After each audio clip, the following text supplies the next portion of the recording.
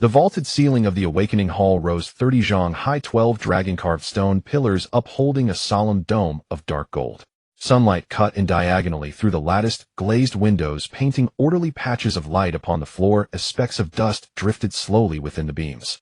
Qin Yu stood in the 7th row, 3rd position in the formation, the fine hairs at the back of his neck rising. A stream of air surged from the depths of the hall, wrapped in an indescribable sense of oppression, as though something hidden in the shadows had opened its eyes and was sweeping inch by inch across the spine of every person present. Several students in the front rows had already begun to shift uneasily, the scrape of their soles against stone bricks echoing with stark clarity through the hall.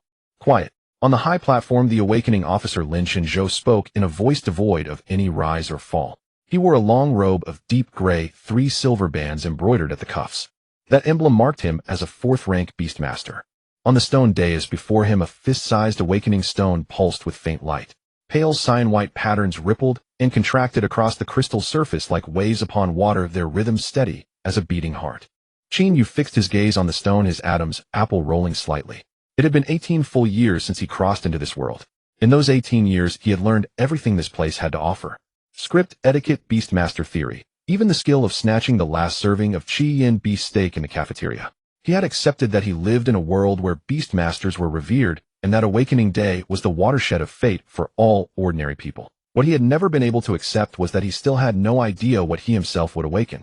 In his previous life, he had been a man who trusted numbers, and the numbers of this world told him among awakeners born to commoner families, 73% awakened inferior grade battle pets, 21% awakened middle grade, and 5% awakened superior grade. As for the divine grade, that was a term that existed only in textbooks and on the back of Imperial wanted posters. Next group. Qin Yu's fingers tightened slightly. The students ahead of him began to walk up the platform one after another.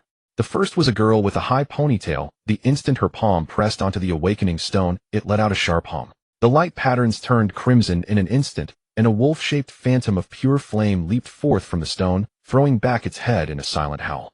Qi Yin Wolf, middle grade, 2nd rank. Lin Shenzhou's voice remained calm, yet his pen paused for a heartbeat upon the record book. Not bad, he remarked. The girl's lips curved upward as she stepped down from the platform. Even her stride grew lighter. The second student awakened an ironback turtle, inferior grade, 5th rank. The third awakened a windwing butterfly, inferior grade, 2nd rank. The fourth, Qin Yu. By the time Lin Shenzhou spoke his name, Qin Yu had already taken his first step forward. His boot sole struck the stone bricks of the hall, each step almost exactly the same length as the last. It was not intentional, it was a habit forged in his previous life. The more crucial the moment, the more he forced his body to maintain a basic sense of order. 18 steps from his place in the ranks to the stone steps of the platform. He could feel gazes falling on him from both sides, curious and different, and a few edged with scrutiny. He knew the owners of those gazes. In the preparatory class of the Beastmaster Academy, his theory scores had always ranked among the top 3, and in tactical simulation, he had even taken first place twice. A commoner with no family inheritance and no pre-contracted beast cub had used paper scores alone to force his way into the circle of elite students. To some eyes, that was not talent, it was an eyesore. Qin Yu placed his hand upon the awakening stone. Its surface was icy cold, like the first thin sheet of ice forming on a winter lake. At first nothing happened. The silence stretched for 3 seconds. 5-8. Murmurs began to ripple through the hall, the faint rustle of whispered voices like insects crawling over dead leaves. Then the stone lit up. The light was milky white, so gentle it nearly seemed not to exist, like moonlight diffused through 3 layers of gauze. Patterns surfaced slowly upon the stone, neither the explosive flare of the Qi Yin wolf nor the steady condensation of the ironback turtle, but a hesitant, intermittent seepage of light. Qin Yu felt something taking shape within his palm. It was light, so light it was almost without weight. When the radiance finally dispersed, he lowered his head to look at his hand. A flower. More precisely, a herbaceous plant about the height of his palm, bearing tiny blossoms of pale. Its roots were fine and delicate, its stem pliant, 3 small leaves slightly curled, and its blossoms no larger than a fingernail, petals thin enough for the light behind them to show through. The hall held its breath for about 2 seconds. Then laughter burst from the back rows like the first toppled domino, spreading through the entire line. 带上他，去开门。艾琳娜犹豫几秒，现在卡尔已经不成问题。奥古斯都家族的继承者只可能是自己，那么自己。The potted plants on my windowsill have more combat power than that. Qin Yu did not respond. He merely watched the plant in his palm and noticed its roots contracting ever so slightly, as though it sensed the malice around it, and was trying to curl itself into something smaller. That tiny detail pricked something inside him. Awakened entity Ling Yun grass. Lin Qinzhou's voice cut through the din of the hall, though it could not dispel the mocking undertone that had already spread. Inferior grade, first rank. He paused, his gaze shifting from the stone to Qin Yu's face and lingering for a heartbeat. In that instant, there was something in his eyes. It was not pity, not disappointment, but something closer to a silent judgment made after careful scrutiny. Yet Lin Qinzhou said nothing more. He simply wrote a line in the record book and raised his hand to motion Qin Yu to step down. Next, Qin Yu turned and walked toward the other side of the platform, the waiting area for those who had awakened. His stride still held that deliberate, even rhythm, but his right hand, which held the flower pot, clenched just a fraction tighter than his left, the knuckles paling to bluish white.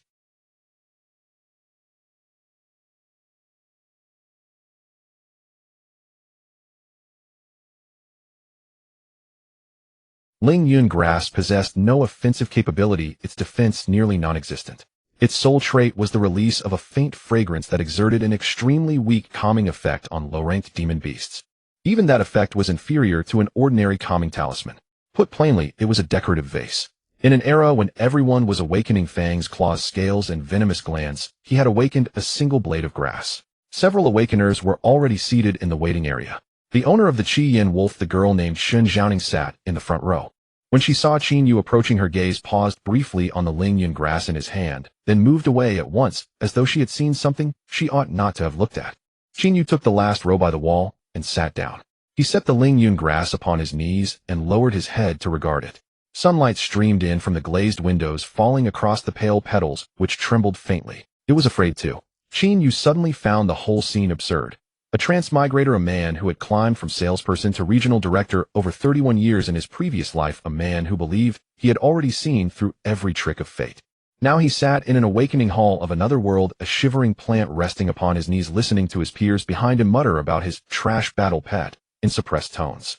He supposed he ought to be angry. Yet the clearest emotion in his chest was not anger, but a cold, weighty doubt. The awakening stone's feedback did not lie. Inferior grade first rank was inferior grade first rank. Ling Yun grass was Ling Yun grass. Numbers did not deceive, and yet there was another lesson his past life had taught him. Numbers did not lie, but numbers were often not the whole truth. He lowered his head to look at the Ling Yun grass once more.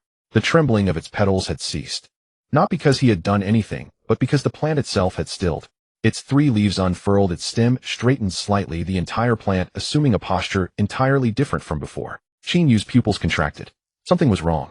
Ling Yun grass was not supposed to possess self-awareness. The textbooks stated it plainly. Ling Yun grass belonged to the lowest grade battle pet forms, lacking independent consciousness and requiring complete mental control from the Beastmaster for any action. This was one of the core reasons it had been rated inferior grade first rank. And yet just now it had moved of its own accord. Without Qin Yu channeling any spiritual force, it had unfolded its leaves and straightened its stem entirely on its own. Qin Yu's breathing slowed. Without drawing attention, he lifted the Ling Yun grass from his knees and brought it closer. At the center of the flower, within the pale stamens, something was flickering ever so faintly. It was not the glint of reflected sunlight, but an inner pulsing radiance, its frequency exactly the same as that of the awakening stone.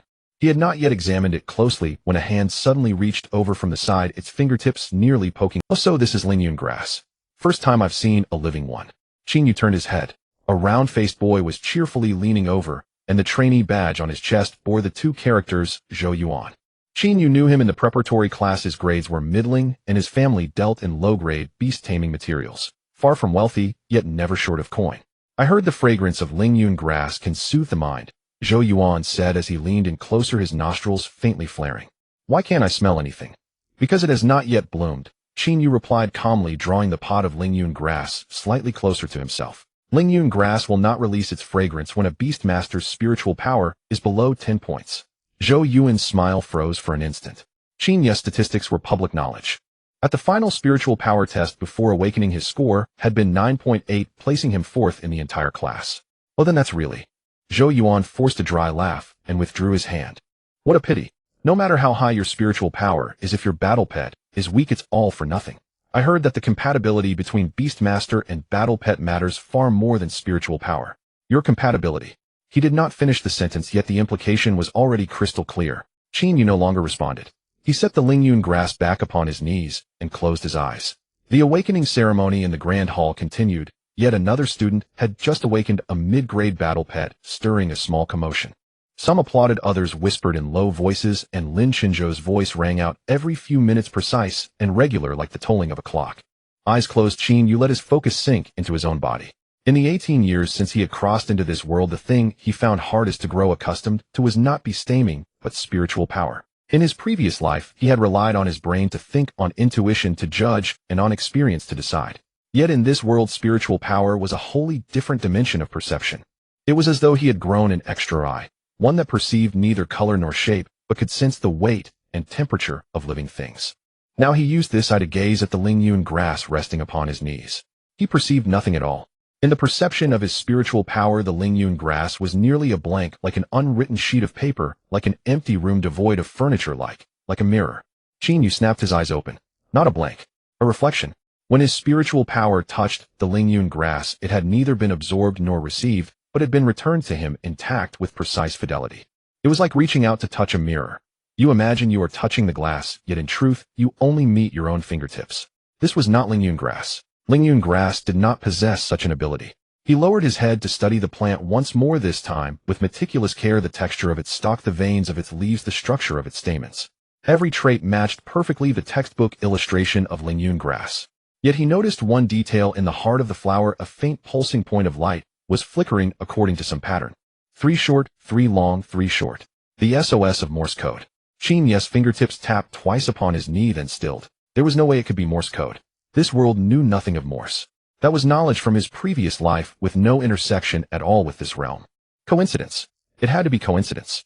The light in the flower's heart went on flickering. 3 short, 3 long, 3 short. The rhythm was so exact it felt less like something born of nature than a deliberately crafted signal. Qin Yu stared at it for a full 10 seconds, his heartbeat unconsciously quickening. Then he made a decision. He moved his left hand off his knee and laid it seemingly casually upon the armrest of his seat, yet his fingertips began to tap softly in the same rhythm. 3 short, 3 long, 3 short. A reply. The pulsing light in the flower changed its frequency. No longer SOS, but a new sequence. Qin Yu's heart gave a heavy thump. In his previous life, he had learned the basics of encoded communication. Though most of it had long since faded, there was one pattern he could never mistake. That was binary. The light pulsed bright, bright, dark, bright, dark, dark, bright, dark. In his mind, Qin Yu translated Oni on Zarinzero. The string itself meant nothing. But then the second set, the third, the fourth came flooding in, the light's tempo quickening until his eyes could barely keep pace. Qin Yu's fingers ceased their tapping. His back lifted from the chair, his whole body inclining slightly forward as his gaze locked onto that Lingyun grass. Fine beads of sweat seeped from his forehead, not from the temperature in the hall, but from a conjecture forming within him. Utterly outrageous, yet impossible to dismiss. This was not Lingyun grass. Or rather, it was not merely Lingyun grass. It had disguised itself in the form of Lingyun grass, past the scrutiny of the awakening stone, deceived the eyes of Lin Qinzhou, a 4th-tier beastmaster, and was at this very moment transmitting some encrypted information to him in a way only he could perceive. And that method of encryption belonged to his previous world, something that had no place in this one. Qin Yu exhaled slowly with extreme deliberation. His face betrayed no oddity whatsoever. When Zhou Yuan glanced over once more, Qin Yu even tugged at the corner of his mouth, managing a bitter smile to match expectations. But his hand was trembling. Not from fear. In his previous life, he had spent 11 years in sales, and the very first rule he had learned was, when something looks too much like trash, you must turn the thought around. Perhaps it was not trash at all. Perhaps it was simply waiting for someone who could understand it. The awakening ceremony drew to a close 2 hours later. Of the 47 students in the class, 6 awakened mid-grade battle pets, 40 awakened low-grade ones, and then Qin Yu low-grade first-tier Lingyun grass. It was the final entry on the final page of the register. As Lin Qinzhou closed the book, his gaze swept across the last row of seats by the wall in the waiting area. Qin Yu sat with his head bowed, fingers absently toying with the leaves of the Lingyun grass, looking every bit the picture of a failure who had wholly accepted his fate. Lin Qinzhou's gaze lingered on the plant for 3 seconds. He discerned nothing amiss. Dismissed, he said, stowing the register and turning toward the depths of the hall, the hem of his robe brushing over the stone steps. Tomorrow at 8 in the morning, the contract ceremony. Any who arrive late will lose their qualification as beastmasters. The students began to disperse one after another. They left in groups of 3 and 5, discussing the grade of their battle pets, their future paths of cultivation, and that poor soul who awakened a pot of grass. Qin Yu was the last to leave the hall. As he stepped through the doors, the sunlight outside made him squint. The plaza was nearly empty now. Only a few cleaners in the distance were sweeping up fallen leaves. He stood upon the steps and lifted the Lingyun grass to his eyes, scrutinizing it carefully against the sunlight. The tiny point of light in the flower had vanished. The entire plant lay quietly in his palm, no different from any ordinary Lingyun grass. But Qin knew it was anything but ordinary. For at the very moment he had left the hall, it had done one last thing. 3 leaves had turned simultaneously toward the east. Not driven by wind, not drawn by sunlight. It was a clear, deliberate indication of direction. What lay in the east? Qin did not know. But he noticed that when the leaves turned eastward, the vanished point of light deep within the flower left behind within the perception of his spiritual power an exceedingly faint continuous trace. It was like an invisible thread stretching from his palm across the plaza, over the city walls, through the distant chain of mountains, pointing toward some far-off place beyond his senses. He carefully placed the Lingyun grass into the beast pet carrying pouch issued by the academy and pulled tight the drawstring at its mouth. Then he stepped down from the stairs and walked toward the dormitory. His stride was unchanged, each step almost identical in length. But this time his shadow in the afternoon sunlight stretched long and longer, and for a brief instant its outline twisted upon the ground. It was not his shadow at all, but the shadow of the plant in the pouch at his waist, which at a certain angle cast a shape utterly unlike that of Lingyun grass. That shape resembled a pair of wings curled in on themselves, fast asleep. And no one noticed. The dormitory building is located at the northernmost edge of the old campus, its gray brick walls covered in unknown vines, the leaves rustling softly in the night breeze. Qin resides in the innermost room on the 3rd floor, room number 307. The room is small, consisting of a single bed, a desk, and a wardrobe with an empty flower pot left by the previous tenant on the windowsill. He placed his carrying bag on the desk, drew back the curtains, and let the moonlight pour in. Then he sat on the edge of the bed, waiting for 5 minutes. The footsteps of the last group of people in the corridor faded away at the stairwell. A door slammed in the next room. The pipes in the wall emitted a dull rumble, and then everything fell silent. Qin stood up, locked the door, returned to the desk, and untied the straps of his carrying bag. He took out the Lingyun grass and placed it in the empty flower pot on the windowsill. The moment the roots touched the clay, the entire plant trembled slightly. It was not a movement caused by the wind, but a shiver that transmitted from the roots to the tips of the leaves. Then it began to glow. It was not the pale white light of awakening stone, but a deep, almost ink blue glow. The light surged from the center of the flower, spreading down the stem's veins and climbing up the leaf's veins. Ultimately, the entire plant was enveloped in a thin, flowing halo. Qin did not retreat.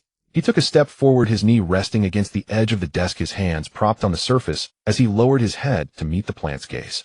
Within the halo, the form of the Lingyun grass began to change. The petals folded in and then reopened.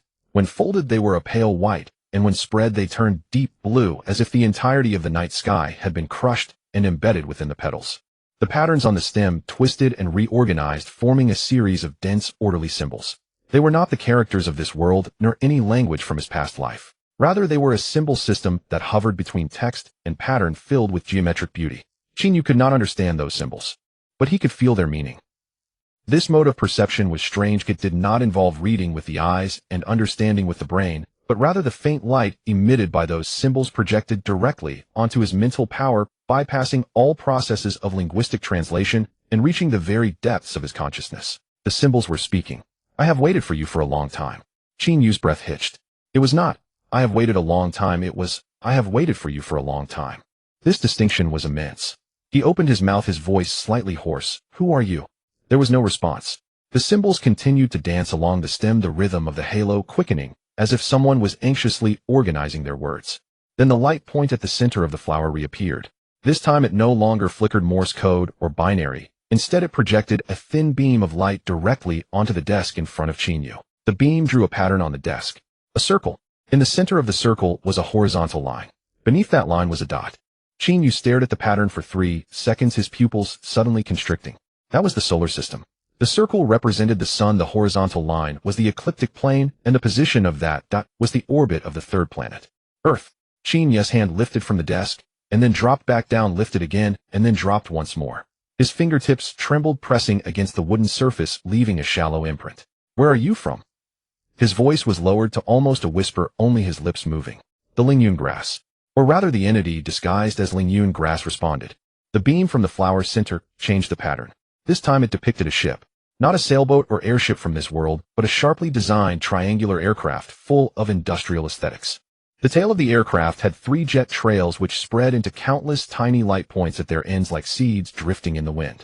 One of the light points was magnified, taking on the shape of a seed. The seed landed on a planet. The plant grew on that planet. Qin Yu understood this series of images. You arrived in this world aboard the aircraft, he said slowly, as if weighing the significance of each word. You are a seed. Or rather, you were sent here. The beam flickered slightly as if nodding. After he posed this question, the halo suddenly dimmed for an instant. The leaves of the entire plant drooped slightly, the stem bending a bit, as if hesitating. Then the beam at the center of the flower brightened again, drawing a new pattern on the desk. An eye. In the pupil of the eye was reflected a massive shadow that enveloped the heavens and the earth. The shape of the shadow was indistinct, but its boundaries twisted, expanded, and engulfed, resembling the diffusion process of ink dropping into clear water. Below the pattern, those geometric symbols lit up again, directly projecting a set of information to Qin Yu's mental power. Disaster is approaching. I am the key. You are the door. Qin Yu's back collided against the chair. His mind felt as if countless strings were being pulled taut at once, each emitting a sharp tremor. Disaster. This term had appeared in the literature of this world, but only in the oldest and most marginal. In the official historical narratives of the Empire, disasters were a topic that was deliberately avoided, as if everyone had tacitly agreed not to mention a certain past. But he remembered. In the ancient text reading room of his preparatory class, he once came across a severely damaged book titled Chronicles of Calamity, which contained a hasty description. Great disasters descended from the heavens, and all beasts mourned. The beast tamers stood as a wall, using beasts as shields, defending the city for 30 days. When the city fell, people died and beasts perished. For the next 100 years, no one dared to speak of disasters. Below that description, someone had added a line of annotation in smaller handwriting. Disasters are not of heaven. They are man-made. Qin Yu closed his eyes, then opened them again. He looked at the plant on the windowsill, glowing with an ink-blue light, watching its constantly changing form in the moonlight, observing those geometric symbols he could not understand, but could grasp the meaning of, gazing at the stable beam of light at the center of the flower, patiently waiting for him to digest. The disaster you speak of, Qin Yu's voice returned to calm, but beneath the surface currents were surging. When will it come? The leaves of the Lingyun grass all unfurled, the tips of each leaf pointing eastward. In the same direction he had departed from the Grand Hall. But this time the tips of the leaves trembled slightly. It was not a tremor of fear, but a kind of sensing. It was as if a distant thunderstorm had not yet arrived, but the air had begun to ionize. The beam from the flower drew the final pattern on the desk. A moon. Beside the moon was a number 7. 7 months. Qin Yu stared at that number, his throat constricting slightly. 7 months. The academic system of the Empire's Beast Taming Academy is 4 years, with the graduation assessment at the end of the 3rd academic year. 7 months later is the midterm assessment of the 1st academic year, during which the vast majority of new students are still adapting to the integration with their battle pets, having not even completed the basic evolution of their battle pets. And the disaster will descend at that time. Countless thoughts flashed through his mind like pieces rolling off a toppled chessboard. He needed to reorganize, recalculate, and reassess every variable. But at this moment, the most pressing question was singular. What is my power? He asked this question, which had weighed on his heart since the awakening ritual concluded. If this Lingyun grass is the key, then he must be the door, which in itself must possess some function. A door is not merely an ornament. It is a passage, a boundary, a turning point. The aura of the spirit rhythm grass suddenly expanded. The deep blue light filled the entire room, casting projections of geometric symbols on the walls, ceiling, and floor, as if the entire space was enveloped by some ancient incantation. Qin Yu felt a massive stream of information surging into his consciousness, not as a violent impact, but as an orderly, layered transmission of precisely coded information. A term emerged in his mind. Bloodline reversion. It was not awakening. It was reversion. The bloodline flowing within him had remained dormant for the past 18 years, like a fossil buried deep within the earth. The function of the awakening stone was not to activate it, but to allow it to sense external stimuli, like a seismograph detecting distant tremors. The spirit rhythm grass was the source of that tremor. It emitted not the fragrance of the spirit rhythm grass, but a uniquely special energy pulse. This pulse had no effect on the spiritual power of ordinary people. However, for the dormant bloodline within him, it was a precisely matched awakening frequency. Qin Yu felt something inside him shatter. It was not pain, but a sensation of unsealing. It was as if countless tiny gates that once existed in his blood were now opening one after another, with each door releasing a new searing power. His fingertips began to glow. Not the deep blue of the spirit rhythm grass, but a hot, nearly platinum. The light spread from his fingertips to his palm, from his palm to his wrist, surging beneath his skin along the path of his blood vessels like glowing rivers. The spirit rhythm grass on the windowsill trembled violently. Its roots pulled out of the pot, dancing in the air as if celebrating. The geometric symbols on the leaves flowed at an astonishing speed, and the beams of light at the center of the flower split into countless fine lines intertwining with the platinum light emanating from Qin Ye's fingertips, forming a meticulous light net. The light net contracted and merged into Qin Ye's chest. His heart jolted suddenly in his chest. It was not an ordinary heartbeat, but a pump filled with new power. With this pump, the searing power surged from his heart to every cell in his body. Qin Yu tilted his head back, suppressed breaths escaping his throat. His eyes changed. The iris transformed from deep brown to amber, with a tiny platinum point slowly rotating in his pupil like a star shrunk to an inconceivable size. The glow of the spirit rhythm grass began to fade. The deep blue aura gradually retracted, the geometric symbols vanished from the walls, and the beams at the center of the flower withdrew. The entire plant resumed the form of the spirit rhythm grass. Pale white petals, slender stems, and slightly curled leaves. But Qin Yu knew it had not changed. It merely donned a disguise again. Qin Yu lowered his head, gazing at his hands. The platinum glow at his fingertips had faded, but faint luminous lines could still be seen beneath his skin. It was as if what flowed in his veins was no longer blood, but liquid light. He clenched his fist, then relaxed. Clenched. Relaxed. With each clench a weak, but undeniably real power coalesced in his palm. It was neither spiritual power nor physical strength, but a more primal fundamental force. He could not yet fully comprehend the nature of this power, but he could sense its boundaries. It was like freshly melted snowmelt, small in quantity, but the source was a massive, slumbering glacier. He looked towards the spirit rhythm grass on the windowsill. Bloodline reversion, he murmured, repeating the term. What was my original bloodline? The spirit rhythm grass offered no reply. It simply stood quietly in the pot, its 3 leaves slightly turned towards the east, as if silently reminding him. 7 months. Time was running short. Qin Yu stood up, walked to the window, and opened it. The night wind rushed in, carrying the scent of distant mountains and the dampness of the soil. He gazed towards the east, where a faint blush of dawn appeared on the horizon, signaling that dawn was near. Suddenly, he recalled a poem he had read in his past life. He could not remember which poem it was, but one line was etched firmly in his memory. In the torrent of fate, only the silent reef knows the river's direction. Qin Yu closed the window, placed the spirit rhythm grass back in his carrying bag, and tied it to his waist. Then he lay down on his bed and closed his eyes. He did not fall asleep. He was waiting for dawn. After dawn, during the contract ceremony, he would sign a beast contract with this spirit rhythm grass. Everyone would witness him binding with the weakest battle pet, everyone would think he had given up the struggle, and everyone would categorize him as the waste who awakened a pot of grass. This was excellent. This layer of disguise was more perfect than he had imagined, because no one would guard against a waste. And 7 months later, when disaster struck, Qin Yu opened his eyes in the darkness, the platinum point quietly rotating in his amber iris like a star being ignited. The corners of his mouth twitched slightly, not a smile, but a confirmation made by a person about to embark on a long and perilous journey. Outside the window, the first ray of light from the eastern horizon pierced through the night. A new day had begun. The contract ceremony would take place in 3 hours, and the entire empire still did not know that a waste had just awakened. The contract hall is half the size of the awakening hall, yet the atmosphere is even more oppressive. There are no glazed windows inside. The walls are made of solid black obsidian, smooth as a mirror, reflecting the blurred outlines of everyone present. The contract hall is half the size of the awakening hall, yet the atmosphere is even more oppressive. There are no glazed windows inside. The walls are made of solid black obsidian, smooth as a mirror. When Qin Yu entered the hall, it was already filled with people. 47 new students along with their accompanying family members, the observers sent by the academy, and 3 contract officials. Nearly 200 people in total were crammed into this windowless space.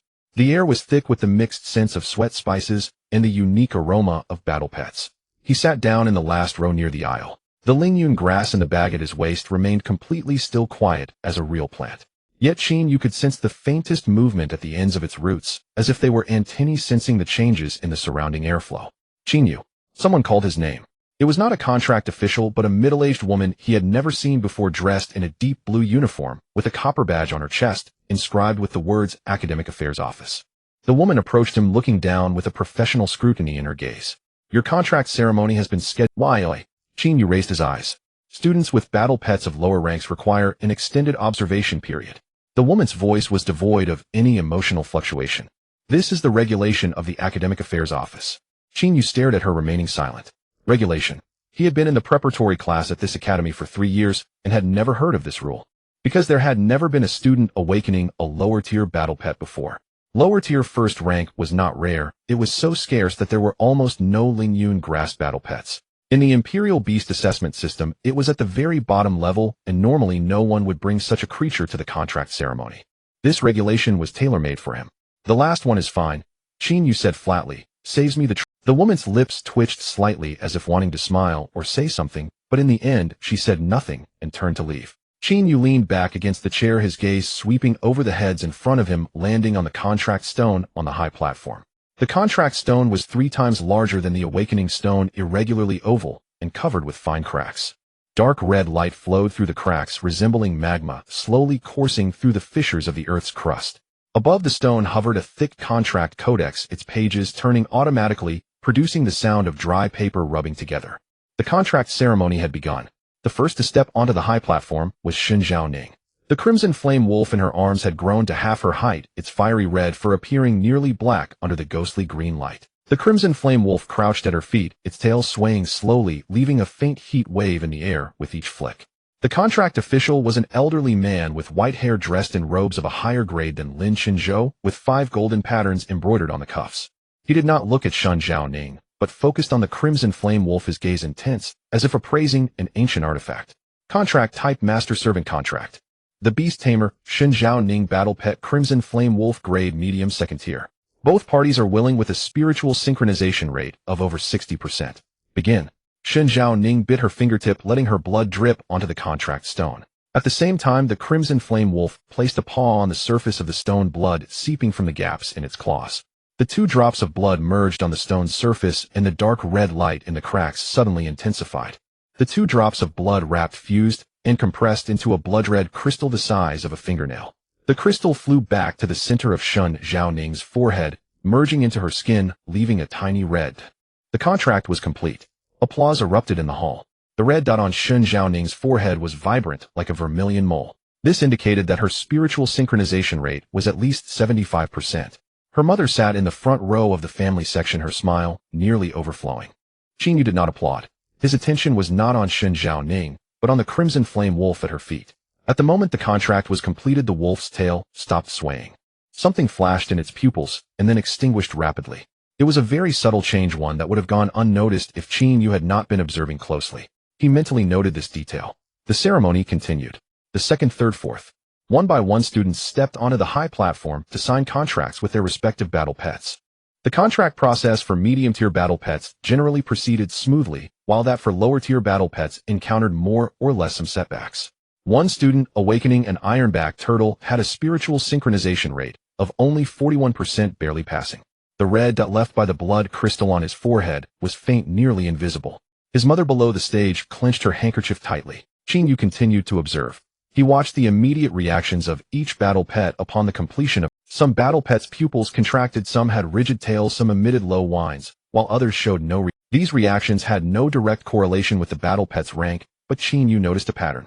The higher the rank of the battle pet, the shorter the adaptation period after the contract was completed. The Crimson Flame Wolf returned to normal in less than 3 seconds, while the ironback turtle took nearly 20 seconds. During this time, its limbs trembled slightly, as if something within its body was recalibrating. Qin Yu's fingers tapped lightly on his knee. The contract was not a simple binding. The contract was a form. He had read in the preparatory class textbook, the essence of a beast tamer's contract is spiritual synchronization, where the spiritual powers of the beast tamer and the battle pet achieve a certain frequency through the intermediary of the contract stone. But what the textbook did not mention was, after synchronization, who is in control? He did not voice this question. However, in his observations, all battle pets that completed the contract exhibited a common change: their gaze. They did not become more intelligent, instead they became more obedient. That obedience was not trained, but engraved. Qin Yu glanced down at the carrying bag at his waist. The Lingyun grass remained still, yet he sensed its roots had ceased their movements, as if holding its breath. Next, Zhou Yuan. The round-faced boy sprang from his seat and jogged up to the high platform. His battle pet was a gray-furred mouse, a lower-tier 5th rank, currently perched on his shoulder, holding a nut with its front paws, its cheeks puffed out. The contract process was swift. The gray-furred mouse's rank was low, and its spiritual synchronization rate was average at 53%. The red dot on Zhou Yuan's forehead was neither large nor small, neither deep nor shallow. Everything was standard. But Qin Yu noticed one thing. When Zhou Yuan left the stage, he glanced back at him. That gaze was quick, so quick that if Qin Yu had not been observing the entire scene, he would have missed it. But Qin Yu caught it. There was something in that gaze, not mockery, not pity, but a kind of confirmation. as if confirming that he was still there, as if confirming that he had not left. Qin Ye's expression showed no change. He maintained a relaxed demeanor, as if resigned to fate. He even slightly slumped his shoulders, making himself appear 2 centimeters shorter than he actually was. This was a technique he had learned at the negotiation table in his past life. When you want to hide your strength, first hide your height. A more relaxed stance, slumping shoulders, a slightly retracted neck. No one would be wary of someone who looked a size smaller than they really were. Time passed. The number of people in the hall dwindled. The students who had completed their contracts were taken away by their family members, and the family section gradually emptied, leaving only a few remaining parents still waiting. Qin Yu was the only student without family accompanying him. After 18 years of being transmigrated, he had no family. In this world, he was an orphan. Last one. Qin Yu. The voice of the elderly contract official echoed in the hall, bearing a note of fatigue. Fewer than 20 people remained in the hall. 3 contract officials, 2 recorders from the academic affairs office, a few students' family members who had not left yet, and Zhou Yuan. Zhou Yuan had not left. He sat in the 3rd row against the wall, the gray-furred mouse on his shoulder, already asleep, still clutching the nut with its front paws. Zhou Yuan himself was looking down at his phone, appearing to be passing the time. But Qin Yu noticed that his phone screen was black. Qin Yu stood up and walked toward the high platform. His steps were still even, each stride almost equal. However, he deliberately dragged the soles of his boots on the ground for an extra fraction of a second, creating a slow, unenergetic footfall sound. The contract stone on the high platform was larger than he had imagined. Upon closer inspection, the cracks on the stone's surface resembled a dry riverbed. Dark red light emanated from the depths of the fissures, carrying a stale heat. It was as if some ancient thing had been breathing underground for too long and was exhaling. Qin Yu placed the carrying bag next to the contract stone, untied the cord, and took out the Lingyun grass. He placed the Lingyun grass on the contract stone. The moment the plant touched the stone's surface, everyone in the hall witnessed a scene. The leaves of the Lingyun grass curled instantly, the stem bent, the entire plant shrank violently, as if scalded. The faint white light at the center of the flower bud flickered twice before extinguishing. It looked like an ordinary plant placed on a scorching stone surface, rapidly wilting. Someone let out a faint laugh. Qin Yu's hand paused. This pause was intentional. He needed everyone to see that he was hesitating. A truly resigned person would not hesitate, but someone pretending to be resigned needed to display just the right amount of vulnerability at the right moment. Too firm would not resemble a failure, too weak would not resemble himself. Beast tamer Qin Yu. The elderly contract official's voice carried a hint of barely perceptible fatigue. Battle Pet Lingyun Grass, lower tier, 1st rank. The contract type cannot be chosen as master servant, though only a symbiotic contract can be selected. A moment of silence enveloped the grand hall. The symbiotic contract. Among the 3 types of contracts in the Beastmaster world, the master servant contract is the most common, the equal contract is the rarest, and the symbiotic contract is the most perilous. Under the master servant contract, if the battle pet dies, the Beastmaster is injured. Under the equal contract, both parties bear their respective consequences if they die. Under the symbiotic contract, if the battle pet dies, the Beastmaster dies. The Beastmaster perishes, and so does the battle pet. They are 2 grasshoppers on the same rope, and the rope is tied around their necks. No one would bind a low-grade 1st-rank Lingyun grass with a symbiotic contract. This is because the lifespan of the Lingyun grass is less than 3 years, while once the symbiotic contract is signed, the lifespan of the Beastmaster will synchronize with that of the battle pet. 3 years. If Qin Yu signs the symbiotic contract, he will only live for 3 more years at most. No one in the grand hall spoke. The middle-aged woman from the academic affairs office stood in the corner, holding a pen, its tip hovering above the recording book, not yet touching it. She was waiting for Qin Yu to refuse. According to the Empire's Beastmaster regulations, a Beastmaster has the right to refuse to sign a symbiotic contract, and the Academy will arrange for a second awakening. The success rate of the second awakening is only 11%, and the rank of the battle pet awakened is usually lower than that of the first awakening. But even a second awakening is better than binding a plant with a 3-year lifespan. Everyone believed Qin Yu would refuse. Qin Yu reached out and bit the tip of his index finger. A droplet of blood welled from the wound, appearing a nearly black red under the dim green light. He pressed his finger against the contract stone, and the moment the blood droplet seeped into the cracks of the stone, a dark red glow suddenly pulsed. Then he made a move that no one anticipated. He used his other hand to pinch the stem of the Lingyun grass, pressing the roots of the plant against the contract stone as well. The moment the roots touched the surface of the stone, the Lingyun grass trembled violently. This tremor was completely different from the previous fearful shaking. It was a kind of resonance. Qin Yu felt his heart and the roots of the Lingyun grass pulse simultaneously. The frequency of the 2 pulses matched perfectly, like 2 tuning forks vibrating at the same frequency. The cracks on the contract stone lit up. The dark red glow no longer flowed slowly but surged and billowed as if boiling. The light rose from the stone, coalescing in midair into a complex, three-dimensional array of runes. The rune array slowly rotated, each rune emitting a different frequency of humming. The eyes of the elderly contract official suddenly widened. He had sat in this position for 30 years and had never seen the contract stone spontaneously form a rune array. A symbiotic contract rune array should be simple single-layered with only 3 core runes. But the rune array before him had 7 layers. Each layer had more than 30 runes operating. Moreover, the types of runes were incorrect. The runes for a symbiotic contract should be deep red, representing the binding of lifelines. Yet within this rune array, alongside the deep red symbiotic runes, there were numerous silver-white runes he had never seen before. These silver-white runes moved like living beings, weaving and reinforcing among the red runes, elevating the complexity of the entire rune array by more than 1 order of magnitude. Stop! The voice of the elderly contract official changed, no longer dry and creaky, but a low warning. This contract is incorrect. However, Qin, you did not stop. It was not that he did not want to stop, he could not. The roots of the Lingyun grass were already deeply embedded in the cracks of the contract stone. His blood flowed backward along the pattern of the roots, from the roots to the stem, from the stem to the leaves, and from the leaves to the flower's core. The extinguished light point at the center of the flower reignited. No longer pale white, no longer dark blue. Instead, it was platinum-colored. The platinum light completely matched the glow emitted from his fingertips. Qin Yu felt that scorching power surge once more from his heart, flowing through his veins, and then seeping out through the pores of his skin. The glowing patterns beneath his skin lit up, projecting a faint platinum light through the collar, cuffs, and hem of his clothing. The pen in the middle-aged woman's hand from the academic affairs office fell to the ground. The sound of the pen hitting the stone tiles echoed in the grand hall, but no one noticed, because everyone's attention was focused on Qin Yu's eyes. His iris had completely turned amber, and the platinum light point in his pupil no longer rotated slowly, but exploded into a miniature, continuously burning flame. The flame danced within his pupil, casting light that illuminated the air within half a meter in front of him. The rune array began to contract. The 7 layers of runes compressed layer by layer, each compression accompanied by a tremor in the air. The force of the tremor was so great that the bronze chandelier atop the dome began to sway slightly, and the 36 chains emitted a faint metallic scraping sound.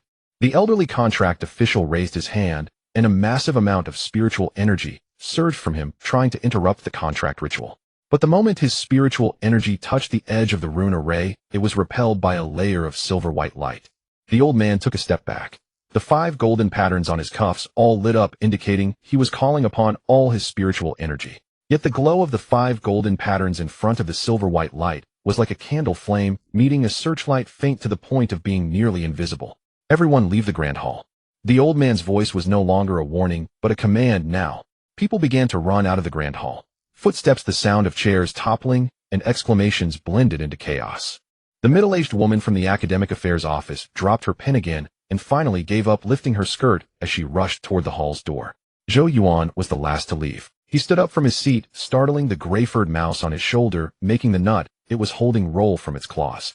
Zhou Yuan did not pick up the nut, but stared at Qin Yu on the high platform, his eyes reflecting a complex, indecipherable expression. Then he turned and ran. Only 3 people remained in the grand hall: the elderly contract official, 2 contract official assistants, and Qin Yu. The 2 assistants had slumped to the ground not from fear, but because the pressure of the spiritual energy released by the old man was too strong for them, being low-rank beast masters. The old man's face grew paler, and the 5 golden patterns on his cuffs began to flicker erratically like an unstable light bulb. Then the rune array completed its contraction. The 7 layers of runes compressed into a crystal the size of a fingernail, the same size and shape as the crystals formed in all previous contract rituals. But its color was not deep red, it was platinum. The crystal floated up from the contract stone, hovering before Qin Yu. Qin Yu gazed at it. The Lingyun grass stood quietly on the contract stone, its roots having withdrawn from the cracks, its leaves unfurling, and its stem standing straight. The platinum light point in its flower's core burned steadily, completely in sync with the flame in Qin Yu's pupil. Qin Yu extended his hands, cradling the crystal. The moment the crystal touched his palm, it did not sink into his skin, but melted. It melted like butter, dropping onto a hot pan, transforming from solid to liquid, and then to gas. The platinum steam rose along his arm, traversing his wrist, forearm, elbow, and upper arm, ultimately gathering at his brow. A warm sensation spread at his brow. It was not the kind of sharp pain like needles from Shun Jiaoning, but a slow, profound comfort, as if something was warming him from the inside. The platinum light lingered at his brow for 3 seconds before retracting inward, condensing into a tiny, continuously glowing point. That point was not red. It was platinum. The elderly contract official looked at the platinum light point at Qin Ye's brow, his expression shifting from shock to something Qin Yu could not comprehend. It was neither anger nor fear, but an ancient, profound weariness. It was as if a person witnessed something they had spent their entire life trying to prevent finally unfolding before their eyes. Do you know, the old man's voice was as hoarse as sandpaper rubbing together. Once the symbiotic contract is signed, it cannot be undone. Qin Yu nodded. Do you know that the lifespan of the Lingyun grass is less than 3 years? Qin Yu nodded again. Do you know the color of the light point in the center of your brow? The old man's voice lowered further, almost to a whisper that only Qin Yu could hear. It is not the color of any known contract. Qin Yu did not nod. He lowered his gaze to the Lingyun grass on the contract stone. The 3 leaves of the Lingyun grass simultaneously turned toward him, bending slightly, as if bowing or perhaps pleading for his trust. Qin Yu extended his finger and gently touched one of the leaves. The sensation of the leaf was completely different from before. Previously, it had been cool, thin, and fragile. Now it felt warm, thick, and full of elasticity. Moreover, at the moment his fingertip made contact with the leaf, a clear stream of information flowed from the leaf to his fingertip, then from his fingertip to his consciousness. Symbiosis has been established. Lifeline synchronization. Current synchronization rate 97%. Qin Ye's breath caught for a moment. 97%. Shen Zhaoning and the Qian wolf had a mental synchronization rate above 75%, which was already considered extremely high among newborns. The upper limit of mental synchronization rate for mid-grade battle pets typically does not exceed 85%. High-grade battle pets can achieve over 90%. 97%. This number is not found in any textbook, because theoretically the upper limit of a symbiotic contract synchronization rate is 95%. Exceeding this limit means that the mental connection between the beast master and the battle pet is no longer synchronization, but rather fusion. The boundary between Qin Yu and the Lingyun grass was becoming blurred. He could feel the way the roots of the Lingyun grass captured moisture from the air. He could sense the rhythm of the stomata on the underside of the leaves opening and closing. He could feel the source of energy consumed when the platinum light point in the flower's core burned, which was not spiritual power. It was light. The Lingyun grass was absorbing light. Not the slow, inefficient energy conversion of photosynthesis, but an extremely efficient and direct mechanism for capturing light energy. The light it absorbed was not limited to visible light, it also included ultraviolet and infrared light. Even the faint high-frequency wavelengths emitted by the ghostly green light of the bronze chandelier on the dome, which the human eye could not discern. This light energy was converted by the Lingyun grass into a form of energy that Qin Yu could not name, and then transmitted to him through the lifeline of the symbiotic contract. This was the source of that searing power. It was not his bloodline awakening, it was the Lingyun grass providing him with energy. Or more accurately, it was the Lingyun grass awakening his bloodline, and the energy needed for that awakening was provided by the Lingyun grass. Qin Yu raised his head to look at the contract officer. The old man was looking at him as well. The 5 gold patterns on the cuff had completely extinguished, not due to exhaustion of spiritual power, but because the old man had actively retracted his spiritual energy. His gaze shifted from Qin Ye's face to the Lingyun grass, then from the Lingyun grass back to the platinum light point in the center of Qin Ye's brow. What is your name? The old man asked. Qin Yu. Qin Yu. The old man repeated the name, nodding slowly, as if confirming something. The contract is complete.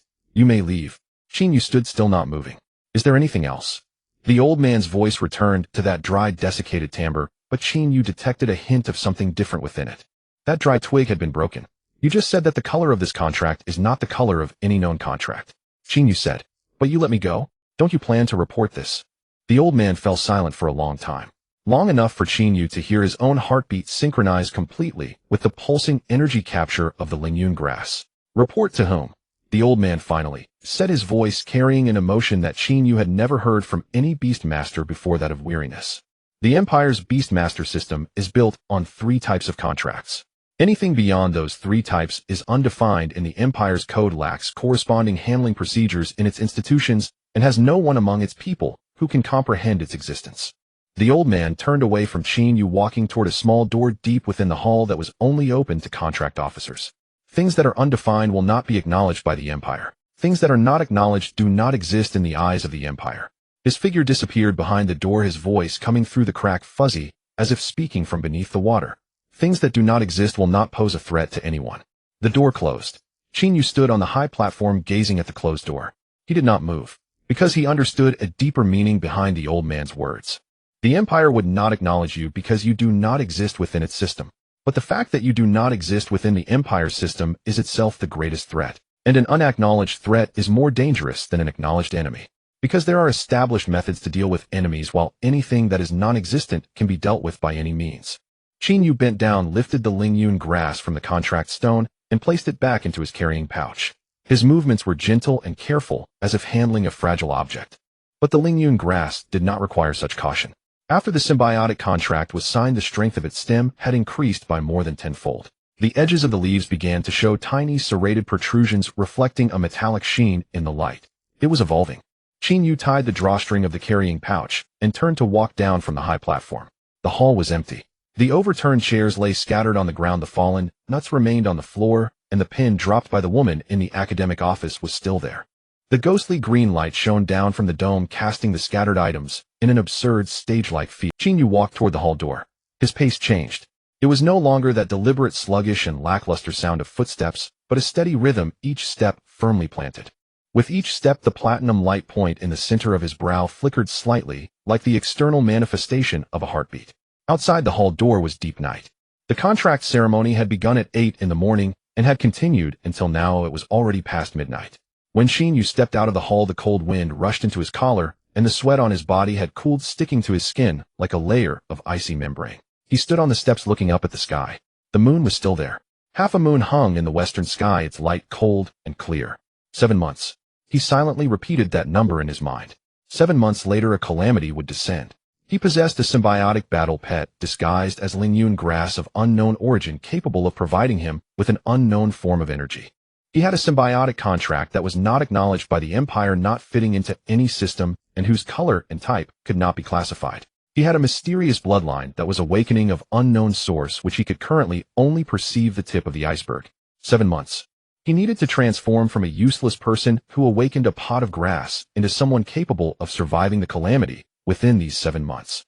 Not to grow stronger, but to survive. The distinction between these two concepts took him 31 years to learn in his past life. To grow stronger is to defeat others, while to survive is to await the dawn. And for the calamity, Qin Yu recalled the image the Lingyun grass projected in his mind. An eye reflecting a massive shadow that enveloped heaven and earth. The boundaries of that shadow twisted, expanded, and consumed continuously.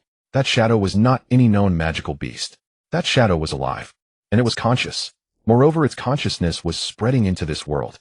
Qin Yu walked down the steps, heading toward the direction of the dormitory. The moonlight shone upon him, casting a shadow behind him. This time the carrying pouch at his waist cast no unusual shape. The Lingyun grass quietly remained in the pouch, resembling a true plant. Yet Qin Yu knew it was doing something. Its roots were slowly extending one by one from the bottom of his carrying pouch. The tips of each root were directed towards the east, towards the direction the Lingyun grass had pointed twice. As the roots extended, they secreted a transparent, nearly imperceptible liquid. The liquid seeped into Qin Yu's clothing fibers, permeated his skin, and entered his blood, ultimately converging at the platinum light spot in the center of his forehead. It was a mark. The Lingyun grass was using its root secretions to draw a map within Qin Yu's body. The map did not denote geographical locations, but rather energy nodes. The energy nodes of this world. Qin Yu was yet unaware of this. However, on his way back to the dormitory, he sensed a subtle change in his heartbeat. With every 100 steps, his heartbeat would accelerate once before returning to normal. The increase was so slight that unless he intentionally counted, he would hardly notice it. 100 steps, 200 steps, 300 steps. The distance from the Covenant Hall to the dormitory building was 1,200 steps. He counted 12 instances of accelerated heartbeat. 12 accelerations corresponded to 12 nodes. These 12 nodes connected to form a closed loop within him. The center of the loop was the platinum light spot on his forehead. The roots of the Lingyun grass stopped extending. It had completed the first phase of its task. Qin Yu pushed open the door of the dormitory building and stepped into the corridor. The motion-sensing lights in the corridor were broken, with only an emergency light at the end flickering with a pale glow. His footsteps echoed in the empty corridor, each step producing a hollow, lonely sound. The door to room 307 was slightly ajar. The moment Qin Yu's hand grasped the doorknob, he paused. He had locked the door when he left. He remembered it clearly. Before leaving the dormitory to attend the covenant ceremony, he had double-checked the lock. It was a habit he had brought from his past life. When leaving, one must lock the door. When locking the door, one must check. The door was ajar. Qin Yu did not push it open. He stood in front of the door, his left hand gripping the doorknob, while his right hand slowly and silently untied the straps of the carrying pouch.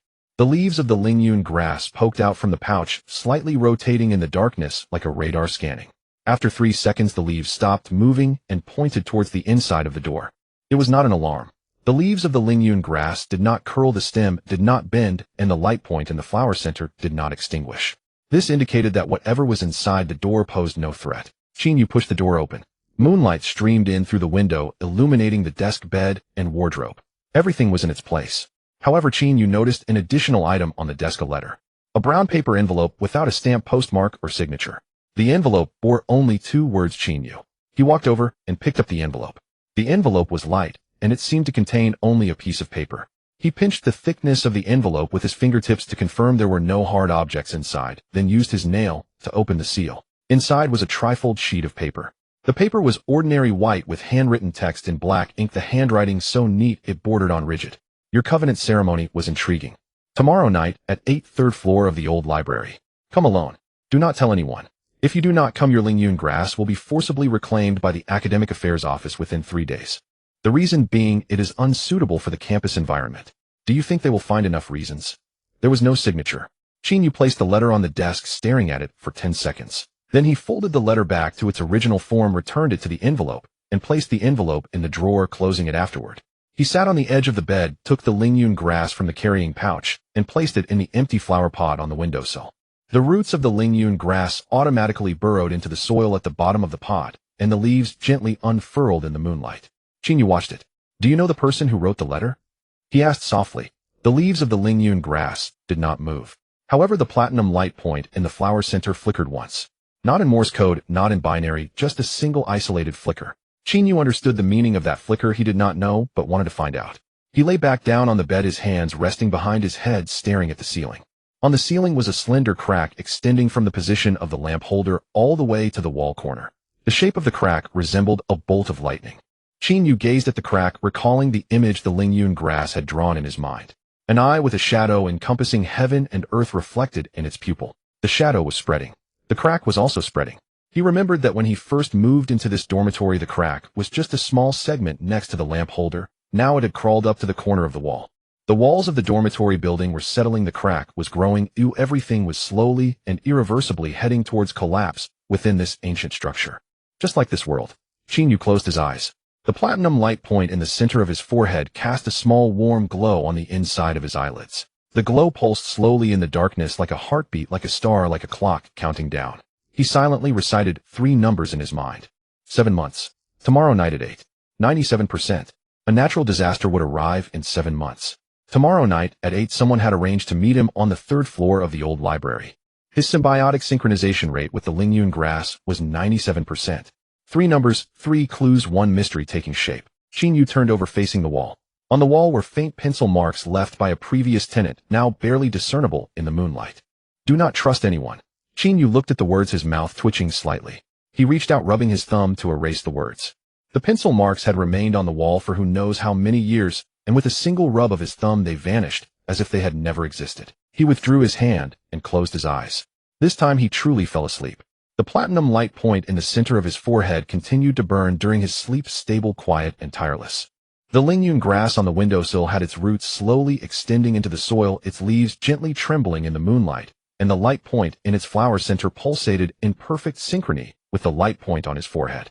Symbiosis. The same heartbeat, the same breath, the same consciousness awakening. Outside, the moon sank in the west. The eastern horizon once again showed a pale light. A new day was about to begin. Meanwhile, in a room on the 3rd floor of the old library, a window facing east stood wide open with a cup of already cold tea resting on the windowsill. A leaf floated on the surface of the tea. The shape of the leaf was identical to that of the Lingyun grass leaves. At 6:15 in the morning, Qinyu opened his eyes. His awakening was different from the usual. It was not the blaring of an alarm clock nor the footsteps in the hallway that roused him, but a gentle awakening originating from within his body. It felt as if something had tapped on his consciousness through his blood, signaling that dawn had arrived, and it was time to get up. The Lingyun grass on the windowsill had already turned its leaves toward the east. Morning light streamed through the glass and illuminated the flower petals, the delicate edges of the pale petals adorned with a fine golden rim. Qinyu sat up and looked down at his hands. The glowing patterns beneath his skin were almost invisible in daylight, Yet when he brought his fingers close to his eyes, the fine silvery lines could still be discerned. They had faded significantly from the night before, as if diluted by the light of day. He reached under his pillow and pulled out a small notebook. This was a habit he had cultivated in his past life. A leather-bound notebook, its pages already half used. The earlier entries contained notes from preparatory class courses, battle pet data, and theories on beast taming. From today onwards, this notebook would have new content. He flipped to a fresh page and wrote at the top, symbiosis synchronization, rate 97. Energy capture mechanism confirmed. 12 energy nodes within the body. He paused for a moment, the tip of his pen hovering above the paper. He needed to establish a recording system. Experience from his past life told him that anything unquantifiable would be unmanageable. He must digitize and systematize the abilities of the Lingyun grass, his own changes, and the standards of beast taming in this world. This was his mode of thinking and the only advantage he could rely on. He had no family inheritance, no pre-contracted young beasts, and no substantial financial resources to purchase high-tier resources. All he had were methodologies accumulated over 31 years in his past life and 18 years of observation of this world. Qin Yu closed the notebook and got up to wash up. The motion sensor lights in the hallway were still broken.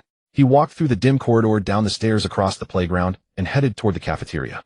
The campus was quiet in the early morning, with only a few cleaners sweeping the fallen leaves, the sound of brooms sweeping across the ground echoing distantly across the empty playground. The cafeteria was not crowded. Qin Yu grabbed a tray and found a seat by the window. In front of him, a bowl of porridge, a steamed bun, and a plate of pickled vegetables. He ate quickly, but every bite was chewed with care. Halfway through his meal, a commotion came from the entrance of a group of people crowded in. Leading the way was a tall boy wearing a brand new Beast Master uniform, with a small silver-gray dragon perched on his shoulder. The dragon's wings were folded behind its back, its scales reflecting a cold metallic sheen under the light. Qin Yu recognized him. Looming, the top student of the preparatory class from a family of Imperial Beast Masters for 3 generations. On Awakening Day, he awakened a high-grade silver-winged dragon, the only high-grade awakener in this cohort. As Lu Ming walked past Qin Yu's table, he did not pause for even a moment. He didn't even glance at Qin Yu. The silver-winged dragon on his shoulder tilted its head slightly, its amber vertical pupils scanning the carrying pouch at Qin Yu's waist before quickly looking away. This disregard was more piercing than mockery. Qin Yu continued to eat his bun. After finishing breakfast, he returned to his dormitory and pulled out a thick beast taming illustrated guide from the bookshelf. This was the textbook issued by the preparatory class, cataloging all known types of battle pets in the Empire, divided into 12 levels from low-grade first tier to divine grade. He flipped to the chapter on low-grade first tier and found the entry for Lingyun grass. Lingyun grass plant type, grade low-grade first tier, battle power assessment, mental power requirement below 10 points, attack power 0, defense power 3, speed 0, special skill, calming aroma, unverified lifespan, 23 years, evolution route.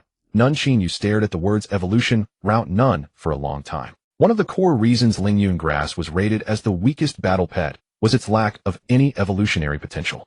In this world, the grade of a battle pet determined its growth ceiling. Low-grade first tier was the ceiling it could never break through. Yet the Lingyun grass on his windowsill had roots that exceeded the maximum length indicated in the textbook by more than 3 times last night. He continued to browse through the beast taming illustrated guide, this time not looking at Lingyun grass, but examining the entire beast power assessment system. The Empire's beast power assessment is divided into 2 dimensions: battle pet grade and beastmaster tier.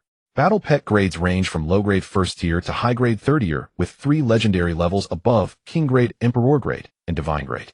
Each grade corresponds to a battle power assessment letter from E to S, with SSSSS and the legendary X above S.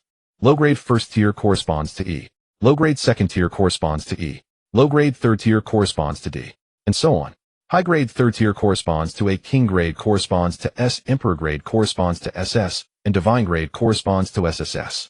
Beastmaster tiers are classified according to mental power strength, ranging from first tier to 9th tier, each tier further divided into beginner, intermediate, and advanced levels. A first-tier Beastmaster can only contract low-grade battle pets, a second tier can contract medium grade, a third tier can contract high grade, and only those of 4th tier and above can engage with king grade and above battle pets. Awakening Officer Lin Shenzhou is a 4th-tier Beastmaster, while Contract Officer Lao Ren is a 5th tier. Qin Yu closed the book, eyes shut, constructing a table in his mind. His current situation was Battle Pet Lingyun Grass low-grade, first-tier battle power assessment E. Beastmaster tier. Based on the mental power test result of 9.8 on Awakening Day, he should be assessed as early first tier. But after signing the symbiotic contract last night, his mental power was no longer 9.8. He could That feeling was akin to a pool originally capable of holding only one bucket of water having its four walls chiseled away, allowing the entire lake outside to pour in. He was still unclear about the size of this lake, but the width of the water's surface had far exceeded his comprehension. He needed to find a method to measure his current mental power tier. And that method would be presented to him today, at 9 in the morning at the new student training ground. The training ground is located on the southern side of the old campus, enclosed by high walls and open-air venue. The ground was paved with a special gray-white stone etched with runes designed to absorb shocks. In the center of the venue stood 12 metal pillars, each 3 meters high, their surfaces covered with a layer of deep blue crystals. All 47 new students were present, arranged in 3 rows according to their awakening grades. High grade in the front row, medium grade in the middle row, and low grade in the back row. Yu stood at the far right of the last row alongside 13 other low-grade awakeners. Lu Ming stood in the center of the front row. The silver-winged dragon had already taken flight from his shoulder, circling above the training ground, its wings spread nearly 4 meters, casting a moving shadow on the ground. A person walked in through the entrance of the training ground. It was not Lin Shenzhou, but a young woman Yu had known. She wore the standard Beastmaster robe, but the hem had been cut short, revealing black combat boots and dark gray fitted pants underneath. Her cuffs bore no silver patterns, but were embroidered with a badge that Yu did not recognize in black thread. Behind her followed a beast. It was a completely black leopard-type battle pet about the size of an adult horse, its fur reflecting no light in the sunlight. The leopard's eyes were deep green, with vertically slit pupils currently half-closed, appearing to be dozing. Yet Yu noticed that the leopard's claws left shallow indentations on the stone slab. Each indentation was of consistent depth and spacing, as if measured with a ruler. This level of control was more disconcerting than any violent display of strength. The young woman walked to the center of the training ground, turned around, and faced the 47 new students. "My name is Shin Tinglan." Her voice was not loud, yet each word clearly reached every corner of the training ground. "Starting today, I am your practical combat instructor. Here there is no distinction of grades, only wins and losses." She paused, her gaze sweeping across the 3 rows of students. "Regardless of the grade of your battle pets, to me, they are merely a starting point. A high starting point does not guarantee a high endpoint, nor does a low starting point imply a low endpoint. But there is one thing." Her voice suddenly turned cold. "Here no one will receive special treatment for being of a, and no one will be targeted for being of a high grade. I only care about results." Yu noticed that when she said too low a rank, her gaze lingered for a fraction of a second on the last row, not deliberately observing him, but following professional habit. Her eyes scanned the entire arena, not randomly but systematically, beginning with the weakest group first, a hallmark of seasoned practitioners. She sought vulnerabilities first. Today's lesson is a combat assessment. Shin Tinglan withdrew from the sleeve of her long robe a palm-sized crystal tablet, its surface displaying 47 names. "I need to ascertain each of you's true current capability. Not the paper metrics recorded on Awakening Day, but real-world combat data." She raised her hand, pointing toward 12 metallic pillars standing at the center of the training ground. "These are force-measuring pillars. Your spirit beast shall strike the pillar surface with their strongest attack. The embedded crystals will respond to both impact intensity and force magnitude by illuminating a combat rating from E to S. Each participant has 3 attempts. The highest result will be recorded." Meanwhile, she gestured toward the Black Panther beside her. "My spirit beast MO will observe silently. It will evaluate 3-dimension stability of spiritual energy output, attack frequency, and innate combat instinct. These will be synthesized into an initial score, serving as the foundation for your personalized training regimen." Yu's fingers tightened imperceptibly. This was an opportunity, an exact measurement of Lingyun Grass' current combat strength, and also a chance to gauge his own standing relative to others. Yet he faced a dilemma. Lingyun Grass' official classification was rank E, with a baseline combat rating of 0. Should it genuinely produce a level output, no one would find it surprising. But if its output exceeded rank E, he would draw attention, the very thing he most needed to avoid at this moment. His mind raced through calculations. Last night, Lingyun grass root tendrils had stretched over 3 times their maximum length, leaf tinsel strength had increased tenfold, serrated ridges now edged its foliage. These transformations meant its combat rating could no longer possibly remain at rank E, but precisely where it now stood he did not know. He needed that number, yet dared not let anyone witness it. Shin Tinglan began calling names in order. Lu Ming. A tall boy from the center of the front row stepped forward and took position before Pillar No. 3. A silver-winged dragon descended from above, wings folded midair, landing beside him. Its frame had grown larger than what Yu had seen the day before. Liquid metal-like substance pulsed visibly within the gaps between its scales. "Full power," Shin Tinglan commanded. Lu Ming nodded, placing his palm upon the dragon's head. Both closed their eyes simultaneously. The process lasted less than 2 seconds. The silver-winged dragon snapped its eyes open, its vertical pupils blazing from amber to incandescent orange-red. Its maw opened wide, deep within its throat coalesced a silvery white sphere, its surface crackling with arcs of lightning that spat sharp percussive bursts into the air. The sphere erupted from its jaws, striking Pillar No. 3. The deep blue crystal flared instantly, the light surging upward from the base EDCB, then halted at a collective gasp rippled across the training ground. Rank A. An upper-tier Grade 1 Silver-Winged Dragon had achieved Rank A output in its first live combat test. This implied its actual combat prowess approached that of an upper-tier Grade 2 Spirit Beast. Shen Tinglan's expression remained unchanged. She glanced at the crystal tablet's readout and stated flatly, Rank A. Spiritual energy output stability 85%. Attack frequency excellent. Combat instinct Rank A. Initial score 8. 2. She paused briefly before adding, not bad. A faint smile lifted Lu Ming's lips. He returned to formation with his silver-winged dragon. His gait steady, yet his shoulders rose precisely 1 centimeter higher than before. Qin Yu caught the detail. A 1 centimeter elevation in shoulder height signaled an unconscious assertion. It was not deliberate. It was instinctive, the posture of victory. Testing continued. Shun Zhanning's Crimson Flame Wolf registered rank B, earning an initial score of 6. 5. Zhou Yuan's Gray-Furred Rat scored rank D with an initial score of 3. 1. Mid-tier spirit beasts generally ranged from rank C to B, lower-tier ones fell between D and E. Qin Yu observed every datum constructing a mental coordinate system, horizontal axis representing spirit beast tier, vertical axis representing actual combat output. He discerned a pattern, a clear deviation existed between theoretical tier and actual output. Some spirit beasts outperformed expectations by 1 or 2 subranks, while others lagged by more than 2. Such deviations correlated closely with the synchronicity of spiritual resonance between master and beast, innate combat instinct, and mutual rapport. Yet deviations possessed a hard ceiling. No spirit beast ever exceeded its theoretical tier by more than 2 full ranks. Lu Ming's silver-winged dragon, theoretically upper tier Grade 1, corresponding to rank A, had indeed delivered rank A output exceptional, yet still confined within its tier's absolute limit, never breaching into rank S. This confirmed the existence of an immutable tier ceiling. Qin Yu jotted the conclusion in his notebook, then tapped twice with his pen tip beneath the characters, Lingyun Grass. Lingyun Grass' theoretical ceiling was rank E. Any output exceeding rank D would attract universal scrutiny. Rank D itself held little significance on the training ground, not even remarkable among lower-tier spirit beasts. Yet appearing on Lingyun Grass, it would constitute a profound anomaly. He could not expose such anomaly. Yet inwardly he resolved across his 3 attempts he would precisely modulate Lingyun Grass output to stabilize between E and D. That range represented exceptional performance for Lingyun Grass. Unusual, yet plausible enough to pass unnoticed amid routine training fluctuations. Simultaneously, this range would yield sufficient data to extrapolate Lingyun Grass' true upper limit. What mattered most was testing its control precision.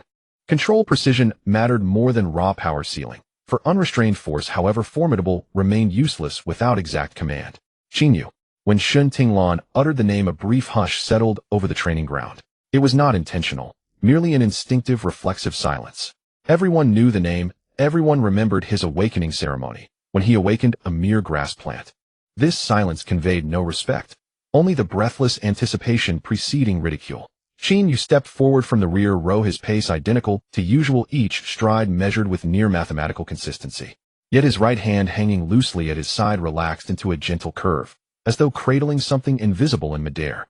He communicated telepathically with Lingyun Grass. The symbiotic covenant revealed its advantage here. No spoken words, no gestures, not even conscious channeling of spiritual energy was required. A single thought formed in his mind, and Lingyun Grass perceived it instantly. Modulate output. Rank E. Not more, not less. Inside the pouch at his waist, Lingyun Grass leaves trembled faintly, a silent acknowledgement. Qin Yu halted before Pillar No. 9, loosened the drawstring, and withdrew Lingyun Grass. He placed it gently upon the ground before the pillar. All eyes fixed upon him. Lu Ming, arms crossed in the front row, wore detached curiosity, like observing an experiment irrelevant to himself. Shen Zhanning stood in the middle row, lips slightly pursed, her gaze layered with something complex and Zhou Yuan stood in the rear, his gray-furred rat already roused upon his shoulder. Its obsidian-black eyes locked onto Lingyun Grass, its tiny paws clutching a fresh nut. Shen Tinglan watched Qin Yu, her expression serene, indistinguishable from how she regarded any other student. Begin, she said. Qin Yu knelt lightly, touching one leaf of Lingyun Grass with his right index finger. He didn't need to. Under the symbiotic covenant, his will flowed directly into Ling Yun Grass consciousness. But he needed others to witness him commanding his spirit beast, exactly as a conventional beast tamer would during assessment. Ling Yun Grass leaf curled subtly beneath his fingertip, an immediate responsive gesture. Then its stamen glowed.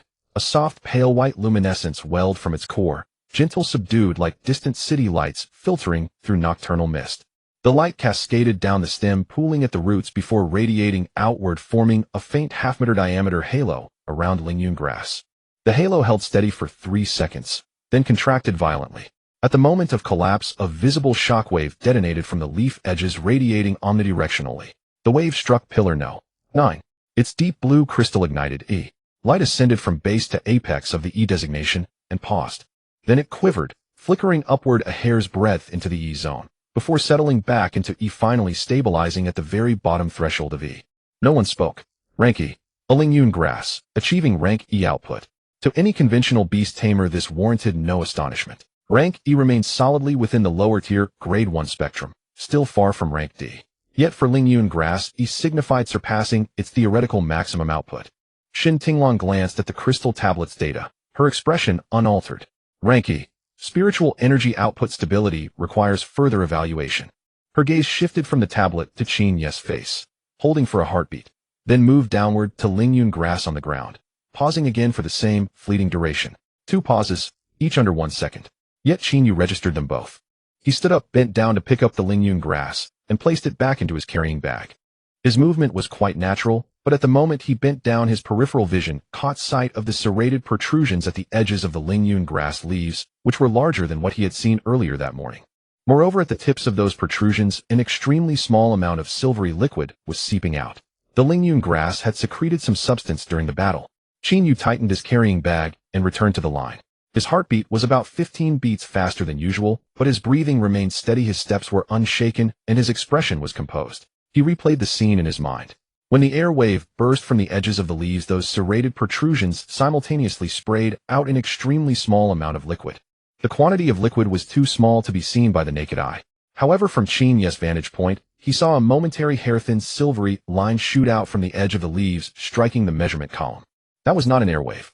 It was some liquid sprayed out by the serrated edges of the Ling Yun Grass leaves, moving at such a high speed that it created a visual effect resembling an air wave. What truly struck the measurement column was not the air wave, but those silvery liquids. The E-level output came from those liquids. And the Ling Yun Grass had only used one of its 3 leaves. Qin Yu stood in the line with his hands naturally hanging by his sides. His right index finger gently tapped twice on the seam of his pants. 2 leaves were unused. The energy from the flower's core was ineffective. The entanglement ability of the roots was unutilized. The true combat power of the Ling Yun Grass far exceeded E. He needed to find a secluded place to re-evaluate the combat power of the Ling Yun Grass. The testing would conclude at 12 noon. Shin Tinglong put away the crystal panel, and the Black Panther MO behind her opened its eyes, its deep green vertical pupils sweeping across the entire area, before closing again. The initial scores have been recorded into the system. Beginning tomorrow, you will be placed into different training groups based on your initial scores. Each group's training content intensity and progress will vary. The groups with lower scores will have higher training intensities, as you will need to catch up. She turned to walk towards the training ground exit, took a few steps, and suddenly stopped. One more thing. She did not turn around. The symbiotic contract in the Imperial Beastmaster system is considered an unconventional contract. Beastmasters who have signed a symbiotic contract will undergo additional safety assessments during practical training. It is not discrimination, it is a rule. Her tone was very flat, as if stating a fact unrelated to herself. Qin Yu, before the training tomorrow, you need to sign a safety responsibility letter at the Academic Affairs office. Qin Yu nodded while standing in the line. Shin Tinglong did not say anything further and left the training ground with Mo. The students began to disperse. Lu Ming walked past Qin Yu, and this time he finally glanced at him. That gaze was brief, but Qin Yu read its contents. It was neither mockery, nor pity, nor indifference. It was a form of acknowledgement. It was almost identical to the look Zhou Yuan had given him when he turned back in the contract hall yesterday. Qin Yu stood still, waiting for everyone to leave before slowly heading towards the training ground exit. When he reached the door, he paused for a moment and glanced back at the 12 measurement columns in the center of the training ground. The deep blue crystal on column 9 had completely extinguished, and the gray-white surface of the column appeared very ordinary under the sunlight. However, Qin Yu noticed that at the bottom of column 9 a small area had a color distinct from the rest. It was silvery white. The liquid sprayed from the edges of the Lingyun grass leaves left a very thin, almost invisible silvery coating on the surface of the column. Xinyu turned around and exited the training ground. He needed to return to the dormitory quickly and conduct a comprehensive assessment of the Lingyun grass combat power. He needed to know the composition power range and consumption of that silvery liquid. He needed to understand the entanglement strength of the Lingyun grass roots. He needed to learn about the attack method of the flower's energy. He had to prepare for the meeting scheduled at 8 o'clock tonight on the 3rd floor of the old library. Because the person who wrote the letter knew that the Lingyun grass would be forcefully reclaimed by the Academic Affairs Office. This implied that the person was aware that the Lingyun grass was not an ordinary variety. Or, that person knew the secret of the Lingyun grass.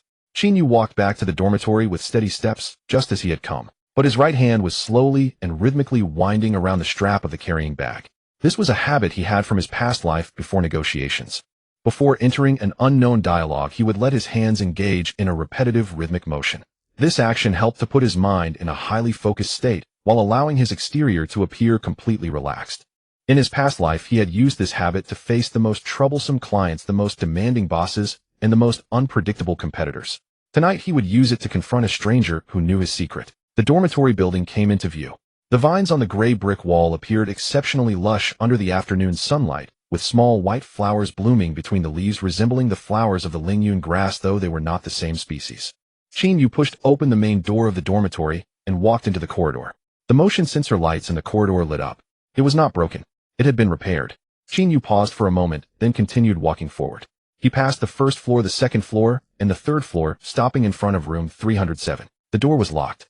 He had locked it when he left in the morning, and it was still locked now. He took out his key, inserted it into the keyhole, turned it, and pushed the door open. Everything in the room was as usual. The desk, bed, wardrobe, and the flower pot on the windowsill were all in place. The drawer was closed, the window was shut, and the curtains were drawn. But Xinyu noticed one thing. The position of the flower pot on the windowsill had changed. When he placed the Lingyun grass in the pot last night, the handle of the pot was facing north. Now the handle of the pot was facing east. Someone had entered his room. During the 3 hours he spent at the training ground, someone had used a key to open his door, entered his room, moved his flower pot, and then left. Xinyu stood in the center of the room, slowly surveying his surroundings. Nothing on the desk had been disturbed. He had placed his notebook in the center of the desk before leaving, and it remained right there. The letter in the drawer was still there. He opened it and glanced at it, noting that the creases in the paper matched exactly how he had placed it inside. The clothes in the wardrobe had not been touched. The bed had not been disturbed. The hand diary under the pillow was still there, and there were no signs of it being flipped through. Only the flower pot had been moved. One detail. The handle of the flower pot had been turned towards the east, aligning with the direction the Lingyun grass leaves pointed. Was this related to the location agreed upon with the letter writer? What is the direction of the old library on campus?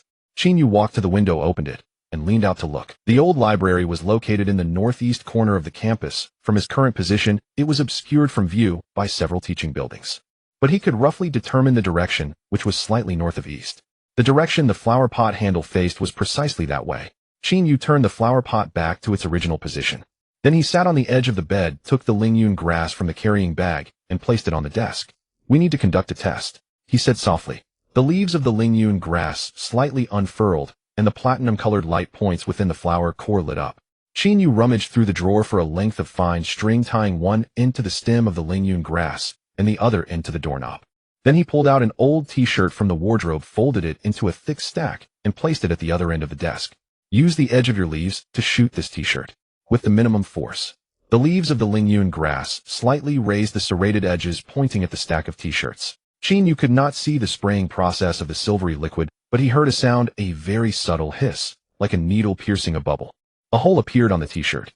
The edges of the hole were neat, with no signs of burning or moisture. The color of the fabric around the hole deepened, as if something had altered its fiber structure. Xinyu picked up the t-shirt and held it up to the light. The diameter of the hole was about 1 millimeter, with edges as smooth as if cut by a paper cutter. He rummaged through the drawer for a coin and placed it behind the t-shirt. "Shoot the coin with the same force." This time he heard a different sound. It was not a hiss, but a ting. It was very crisp, like the sound of small stones striking. There was no hole on the coin, but on the front side of the coin a dent appeared. The depth of the dent was about 1 millimeter, and the edges were equally smooth. Xinyu flipped the coin over to. There was also a raised point on the back, indicating that the impact of the silvery liquid had penetrated through the thickness of the coin, although it hadn't pierced through it, had already caused deformation on the reverse side. The thickness of a copper coin is about 2 millimeters. To leave a 1 mm deep dent on the front and create a raised point on the back means the impact had penetrated at least 1.5 mm of metal. And this was merely the minimum force output of the Lingyun grass. Qin Yu recorded this data in his notebook and then added a question mark next to it. He needed more tests. Different forces, different distances, and different target materials. He needed a complete, but now was not the time. He glanced out the window. The sun had begun its descent, the light shifting from golden to a fiery orange. There were still 3 hours until 8 o'clock. Qin Yu placed the Lingyun grass back into his carrying bag, securing it at his waist. He changed into a deep gray long-sleeved shirt, black trousers, and a pair of soft-soled shoes with thin soles. He walked silently. He checked the room, confirming that everything was in its original place. Then he approached the window, pulling the curtains, but not fully, leaving a gap of about 10 centimeters. This gap would allow moonlight to filter in and also enable him to notice immediately if someone had entered the room again upon his return. He walked to the door, grasped the doorknob, paused for 5 seconds, and listened to the sounds in the corridor. There was no sound at all. He opened the door and stepped outside, gently closing it behind him. The sound of the lock turning was particularly clear in the quiet corridor, but he did not slow his movements. A deliberate silence draws more attention than the usual sounds. He descended the stairs, treading on the edges of the steps with each step. This is a common knowledge in old buildings. The edges of the stairs are worn more severely than the center, making less noise when stepped upon. There was no one in the first-floor hall. The duty room's window was dark. The administrator was absent. Qin Yu pushed open the side door and stepped into the twilight. The campus was very quiet, with most students having dinner in the cafeteria. He walked along the northern wall of the old campus, passing a row of abandoned old classrooms, and crossed a patch of land overgrown with weeds. The old library came into view. It was a 3-story brick and stone structure, its red bricks weathered and uneven from the elements. The windows were of the old arched style, cracked but unbroken. The main door was a heavy oak door, the brass handle oxidized to a deep green. The entire building was dark. Qin Yu stood at the steps in front of the building, looking up at the 3rd floor. All the windows on the 3rd floor were dark, but the leftmost window was open, consistent with the position of the coal. Qin Yu took a deep breath and then exhaled slowly. His right hand slightly opened at his side, fingers curling as if grasping something. The leaves of the Lingyun grass trembled slightly in the carrying bag, and the light points in the flowers burned steadily. He stepped onto the stairs. The oak door was unlocked. He pushed the door open, the hinges creaking heavily, echoing for a long time in the empty hall. The hall was dim, illuminated only by the twilight filtering in from outside, casting light on a small area at the entrance. Qin Yu's eyes took about 10 seconds to adjust to the darkness. He saw a giant consultation desk in the center of the hall, its surface covered in dust. On the wall behind the consultation desk hung a faded oil painting depicting a scene from the founding period of the empire, the faces of the figures blurred beyond recognition. The stairs were to the right of the hall. The iron railing and stone steps were smoothed and rounded at the edges from countless footsteps. Qin Yu walked toward the stairs and began to ascend. His footsteps were light, nearly silent on the stones, but his left hand remained on the strap of the carrying bag, and the fingers of his right hand were slightly spread, ready to retrieve the Lingyun grass at any moment. 2nd floor. 3rd floor. At the end of the staircase was a half-open wooden door, behind which lay a corridor. There were 3 doors on each side of the corridor, each adorned with a brass nameplate, the inscriptions on which had become unreadable due to oxidation. The leftmost door was ajar. A faint warm yellow light leaked through the gap. Qin Yu reached the door, but did not enter directly. He stood beside the doorframe, leaning against the wall, his right hand untying the strap of the carrying bag, allowing the leaves of the Lingyun grass to peek out, the light points in the flowers having extinguished. No, it hadn't extinguished. The Lingyun grass had actively closed the light points to avoid detection by the person inside the room. It was cooperating with him. Qin Yu gently touched the stem of the Lingyun grass with his left index finger, expressing his gratitude. Then he turned his head, using a portion of his right eye's vision to peek through the edge of the door. He saw a room. The room was not large, about 20 square meters. There was a row of bookshelves against the wall with a few books scattered across them. In the center of the room was a long table on which sat an oil lamp, the wick burning and emitting a warm yellow light. A person sat on the other side of the table. The person had their back to the door, facing the window. The window was open and the evening breeze blew in, rustling a piece of paper on the table. The person reached out to press down on the paper, their movements slow and composed. Qin Yu caught sight of their hand.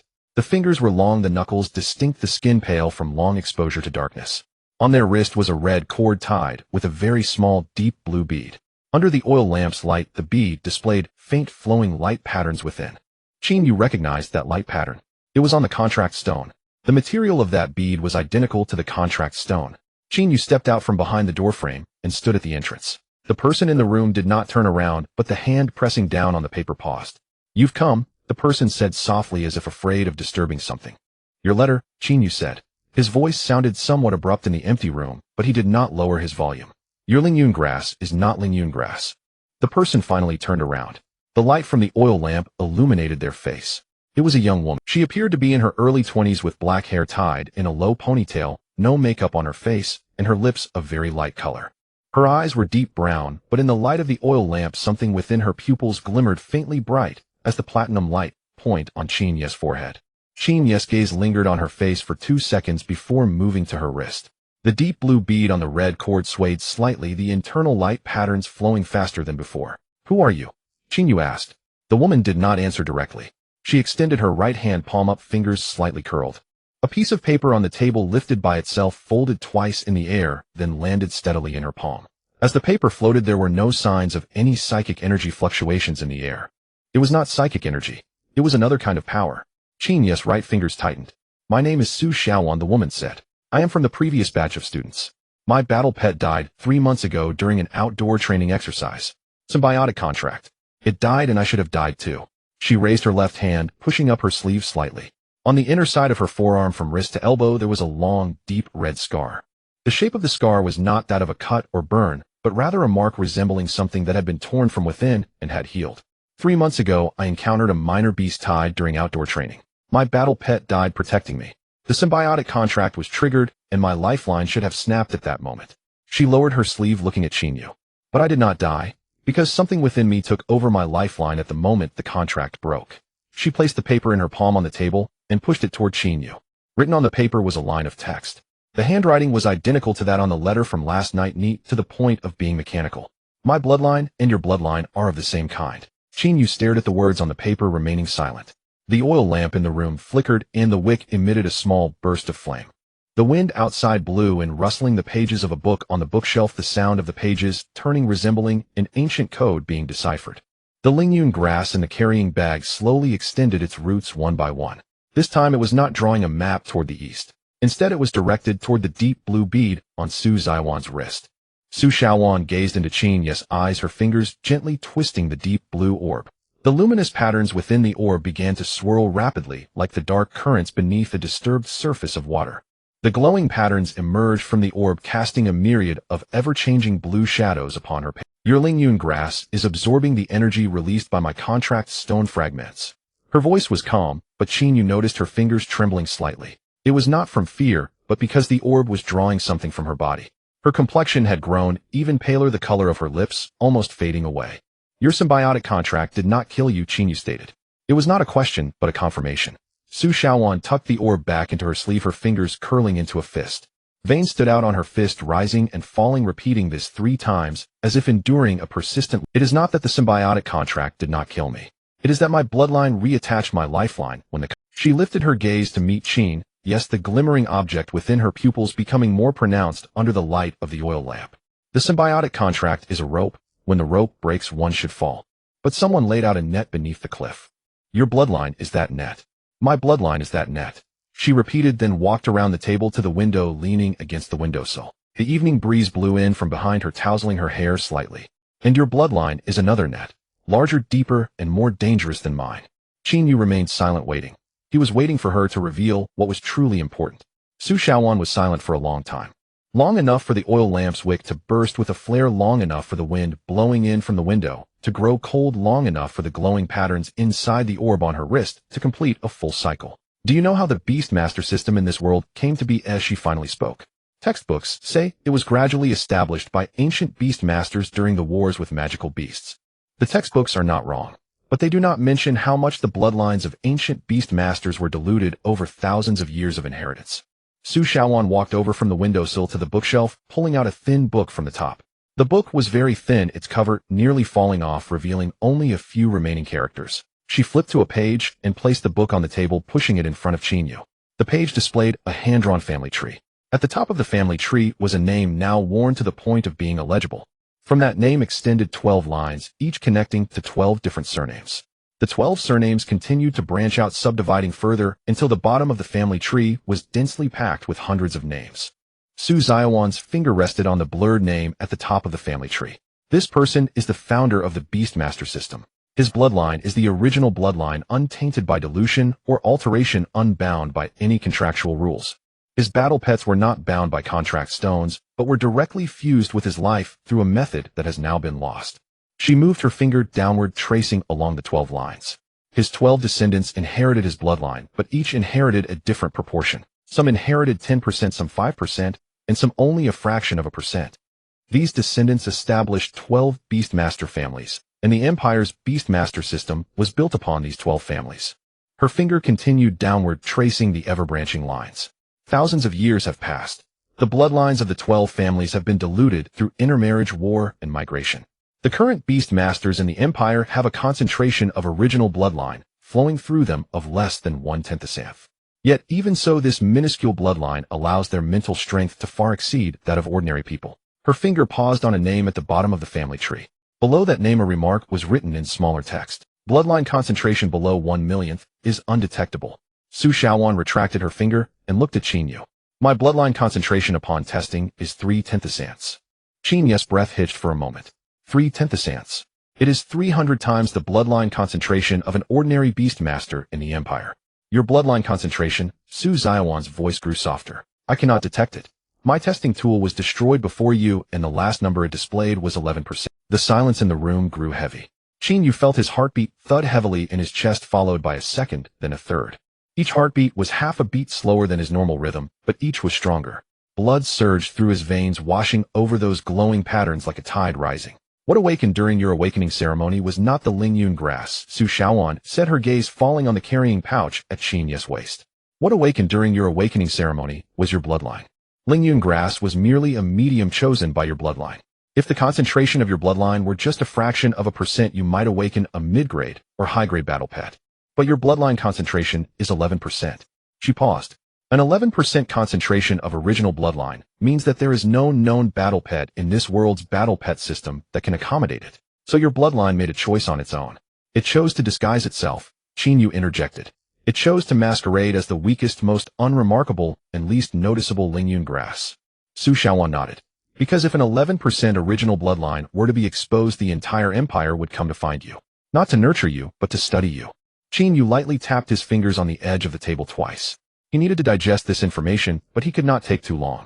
Each pause would give Su Xiaowan the opportunity to control the pace of this conversation. What he had learned at the negotiation table in his past life was that information could be digested slowly, but the rhythm must always be held in one's own hands. What has your 3/10 bloodline given you? He asked. Su Xiaowan did not hesitate. After my battle pet died, my bloodline allowed me to survive. But it has given me more than just the chance to live.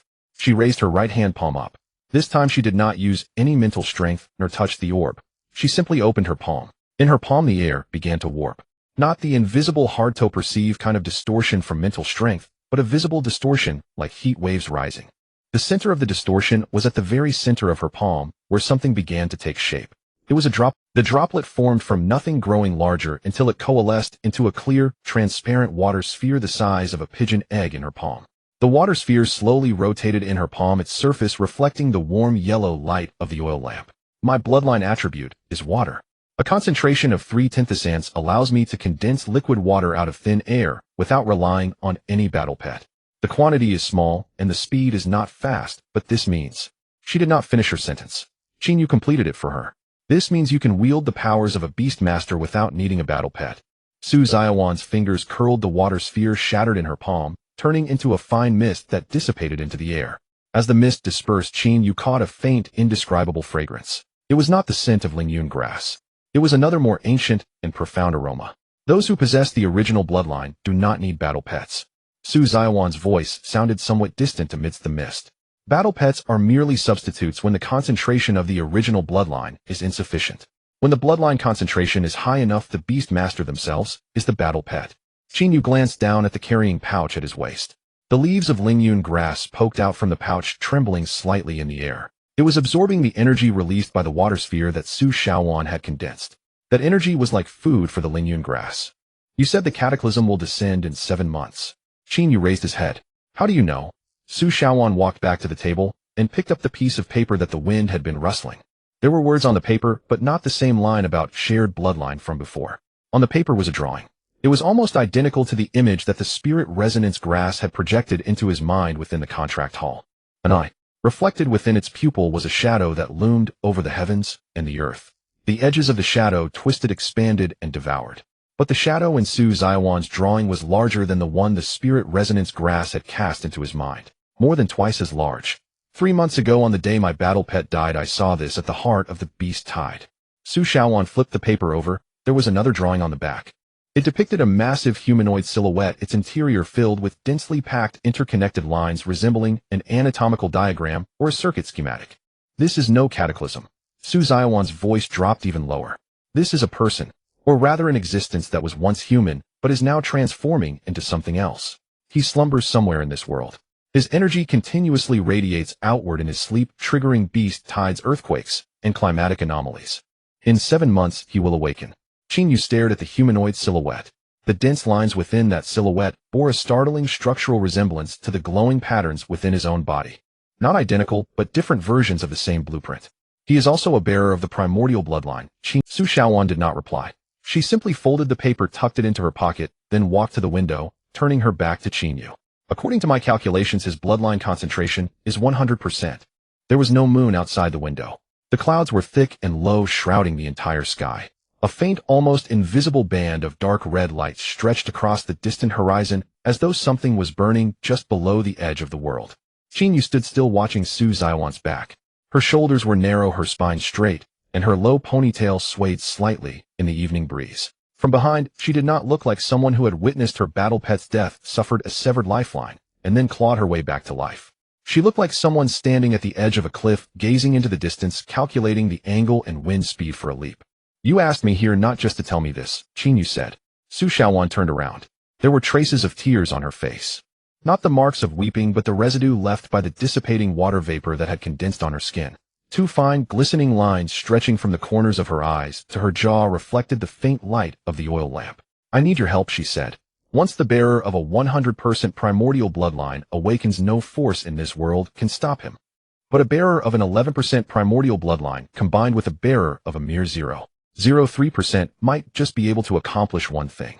What thing? Find his resting place before he awakens. Delay his awakening. Su Shaoan unbound the deep blue orb from her wrist and placed it on the table. The orb rolled slightly on the tabletop before coming to rest beside an overturned book. Even after the oil lamp was extinguished, the luminous patterns within the orb continued to circulate, emitting a faint blue glow. This orb is the only thing left behind after my battle pet died. It is neither a contract stone nor its remains. It is a fragment that my bloodline condensed from the void the moment my lifeline snapped. This fragment can sense the location of other primordial bloodline bearers. She looked at the pouch at Qin Yu's waist. Your spirit resonance grass has been extending its roots toward my orb ever since you entered this building. It senses it. It knows that this orb shares its origin. Qin Yu lowered his gaze to the pouch. The roots of the spirit resonance grass had already crept out through the gaps in the pouch's bottom, stretching forward slowly and tentatively through the air. The tips of the roots were less than 10 centimeters from the orb on the table. He did not stop the spirit resonance grass. The root tips touched the orb. The luminous patterns within the orb suddenly accelerated, transforming from a slow drift into a high-speed swirl. A surge of blue light poured forth from the orb, illuminating the entire room. Within the light, Qin Yu saw an image. An immense, boundless black forest. The trees in the forest bore no leaves, only bare, twisted branches. At the ends of these branches hung countless glowing, pulsating sacs. At the heart of the forest was a clearing where a person lay. Countless black vines coiled around him from his ankles to his chest, leaving only his face exposed. That face was young, eyes closed, expression serene, as if in deep sleep. But beneath his skin, the same glowing patterns that marked Qin Yu's body were surging, flickering, and expanding at an alarming speed. With each flicker, the sacs in the forest pulsed in unison.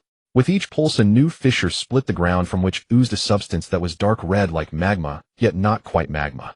That substance flowed outward across the forest floor, past the forest's edge, and toward distant lands that Qin Yu could not see. That was the source of the cataclysm. The sleeping man.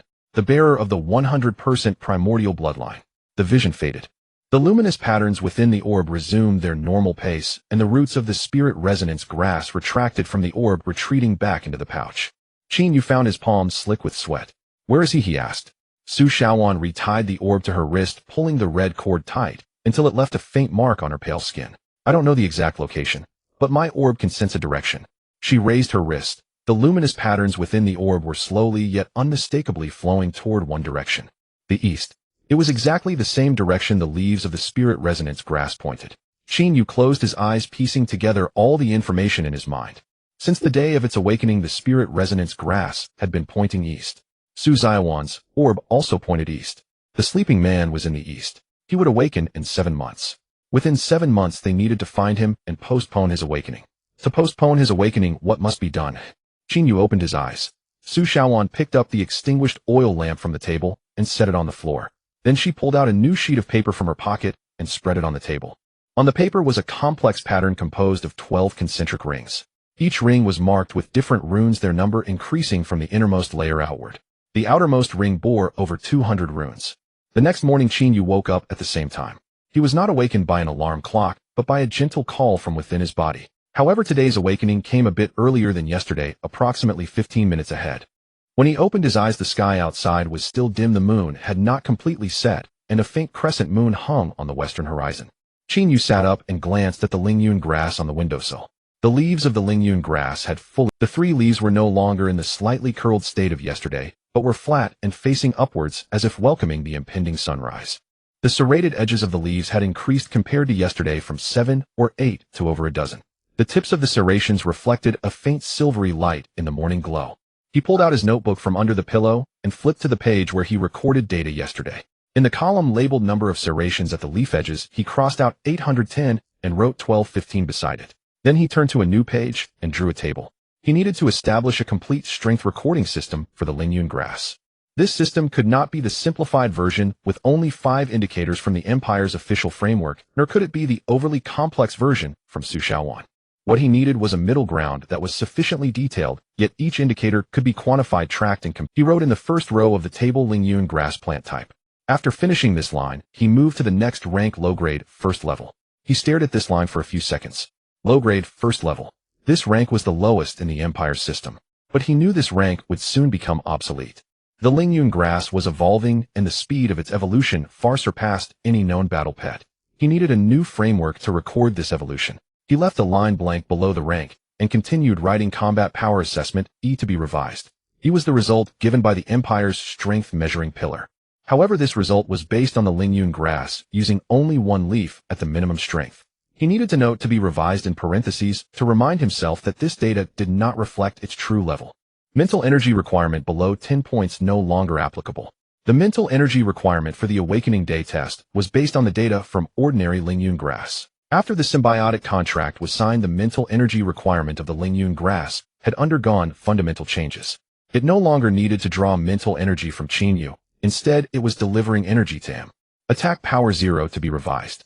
Qin Yu drew a horizontal line beneath this line and wrote a note in smaller text below the line. The liquid sprayed from the serrated edges of the leaves can penetrate a 1.5 mm copper coin at minimum strength. Range to be tested. Liquid composition to be tested. Defense power 3 to be revised. He also drew a horizontal line beneath this line, noting stem strength increased by more than 10 times. Root entangling ability to be tested. Leaf strength to be tested. Speed 0 to be revised. The note below this line read movement speed to be tested. The attack speed was estimated to be in the millisecond range. Special skill soothing aroma not verified. He drew 2 horizontal lines beneath this line. This skill was the official skill of the Lingyun grass, but he had never seen the Lingyun grass use it. The fragrance released by Su Shaoan when she condensed the water ball was not the aroma of the Lingyun grass. What it was, he was still uncertain. He wrote in the notes no records of soothing aroma release. There exist other unknown fragrances source to be investigated. Lifespan 23 years changed under the symbiotic contract. The symbiotic contract binds the lifelines of the beast master and the battle pet together. The lifespan of the Lingyun grass was no longer 2 to 3 years, but synchronized with his own lifespan. How long his lifespan was he did not know. Evolution path none. Qin Yu's pen tip paused above this line for a long time. No evolution path. This was another core reason why the Lingyun grass was rated as the weakest battle pet. Battle pets with no potential for evolution hold no cultivation value in the Empire system. Yet his Lingyun grass was evolving. The serrations at the leaf edges, the length of the roots, and the strength of the stem were all changing. This change was not a mutation, it was evolution. The Lingyun grass was progressing along an evolution path that did not exist in the Empire system. He needed to chart this path himself. Qin Yu closed the notebook and got up to wash up. The voice-activated lights in the corridor were still working. After being repaired yesterday, they had not broken down again. As he walked through the corridor, the lights lit up one after another behind him, extinguishing one by one. When he went downstairs, he encountered someone at the corner of the second floor. Zhou Yuan. The round-faced boy stood at the staircase on the second floor, holding a porcelain cup from which steam rose filled with hot soy milk.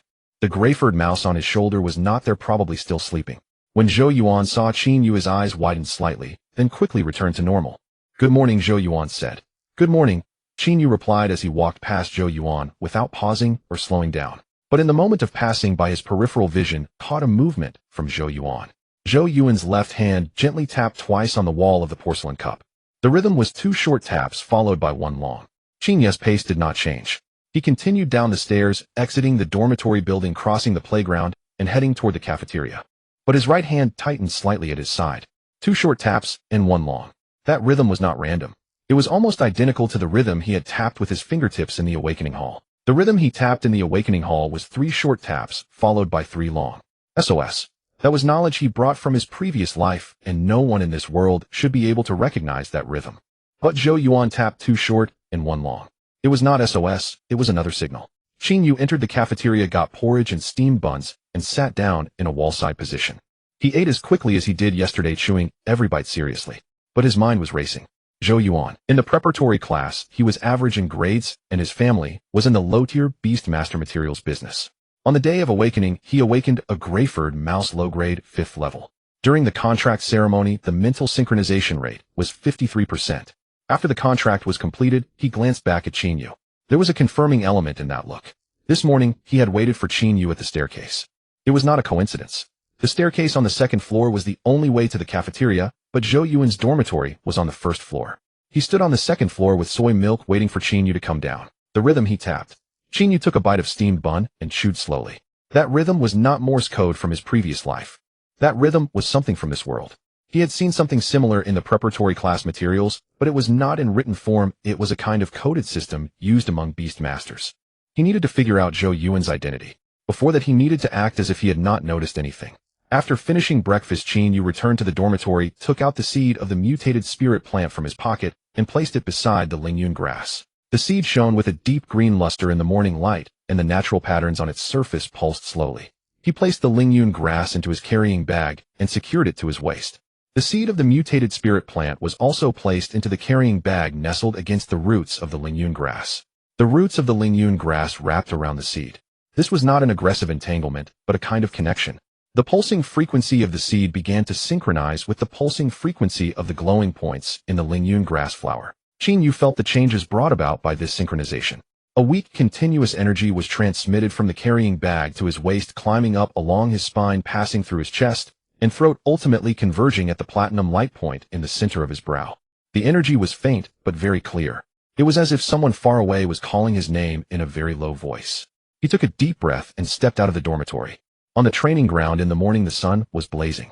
47 new students were divided into 3 training groups based on the initial scores from yesterday. Group A consisted of students with scores above 6.0, personally led by Shun Tinglin, conducting practical combat training on the eastern side of the training ground. Group B consisted of students with scores between 3.0 and 6.0, led by a teaching assistant conducting basic skills training on the western side of the training ground. Group C consisted of students with scores below 3.0. Qin Yu stood in the corner on the northern side of the training ground, facing a training wall that was taller than him. The wall was covered with dents and scratches left by previous Group C students. There were 8 people in Group C, 7 awakeners of low-grade battle pets, plus Qin Yu.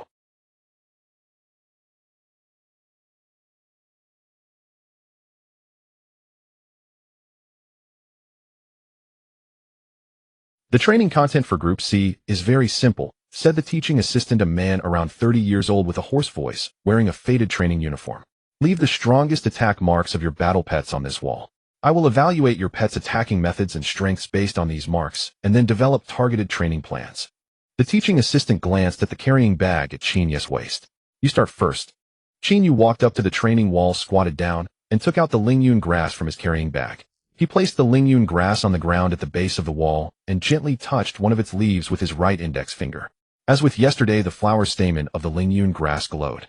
A pale white light surged from the center of the stamen, flowing down the stem and gathering at the root. Then it spread out from the root, forming a pale white halo with a diameter of about half a meter around the Lingyun grass. The halo began to shrink. A shock wave erupted from the edges of the leaves, striking the training wall. A shallow dent about 20 centimeters in diameter appeared on the wall. The depth of the dent was less than half a centimeter with some tiny cracks along the edges. The other 7 students in Group C remained silent. This output was deemed not worth commenting on in their eyes. The assistant instructor walked over, touched the edge of the dent with his hand, and then glanced at Chinyu. E-level output. Stability and control are acceptable.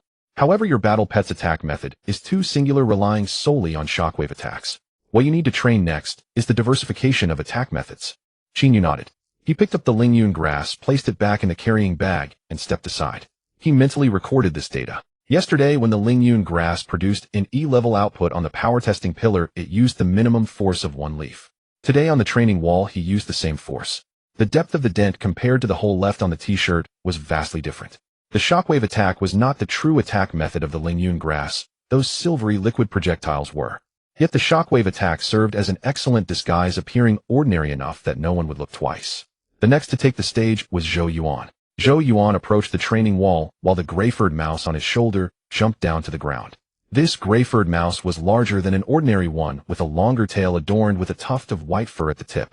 "Attack," said the assistant instructor. The gray-furred mouse opened its mouth and let out a sharp squeak. The sound echoed above the training field, piercing the eardrums. The sound struck the training wall, creating a dense web-like crack on the surface. The range of the cracks was small, but their depth was greater than the dent left by Chinyu's Lingyun grass. The assistant instructor walked over to take a look.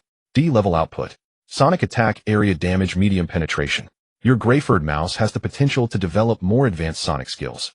Zhou Yuan bent down to pick up the gray-furred mouse and placed it back on his shoulder. As he turned to walk back to the line, his gaze swept past Chinyu. That look was different from yesterday. Yesterday, it was one of confirmation. Today it held something Chinyu could not comprehend. Group CS training lasted for 3 hours. Each student completed 3 attack tests, and the assistant instructor formulated a training plan for each based on the results. Chinyu's training plan was diversification of attack methods. The specifics involved having the Lingyun grass attempt to release shockwave attacks from various angles, distances, and postures. He complied with the assistant instructor's request. Each attack was an E-level output, and each attack method was the same shockwave. The Lingyun grass executed his commands perfectly, using neither more nor less force than required. After the training, the assistant instructor announced dismissal. The students of Group C began to leave the training field one by one. Chinyu remained. He stood in front of the training wall, pretending to study the marks on it. Once everyone had walked far away, he squatted down and took out the Lingyun grass from his carrying bag, placing it at the wall's base. He pressed his left index and middle fingers together and gently placed them on the stem of the Lingyun grass. Use the liquid from the leaf edges to shoot at this wall. Minimum force. The 3 leaves of the Lingyun grass raised simultaneously, their serrated edges aimed at the training wall.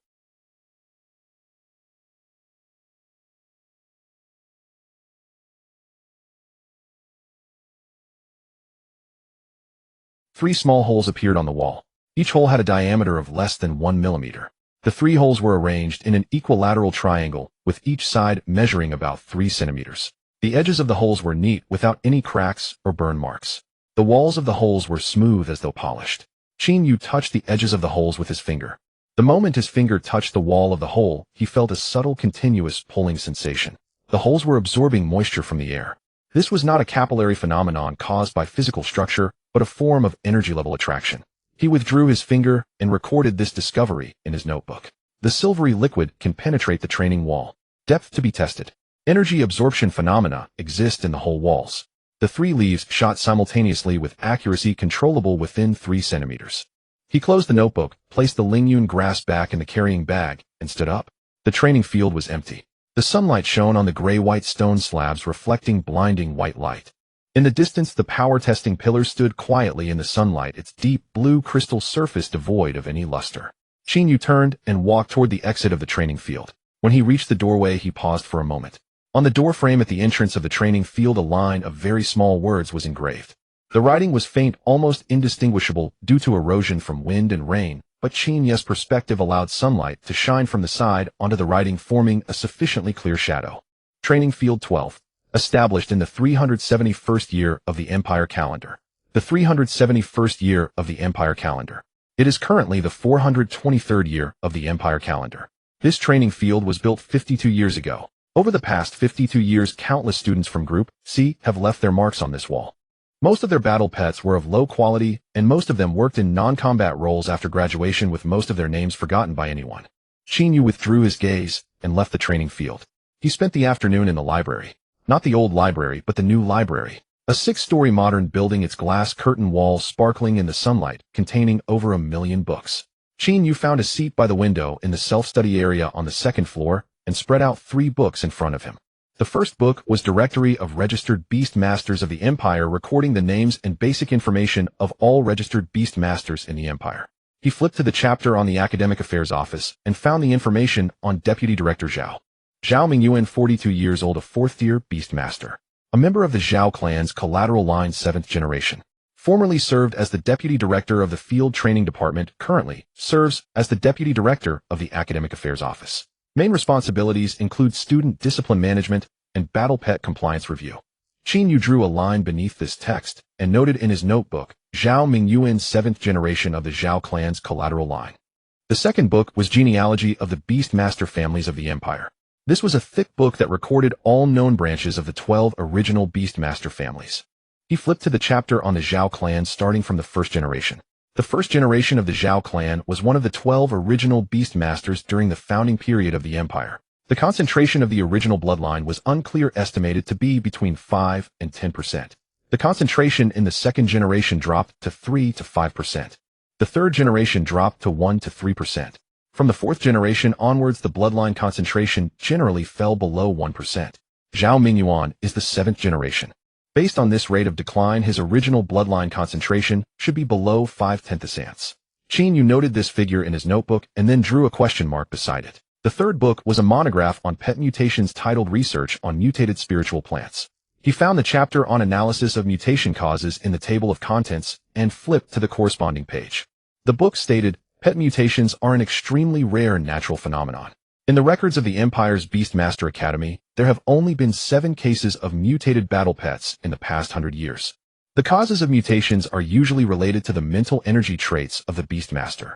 When the mental energy frequency of the Beastmaster resonates inharmoniously with the source frequency of the battle pet, the genetic sequence of the battle pet may undergo unpredictable recombination. Qin Yu read this passage 3 times. Inharmonious resonance. What is the relationship between his mental energy frequency and the source frequency of the Lingyun grass? The synchronization rate of the symbiotic contract is 97%, which is clearly a harmonious resonance, not an inharmonious one. However, the Lingyun grass is evolving, not mutating. Evolution is directional, regular, and predictable. Mutation is random, uncontrollable, and unpredictable. His Lingyun grass is evolving, not mutating. But the term evolution in the Empire's Beastmaster system only applies to battle pets with defined evolution paths. The official evolution path of the Lingyun grass is none, so any change beyond the official definition will be classified as mutation. This is excellent. Mutation is a perfect disguise. Mutation is rare, unrepeatable, and undetectable by conventional means. No one can prove that the Lingyun grass is evolving rather than mutating, as the Empire's understanding of mutation is itself extremely limited.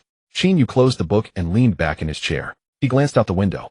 The sun had begun to set, the light shifting from golden to orange-eared. There were less than 4 hours until the test at 8 o'clock tonight at the old library. He needed to accomplish one thing in these 4 hours: investigate Su Zaiwan's background. Qin Yu returned to the bookshelf and found another book. Compilation of field training reports from the Empire's Beastmaster Academy. This book was thick, recording all field training reports from the past 5 years. He flipped to the section from 3 months ago and found the record from that training. In the 423rd year of the Empire calendar, the 6th field training. Location: Eastern District Training Force No. 37. Participating students, 37th class of the 2nd year, a total of 32 people. Leading instructor Lin Qingzhou. Training content load here: magical beast tracking and response.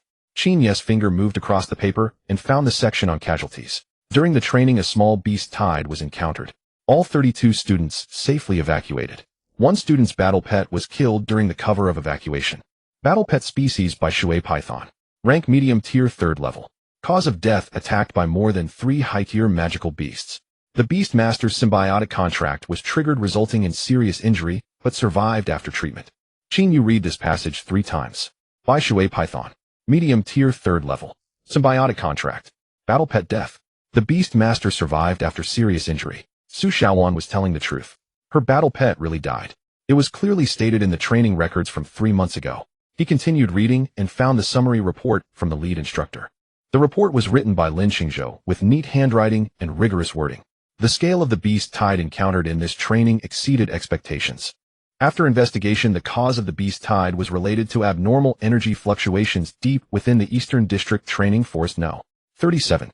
Further exploration of that area is recommended. Qin Yu noted down, Eastern District Training Force No. 37-inch and abnormal energy fluctuations in his notebook. Su Xiaowan said she saw that sleeping person and the image of the eyes and shadows at the center of the beast tide. If there really are abnormal energy fluctuations deep within the training forest, then her words are validated. Everything she said that could be verified has been confirmed.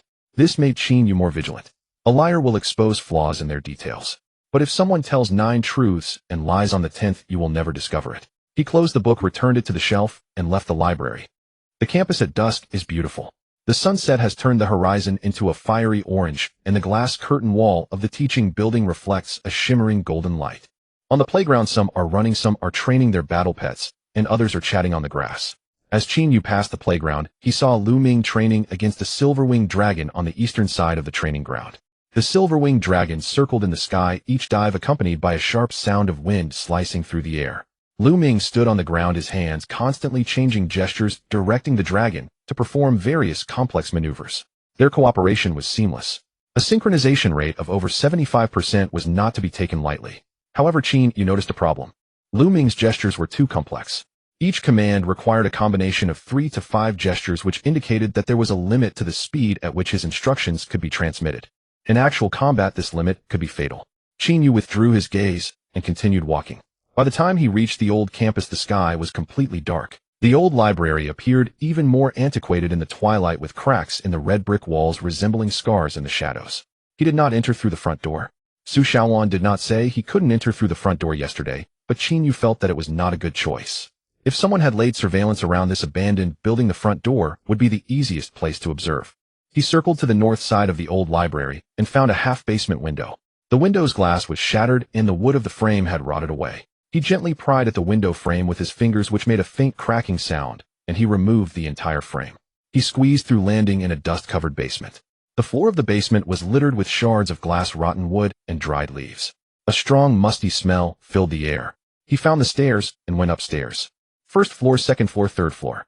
The corridor on the third floor was dark. However, a faint blue light shone through the crack at the bottom of the leftmost door. Qin Yu approached the door and knocked twice. One long and one short. The door opened. Su Xiaowan stood at the entrance holding an oil lamp. The oil lamp had not gone out today. The wick burned steadily, emitting a warm yellow light. The beads on her wrist glimmered with a deep blue sheen under the lamp's glow, and the internal light patterns flowed more slowly than yesterday. You came in through the basement, she said, not as a question.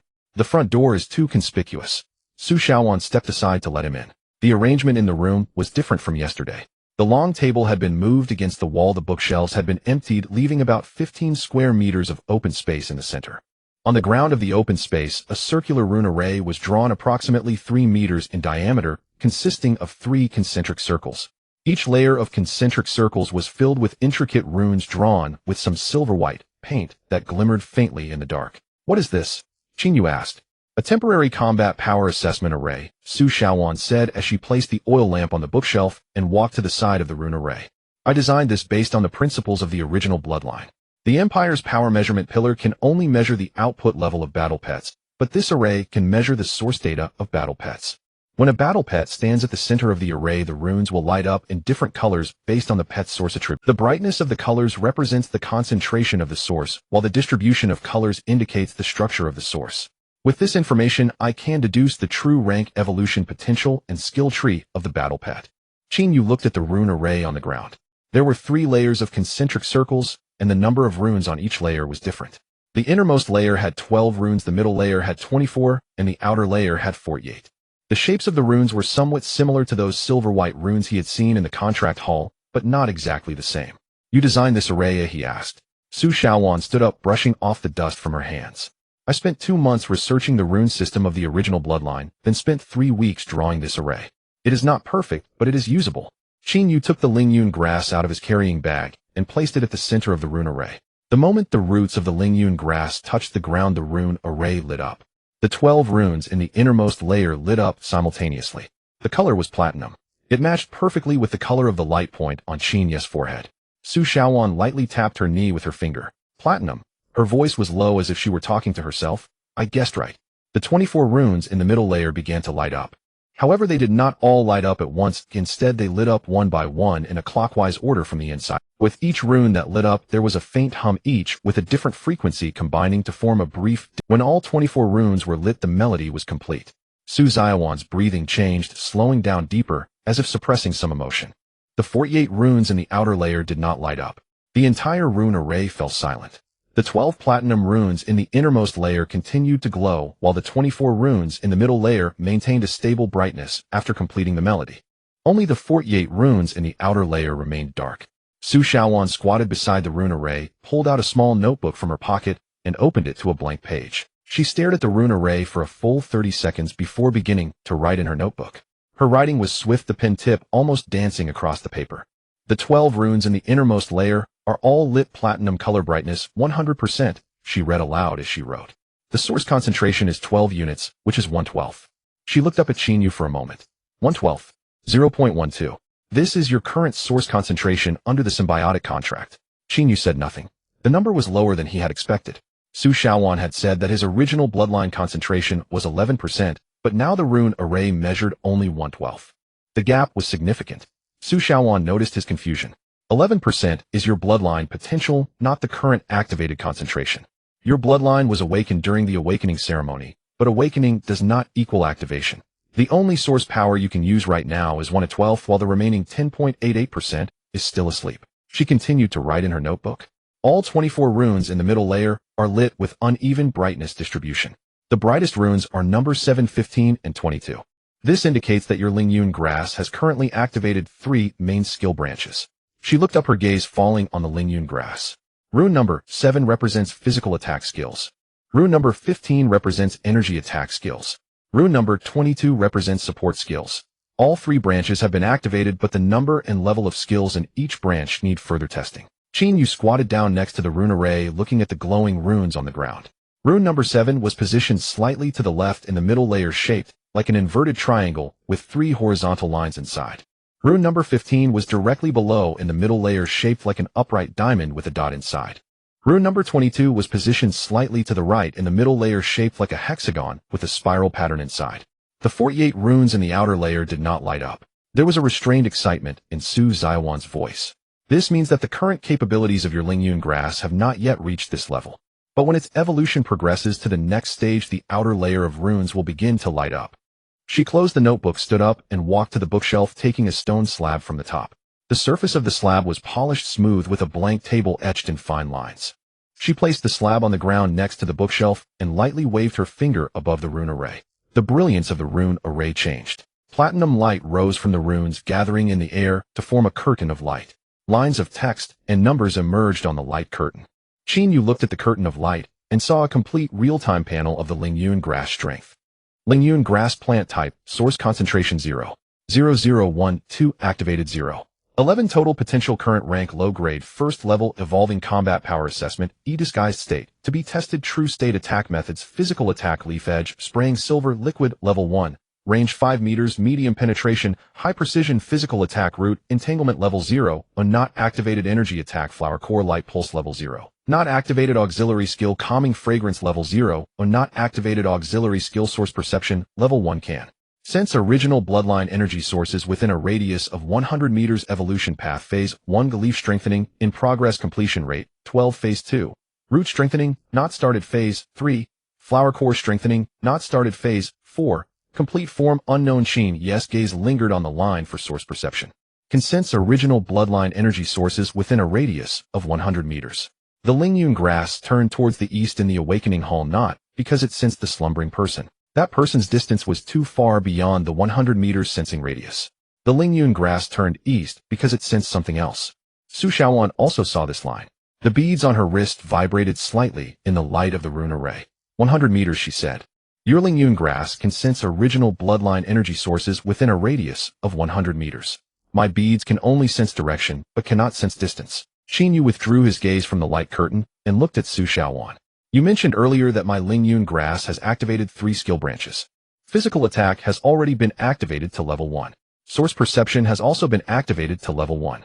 However, root entanglement, flower core, light pulse, and calming fragrance are still at level 0 but not activated. How do I activate them? Su Xiaowan walked to the side of the rune array and pressed her finger on the innermost 12th rune. Activating skills requires 2 things. First, sufficient source concentration. Your current source concentration is 0.0012, which is enough to activate all 3 levels of the first skill branch. But your Lingyun grass has concentrated all its source on physical attack and source perception without allocating it to other skills. She withdrew her finger and looked at Qin Yu. Second, combat experience. Skills are upgraded through use. You had the Lingyun grass disguise using air waves in the training ground, which is fine. But if you want its true skills to grow, you need to provide it with real combat opportunities. Qin Yu looked at the panel on physical attack, leaf edge spraying level 1. Range 5 meters, medium penetration, high precision. 5 meters. This range is too short for actual combat. The attack range of the silver-winged dragon is over 50 meters. The attack range of the scarlet flame wolf is over 30 meters. The Lingyun grass needs to get within 5 meters to effectively attack, and at this distance its fragile body cannot withstand any counterattacks from mid-grade war beasts or above. Can the range be increased? He asked. Yes. Level 2's range is 20 meters. Level 3's range is 100 meters. But to reach level 3, your Lingyun grass needs to complete the first phase of evolution. Qin Yu glanced at the completion rate of the evolution path. Phase 1 leaf strengthening, completion rate 12%. What was the completion rate yesterday? He hadn't measured that data yesterday, but estimating based on the growth rate of the serrated edges of the Lingyun grass leaves the completion rate yesterday should have been between 5 to 8%. In 1 day's time, the completion rate increased by about 5 to 7%. At this rate, the first phase of evolution would take about 15 to 20 days. 15 to 20 days later, the range of the leaf edge spraying could increase from 5 meters to 20 meters. 20 meters is still not enough, but at least it is a usable distance. There's one more issue. Su Xiaowan's voice interrupted his thoughts. Your Lingyun grass panel has an item that is not present in any war beast catalog of the Empire. Her finger pointed to the bottom of the light curtain. Source link level 1 can establish a temporary energy channel with original bloodline owners within a radius of 10 meters. Qin Yu looked at this line of text. Source link. Radius of 10 meters. Original bloodline owner. Temporary energy channel. He raised his head and looked at Su Xiaowan. Su Xiaowan was also looking at him. The flow speed of the light patterns inside the beads on her wrist suddenly accelerated, as if responding to the information displayed on the panel. A radius of 10 meters, Su Xiaowan said. The distance between us now is less than 3 meters. Qin Yu remained silent. The Lingyun grass trembled slightly in the carrying bag. The platinum light spots in the flower core flickered twice. The interval between the 2 flickers was very short. It was trying to tell him something. Qin Yu closed his eyes and focused his attention on the spiritual power level. In the vision of his spiritual power, he saw Su Xiaowan. A thin pale blue halo surrounded her body. The intensity of the halo was weak, but its range was much larger than that of an ordinary beast master. An ordinary beast master's spiritual halo is only a thin layer close to the skin, while Su Xiaowan's halo extended nearly half a meter outward. This was a characteristic of original bloodline owners. He looked at himself again. A platinum halo enveloped his body approximately around 1 meter in range. Where the 2 halos intersected in the air, a pale purple, constantly flowing light mist formed. In the center of the light mist, a very fine, almost invisible platinum light beam shot out from the flower core of the Lingyun grass. The other end of the light connected to the beads on Su Xiaowan's wrist. The source link had been established. It was not initiated by Qin Yu, it was initiated by the Lingyun grass itself. Su Xiaowan also felt it. Her body stiffened slightly, then slowly relaxed.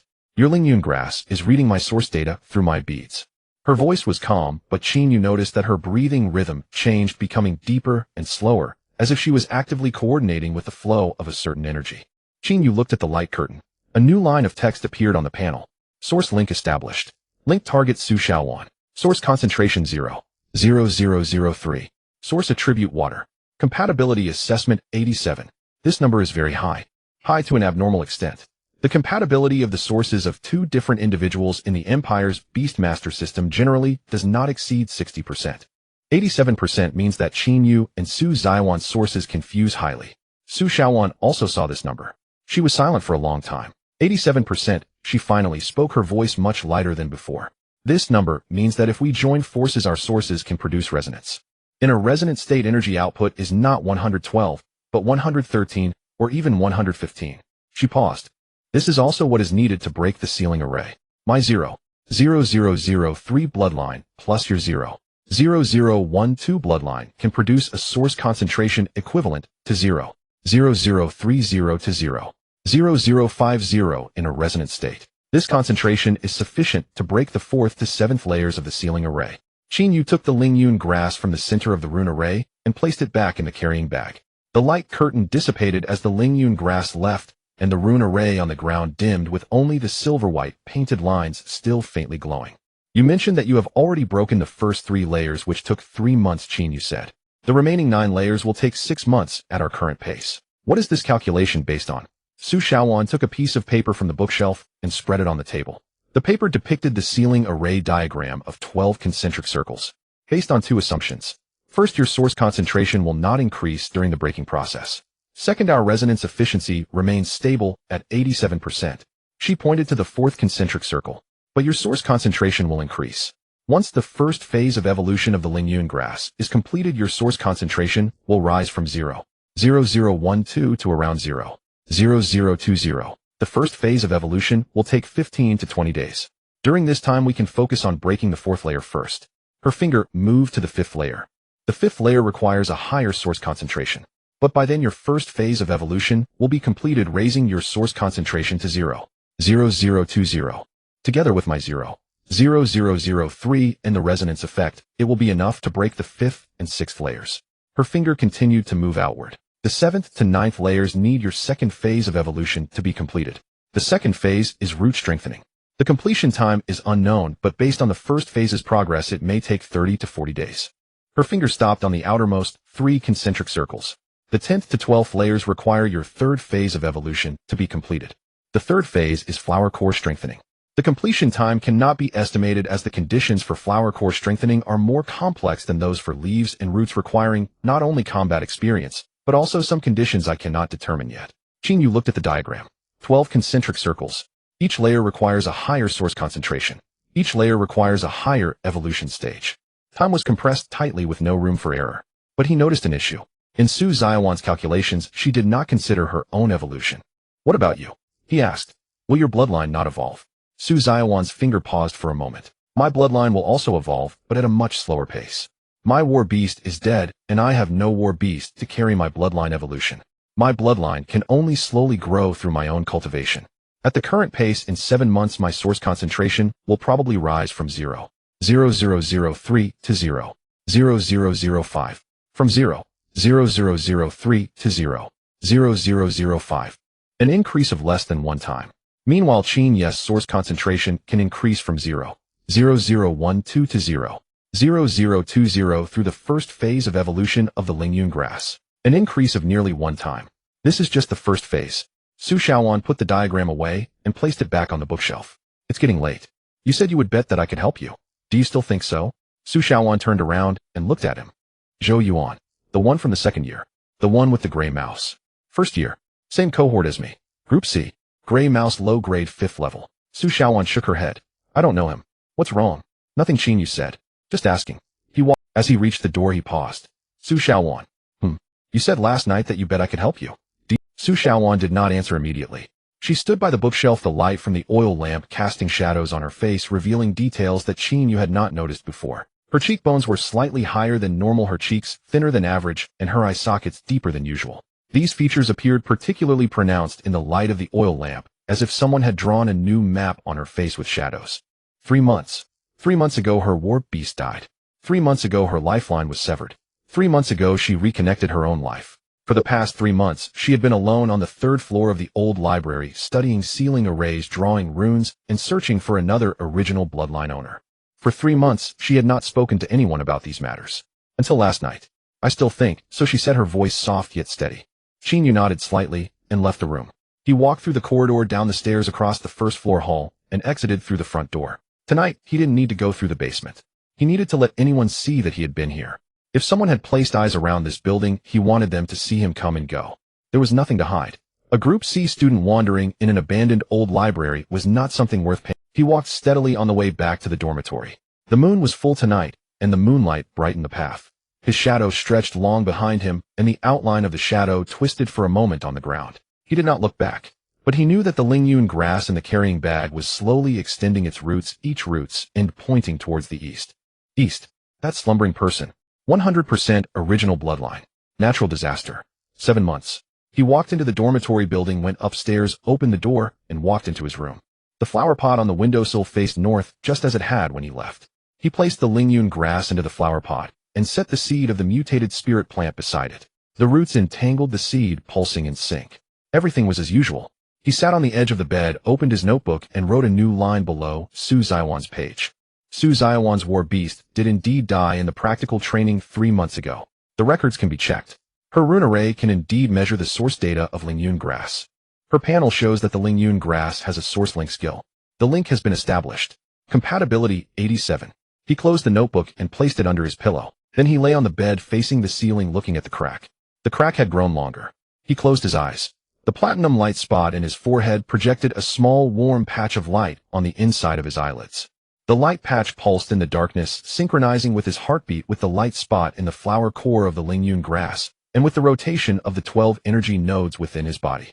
He silently recited the numbers on the light curtain in his mind. 0, 0, 0, 1, 2, 0, 11. Phase 1 completion rate 12. Range 5 meters. Compatibility 87. 12, 11, 12, 5, 87. These numbers spun, combined, broken apart, and reassembled in his mind. They were like pieces of a puzzle, each piece having its own shape and position, but he still could not see the complete picture. He needed more pieces. The Academic Affairs Office meeting in 3 days. Zhao Mingyuan. The forced retrieval of the Lingyun grass. These are the next batch of pieces. And Zhou Yuan. The rhythm. Zhou Yuan knocked on the stairway this morning. 2 short, 1 long. What does that rhythm mean? Qin Yu turned over, facing the window. Moonlight streamed in through the gaps in the curtains, casting a narrow silver-white beam of light on the floor at the foot of the bed. At the edge of the light beam, the shadow of the Lingyun grass was cast on the floor. The shape of wings. Serrated edges. Qin Yu stared at that shadow for a long time. Then he closed his eyes, and this time he truly fell asleep. Outside, the moon sank to the west. In the eastern sky, the dark red light band behind the clouds widened a bit. The edge of the light band was no longer a blurred diffusion, but had appeared clear, jagged boundaries. Identical to the serrated edge of the Lingyun grass leaves. No one noticed. Only the flower core of the Lingyun grass flickered once under the moonlight. Once. Not a signal. Not a confirmation. A warning. At 6 in the morning, Qin Yu opened his eyes. The leaves of the Lingyun grass on the windowsill were all facing east. The light spots in the flower petals extinguished. It was not due to the depletion of energy, but a deliberate concealment. Qin Yu sat up, and the roots of the Lingyun grass emerged from the soil of the flower pot, emitting an extremely faint tearing sound. He walked over and saw a crack at the bottom of the flower pot, with 3 slender silvery white roots extending from it, their ends buried in the brick crevice of the windowsill.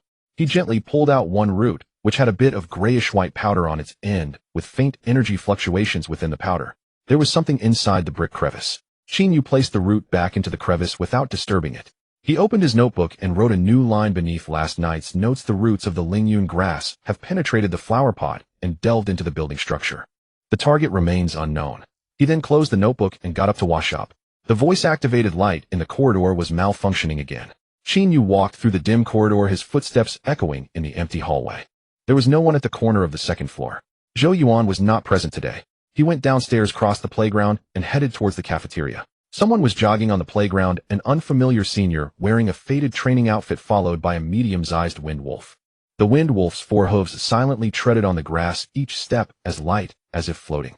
Qin Yu glanced at the wind wolf's paw. A faint green light flowed between its claws. A speed-type battle pet, at least of mid-grade 5 or higher.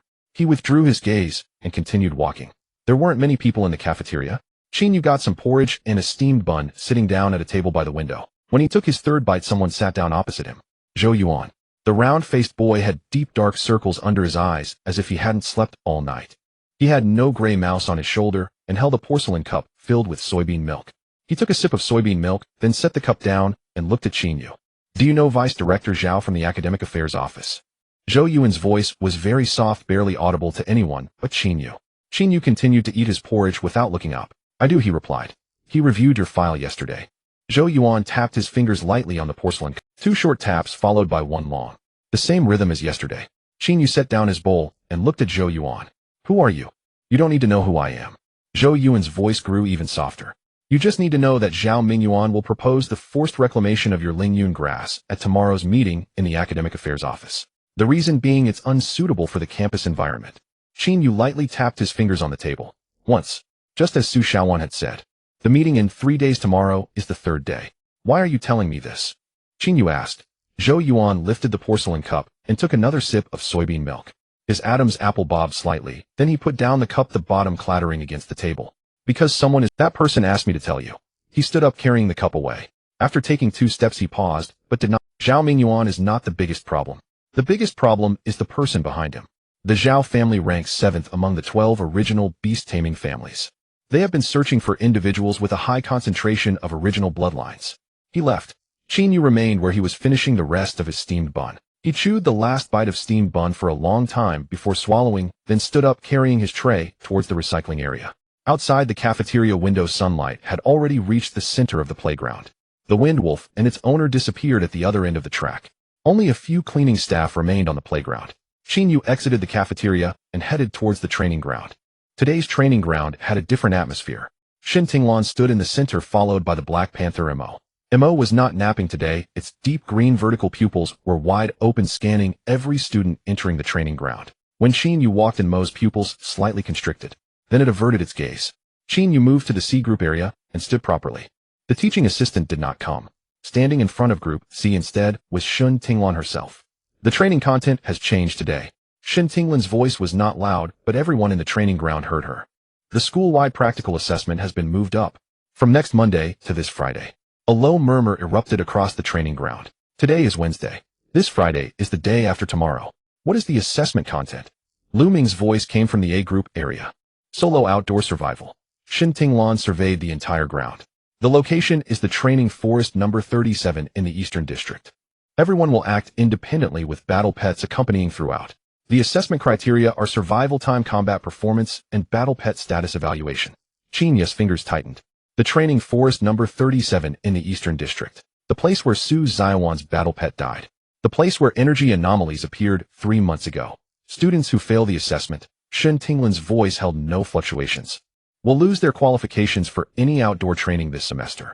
The training ground fell silent. This meant that those who failed would not be able to leave campus for the entire semester. For beast tamers, not being able to participate in outdoor training was equivalent to cutting off half of their growth path. Dismissed. Tomorrow is a free preparation day. The day after tomorrow at 7 in the morning, assemble at the training ground. Shin Tinglan turned and left. Mo followed her, the Black Panther's tail tracing an arc in the air, leaving a thin, slowly dissipating. Qin Yu stood still. Zhou Yuan approached from the B group direction, and as he passed by Qin Yu, his shoulder nearly brushed against Qin Yu's. The training forest number 37 in the Eastern District. 3 months ago, a Baishui python died there. Symbiotic contract. The beast tamer survived. His voice was very low, as if the wind was blowing past his ear. That beast tamer's surname was Su. He left. Qin Yu stood on the training ground, sunlight shining harshly on his face. Yet he felt cold. Su Shaowan said her battle pet had died. Zhou Yuan said that beast tamer's surname was Su. Su Shaowan said she needed Qin Yu's help to break the ceiling array. Zhou Yuan said someone was protecting Qin Yu, and that person asked him to relay the message. Su Shaowan said Zhao Mingyuan would propose the forced reclamation of the Lingyun grass in 3 days. Zhou Yuan said Zhao Mingyuan would propose it tomorrow. The information from both individuals matched closely, but their sources differed. Su Xiaowan's information came from her own investigation. Zhou Yuan's information came from the person behind him. Qin Yu needed to know who that person was. But more urgently, he needed to know another thing. The day after tomorrow, training forest number 37 in the Eastern District. The place where Su Xiaowan's battle pet died. The location of the energy anomaly. What would he encounter there? When Qin Yu returned to the dormitory, the door was open. Not ajar. Wide open. The door slammed against the wall, and the doorknob left a dent. He stood at the doorway looking inside the room. The desk had been overturned. All the drawers were pulled out, their contents scattered on the floor. The wardrobe door was open, clothes were pulled out and thrown on the bed. The pillow was slashed open, feathers pouring out from the tier and floating in the air. The notebook was missing. He walked over, crouched down, and found several grayish-white feathers on the floor. They were not from the pillow, but from another source. He held the feathers up to the light. Between the downy filaments there were extremely faint light blue dots flickering. Exactly the same as the glow seen between the Wind Wolf's claws this morning. Qin Yu stood up and walked to the window. The flower pot on the windowsill was still there. The Lingyun grass was still there. But the position of the flower pot had changed. It was now facing south. Not north as it was when he left, nor east, as the Lingyun grass pointed. South. Zhao Minjuan's office is located on the southern side of the campus. Qin Yu took the Lingyun grass out of the flower pot and placed it into the carrying bag. He also put in the seed of the mutated spiritual plant, its roots intertwining with the seed pulsing in sync. He left the room, went downstairs, crossed the playground, and walked towards the administrative building where the academic affairs office was located. His pace was quick, but each step was firm. The platinum-colored light point on his forehead pulsed faster beneath his skin, as if something inside was knocking to come out. The Lingyun grass in the carrying bag had its serrated edges fully opened, with silvery liquid coalescing at the tips drop by drop without falling. The administrative building on the southern side of the old campus was a five-story gray structure. When Qin Yu entered the first-floor lobby, the receptionist glanced up at him. "Who are you looking for?" "Vice Director Zhao Mingyuan." "Do you have an appointment?" "No. Vice Director Zhao is not here today." The receptionist's gaze shifted to the carrying bag at Qin Yu's waist, pausing for a moment. "Where did he go?" The receptionist lowered her head and continued looking at her phone. Qin Yu stood in the lobby, not moving. He looked at the floor plan of the administrative building hanging on the wall behind the reception desk. Zhao Minjuan's office was on the fourth floor, the innermost room. He turned and walked towards the stairs. "You can't go up there." The receptionist's voice called out from behind. Qin Yu did not stop. He climbed the stairs 2 steps at a time. Second floor, third floor, fourth floor. The corridor was long, covered with a dark gray carpet, and portraits of imperial beast tamers hung on the walls. He reached the door of the innermost office, which was locked. He took out a root of Lingyun grass from his pocket. The root was thin and soft, but its tip had a silvery, extremely hard granule. He inserted the root into the keyhole, and the granule rotated 3 times inside the lock, producing a crisp click. The door opened. The office was small, with a desk, a chair, a bookshelf, and a window. The window was open. The curtain fluttered in the wind. On the desk sat a cup of tea with a leaf floating. The shape of the leaf was identical to that of the Lingyun grass leaves. Qin Yu walked to the desk and picked up the leaf. It was fresh, with juice still flowing through its veins. He leaned closer to sniff it, but found no fragrance of the Lingyun grass, nor the refreshing scent when Su Xiaowan condensed a water ball. It had no scent at all. He set the leaf down and opened the drawer. The first drawer was empty. The second drawer contained a document, the cover reading, "Proposal for the Forced Reclamation of Qin Yu's Lingyun Grass." He flipped open the document, which had 3 pages. The first page was the main text of the proposal, the second page outlined the approval process of the Academic Affairs Office, and the third page contained a list of attachments. The list had 5 names. The first was Zhao Mingyuan. The second was the head of the Academic Affairs Office, whose name was crossed out with a black pen. The third was Lin Shenzhou. The fourth was Shun Tinglan. The fifth name was also crossed out, but not completely, as beneath the black ink the character Su could still be faintly seen. Su Xiaowan. Qin Yu placed the document back in the drawer and closed it. He walked to the bookshelf. There were not many books, most of which were textbooks on battle pet management and compliance review. However, on the bottom shelf, one book was placed upside down. He pulled it out. It was a handwritten notebook without a cover. Flipping to the first page, he saw a line of text. Research on identification and tracking methods for original bloodline individuals, Zhao Mingyuan. Qin Yu turned to the second page, which contained a table. The first column listed names, the second column indicated bloodline concentration, and the third column showed status. The first row, Su Xiaowan 003 marked. The second row, the name was crossed out, but the concentration column read 0.07 inch, and the status was reclaimed. The third row, Qin Yu concentration unknown, marking in progress. Qin Yu stared at the 3 characters reclaimed for a long time. Reclaimed. Not the forced reclamation of battle pets. It was the reclamation of people. He placed the notebook back on the bookshelf, returning it to its original upside-down position. Then he exited the office, closed the door, and locked it. He went downstairs, passing through the first-floor lobby. The receptionist looked up at him, opened her mouth, but said nothing. Qin Yu walked out of the administrative building, squinting as the sunlight hit his eyes. He stood on the steps, looking down at the carrying bag at his waist. The leaves of the Lingyun grass protruded from the bag's opening, and the light spots in the flower petals flickered back to life. Platinum-colored. Stable. But the flickering frequency had changed. It was not SLS, not binary, not confirmation, not warning. It was counting. 1, 2, 3, 4, 5. 5 flashes. 5 names. The 5 names on the document attachment. Zhao Mingyuan. The crossed-out name. Lin Shenzhou. Shun Tinglan. Su. Qin Yu stepped down the stairs, heading towards the dormitory. His pace remained the same, each step nearly equal in distance. But this time his right hand wound tightly around the strap of the carrying bag again and again. 3 loops. 3 pieces of information. The person behind Zhou Yuan was protecting him. Zhao Mingyuan was tracking original bloodline individuals. The training forest in 2 days held the answers. In the evening, Qin Yu went to the old library. He entered through the front door. The door was not locked, just like the day before yesterday. He went upstairs, reaching the leftmost door and knocking twice. One long, one short. No one answered. He pushed the door open. The room was empty. The long table was still there, the bookshelf was still there, and the rune array on the floor remained. But the oil lamp was gone, Su Shaoan was missing, and the beads on her wrist were also gone. There was one additional item on the bookshelf. A piece of paper. Qin Yu walked over and picked up the paper. It had a line of text written on it, the handwriting identical to that on the paper Su Shaoan had shown him yesterday, neat to the point of being mechanical. I went to the training forest. See you on Friday. See you on Friday. Friday. The day after tomorrow. Training forest number 37 in the Eastern District. Qin Yu folded the paper and placed it in his pocket. He crouched down, looking at the rune array on the floor. The silvery lines of the rune array had dried up and no longer glowed. But there was a slight change in the position of the 12 innermost runes.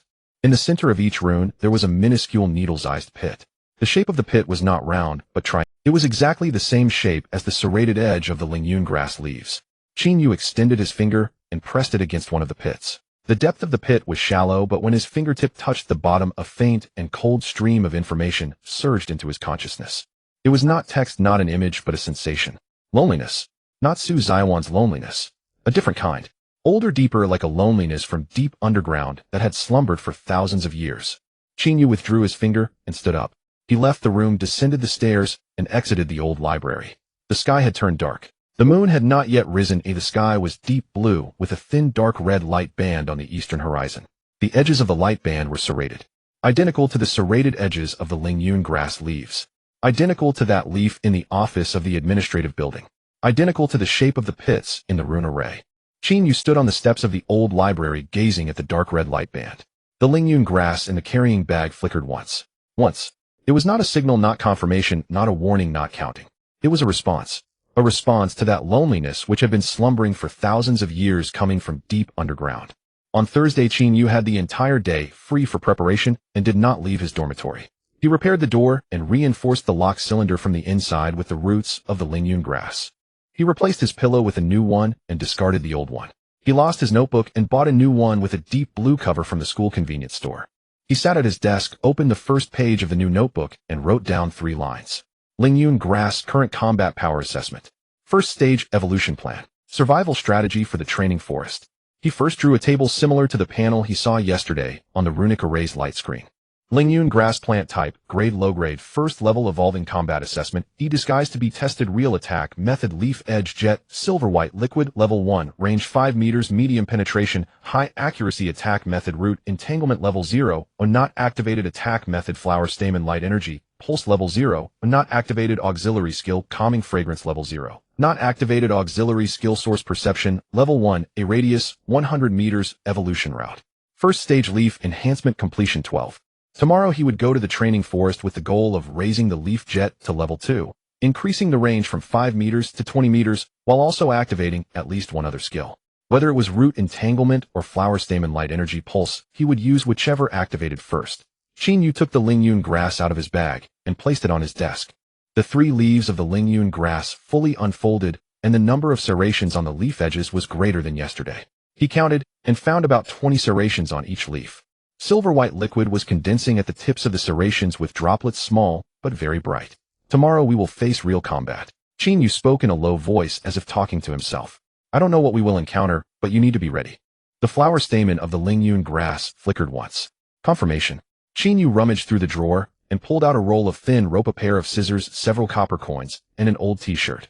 He folded the t-shirt into 4 layers and placed it at one end of the desk.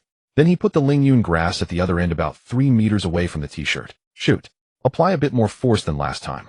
A leaf of the Lingyun grass lifted its serration tip, aimed at the t-shirt. Hiss. The sound was sharper than last time. A hole appeared in the t-shirt with slight scorch marks around the edge turning black. All 4 layers of the t-shirt were penetrated. Qin Yu picked up the t-shirt, turned the hole to the front, and touched the edge with his finger. The edge was smoother than last time, and the scorch marks indicated that the liquid's temperature was higher than before. He recorded in his notebook range 3 meters penetration through 4 layers of cotton fabric, liquid temperature increased. Then he extended the distance to 5 meters. Hiss. The same sound, the same penetration effect. At 5 meters the penetration power showed no decline. He extended the distance to 6 meters. Hiss. The penetration power began to decrease, only penetrating 3 layers. 7 meters. Only 2 layers were penetrated. 8 meters. One layer was penetrated, and there was a dent in the second layer, but it did not break. Qin Yu recorded in his notebook current effective range 7 meters, maximum range 8 meters. The theoretical range for level 1 is 5 meters, but the actual range of the Lingyun grass has already exceeded the theoretical value. This indicates that its level 1 has not reached its limit, or that its level 1 is not the same concept as other Lingyun grass's level 1. He placed the Lingyun grass back on the desk and took out the mutated seed from his pocket. The seed was placed next to the Lingyun grass and the roots entangled around it, pulsing in sync. During synchronization, the speed of silver-white liquid condensation at the tips of the serrations of the Lingyun grass increased. Qin Yu recorded in his notebook mutated plant seeds can accelerate energy condensation. He glanced at the time, 2 p.m. There were still 17 hours left. He needed to prepare for tomorrow's training forest. Qin Yu went to the new library. He found a book titled Eastern District Training Forest Gazette and turned to the chapter about Training Forest No. 37. Training Forest No. 37 covers an area of about 12 square kilometers. The terrain is mainly hilly and valley-like, with a high vegetation coverage primarily consisting of iron birch and frostleaf pine. Types of magical beasts mainly low-tier, including ironback wolves, poison-spike bees, and rock-armored lizards. Danger level C, grade low risk. Note: a minor beast tide occurred 3 months ago for unknown reasons. Currently, it has been cleared and restored to a Kraid training area. Qin Yu circled the phrases 3 months ago, minor beast tide, and unknown reasons. Then he flipped to the section on magical beasts. Ironback wolf, low-grade 5th level to mid-grade 1st level, social attacks mainly by biting and charging, weakness unarmored abdomen, relatively slow, poison spike. B, low-grade 3rd level to low-grade 5th level, social attacks with tail stings that carry paralysis, poison, weakness group, loses control after the hive is destroyed. Rock-armored lizard, low-grade 6th level to mid-grade 2nd level, solitary attacks with tongue strikes and tail sweeps, high defense, weakness, belly scales are thinner, slow-moving. Qin Yu took pictures of these 3 pages and saved them on his phone. He closed the book and returned it to the shelf. As he walked out of the library, the sky was almost dark. On the playground, someone was training. A gigantic iron-armored rhinoceros was using its horn to strike a metal wall. The sound of the impact was loud, each hit sounding like thunder. Qin Yu glanced at the iron-armored rhinoceros horn, which had cracks at the tip. The force was sufficient, but the accuracy was lacking. He withdrew his gaze and walked towards the cafeteria. The cafeteria was sparsely populated. Qin Yu got his meal and sat in a corner. Halfway through, someone sat down across from him. It was not Zhou Yuan. It was a girl he didn't know, with short hair and glasses, wearing a second-year student badge on her. "Are you Qin Yu?" the girl asked. "Yes. Someone asked me to give this to you."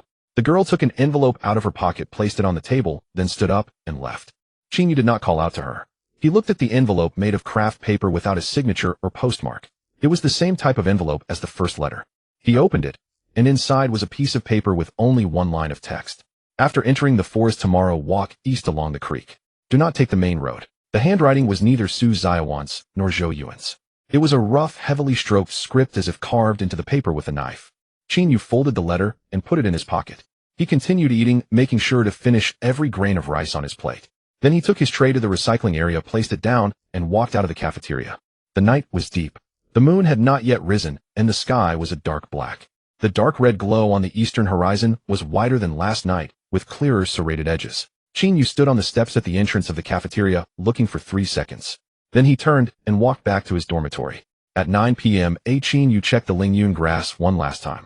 He took the Lingyun grass out of the pot, and the roots were covered with gray-white powder.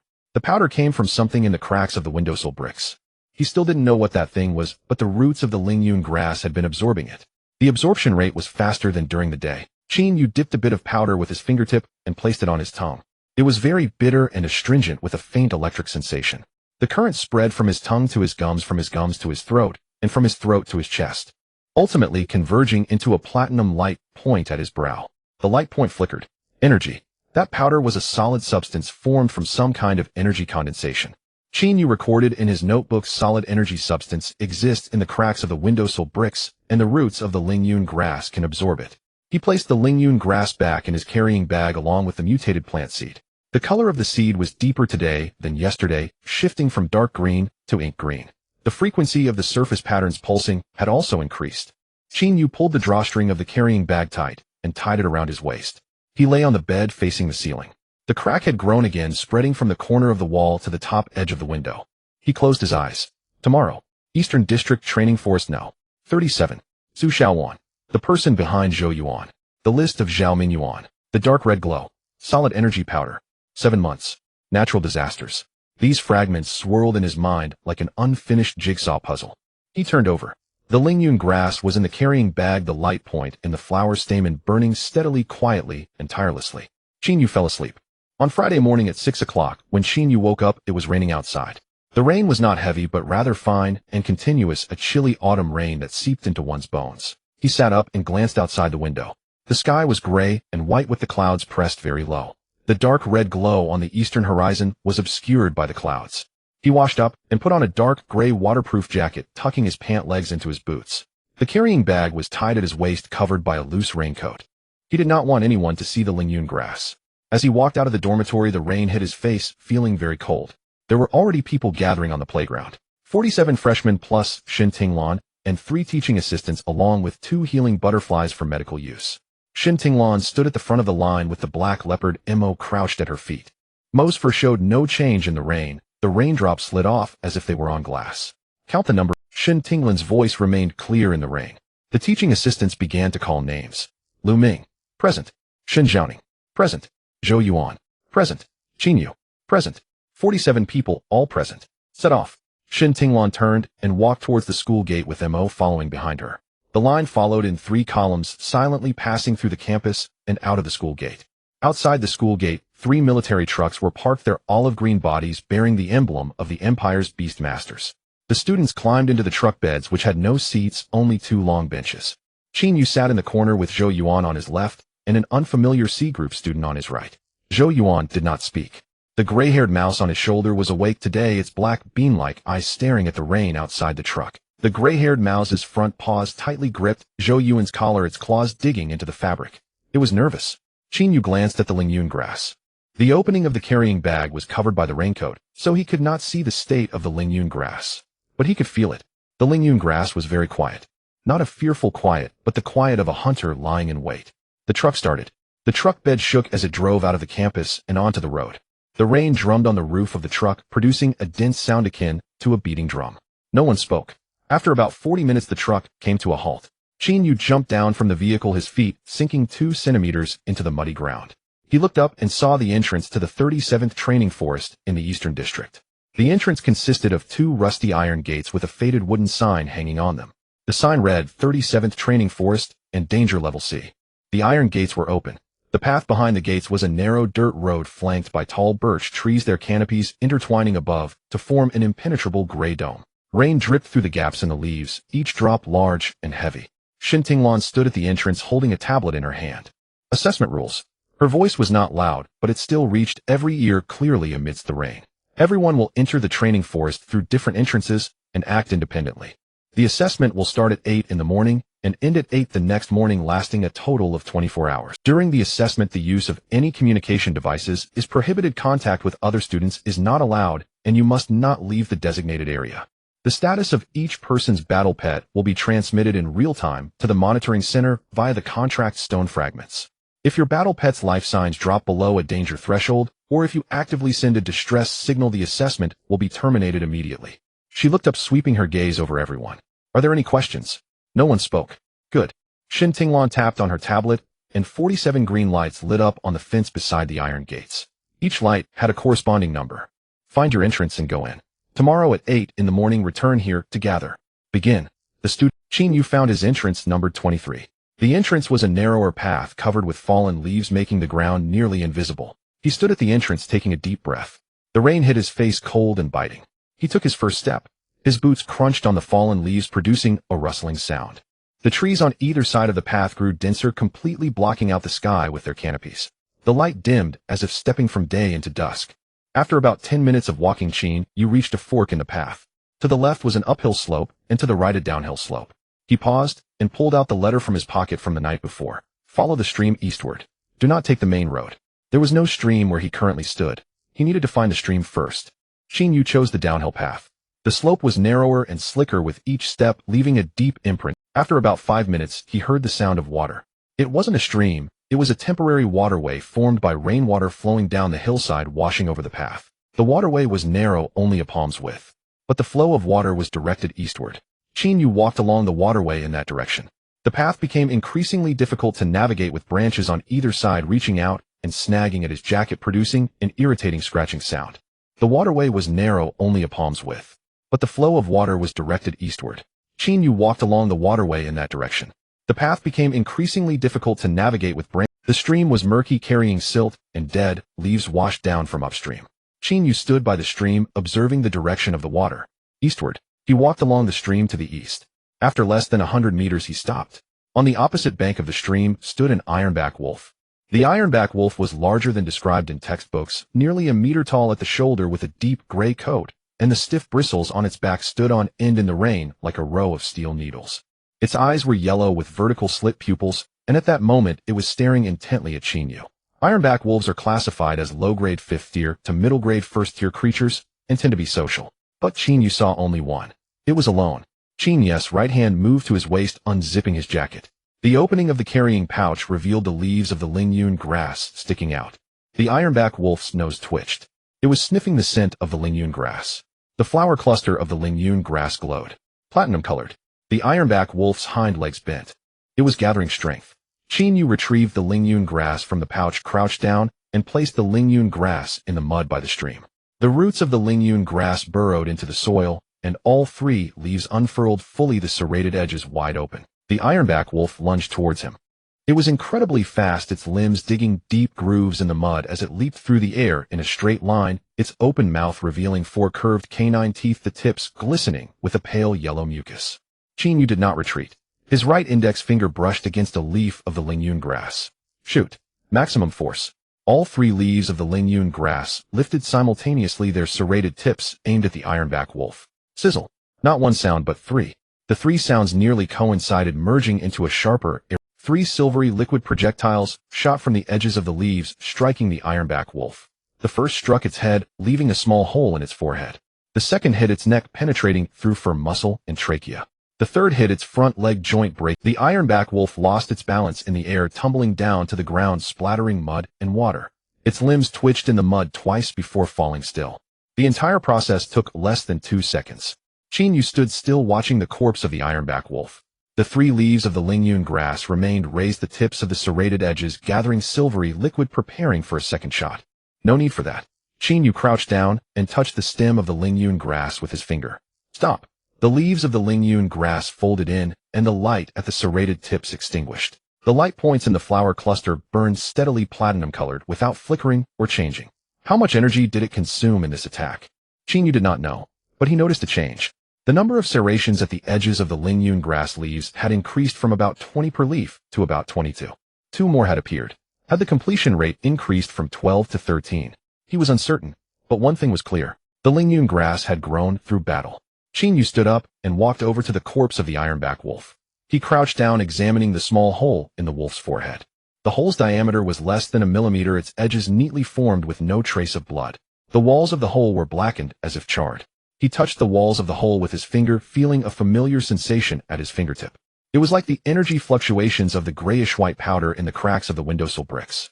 The silvery liquid of the Lingyun grass had left some energy behind when it penetrated the ironback wolf's skull. That energy lingered in the wound, slowly dissipating. Qin Yu withdrew his finger and stood up. He glanced toward the direction of the stream. Eastward. He continued along the stream.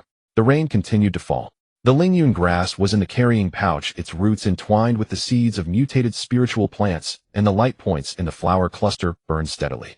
The serrations at the edges of the leaves 22. Qin Yu walked east along the stream for about 20 minutes, and the creek widened. The width increased from 2 meters to 5 meters, and the water depth rose from his knees to his thighs. He stepped carefully on the gravel at the bottom of the stream, each step taken with caution, as the stones were slippery, covered in moss. The Lingyun grass in his carrying bag trembled slightly, and the light points in its flower core flickered twice. Qin Yu stopped, crouched down, and reached his hand into the stream. The water was cold and his fingers quickly numbed, but he felt something at the bottom. A stone. Not an ordinary stone. The surface of the stone was warm, much warmer than the water.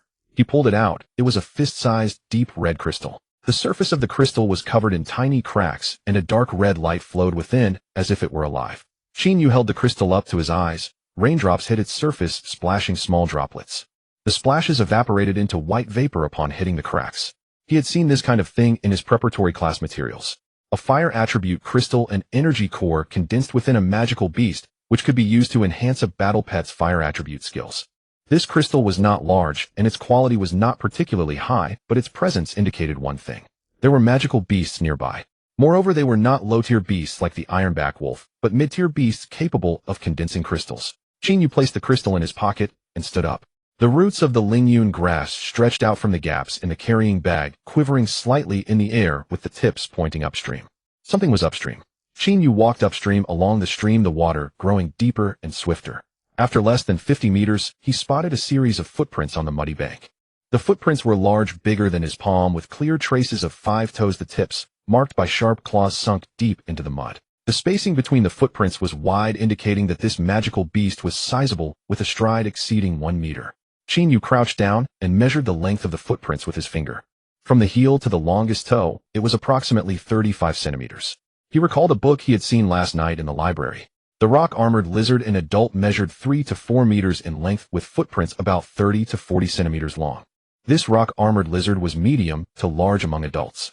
The footprints were fresh as the rain had not fully washed away the mud's edges, indicating that this rock-armored lizard passed by here about half an hour ago. Qin Yu stood up and reached into his pocket, feeling the temperature of the fire attribute crystal was even higher. It was getting hot. Not because of Qin Yu's body temperature, but because it was sensing something. The roots of the Lingyun grass extended from the carrying bag, wrapping around Qin Yu's wrist with the tips pointing in the same direction. Upstream, the crystal and the Lingyun grass were directing towards the same target. Qin Yu placed the crystal back in his pocket and continued walking upstream. The water flow became increasingly swift, reaching his waist. He grasped a branch extending from the bank, moving forward step by step. After walking about 100 meters, the stream curved, revealing a wide waterhole behind the bend. The waterhole had a diameter of about 20 meters. The water depth was indeterminate, its surface calm, contrasting sharply with the rapid flow upstream. In the center of the waterhole lay a large stone upon which a rock-armored lizard rested. The rock-armored lizard was approximately 3.5 meters long, its body covered in gray-brown scales, the edges of the scales deep black, resembling a layer of natural armor. Its head was long and flat, its mouth slightly open, revealing a row of fine, inward curving teeth. Its amber eyes had vertically slit pupils which were closed at the moment. It was sleeping. Qin Yu stood at the bend of the stream, half hidden behind the bushes, exposing only half of his head. He looked at the large stone. Besides the rock-armored lizard, there was something else on its surface. On the top of the stone near the head of the rock-armored lizard was a very small glowing plant. The plant stood less than 10 centimeters tall, its stem silvery white, with only 2 leaves shaped like crescent moons. At the top of the plant was a flower, deep blue in color, with petals that trembled slightly in the rain, each petal's edge shimmering with delicate light blue points of light. Qin Yu recognized the plant. The moonlight grass, a mid-tier spiritual plant, grows near areas rich in it. The juice of the moonlight grass can be used to concoct potions that enhance the spirit power of battle pets. A mature moonlight grass is priced around 5,000 imperial coins in the market. However, this moonlight grass was not yet mature. The light points at the edges of its petals were still flickering, indicating that it was still growing. Once mature, the light points would extinguish and the petals would transition from deep blue to deep purple. The rock-armored lizard resting on that stone was not a coincidence. It was guarding the moonlight grass. Or rather, it was waiting for the moonlight grass to mature. At the moment the moonlight grass matured, it would consume it. The allure of the moonlight grass to magical beasts was greater than to beast tamers, because magical beasts could directly absorb the energy of the moonlight grass without needing to refine it into potions. Qin Yu took 2 steps back, completely hiding behind the bushes. He crouched down, took out the Lingyun grass from the carrying bag, and placed it on the ground. He buried the roots of the Lingyun grass in the mud, its leaves spreading out and the light points in its flower core burning steadily. He opened his notebook, flipped to the page with the Lingyun grass panel, and quickly sketched a rough drawing in the blank space. The position of the waterhole, the position of the stone, the position of the rock-armored lizard, and the position of the moonlight grass. Then he drew a few circles on the body of the rock-armored lizard, the area between the eyes and mouth, on the head where the scales were thinnest, below the neck where there were no scales, in the center of the abdomen where the gaps between the scales were largest. These 3 positions were the weak points of the rock-armored lizard. Qin Yu took out the fire attribute crystal from his pocket and placed it next to the Lingyun grass. The roots of the Lingyun grass immediately wrapped around the crystal, the tips sinking into the cracks of the crystal as dark red light was drawn out from within the crystal, conveyed upward along the roots through the stem and concentrated in the flower core. The platinum light points in the flower core pulsed slightly, gaining a bit more brightness. The Lingyun grass was absorbing the energy of the crystal. Qin Yu noted in his notebook, fire attribute crystal can be absorbed by Lingyun grass, and after absorption the brightness of the flower core increases. He waited for 3 minutes, and the dark red light of the crystal completely disappeared, transforming into an ordinary gray stone. The roots of the Lingyun grass released the stone. The number of serrated edges at the leaf tips did not increase, but the silver liquid condensed at the tips was noticeably greater than before with larger droplets. Qin Yu gently touched the stem of the Lingyun grass with his finger. The temperature of the stem was higher than before. It was not warm, but hot. After absorbing the fire attribute crystal, would the Lingyun grass attacks carry fire attribute effects? He did not know, but he could test it. He needed a rock-armored lizard as a test subject. Qin Yu put the Lingyun grass back in the carrying bag and stood up. He stepped out from behind the bushes and walked into the waterhole. The water was cool, so cool that his toes felt numb. He stepped on the gravel at the bottom, moving step by step towards the large stone in the center of the waterhole. The sound of water was not loud, but in this quiet waterhole each step echoed like a drum. The rock-armored lizard's eyes opened. The amber vertical pupils locked onto Qin Yu. Its head lifted off the stone, its neck extending about half a meter, its mouth slightly open, revealing those fine, inward curving teeth. Its tongue flicked out from its mouth, the forked tip quivering rapidly in the air, as if tasting the scent in the air. The rock-armored lizard pushed off the stone with its hind legs sliding down into the water. The splash was significant, the water curtain rising over a meter high. The four legs of the rock-armored lizard stood on the bottom of the waterhole, with the water only reaching its ass. Its head was above the water surface, the amber vertical pupils fixed on Qin Yu, its tail slowly swaying beneath the surface, each movement creating a massive vortex on the water. Qin Yu stood in the water approximately 15 meters away from the rock-armored lizard. He took out the Lingyun grass from his carrying bag and placed it on the water's surface. The Lingyun grass did not sink. Its roots spread out on the water surface like a net, supporting the weight of the entire plant. The leaves unfurled, and the flower core lit up, platinum in color.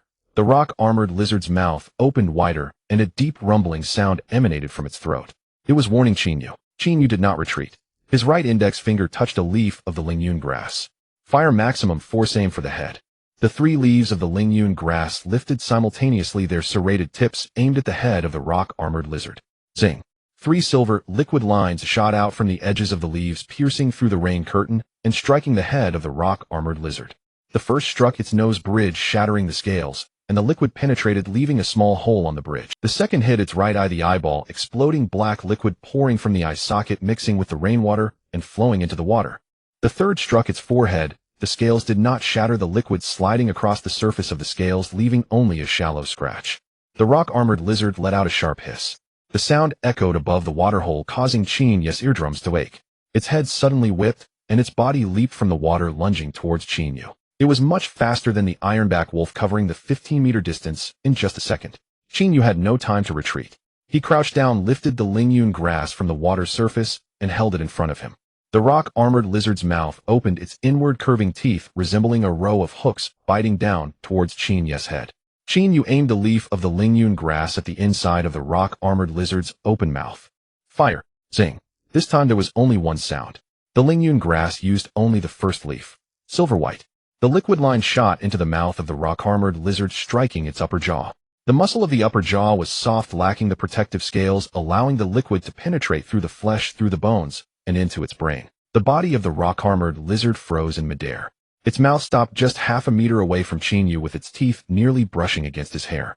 Then its body lost strength and fell from the air, crashing into the pond, splashing water all over Qin Yu. The limbs of the rock-armored lizard twitched in the water for a moment before going still. Qin Yu stood in place, gasping for breath. Rainwater hit his face, mixing with his sweat and flowing into his mouth, tasting salty. The Lingyun grass was in his hand. 3 leaves still raised the serrated tips, gathering silvery liquid, preparing for a third shot. No need for that. Qin Yu gently stroked the stem of the Lingyun grass with his thumb. Stop. The leaves of the Lingyun grass closed up, and the light points in the flower core burned steadily, platinum-colored, unchanged. But Qin Yu noticed a change. The number of serrations on the leaf edges increased from 22 to 25. The completion rate rose from 13 to 16. One battle increased it by 3 percentage points. Moreover, the Lingyun grass learned to choose in its attack. It only used the first leaf instead of firing all 3 at once. Because the inside of the rock-armored lizard's mouth did not require a triple shot, 1 shot was sufficient. This was combat instinct, not directed by Qin Yu. Qin Yu crouched down and placed the Lingyun grass on the water's surface to let it rest. He walked over to the corpse of the rock-armored lizard, crouching down to examine the wound on its head. There were scorch marks around the small holes on the bridge of its nose, similar to the wound on the forehead of the iron-backed wolf. Black liquid was still flowing out of its right eye socket, mixing with the rainwater and dyeing the pond black. The scratch on the forehead did not penetrate the scales, but left a very thin silvery coating on the surface. Qin Yu touched that layer of coating with his finger. It was very smooth, very hard, like some kind of ceramic material. He scraped it with his nail, but it wouldn't come off. The liquid from the Lingyun grass, when it failed to penetrate the target, would form a layer of coating on the surface. What was the use of this coating? He did not know, but he noted this phenomenon. Qin Yu reached into the mouth of the rock-armored lizard and felt the small hole in the upper jaw. The diameter of the small hole was less than 1 millimeter, the same size as the small hole on the forehead of the iron-backed wolf. He inserted his finger into the small hole and felt something inside. It was not a fragment of bone nor muscle tissue, but a very small, round, smooth-surfaced bead. He took the bead out and placed it in his palm. It was a crystal, a yellow-brown crystal with fine patterns on its surface through which a dark yellow light flowed. There was also a crystal inside the rock-armored lizard. Moreover, this crystal was of much higher quality than the fire attribute crystal he had previously found, and it was larger, about the size of an egg. Qin Yu held the crystal up to his eyes, and the rainwater striking the surface did not evaporate, but flowed along the patterns. It was an earth attribute crystal, the inherent attribute of the rock-armored lizard. Qin Yu stood up and put the crystal in his pocket. He walked over to a large rock in the center of the pond, climbed up, and crouched down in front of the moonlight grass. The moonlight grass was still there. The rock-armored lizard was dead, and no one would come to eat it. Qin Yu extended his hand, his fingers touching the stem of the moonlight grass. The stem was very cool and thin, almost like it was made of ice. The petals of the moonlight grass trembled slightly at his fingertips' touch, and the pale blue light points flickered faster. The moonlight grass had not yet matured. Qin Yu withdrew his hand. He did not need to wait for it to mature. What the Lingyun grass needed was growth, not harvest. He lifted the Lingyun grass from the water's surface and placed it beside the moonlight grass. The roots of the Lingyun grass withdrew from the water and sank into the cracks on the surface of the large rock, the tips of the roots touching the roots of the moonlight grass. The roots of the two plants intertwined. Qin Yu felt it. The Lingyun grass was absorbing the energy of the moonlight grass. It was not plundering, but symbiosis.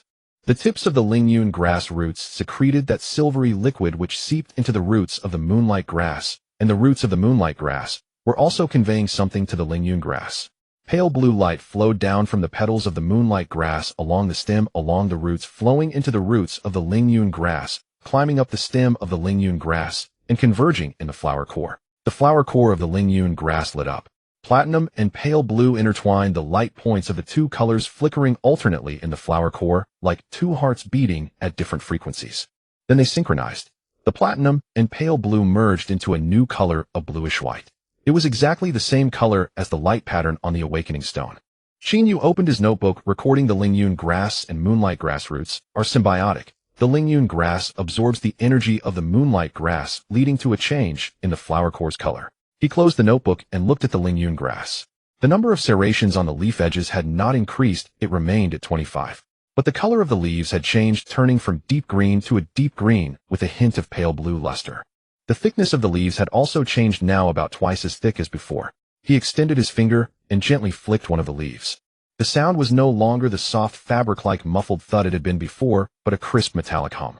The hardness of the leaves had increased. It was not that the completion rate had risen from 16 to some higher number, rather the fundamental attributes of the leaves had changed.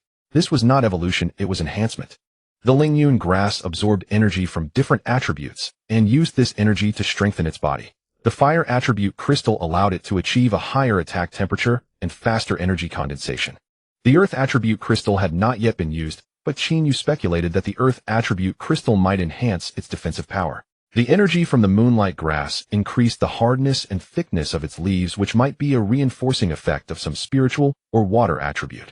Qin Yu put the Lingyun grass back into the carrying bag. The seeds of the mutated spirit plant were still in the bag. The roots intertwined with the seeds, pulsing in sync. But during this synchronization, Qin Yu felt something different. The seeds were absorbing the pale blue light from the Lingyun grass. It was not plundering, it was resonance. The patterns on the surface of the seeds began to change slowly from deep green to deep green, with a hint of pale blue light. It was exactly the same as the color change of the Lingyun grass leaves. The seeds were evolving. Or rather, the seeds were being activated. Qin Yu tugged the drawstring of the carrying bag and stood up. He glanced at the environment around the pond. The rain was still falling, and the surface of the pond was disturbed by countless tiny ripples from the raindrops. The corpse of the rock-armored lizard floated on the surface of the water, already beginning to drift downstream.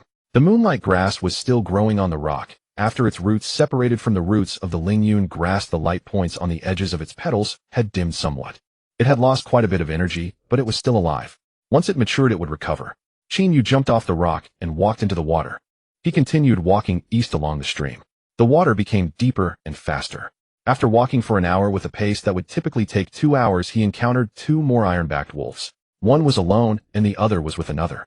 The lone one was dealt with by the Lingyun grass with a shot of silvery liquid, with the range increasing from 7 meters to 9 meters.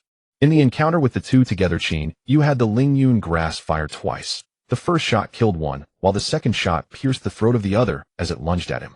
After 2 battles, the number of serrations on the leaf edges of the Lingyun grass increased from 25 to 30. The completion rate rose from 16 to 22. At this rate, if he could maintain a battle every hour, he could raise the completion rate of the first stage to over 50 by the end of the day. However, the magical beasts in the training forest were not infinite. The deeper he went, the lower the density of magical beasts, but the rank of the beasts increased. Qin Yu stood by the stream and took out the yellow-brown crystal from his pocket, placing it next to the Lingyun grass. The roots of the Lingyun grass intertwined with the crystal, the tips of the roots sinking into the patterns of the crystal, drawing out the dark yellow light and transporting it upward along the roots. The speed of the transport was much slower than when absorbing the fire attribute crystal. The energy of the earth attribute crystal was heavier and harder to extract. It took about 10 minutes for the Lingyun grass to fully absorb the energy from the crystal. The crystal turned into an ordinary gray stone. The leaves of the Lingyun grass did not change, the number of serrations did not increase, and the color of the leaves remained the same. But Qin Yu noticed another change. The roots of the Lingyun grass had thickened. Previously, the diameter of the roots was about 1 millimeter, now it was about 2 millimeters. A very thin gray-brown cuticle had formed on the surface of the roots, resembling the color of the scales of the rock-armored lizard. Qin Yu touched the cuticle layer on the surface of the roots with his finger. It was very hard and smooth, leaving no trace when scraped with a nail. The defensive power had increased. The overall defensive power of the Lingyun grass was no longer just that pitiful 3 points. Its roots could now withstand a certain degree of physical attacks. Qin Yu recorded in his notebook, Earth attribute crystal strengthens roots, enhances defense. A cuticle layer forms on the surface of the roots, hardness unknown. He continued walking east. The stream was becoming narrower, shrinking from 5 meters to 3 meters, then from 3 meters to 1 meter. The water depth was also decreasing from his thighs down to his calves. The stream was nearing its end. Where was the source of the stream? Qin Yu climbed over a low ridge and saw the source of the stream. It was a spring. Spring water gushed out from the cracks in the ground, the flow not large, but very swift. The area around the spring was covered with moss and ferns, and the air carried a damp, earthy scent mixed with the smell of plants. Beside the spring stood a person, Su Xiaowan. Su Xiaowan stood beside the spring, raindrops soaking her as her black hair clung to her face. Her clothes were drenched with several tears on her deep blue coat, caused by branches. The beads on her wrist emitted a faint blue glow in the rain, the light patterns flowing much faster than yesterday. At her feet lay the corpses of 2 demonic beasts. One was an ironback wolf, the other a poison sting bee. The ironback wolf's head bore a small hole identical to the one Qin Yu had slain before. The poison sting bee's body was frozen, covered by a thin layer of ice, with fine cracks on its shell. Qin Yu approached, squatting down to examine the bee. Ice. Su Xiaowan's bloodline attribute was water, but previously she could only condense water spheres, not freeze them. Now she was able to freeze a poison sting bee. Your bloodline has evolved, Qin Yu said. Su Xiaowan nodded. Her face was pale, lips tinged purple. It was unclear if it was from the cold or excessive energy consumption.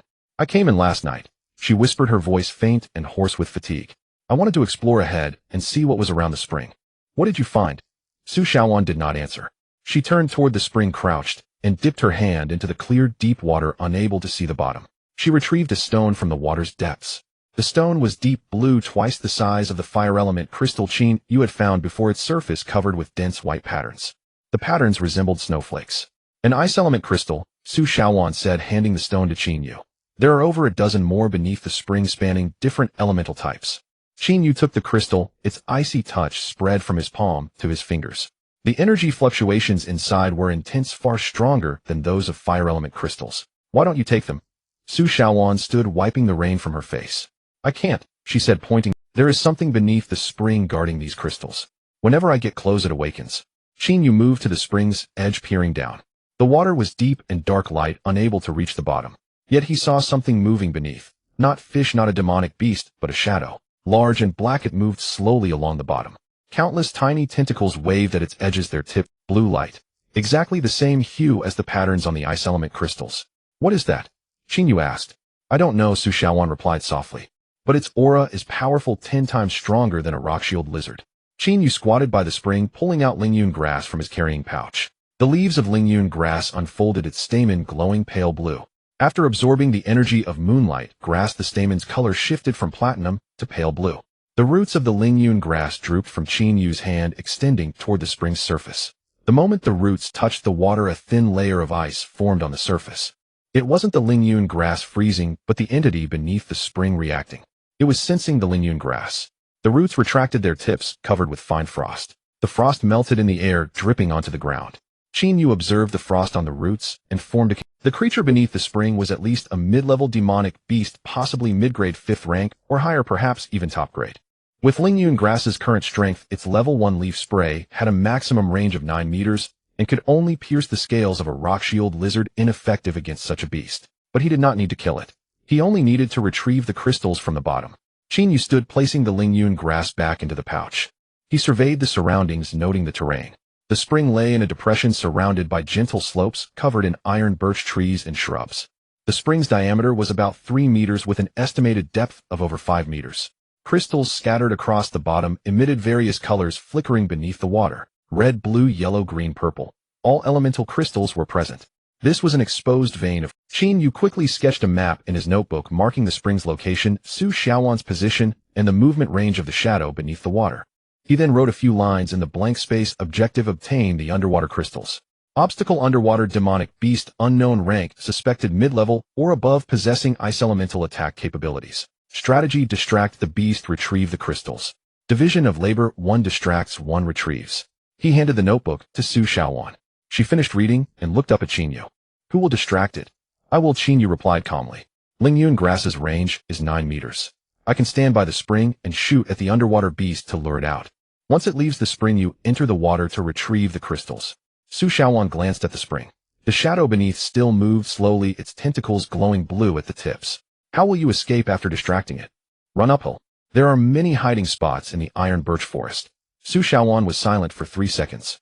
All right. She took a rope from her pocket, tied it around her waist, and handed the other end to Qingyu. Hold this while running, I won't lose you. Qingyu took the rope, fastening it to his waist. About 5 meters of rope separated them. He moved to the spring, squatted, and took out the Lingyun grass. The Lingyun grass was placed at the spring's edge, its roots penetrating the soil, leaves unfurled, and the stamen glowing pale blue. Qinyu's right index finger touched one leaf. Shoot with maximum force. Aim for the bottom. The 3 leaves of Lingyun grass simultaneously lifted their serrated tips, targeting the water's surface. Whoosh. 3 silver-white liquid streams pierced the water, each creating a splash. The liquid penetrated the depth, striking the shadow beneath. The shadow twisted violently before moving. It rose swiftly from the spring's bottom, its tentacles blue glow intensifying, illuminating the entire spring. The water surface began to freeze, spreading from the edges toward the center. The ice was thick and dense, creaking audibly in the rain. Qingyu stood and retreated 3 steps. Suddenly the water at the spring's center exploded outward. A massive figure leapt from the water, landing beside the spring. It was a scorpion over 2 meters long, covered in deep blue armor plates adorned with white patterns identical to those on the ice element crystals. Its 2 large front claws bore serrated protrusions. Its tail curled high, the curved stinger dripping. The liquid scorched the moss beneath, turning it instantly into black ashes. Its eyes were white, pupilless, resembling frozen beads. Without hesitation, Qingyu turned and sprinted uphill into the iron birch forest. His boots splashed mud with every step. The rope at his waist tightened as Su Xiaowan's weight tugged on the other end. She was following him. Behind them, the scorpion emitted a piercing hiss, slicing through the rain. Qingyu heard rapid approach behind him. Not footsteps, but the scraping of armor against the ground. He glanced. The scorpion moved swiftly, its 6 legs alternating with strides over 2 meters long, closing the distance. 10 meters. 8 meters. 6 meters. Qingyu pulled out the Lingyun grass, gripping it tightly. Shoot behind, no need to aim. The 3 leaves of Lingyun grass fired simultaneously backward. 3 silver-white liquid streams shot toward the scorpion. 2 struck the ground, leaving small holes in the mud. 1 struck the scorpion's left front claw, leaving a small white spot on its armor, but did not penetrate. The scorpion's speed remained undiminished. Qingyu continued running, weaving through the iron birch trees. The scorpion's massive size slowed it down, and it knocked down an iron birch tree, the trunk snapping like thunder. Qin Yu seized the opportunity to widen the distance, hiding behind a thick tree, panting heavily. The rope slackened, and Su Xiaowan also stopped. He glanced back. The scorpion was trapped between two trees, struggling fiercely, its armor scraping the trunks with harsh creaks. Hurry! Qin Yu called into the rope. The rope trembled twice. Su Xiaowan responded as she entered. Qin Yu crouched behind the tree, watching the scorpion. Its tail protruded from the gap between trunks, the stinger swinging as blue liquid dripped onto the ground, scorching a black burn mark. The serrations along Lingyun grass's leaf edges increased from 30 to 32, and its completion ratio rose from 22 to 24. A single shot improved it by 2 percentage points. Moreover, Lingyun grass executed the shot autonomously, without Qin Yu's commands, its combat instincts growing. The scorpion finally broke free from between the trees. It turned its head, its white eyes locking onto Qin Yu's hiding spot. Its front claws opened and tail reared, stinger aimed. Then it froze. Its body stiffened and the white patterns on its armor flickered rapidly, as if transmitted. Qin Yu did not understand its actions, but sensed danger. He stood ready to run again. The rope trembled. 2 shakes. Su Xiaowan had retrieved the crystals. Qin Yu turned and sprinted downhill, not looking back, passing through the iron birch forest and shrubs, returning to the spring. Su Xiaowan stood beside the spring, soaked through, cradling a pile of crystals in her arms. There were at least a dozen various colors and sizes, emitting different hues. Her lips had darkened to purple-black, and her body trembled violently. The spring water was too cold. Qin Yu ran over and took the crystals from her, stuffing them into his pocket. His pockets were full, so he unzipped his jacket and placed the crystals inside, pressed against his chest. The crystals were so cold they caused his chest pain. Let's go. He grabbed Su Xiaowan's wrist, dragging her uphill. Behind them, the scorpion burst from the forest branches and leaves clinging to its armor, its tail raised, stinger gleaming blue in the rain. The two ran to the hilltop, crossed a low ridge, and slid down the other side. The slope was steep and muddy, causing them to nearly tumble down. At the bottom, Qin Yu stood and glanced back. The scorpion remained atop the slope, its white eyes fixed on them, but it did not pursue. Its tail lowered, stinger withdrawn, and front claws closed. It turned and walked away. Qin Yu sat on the ground, gasping for breath. Su Xiaowan lay in the mud, eyes closed, her chest rising and falling sharply. The rain continued. Qin Yu took a crystal from his pocket and placed it beside the Lingyun grass. The roots of Lingyun grass wrapped around the crystal, beginning to absorb it rapidly, faster than any previous time. The crystal's color shifted from deep blue to light blue, then to gray-white. Its energy was drained. The stamen changed from pale blue to cyan. The leaf serrations increased from 32 to 35, and completion rose from 24 to 28. Qin Yu pulled out another crystal. Fire element. Lingyun grass absorbed it. The stamen shifted from cyan to azure red. Serrations increased from 35 to 38. Completion rose from 28 to 33. Third crystal, earth element. Lingyun grass absorbed it. The roots thickened from 2 millimeters to 3. The cuticle thickened, color deepening from gray-brown to dark brown. Fourth crystal, wind element. The leaves began to tremble rapidly, the air at their edges distorting. A new skill. Qin Yu did not know, but noted it. Fifth crystal, lightning element. The stamen emitted a series of small electric arcs, crackling as they danced around. The stamen's light energy pulse was level 0, inactive. Yet after absorbing the lightning crystal, the skill showed signs of activation. Qin Yu recorded the absorption effects of all 5 crystals in his notebook, then looked at Su Xiaowan. Su Xiaowan opened her eyes. Her complexion remained pale, but lips were less purple. She pulled something from her pocket and handed it to Qin Yu. It was a bead, deep blue, identical to the one on her wrist. There is another beneath the spring, she said weakly. When I was retrieving crystals, I saw it at the deepest part underwater. It was embedded in a crevice. Unlike the crystals, it had its own glow. I reached for it, but couldn't grasp it. The water was too deep. Qin Yu accepted the bead, holding it in his palm. It was cool and heavy, radiating energy similar to the gray-white powder in the windowsill cracks. Yet far stronger, much stronger. The roots of Lingyun grass extended from the pouch, coiling around the bead. The cuticle at the root tips cracked, revealing internal tissue. The tissue was silver-white, matching the liquid on Lingyun grass's leaf edges. The root tissue made direct contact with the bead's surface, causing the internal light patterns to accelerate abruptly. Blue light surged from within the bead, flowing upward through the roots and stem, converging at the stamen. Lingyun grass's stamen glowed. Not platinum, pale blue, cyan, or azure red. It was gold. Pure gold. The golden light burst into a blazing flame, burning in the rain. Raindrops evaporated instantly upon contact, turning into white steam. The serrations on the leaf edges jumped from 38 to 45. Completion soared from 33 to 45, a leap of 12 percentage points. Qin Yu observed the changes in Lingyun grass, tapping his finger lightly on his knee. The substance in the windowsill cracks, the bead on Su Xiaowan's wrist, and the bead beneath the spring. were the same material. This substance significantly accelerated Lingyun grass's evolution. Su Xiaowan. Yes. Is the bead on your wrist the same as this one? Su Xiaowan glanced down at the bead on her wrist. The light patterns inside slowly flowed blue in color. The same. Where did it come from? It condensed from my battle pet's corpse after it died. Her voice was so faint it was almost drowned by the rain. Whenever a symbiotic battle pet dies, if the beast tamer's bloodline concentration is high enough, a bead like this condenses from the pet's remains. The bead seals all the pet's energy and memories from its life. Qin Yu looked at the golden stamen in his hand, then back at the blue bead on Su Xiaowan's wrist. His Lingyun grass was no ordinary battle pet. If Lingyun grass died, would it also condense such a bead? If it evolved to a higher stage, would it naturally generate such beads? He did not know, but he knew one thing: these beads were the most essential cultivation material for Lingyun grass's evolution, surpassing any crystal. Qin Yu returned Lingyun grass to the pouch, tightened the drawstring, stood, and helped Su Xiaowan to her feet. There are still over 10 hours left in the assessment. He looked into Su Xiaowan's eyes. Can you still walk? She nodded, straightened, and took a deep breath. Rain struck her face as she closed and reopened her eyes. The shining object deep within her pupils remained. I can. Qin Yu took out 2 crystals from his pocket, handing them to Su Xiaowan. Fire and lightning elements. Your bloodline is water, so these crystals are useless for you. But you can keep them to trade for other things. Su Xiaowan placed the crystals in her pocket. Thank you. Qin Yu turned and headed deeper into the training forest. Su Xiaowan followed behind him. The two traversed the rain-soaked woods, stepping through mud and crossing streams. Lingyun grass lay in the pouch, its stamens golden flame burning steadily. The leaf serrations numbered 45. Completion was 45. To complete the first stage of leaf strengthening, another 55 was needed. 17 hours remained until the assessment ended at 8 o'clock the next morning. Qin Yu quickened his pace. The rain had lessened somewhat. It had transformed from a downpour into a light drizzle, the raindrops finer, yet still dense. Qin Yu walked ahead, with Su Xiaowan trailing about 3 meters behind. He walked slowly, but every step was steady. His boots crunched on the fallen leaves, producing a rustling sound. Su Xiaowan's footsteps were even lighter, almost inaudible. Her stamina had recovered somewhat. Her face was still pale, but her lips were no longer as purple.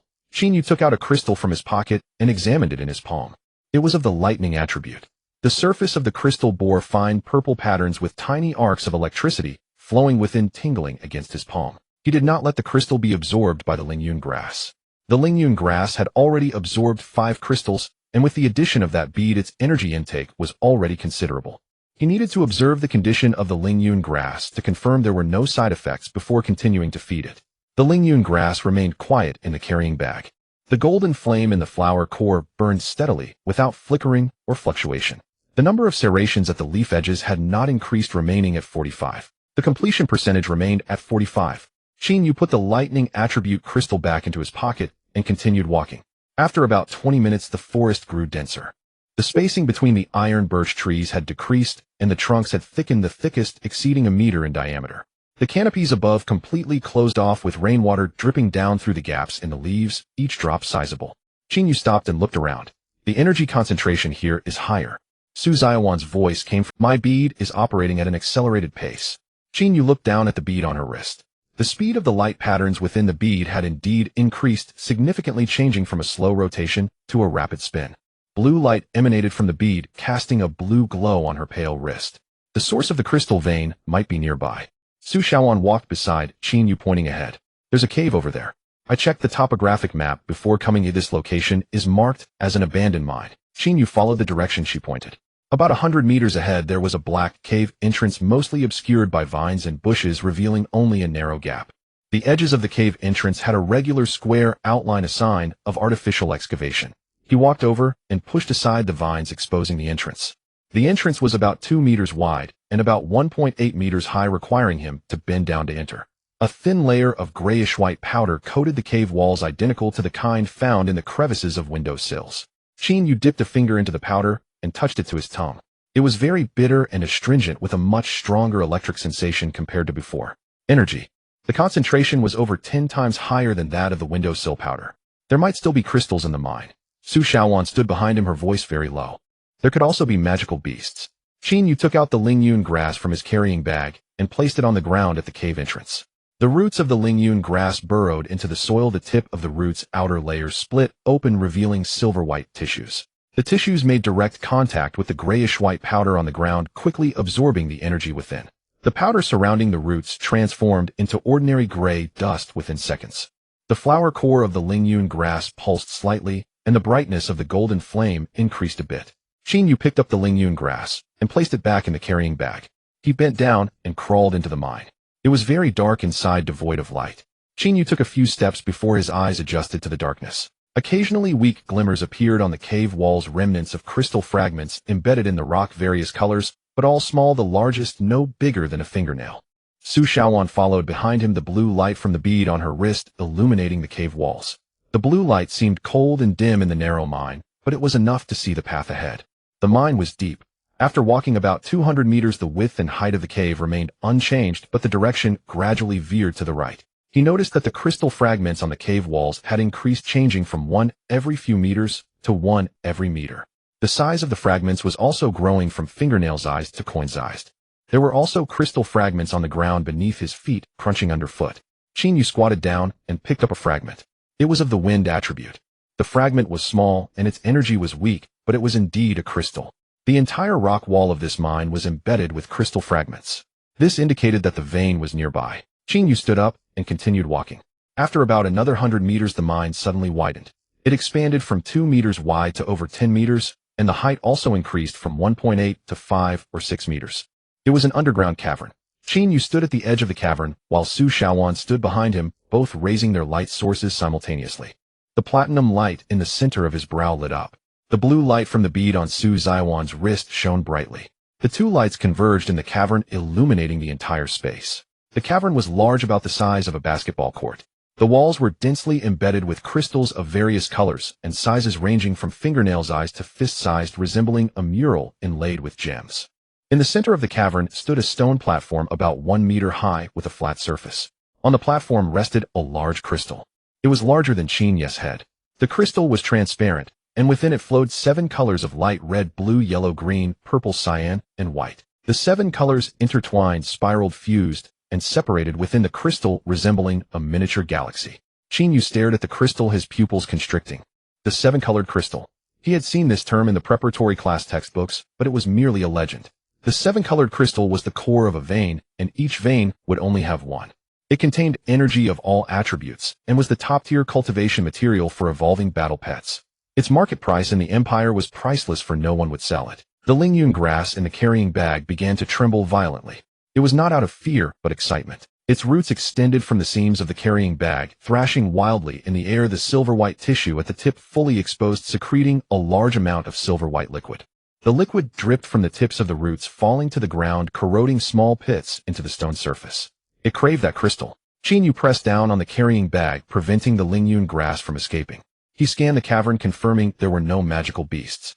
It was quiet, within only the sound of water dripping from the ceiling. There were no sounds of breathing, no footsteps, no scales scraping against the ground. No magical beasts. Yet Xinyu did not believe that the core area of a crystal vein would be unguarded. A rock-armored lizard guarding a moonlight grass was already a mid-tier magical beast. The guardian of this vein was at least a high-tier beast, potentially even a king level. Where could it be? Xinyu did not move. He stood still, scanning every corner of the cavern with his gaze: the cave, walls, the ceiling, the ground, the stone platform, beneath the stone platform. Then he saw it. At the bottom of the stone platform, near the ground, there was a thin, transparent membrane. The surface of the membrane bore fine patterns that pulsed slowly in sync with the glowing pulses inside the 7-colored crystal. It was neither rock nor crystal. It was an egg. A magical beast's egg. Xinyu took a step back. Something is guarding this crystal. His voice was low, so low that only Su Shaoan could hear. It is using the energy of the crystal to incubate its egg. Su Shaoan also saw the membrane. The blue light from the bead on her wrist flickered twice. Twice. A warning. What kind of magical beast is it? She asked. Xinyu shook his head. He did not know. But he did know one thing. The energy of that 7-colored crystal was being absorbed by the egg. The egg was growing. Something within the egg was growing. When it hatched, it would become the guardian of this vein. And now it was still just an egg. Unhatched. Without consciousness. Without the ability to attack. This was the only opportunity to obtain this 7-colored crystal. Xinyu took a step forward. His boot made a slight sound as it stepped on the ground. No reaction. He took a second step. No reaction. A third step. A fourth step. A fifth step. He reached the side of the stone platform, less than a meter away from the 7-colored crystal. The Lingyun grass in the carrying bag was almost bursting out. Qin Yu reached out his fingers, touching the surface of the seven-colored crystal. The surface was cool and smooth, the 7 colors of light flowing beneath his fingertips, almost alive. He pulled hard. The crystal did not budge. It was tightly embedded in the stone platform. Qin Yu exerted more force, the veins in his arms bulging, but his fingers slipped on the surface of the crystal. Still it would not move. Su Xiaowan came to his side, extending her hand to pull together. Their fingers gripped the edge of the crystal and exerted force simultaneously. The crystal shifted slightly. Qin Yu felt something pulling from underneath the crystal. It was the egg. A very thin, transparent tentacle extended from the membrane's surface, wrapping around the base of the crystal. The egg was preventing him from taking the crystal. Even unhatched, it had instincts. Qin Yu took out the roots of the Lingyun grass from his pocket. As the silver-white tissue at the root's tip made contact with the egg's tentacle, the tentacle wilted instantly. The corrosive ability of the silver-white liquid was effective against the tentacle. Qin Yu pressed the roots of the Lingyun grass against the base of the crystal, wrapping around the tentacles of the egg, severing them one by one. The sound of the tentacles breaking was faint, like the snapping of guitar strings. Each time a tentacle broke, the surface of the egg trembled slightly. Qin Yu did not stop. He cut through all the tentacles wrapped around the crystal. Then he and Su Xiaowan exerted force simultaneously. The crystal was pulled free from the stone platform. It was heavy, at least 20 kilograms. Qin Yu stepped back 3 paces while embracing the crystal. The 7 colors of light within the crystal spun wildly, as if sensing some kind of crisis. Cracks appeared on the surface of the egg. The cracks spread rapidly from the bottom upwards. Crack, crack, crack. The egg shattered. A powerful aura surged from the fissures, the shockwave, pushing Qin Yu and Su Xiaowan several meters away. The two fell to the ground, the crystal rolling from Qin Yu's hand, striking the ground with a dull thud. Qin Yu got up and saw that the egg had completely split open. Something crawled out from the egg. It was very small, only the size of a palm. It resembled a lizard, but its body was covered in transparent scales beneath which its internal organs and bones could be seen. Its eyes were closed, its mouth opening and closing, emitting a faint sound like a cat's meow. It had just hatched, but it had already locked onto Qin Yu. Its head turned in Qin Yu's direction, its mouth opening to reveal 2 rows of fine, transparent teeth. Qin Yu did not give it the chance to attack. He took the Lingyun grass from the carrying bag and placed it on the ground. Shoot. Aim for the head. The 3 leaves of the Lingyun grass lifted simultaneously, their serrated tips aimed at the little lizard. Sizzle. 3 silver-white liquid lines shot out. The little lizard's body was pierced by 3 holes. It flipped in the air and fell to the ground, twitching twice before going still. Qin Yu walked over, squatting down to examine the little lizard's corpse. Its scales had turned grayish-white after death, losing their transparency. The energy within was rapidly dissipating. Qin Yu reached inside the little lizard's body and found a very small crystal. Smaller than a fingernail. Transparent. There were 7 colors of light, dots flickering inside. A 7-colored crystal. This newly hatched little lizard had already formed the embryonic shape of a 7-colored crystal within. If it were allowed to grow, it would become the guardian of this vein. Qin Yu pocketed the crystal and stood up. He walked over to the 7-colored crystal and picked it up. It was heavy but manageable. Su Xiaowan came over to help him place the crystal into an empty carrying bag. 2 bags, one contained the Lingyun grass, and the other held the 7-colored crystal. Qin Yu tied both bags around his waist, one on each side. The roots of the Lingyun grass extended from the left bag and wrapped around the right bag with the silver-white tissue at the tips, making direct contact with the surface of the 7-colored crystal. Energy began to transfer. The 7-colored light within the crystal flowed along the roots to the Lingyun grass. The flower core of the Lingyun grass burst open. Golden flames surged from the flower core, illuminating the entire cavern. The number of serrations at the leaf edges jumped from 45 to 60. The completion percentage surged from 45 to 70. A sudden increase of 25%. The stem of the Lingyun grass thickened, growing from the thickness of a pencil to that of chopsticks. A layer of golden patterns appeared on the stem's surface, mirroring the shape of the flames in the Lingyun grass flower core. The leaves enlarged from the size of a palm to that of 2. The thickness of the leaves tripled, and the sound they made when flicked changed from a metallic buzz to a resonant chime. Qin Yu watched the changes in the Lingyun grass, lightly tapping his fingers on his knee. The energy from the 7-colored crystal was overwhelming. The Lingyun grass had absorbed less than 1% of the energy, yet its completion percentage had jumped from 45 to 70. If it absorbed it all, the Lingyun grass would complete its first phase of evolution and might even directly enter the second phase. But he could not continue here. The rain outside the cavern continued to fall, and the assessment was still ongoing. He needed to find a safe place for the Lingyun grass to slowly absorb the energy of the 7-colored crystal. Qin Yu placed the Lingyun grass back into the carrying bag and secured the strap. Let's go. He turned and walked towards the mine's exit with Su Shaoan following behind. The two walked back to the mine's entrance, one in front and the other behind through the darkness. They pushed aside the vines and stepped out of the cave. The rain was still falling but had decreased considerably. The sky had darkened further. It was already evening. Qin Yu glanced at his phone. It was 5:43 p.m. There were 14 hours and 17 minutes left until the assessment ended. He found a sheltered area beneath a giant iron birch tree where the roots formed a natural depression. He called Su Shaoan over, and the two sat down in the hollow. He took out the 7-colored crystal from the carrying bag and placed it on the ground in front of him. The roots of the Lingyun grass extended from the bag, wrapping around the crystal, beginning to absorb steadily. The rate of absorption was much slower than in the cavern, but it was stable. The golden flame in the flower core of the Lingyun grass continued to burn, its brightness unchanged. The number of serrations at the leaf edges gradually increased. 61, 62, 63. The completion percentage was slowly rising. 71, 72, 73. Qin Yu opened his notebook, recording all data. The 7-colored crystal, the core of the vein, could be continuously absorbed by the Lingyun grass. The absorption rate was controllable with no side effects. The current completion percentage was 73. Once the 7-colored crystal was fully absorbed, the first phase of evolution would be completed. He closed the notebook and leaned against the tree trunk. The rain pattered on the leaves, creating a dense rustling sound. Su Shaoan sat opposite him, hugging her knees, her eyes closed. The bead on her wrist emitted a faint blue light in the rain, the speed of the glowing patterns returning to normal. Qin Yu closed his eyes. The platinum light in the center of his brow projected a small warm light on the inside of his eyelids. The Lingyun grass in the carrying bag burned with the golden flame in its flower core. The roots entwined around the 7-colored crystal, continuously transferring energy. The serrations at the leaf edges numbered 65. Completion percentage 78. The rain continued to fall. The night was still long. The rain stopped at 7 o'clock in the evening.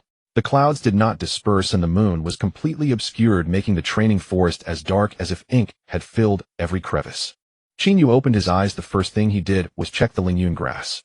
The roots of the Lingyun grass were still entwined around the 7-colored crystal, its inner light dimmer than in the evening, having absorbed about 5% of its energy. The golden flame in the flower core of the Lingyun grass was brighter than before. Its brightness doubled. The number of serrations on the edges of the leaves increased from 65 to 73, and the completion rate rose from 78 to 85. Qin Yu took the Lingyun grass off the crystal and placed it into his carrying bag. He did not want the Lingyun grass to continue absorbing energy during sleep. He needed to control the pace of absorption and allow the Lingyun grass enough time to adapt to each increase in energy. Su Shaoan also woke up. She stood up from the depression, stretched her stiff limbs, and her joints emitted faint cracking sounds. She walked behind a tree and returned after a while, holding a handful of wild fruits, deep purple in color and covered with a layer of white frost. "Can we eat this?" Qin Yu asked. "Yes. Frost berries, they are abundant in the training forest, food for low-level magical beasts, and can be eaten by humans too." Su Shaoan handed half of the wild fruit to Qin Yu. Qin Yu took a bit into it. It was very sour and astringent, but juicy. He ate 5 of them, feeling something in his stomach. After finishing the wild fruit, Su Shaoan took out the ice attribute crystal from her pocket and looked at it in her palm. The crystal emitted a faint blue light in the darkness, illuminating her face. "What do you plan to do with this crystal, eh?" Qin Yu asked. "My bloodline does not require crystals." Su Shaoan put the crystal away. "My bloodline is enhanced through cultivation, not by absorbing external objects. But the crystal can be used to exchange for what I need. Such as information, such as safety, such as time." Qin Yu did not press further. He took out the small 7-colored crystal he had extracted from the little lizard's body and held it in his palm. The crystal was small, but the 7-colored light spots inside were brighter than they had been in the evening. The little lizard was dead, but the crystal within it was still growing. This crystal was different from the 7-colored crystals of the vein. It was alive and would continue to grow until it reached a certain limit. The roots of the Lingyun grass stretched out from the carrying bag, swaying in the air with the silver-white tissue at the root tips reaching towards the crystal prototype. It was yearning for this crystal. Qin Yu placed the crystal prototype in his pocket, not giving it to the Lingyun grass. He needed to keep this crystal for research. Or for trading. Qin Yu stood up, tightened the 2 carrying bags, and checked his equipment. His notebook was in his pocket, and his pen was there too. The phone still had 30% battery, but there was no signal. He glanced at the time. It was 7:23 in the evening. "Let's continue eastward," he said. Su Shaoan nodded. The two of them emerged from the depression of the iron birch tree, stepping on the slippery fallen leaves, heading east. The training forest became completely different at night. During the day, the sounds were of rain, water, and birdsong. At night the sounds were of crawling magical beasts skittering over the fallen leaves, flying magical beasts flapping their wings above the treetops, and a distant shriek resembling a baby's cry from some unknown creature. Qin Yu slowed his pace, ensuring each step was secure before moving on. The leaves of the Lingyun grass poked out from the opening of the carrying bag, and the golden flame in the flower core illuminated the roughly 2 meters of ground ahead. Su Xiaowan walked behind him, the beads on her wrist, glowing blue, lighting up the area behind them. The two of them walked in a single file, the golden and blue lights intertwining in the darkness like two fireflies traversing through the woods. After about 15 minutes, the flower core of the Lingyun grass flickered once. Qin Yu stopped. The flicker from the Lingyun grass was a signal of confirmation. Confirmation that there was something ahead. He pulled a copper coin from his pocket and tossed it forward. The coin tumbled through the air for about 10 meters before landing on the ground with a crisp clinking sound. The sound traveled far in the quiet woods. Then he heard a response. Not the sound of the coin, but something that sprang up from the ground. It was fast, heading towards the spot where the coin had landed. Qin Yu crouched down, placing the Lingyun grass on the ground, his fingers pressing on the leaves. Prepare to shoot. The leaves of the Lingyun grass lifted, the serrated tips aimed forward. 2 green light spots appeared in the darkness. The light spots were small, about 15 meters away and half a meter high. The green light moved slowly towards the direction of the copper coin. Qin Yu saw it clearly. It was 2 eyes. A smaller magical beast on all fours, standing at the height of an adult's knee. The green light flickered twice in the darkness before extinguishing. The magical beast closed its eyes. It was listening. Qin Yu did not move. He even slowed his breathing, minimizing the rise and fall of his chest. The magical beast opened its eyes. This time the green light was much brighter, and Qin Yu saw its outline. It was an ironback wolf, but smaller than the one he had encountered during the day, with lighter fur. A cub. An ironback wolf cub. Qin Yu moved his fingers away from the leaves of the Lingyun grass. He did not want to kill the cub. The cub would not have any crystals inside it, and killing it would bring no value. Moreover, the presence of the cub meant there were adult ironback wolves nearby, at least 2, 1 male and 1 female. The male was responsible for hunting, while the female protected the cub. With the male absent, the female should be nearby. The flower core of the Lingyun grass flickered once again. Once. But this time the flicker was not directed forward, it was backward. Qin Yu turned around abruptly. Su Xiaowan turned around too.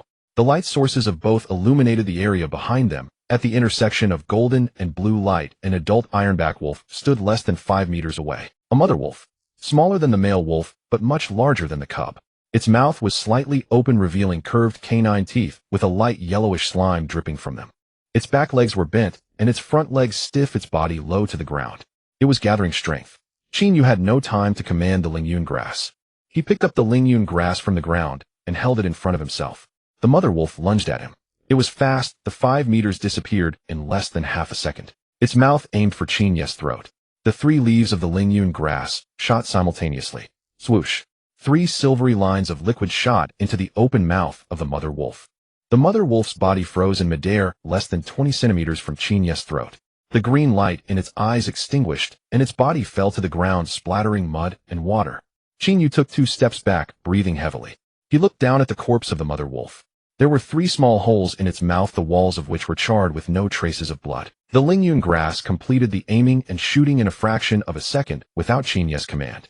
The number of serrations on the edges of the Lingyun grass leaves increased from 73 to 75. The completion rate rose from 85 to 87.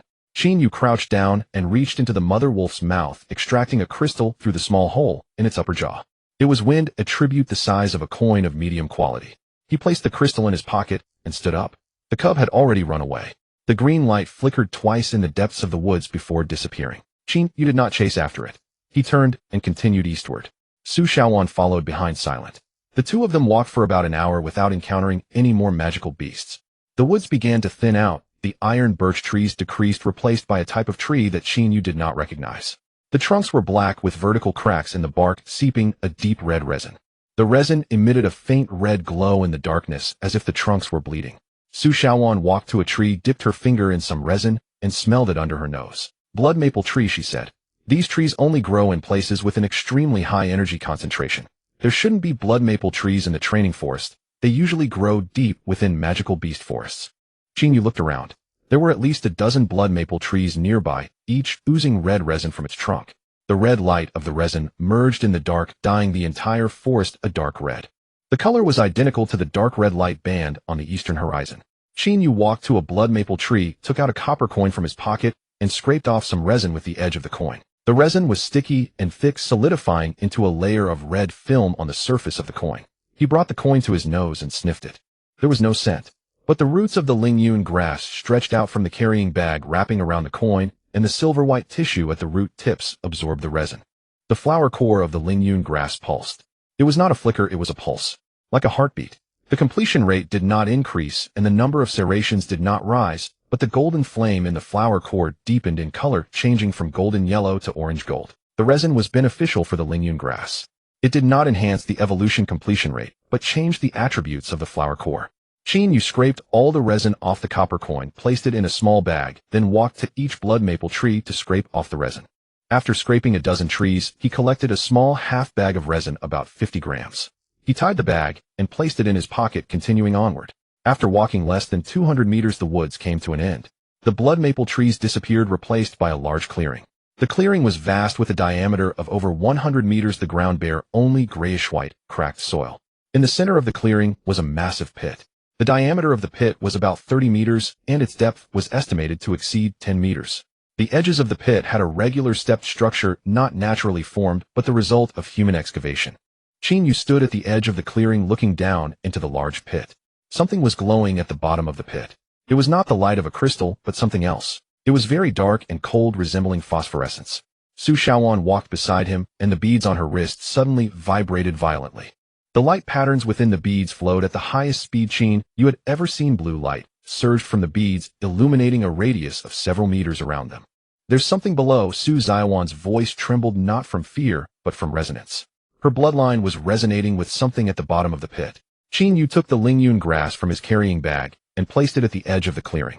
The roots of the Lingyun grass plunged into the grayish-white soil, and as soon as the silver-white tissue at the root tips touched the soil, it recoiled sharply. The soil was toxic, or rather there was some substance in the soil that was harmful to the Lingyun grass. Qin Yu picked up the Lingyun grass and put it back in the carrying bag. He could not leave the Lingyun grass here, nor could he take it down into the pit. The unknown risks at the bottom of the pit were too great. "I'll go down," Qin Yu said. "You stay here and watch the Lingyun grass." Su Shaoan took the carrying bag, tying it around her waist. Two carrying bags, one containing the Lingyun grass and the other containing the seven-colored crystal. The roots of the Lingyun grass stretched out from the bag, opening, wrapping around the seven-colored crystal's bag, continuing to absorb energy. Qin Yu walked to the edge of the pit and began to descend along the stepped structure. The steps were narrow, only as wide as a palm, and the surface was slippery, covered with a layer of grayish-white slime. The slime had a pungent smell like a mix of sulfur and rotting flesh. He climbed for about 5 minutes and reached the bottom of the pit. The bottom was much larger than it appeared from above, with a diameter of at least 50 meters. The ground was flat, covered with a layer of grayish-white stone slabs, which had markings on them. Qin Yu crouched down, running his fingers over the markings. They were runes, similar to the ones on the ceiling array, but not identical. These runes were older, with thicker lines and deeper engravings. A rune array. There was a massive rune array at the bottom of the pit. Qin Yu stood up and looked around. The rune array covered the entire bottom of the pit, with lines radiating from the center to the edges of the pit. In the center was a circular groove about half a meter in diameter and roughly 10 centimeters deep. At the bottom of the groove was a thin layer of black powder.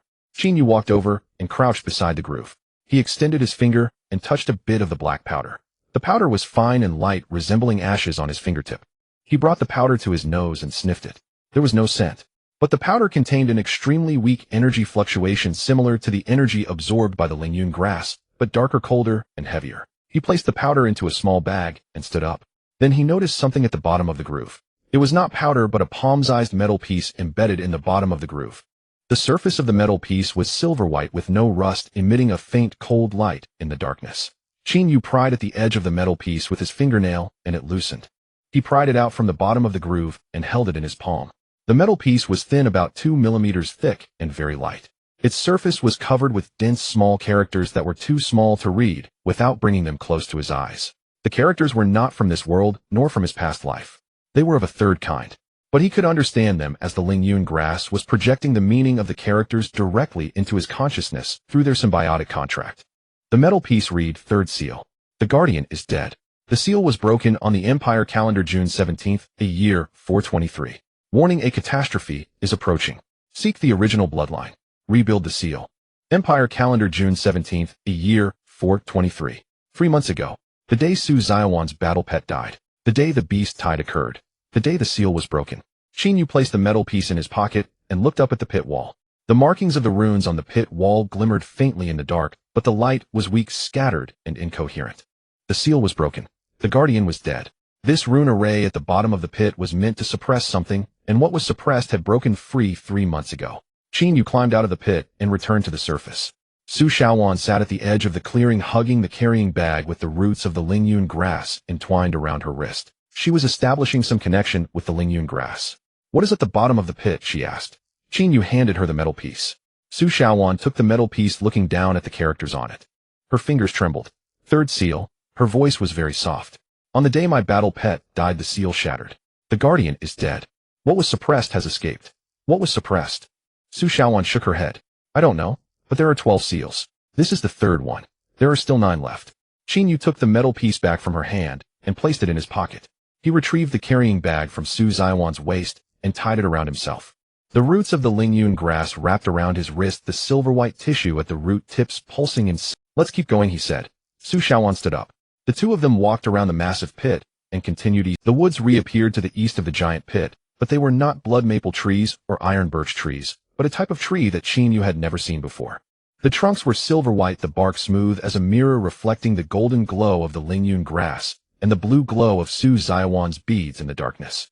The leaves were deep purple, shaped like hands with fine golden fluff along the edges. Su Shaoan stopped and looked at a silver-white tree. "Moonlight tree." There was an emotion in her voice that Qin Yu had never heard before.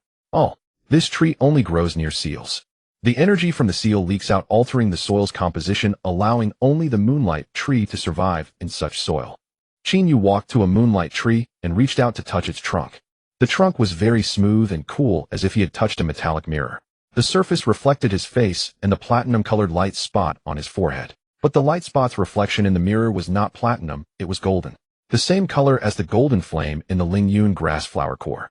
He withdrew his hand and continued walking. The moonlight trees grew denser, their silver-white trunks creating a forest of mirrors in the darkness. As Qin Yu walked through, he could see countless reflections of himself looking at him from various angles. Each reflection had a golden light spot in the center of its forehead.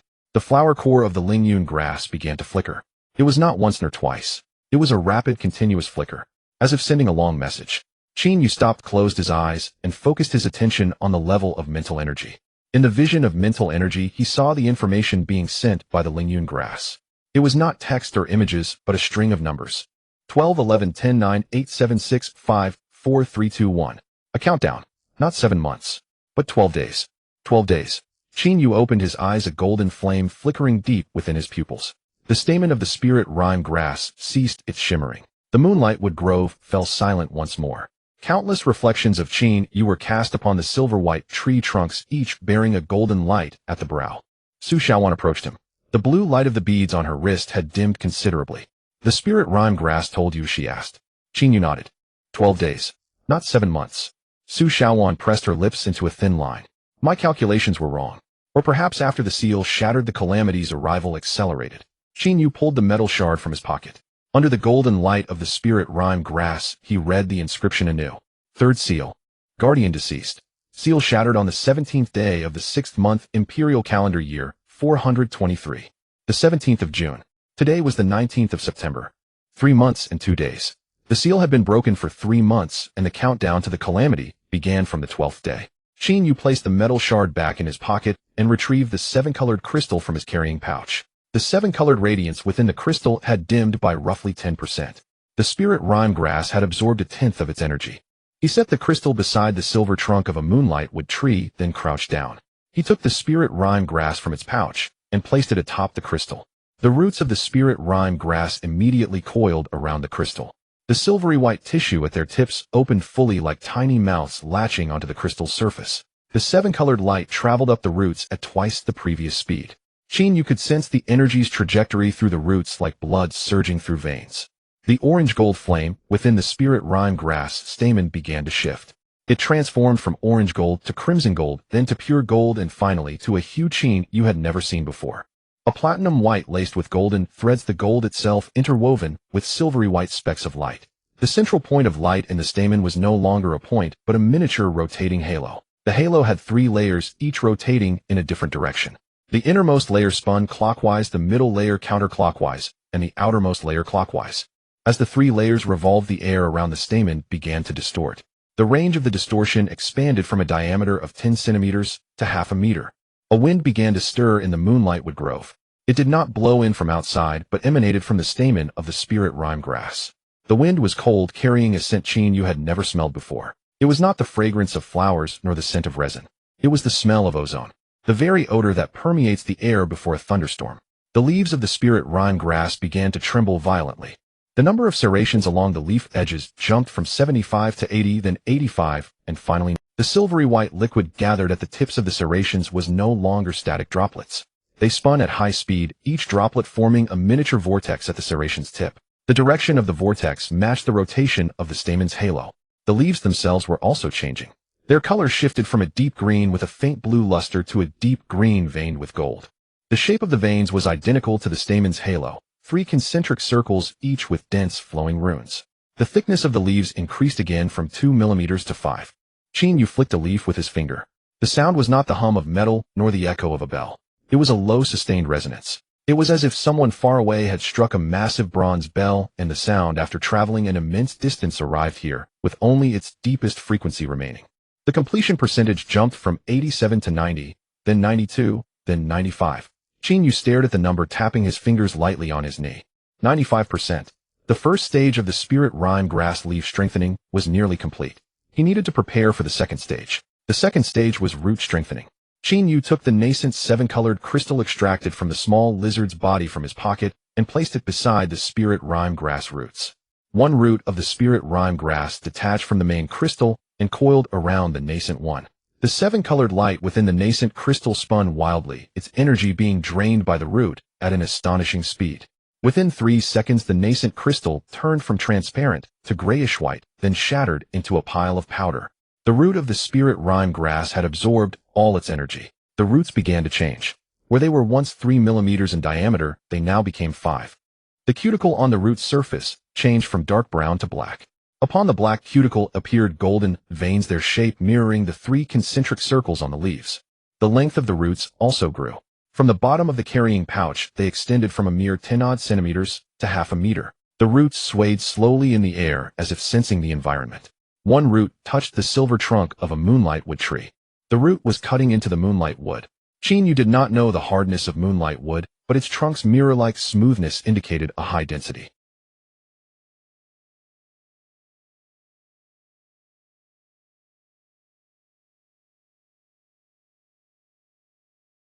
The fact that the spirit rime grass root could leave a crack upon contact meant its cutting ability was now close to, or even surpassed, the penetrating power of the leaf edge spray. Qin Yu quickly wrote in his notebook, "Root strengthening in progress. Diameter 5 millimeters, black, cuticle golden veins, barbed structure, possesses cutting ability." He closed the notebook and looked at the spirit rime grass. Completion 98.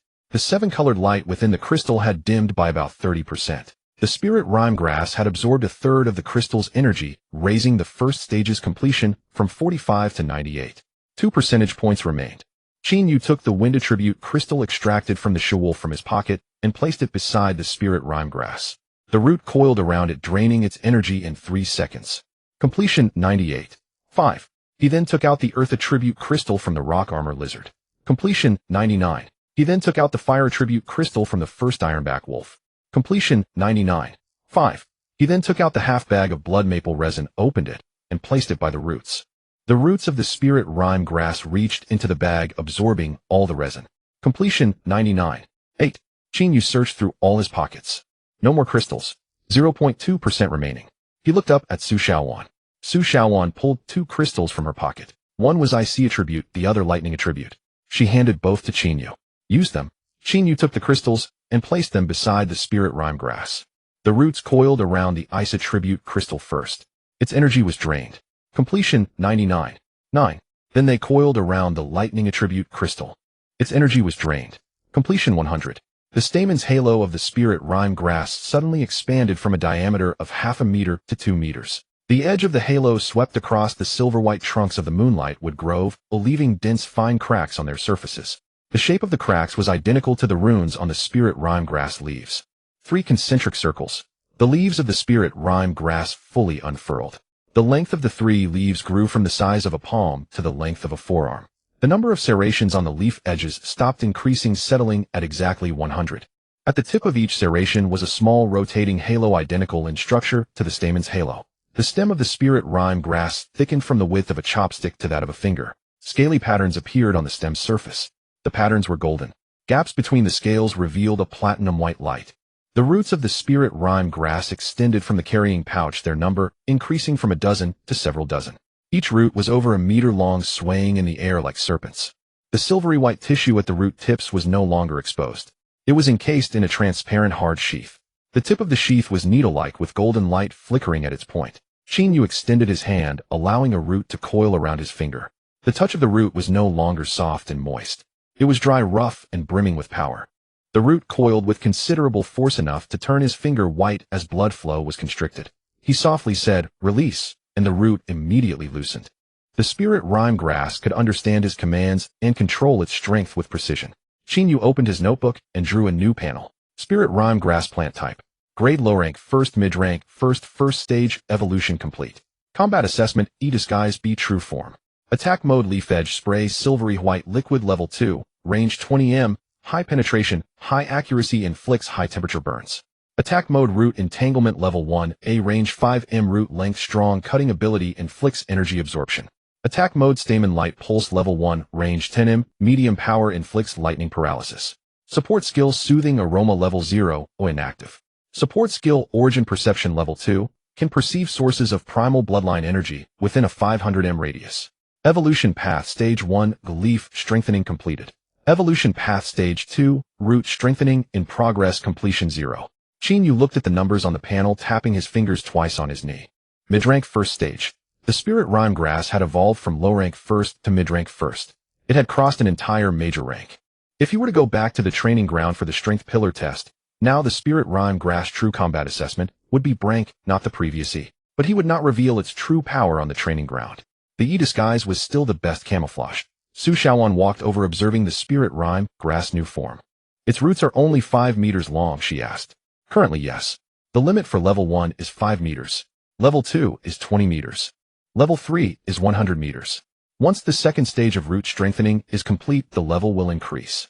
Su Shaoan crouched down, extending a finger to gently touch a leaf. The moment her finger touched the leaf's surface, she withdrew it.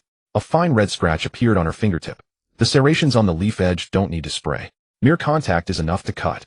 Su Shaoan looked at the bead of blood on her fingertip, a suppressed shock in her voice. And your spirit rime grass didn't attack me. It only offered passive defense. The passive defensive state can cut through my skin if it attacks actively. She did not finish her sentence. Qin Yu understood what she intended to say. If the Lingyun grass were to attack actively, it wouldn't just result in a scratch on Su Zaiwan's finger. Qin Yu picked up the Lingyun grass from the ground and placed it back into the carrying bag. The roots of the Lingyun grass extended out of the bag, wrapping around the 7-colored crystal bag, continuing to absorb energy. The first stage was complete, yet 2/3 of the energy from the 7-colored crystal remained unabsorbed. This energy would be used to propel the evolution into the second stage. Qin Yu stood up and glanced at his phone. It was 9:41 in the evening. There are 10 hours and 19 minutes left until the assessment ends. Let's keep going, he said. Su Shaoan nodded. The two continued walking east. The moonlight wood forest grew denser, with silver-white trunks in the darkness reflecting like mirrors, casting numerous shadows of Qin Yu and Su Shaoan. The golden glow of the Lingyun grass and the blue glow of Su Zaiwan's bead reflected back and forth between the mirrors, transforming the entire woods into a maze of light and shadow. After walking for about 10 minutes, Qin Yu realized he was going in circles. There were footprints he had left earlier on the ground. The moonlight wood forest could disorient a person. It wasn't a psychological effect, it was the light reflected from the moonlight wood's trunks interfering with one's sense of space. Qin Yu stopped and closed his eyes. He pulled out a root of Lingyun grass from the carrying bag, letting the tip of the root dangle to the ground. The transparent sheath at the end of the root touched the ground, piercing into the soil. The Lingyun grass had a source perception level of 2, with a radius of 500 meters. It could sense the distribution of underground energy through its roots, mapping out an underground map. With his eyes closed, Qin Yu received the information transmitted back by the Lingyun grass on a mental level. Underground. Beneath his feet, at a depth of about 3 meters, there was a passage of flowing energy. The passage was about 1 meter wide with an unknown depth. The energy within the passage flowed slowly, moving from west to east consistent with the direction he intended to go. Qin Yu opened his eyes. There is something underground. He crouched down, pulling the Lingyun grass roots out of the ground. The tip of the root was smeared with some soil. The soil was black, unlike the gray-white soil at the bottom of the pit. The black soil contained tiny silver-white particles. The particles shimmered under the golden glow of the Lingyun grass. Qin Yu pinched a particle between his fingers, holding it up to his eyes. The particle was very small, even smaller than sand. Yet its surface bore patterns. The patterns were the same as the runes on the ceiling formation. Qin Yu placed the particle into his pocket. There is an energy passage underground. This passage contains these particles. Su Xiaowan squatted down, using her fingers to dig up a bit of black soil, examining it in her palm. This is the residual energy from the ceiling formation, she said. After the ceiling formation was shattered, the suppressed energy leaked out from the seal, forming a flowing energy passage underground. The end of the passage leads to the next seal. The fourth seal, Yes. The 12 seals are interconnected. When the third seal shattered, the energy would flow towards the fourth seal. The pressure on the fourth seal will increase. When the pressure exceeds the seal's tolerance limit, the fourth seal will also shatter. One after another. One after another. Until all the seals are broken, the suppressed entities will be entirely free. Qin Yu stood up, gazing at the eastern skyline. The clouds had dispersed somewhat, and the dark red light band was magnified countless times under the reflection of the moonlight, with forest making the entire eastern sky appear blood red. The direction of the energy passage is eastward. The fourth seal is to the east. We must go to the fourth seal. Su Xiaowan also stood up, brushing the dirt off her hands. What do we need to go to the fourth seal for? To reinforce it. We haven't even had time to reinforce the third seal. Then we must delay its shattering. Qin Yu pulled out the blue bead he had retrieved from the bottom of the spring, holding it in his palm. The light patterns inside the bead flowed slowly, colored blue.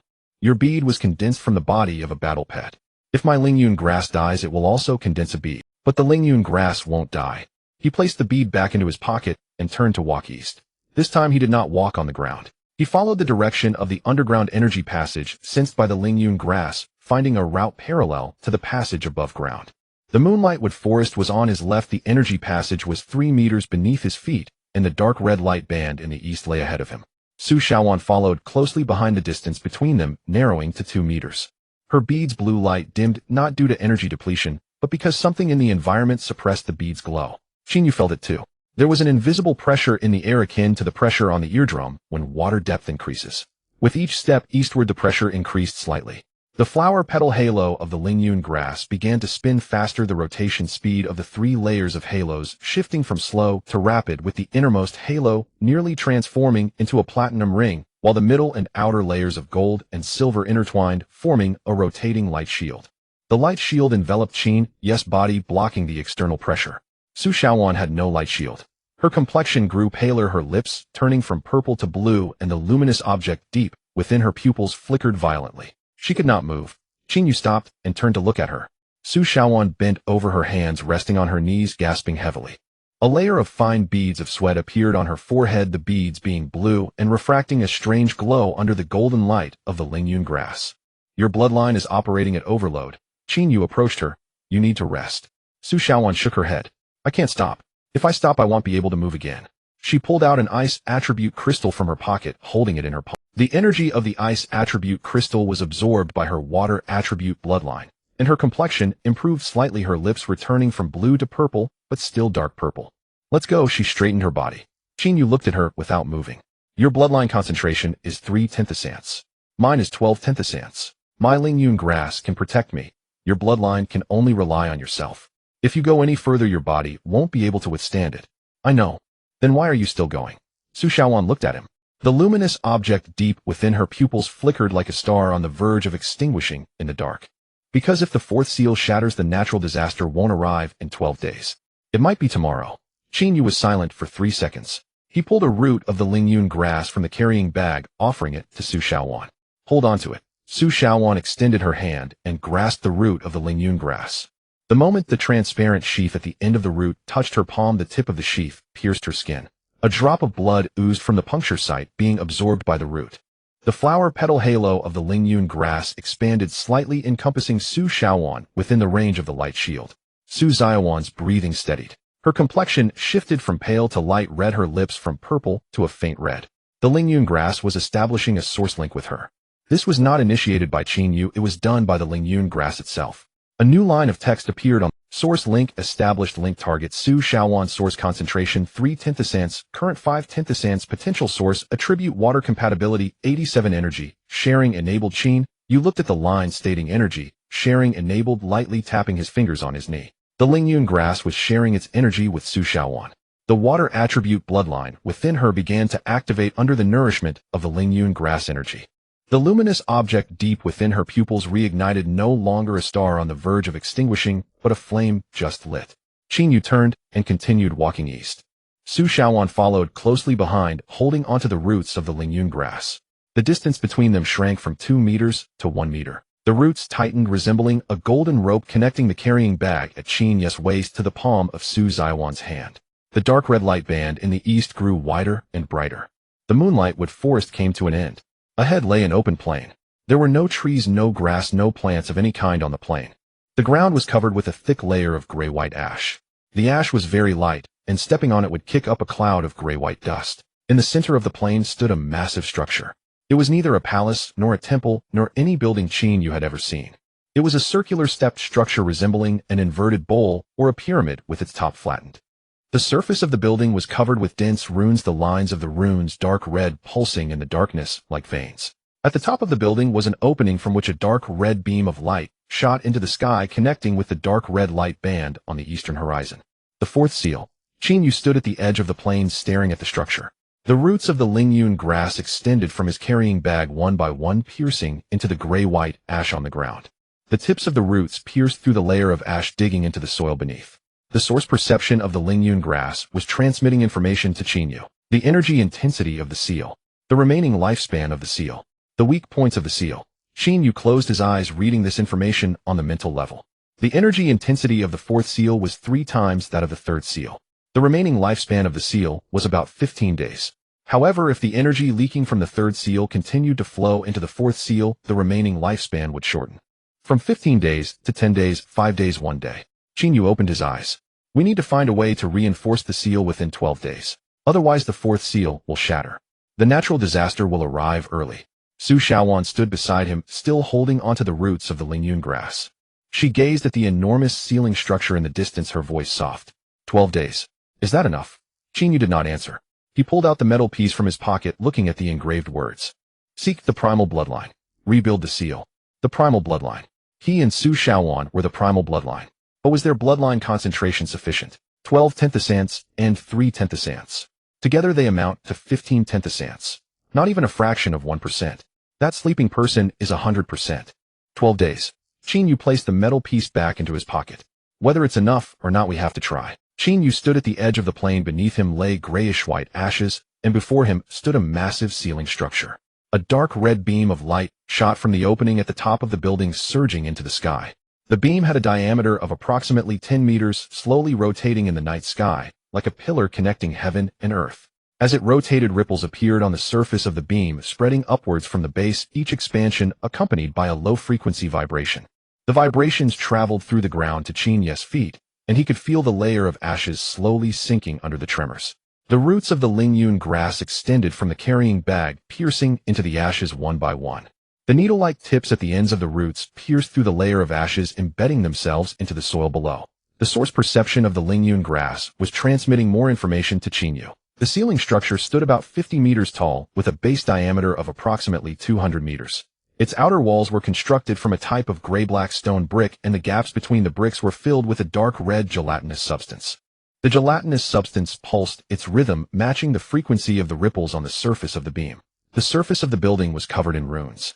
The lines of the runes were not engraved, but protruded, resembling veins pressed against the wall.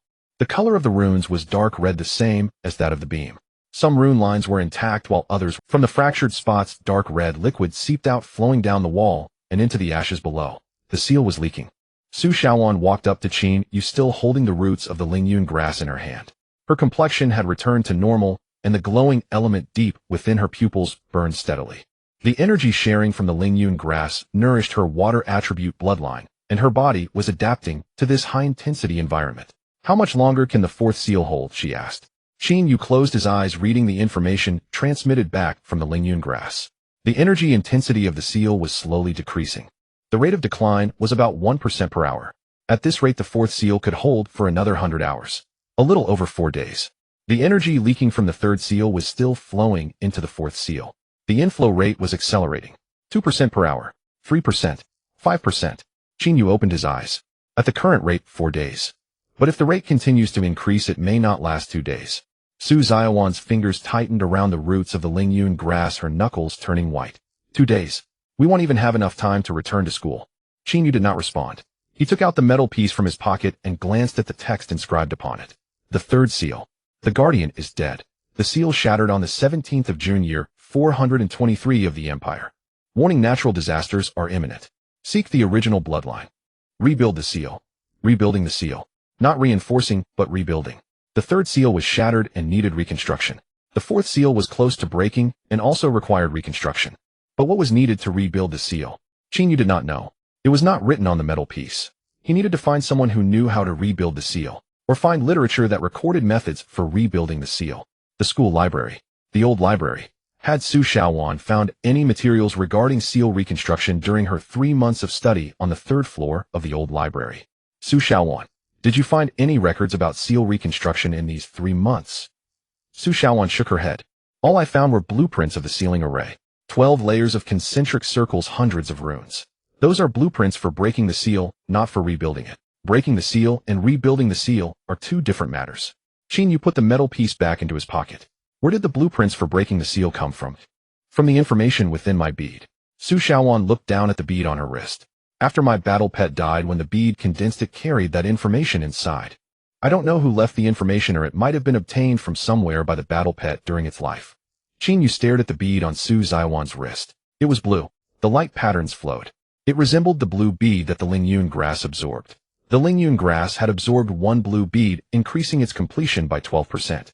Did that bead contain information? Qin Yu took out the blue bead he retrieved from the bottom of the spring and held it in his palm. The bead was small, about the same size as the one on Su Xiaowan's wrist. The internal light patterns slowly flowed blue. The roots of the Lingyun grass extended from the carrying bag, wrapping around the bead, but it did not absorb. The Lingyun grass was reading the information within the bead. Qin Yu closed his eyes, receiving the information transmitted back from the Lingyun grass on a mental level. Inside the bead were images. Not complete images, but fragments. The first fragment. A massive sealing structure very similar to the fourth seal before him, but larger. At the top of the building there was no beam of light, but a floating, glowing sphere. The sphere was golden, with 12 light points rotating on its surface. The colors of the light points varied: red, blue, yellow, green, purple, cyan, white, black, gold, silver, transparent, deep purple. 12 colors, 12 light points, 12 seals. The second fragment. A person stood before the sealing structure. The person wore a dark robe, and their face was indistinguishable. They extended their hand, pressing their palm against the wall of the sealing structure. A glow emanated from their palm, a platinum color the same as the color of the light point on Qin Yu's forehead. The third fragment. The runes of the sealing structure all lit up. The dark red lines turned platinum. The beam shot out from the top, not dark red, but platinum. The beams surged into the sky, tearing a large hole in the clouds behind which lay the starry sky. A single star twinkled in the starry sky, its twinkling frequency matching the pulsation frequency of the runes on the sealing structure. The fourth fragment. The image shattered. The light patterns inside the bead ceased flowing, turning into a dead gray. The information in the bead was incomplete. Only 4 fragments remained, and the rest of the information had been lost. But from these 4 fragments, Qin Yu extracted a key piece of information. To rebuild the seal, the original bloodline was required. The person standing in front of the sealing structure had a palm glowing with platinum light, the same color as the light point on his forehead. The same color as the flower petal before the Lingyun grass absorbed the blue bead. The original bloodline is the key to rebuilding the seal. But how high a concentration of the original bloodline is needed? Is 12 tenthasants enough? Is 15 tenthasants combined with Su Xiaowan sufficient? Or is a higher concentration needed? Qin Yu put the bead back into his pocket, gazing at the fourth seal before him. The dark red beam rotated in the night sky, ripples spreading upwards from the base. The frequency of the vibrations was accelerating. The speed of the seal's leakage was increasing. He needed to do something. He needed to test the effect of the original bloodline on the seal. Qin Yu walked to the base of the sealing structure, less than a meter from the wall. The protruding runes on the wall were pulsating dark red liquid, seeping from the fractured lines and dripping to the ground. He extended his right hand, pressing his palm against the wall.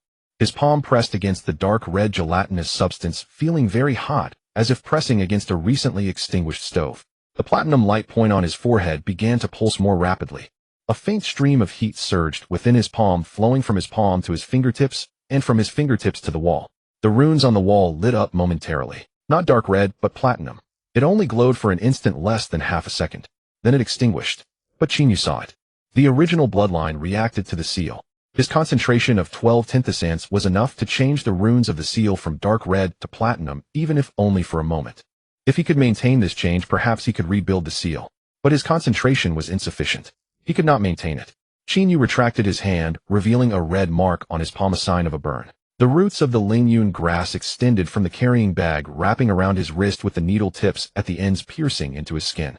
A cool energy flowed from the roots, coursing through his arm and gathering in his palm. The burn on his palm healed within seconds, the red mark disappearing. The Lingyun grass was healing him. A new ability. It was not recorded on the panel. Chinyu quickly noted in his notebook, Lingyun grass possesses healing abilities capable of accelerating the healing of Beastmaster's wounds. Then he closed the notebook and turned to Su Shaowan. My original bloodline has an effect on the seal. A concentration of 12 tinthasants can change the color of the seal's runes, but only for an instant. I need a higher concentration. Su Shaowan looked at him. Your bloodline potential is 11%. 12 tinthasants is merely your currently activated concentration. You still have 10.88% of your bloodline dormant. If you can activate more, your concentration will increase. How to activate it? Combat. Cultivation. Absorb higher level energy sources. Su Xiaowan's gaze fell on the carrying bag at Chinyu's waist. The 7-colored crystal stones were inside. The Lingyun grass was still absorbing the energy from the 7-colored crystal stones.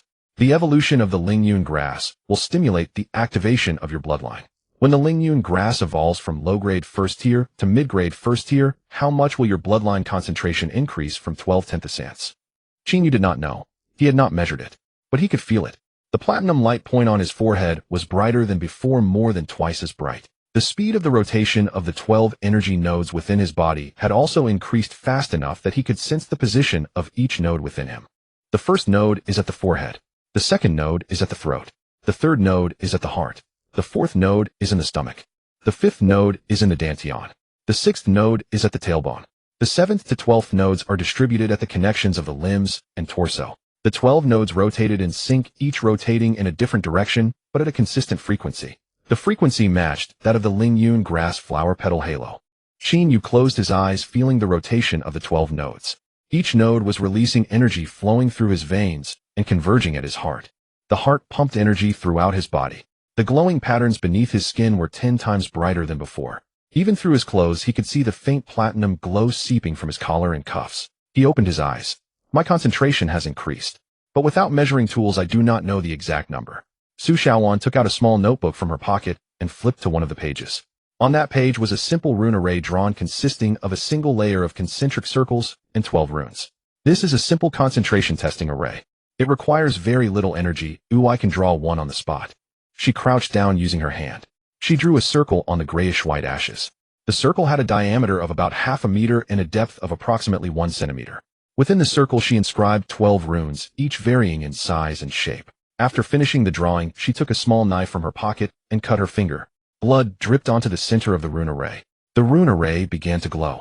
A blue light emerged. Su Shaowan handed the knife to Chinyu. Cut your finger and let the blood drip onto the heart of the array. Chinyu took the knife, cut his index finger, and blood oozed from the wound. He extended his finger over the rune array, letting the blood fall onto the heart of the array, mixing with Su Xiaowan's blood. The light of the rune array changed. Blue and platinum colors intertwined, eventually merging into a deep purple. All 12 runes lit up, their brightness unevenly distributed. The brightest runes were the first, third, and fifth. Chinyu looked at Su Shaowan. Su Shaowan stared at the rune array, her lips trembling slightly. She was calculating. Your current bloodline concentration is 53 tinthasants. 53 tinthasants. 0.53%. It had increased from 12 tinthasants to 53 tinthasants. An increase of more than 4 times. The Lingyun grass evolved from a low-grade first rank to a mid-grade first rank, boosting his bloodline concentration 4-fold. If the Lingyun grass continues to evolve into mid-grade second and third ranks, his bloodline concentration will continue to rise. 53 tinthasants. How far is he from the concentration needed to reconstruct the seal? Chinyu did not know, but he had a reference. The person standing in front of the sealing structure, whose palm glowed with platinum light, had reconstructed the entire seal. What was that person's original bloodline concentration? 11%. 50%, 100%. Qingyu took out the blue bead from his pocket and held it in his palm. The gray inside the bead had dissipated, and the light patterns began to flow again. The Lingyun grass absorbed part of the bead's energy and accessed fragments of information within. But the bead itself still contained energy. The Lingyun grass had not absorbed it all. Why? Qingyu looked at the Lingyun grass.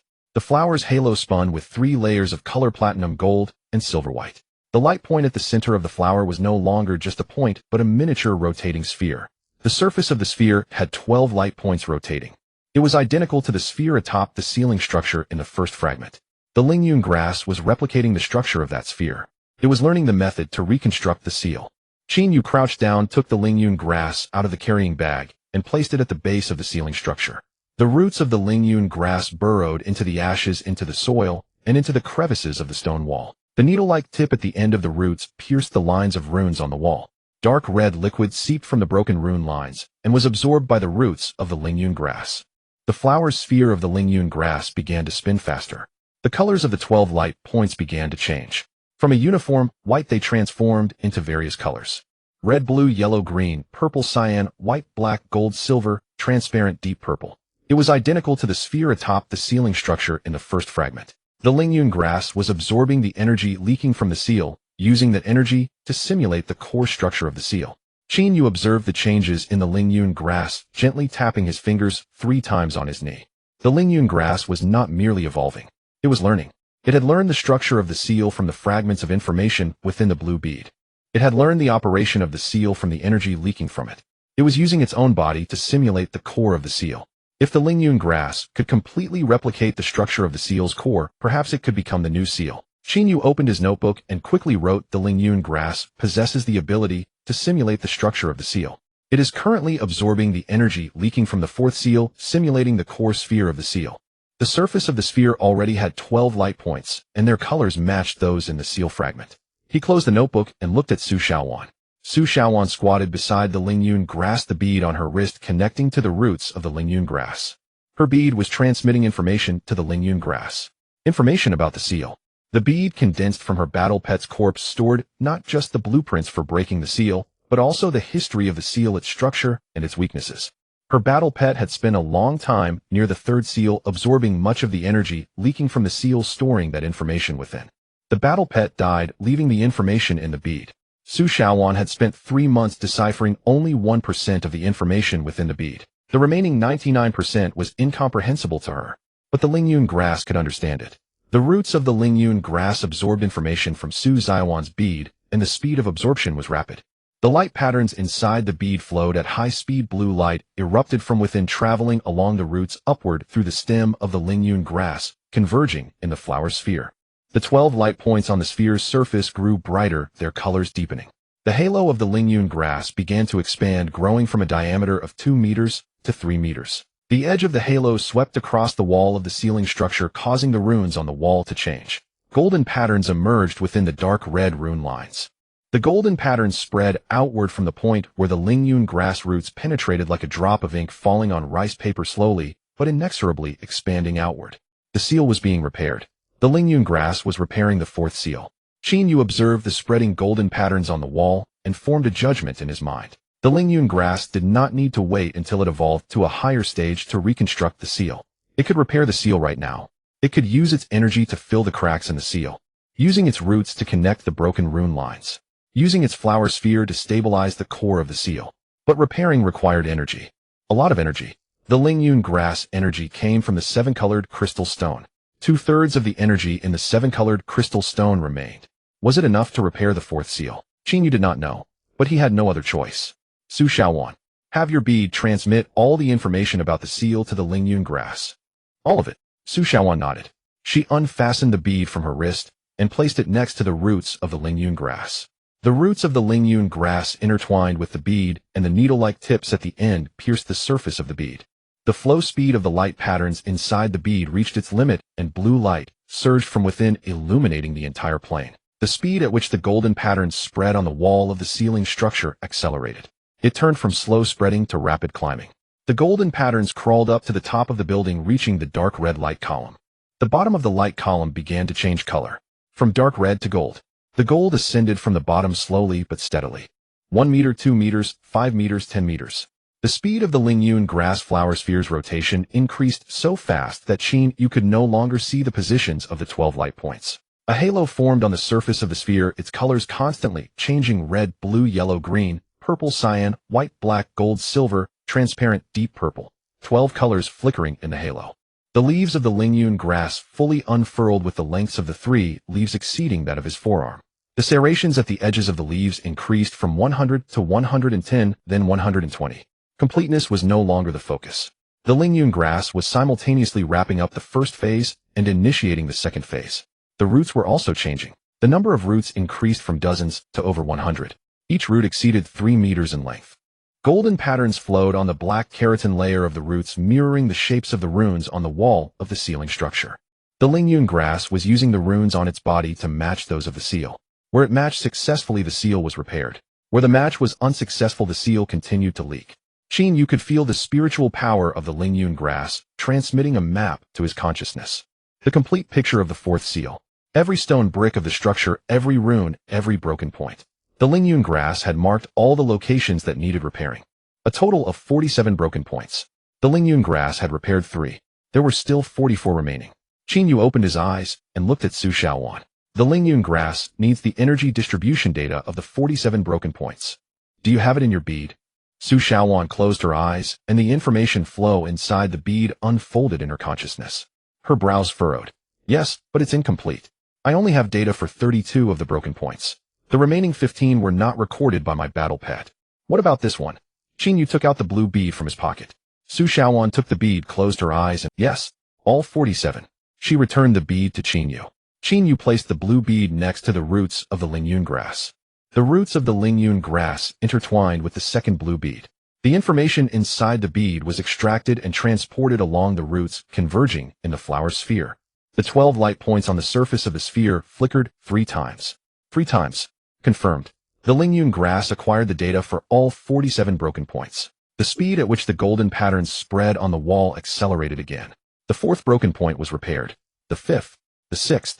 The 7th. Qin Yu stood at the base of the wall, watching the golden patterns ascend on the dark red wall. The roots of the Lingyun grass extended out from his carrying bag, increasing in number and length. Over 100 roots swayed in the air, resembling a golden forest. The needle-like tips at the ends of the roots sparkled with platinum light in the darkness. Each root was delivering energy to the wall of the sealing structure. The energy of the 7-colored crystal stone was being consumed rapidly. The 7-colored light within the crystal stone dimmed further, dropping from 65% to 60, 55, and then 50. The Lingyun grass repaired the 10th broken point, the 15th, the 20th, the 25th. Qin Yu's phone vibrated in his pocket. There was a signal. He took out his phone and glanced at the time. 1:23 in the morning. There were still 6 hours and 37 minutes until the assessment ended. There was an unread message on the phone. The sender was a number he did not recognize. The message contained only one line of text. Zhao Mingyuan already knows your location in the training forest. He is on his way. Take your Lingyun grass and leave there. Qin Yu put the phone back in his pocket. He looked at Su Xiaowan. Someone is coming. Who? Zhao Mingyuan. Qin Yu put his phone back in his pocket, his gaze sweeping across the plains surrounding him. The edge of the moonlight would appear in the darkness like a silver wall, reflecting the dark red glow of the ceiling light pillar. There was no sound in the forest. However, the news indicated that Zhao Mingyuan was on his way. Qin Yu did not know from which direction Zhao Mingyuan was coming or how many people he had brought. But he knew one thing. Zhao Mingyuan was a 4th-tier beastmaster. A 4th-tier beastmaster could contract high-grade battle pets. His battle pet was at least a high-grade tier 3 or above with a combat power assessment of A or even S. The Lingyun grass had just evolved to mid-grade tier 1 with a true combat power of grade B. The gap was too great. There was no chance of winning in a direct confrontation. Qin Yu crouched down, looking at the Lingyun grass.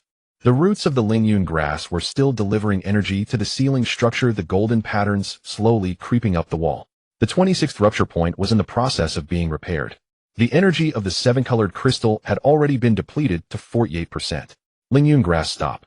The rotation speed of the flower bud of the Lingyun grass slowed down a bit, but did not stop. Its roots were still delivering energy. It was resisting Qin Yu's command. Qin Yu pressed his finger against the stem of the Lingyun grass, intensifying the output of his spiritual power. Stop. We have to go. The flower bud of the Lingyun grass finally ceased its rotation. The 3 layers of light rings retracted back into the flower bud, and the 12 light points on its surface extinguished.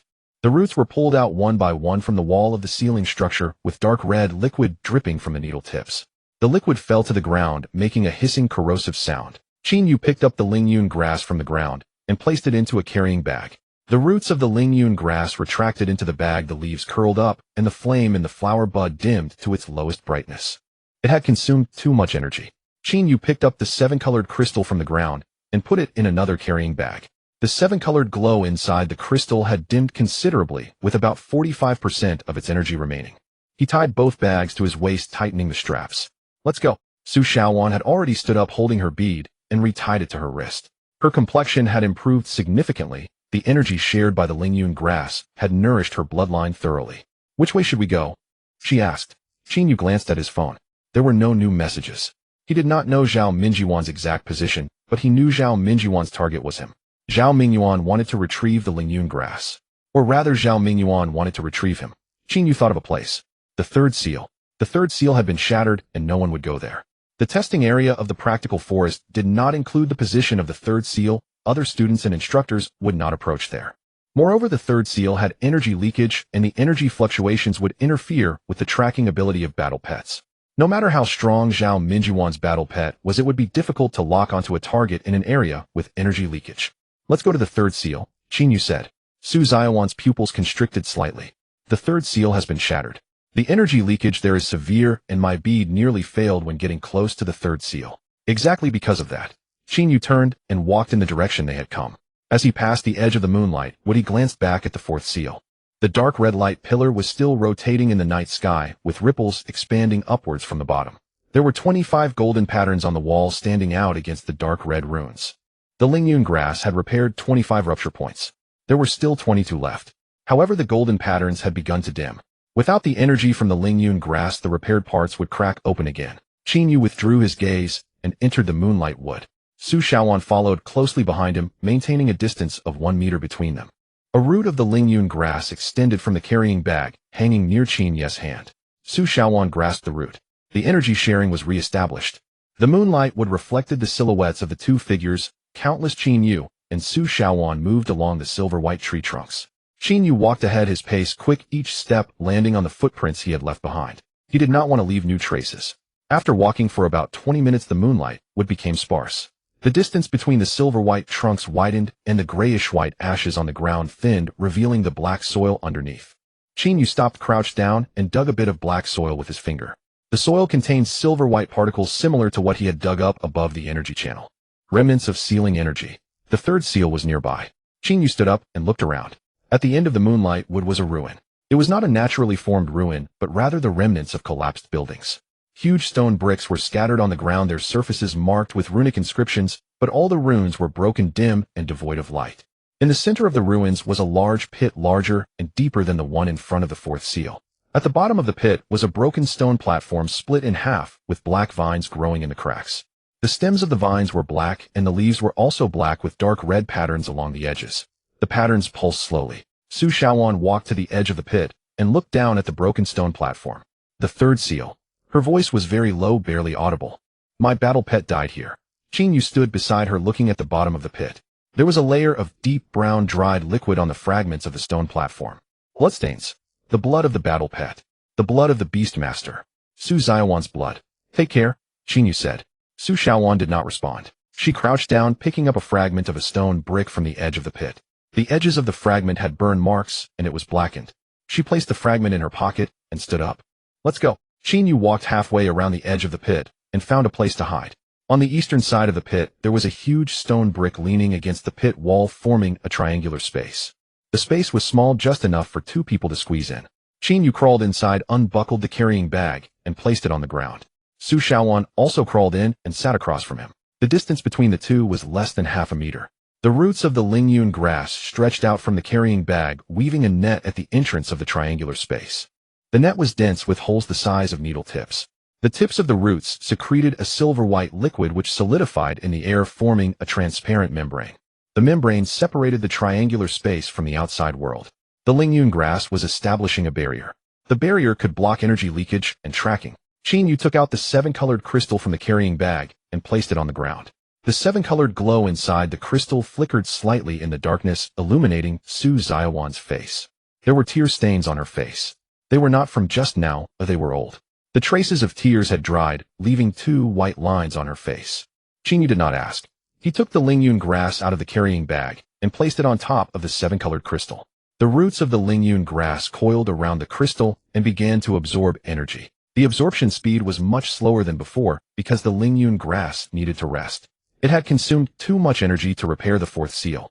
The flame in the flower bud burned weakly with a brightness only 1/10 of its normal state. The serrations along the edges of the leaves had shrunk from 120 to 100. The length of the roots also shortened, retreating from 3 meters to less than 2 meters. The Lingyun grass had entered an energy-saving state. Qingyu opened his notebook and wrote down the current status on a blank page. The Lingyun grass had excessive energy consumption and entered an energy-saving state. Approximately 45 of the energy remained in the 7-colored crystal. The 4th seal had repaired 25 out of 47 rupture points, but the repaired portions were starting to crack open again. Zhao Mingyuan was tracking him. The destination was unknown. The number of people was unknown. He closed the notebook and leaned against the stone brick. The triangular space was very quiet. Only the faint hissing sound made by the Lingyun grass roots secreting liquid and the slow breathing of the 2 could be heard. Qingyu closed his eyes but did not sleep. He was listening to the sounds outside. Occasionally there was the sound of falling stones in the ruins caused by the wind, not footsteps. In the distance there were the low and distant roars of magical beasts.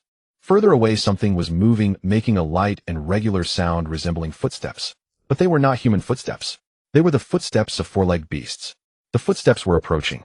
Qingyu opened his eyes and pressed his hand against the stem of the Lingyun grass. The flame in the flower bud brightened slightly with brightness, increasing from 1/10 to 2/10. A small hole appeared in the membrane woven by the roots, just enough for Qingyu to see outside. From the edge of the moonlight, what a battle pet emerged. It was very large, with a shoulder height of over 1.5 meters and a body length exceeding 3 meters. Its body was covered in silver-white scales with deep blue edges that emitted a cold blue light in the darkness. Its head resembled a wolf, but its mouth was longer than that of a wolf with more teeth. It had 4 eyes, 2 golden and 2 blue. Its tail was long with barbs at the tip, and dark red liquid hung from the barbs. Qingyu recognized this battle pet. The Silver-Scaled Wolf King. A high-grade Tier 3. Combat Power Assessment A. A military battle pet of the Empire. Only a 4th-tier Beast Master was qualified to contract it. Following the Silver-Scaled Wolf King was a man. Zhao Mingyuan. A man in his 40s wearing a deep gray Beast Master robe, with 4 silver patterns embroidered on the cuffs. His face was thin with high cheekbones and small eyes, but his gaze was sharp. He held a briefcase in his right hand and a tablet in his left. The screen of the tablet was lit, displaying a map. There was a red dot flashing on the map. The position of the red dot was near the 4th seal. Zhao Mingyuan was tracking Qing's Lingyun grass. However, the red dot stopped at the 4th seal. Because Qingyu had already left. Zhao Mingyuan stood at the edge of the moonlight, looking down at the tablet. His brows furrowed. The Silver-Scaled Wolf King squatted at his feet, its 4 eyes scanning the surroundings. The golden eyes looked to the left while the blue eyes looked to the right. The 2 pairs of eyes moved in different directions without interfering with each other. The Silver-Scaled Wolf King's vision covered 360 degrees. Qingyu withdrew his gaze. He could not let the small hole in the membrane of the Lingyun grass roots remain open for too long. The 4 eyes of the Silver-Scaled Wolf King would detect the anomaly. The small hole in the membrane closed. The triangular space fell into darkness again. Qingyu could hear his own heartbeat. Thud, thud, thud. Very slow, very steady. Su Zaiwan's heartbeat was a bit faster, but it was gradually slowing down. She was controlling her breathing. Outside footsteps could be heard.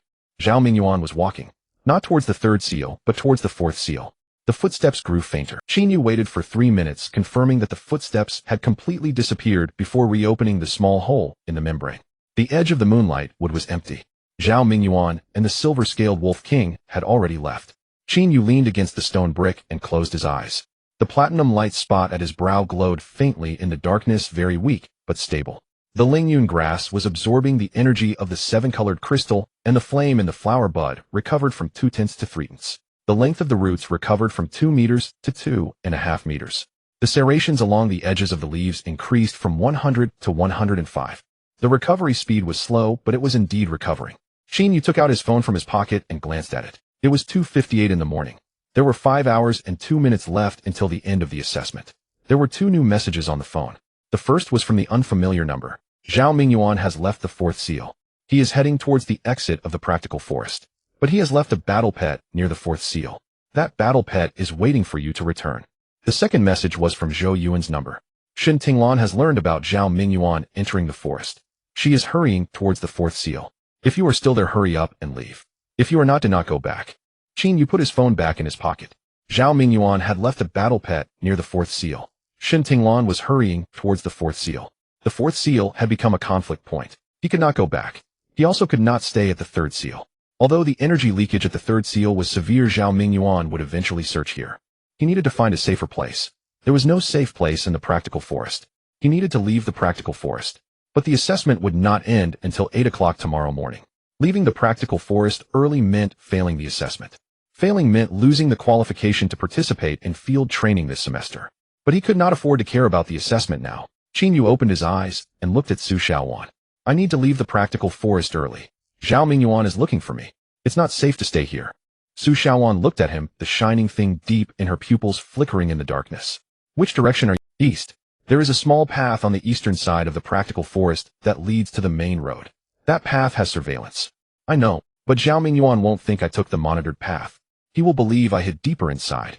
Su Xiaowan fell silent for 3 seconds. I will go with you. Qin Yu shook his head. You stay in the practical forest. Your assessment results cannot be compromised. Your bloodline needs the Academy's resources to cultivate. Zhao Mingyuan's target is me, not you. It is safe for you to stay in the forest. Su Xiaowan tapped her fingers on her knee twice. All right. Qin Yu took the Lingyun grass off the 7-colored crystal and placed it into the carrying bag. He also put the 7-colored crystal inside with the roots coiling around the crystal to continue absorbing energy. He crawled out of the triangular space and stood in the ruins. The silver-white trunks of the moonlight would stood like bones in the darkness rising from the earth. He walked in the direction of the eastern side of the practical forest. After taking a few steps, he stopped and looked back at Su Xiaowan. Su Xiaowan was still sitting in the triangular space, the bead on her wrist emitting a faint blue light. 12 days later, no matter what happens, meet at the 3rd floor of the old library. Su Xiaowan nodded. Qin Yu turned and left. He passed through the ruins, through the moonlight wood, and through the blood maple wood. The roots of the Lingyun grass stretched out from the carrying bag, swaying in the air, detecting the energy fluctuations ahead. There were no anomalies. He quickened his pace. His boots crunched on the fallen leaves, making a hurried rustling sound. After walking for about an hour, he saw the fence on the eastern side of the practical forest. The fence was a 3-meter-high iron mesh with runic inscriptions on the iron net electrified. However, the power system of the practical forest would shut down at night to save energy. There was no current in the iron net. Qin Yu wrapped one of the roots of the Lingyun grass around the iron net, and the needle tips at the end of the roots cut through the metal wires of the iron net. The cut was clean, without sparks and without sound. He crawled through the iron net and stood outside the practical forest. Outside was a dirt road with tire tracks on the surface left by maintenance vehicles from the practical forest. On both sides of the dirt road were farmlands growing low-tier spiritual plants, emitting a faint glow under the moonlight. Qin Yu walked east along the dirt road. He walked for 1 hour, 2 hours, 3 hours. The sun rose. The sun rose from the eastern horizon, and the dark red rays disappeared in the morning light. Qin Yu stood at a fork in the road looking at the sign. The left path led to the school, while the right path led to the nearest town. He chose the left path. After walking for less than half an hour, he heard the sound of a car engine behind him. He turned around and saw a dark green military truck coming down the dirt road. The truck stopped beside him. The door opened, and a man dressed in the Imperial Beastmaster uniform jumped down. The man looked at the carrying bag at Qin Yu's waist, and then at Qin Yu's face. Are you Qin Yu? Yes. Get in the car. Instructor Shin sent me to pick you up. Qin Yu looked at the man's cuffs. There were no silver patterns. He was not a Beastmaster, just an ordinary soldier. He got into the car. The truck turned around and drove toward the school. Qin Yu sat in the cabin holding the carrying bag. The Lingyun grass was in the bag, its roots coiling around the 7-colored crystal, and the flame in the flower bud had recovered to 50%. The serrations along the edges of the leaves had returned to 110. The length of the roots had recovered to 2 meters and 8 centimeters. It was still recovering. The truck drove for about 40 minutes and entered the campus. The vehicle stopped at the entrance of the training ground. Qin Yu jumped out of the car and saw Shin Tinglan standing in the center of the training ground, the Black Panther Mo squatting at her feet. Shin Tinglan's expression was very cold. Zhao Mingyuan entered the forest to look for you. I know. He couldn't find you, so he left. But he left a battle pet near the 4th seal. That battle pet is still there. Qin Yu remained silent. Shin Tinglan walked up to him, looking down at the carrying bag at his waist. Your Lingyun grass is not just Lingyun grass. Exactly. What is it? Qin Yu raised his head, looking into Shin Tinglan's eyes. It is my symbiotic battle pet. A low-grade Tier 1 Lingyun grass that could survive a night in the practical forest and evade a 4th-tier Beastmaster's tracking. Qingyu did not respond. Shen Tinglan looked at him for a long time. Then she turned and walked away. After taking a few steps, she stopped without looking back. I will give you a passing grade for the assessment. I will handle the matters regarding Zhao Mingyuan. You go back and rest. She left. Mo followed behind her, the tail of the Black Panther, drawing an arc in the air. Qingyu stood in the training ground watching Shen Tinglan's figure disappear in the direction of the administrative building. He looked down at the carrying bag at his waist. The leaves of the Lingyun grass stretched out from the bag opening, and the flame in the flower bud burned brightly. Platinum in color. Stable. The serrations along the edges of the leaves numbered 110. The length of the roots was 2 meters and 8 centimeters. The energy recovery was at 50%. There were 11 days left until the disaster struck. Qingyu turned and walked toward the dormitory. The dormitory door was locked. Qingyu took out the key, inserted it into the lock, turned it, and pushed the door open. The room was just as he left it. Desk, bed, wardrobe, windowsill. The flower pot was still on the windowsill facing north. He had turned the flower pot to the north before he left, and it remained in that position. No one had come in. Qingyu unfastened his carrying bag and placed it on the desk. He pulled open the curtains, allowing sunlight to stream in. The sunlight was bright, shining on the leaves of the Lingyun grass where the golden patterns on the leaves refracted delicate specks of light. He took the Lingyun grass from the carrying bag and placed it in the flower pot on the windowsill. The roots of the Lingyun grass penetrated the soil with the needle-like tips piercing through the cracks at the bottom of the flower pot and reaching into the crevices of the bricks on the windowsill. The gray-white powder in the brick crevice was still present. The roots of the Lingyun grass absorbed the energy from the powder. The flame in the flower's core recovered from 50% to 60%. Qingyu took out a 7-colored crystal from another carrying bag and placed it on the desk. The 7-colored glow within the crystal was dimmer than last night, with approximately 43% energy remaining. The roots of the Lingyun grass extended from the flower pot, crossing over the windowsill and the desk, wrapping around the 7-colored crystal. The needle-like tips at the end of the roots pierced into the surface of the crystal. The energy began to transfer. The Lingyun grass simultaneously absorbed the energy from the brick crevice powder and the 7-colored crystal. The recovery rate accelerated. The flame in the flower's core rose from 60% to 70%. The serrated edges of the leaves increased from 110 to 115. The length of the roots recovered from 2 meters and 80 centimeters to 3 meters and 20 centimeters. Qingyu flipped open his notebook and opened a new page beneath the Lingyun grass panel. He wrote down today, 1. Allow the Lingyun grass to continue absorbing the energy from the 7-colored crystal, aiming to complete 10% of the second stage root enhancement within 3 days. 2. Seek more cultivation materials, crystals, spiritual plants, and energy residues. 3. Research methods for re-establishing seals. Go to the old library to look for information. 4. Investigate Zhao Mingyuan. Understand his battle pet, his background, and his intentions. He closed the notebook and got up to wash up. The voice-activated light in the corridor was still broken. He walked through the dim corridor. The water from the faucet was cool, splashing it on his face dispelled some of his fatigue. He returned to his room and changed into a clean set of clothes. A deep gray long-sleeve shirt, black trousers, and soft-soled shoes. He took the Lingyun grass out of the flower pot and placed it back into the carrying bag. The 7-colored crystal was also placed inside with the roots wrapped around it. He walked out of the room, downstairs through the playground, heading towards the old library. There were people training on the playground. It was a second-year student he did not recognize with a battle pet that was a thunder eagle soaring in the air, its wings spread over 5 meters. Each flap produced crackling arcs of electricity. Qingyu glanced at the thunder eagle's flying height and speed, estimating its combat power in his mind. At least a mid-grade 5th tier. He withdrew his gaze and continued walking. The door of the old library was unlocked. He pushed it open and walked in. The consultation desk in the hall was covered in dust, just like when he first arrived. He went upstairs and approached the door at the far left of the 3rd floor. The door was closed. He knocked twice, one long and one short. No one responded. He pushed the door open and there was no one in the room. The long table was still there, the bookshelf was still there, and the runic array on the floor was still there.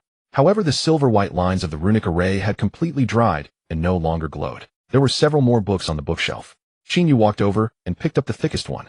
Records of the Empire's Seals.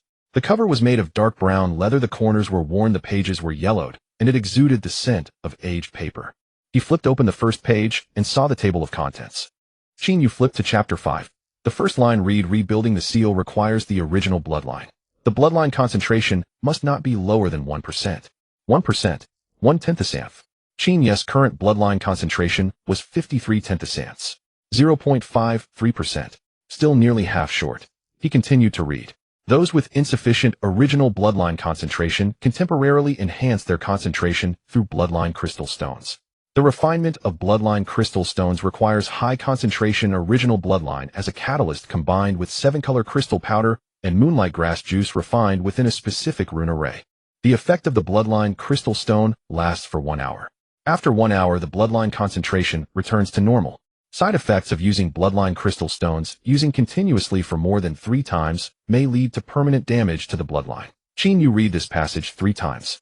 Bloodline crystal stone temporarily enhances bloodline concentration. Requires high concentration original bloodline as a catalyst. His bloodline concentration was 53 tenthasants, much higher than Su Ziyuan's 30 thousandths. He could be that catalyst.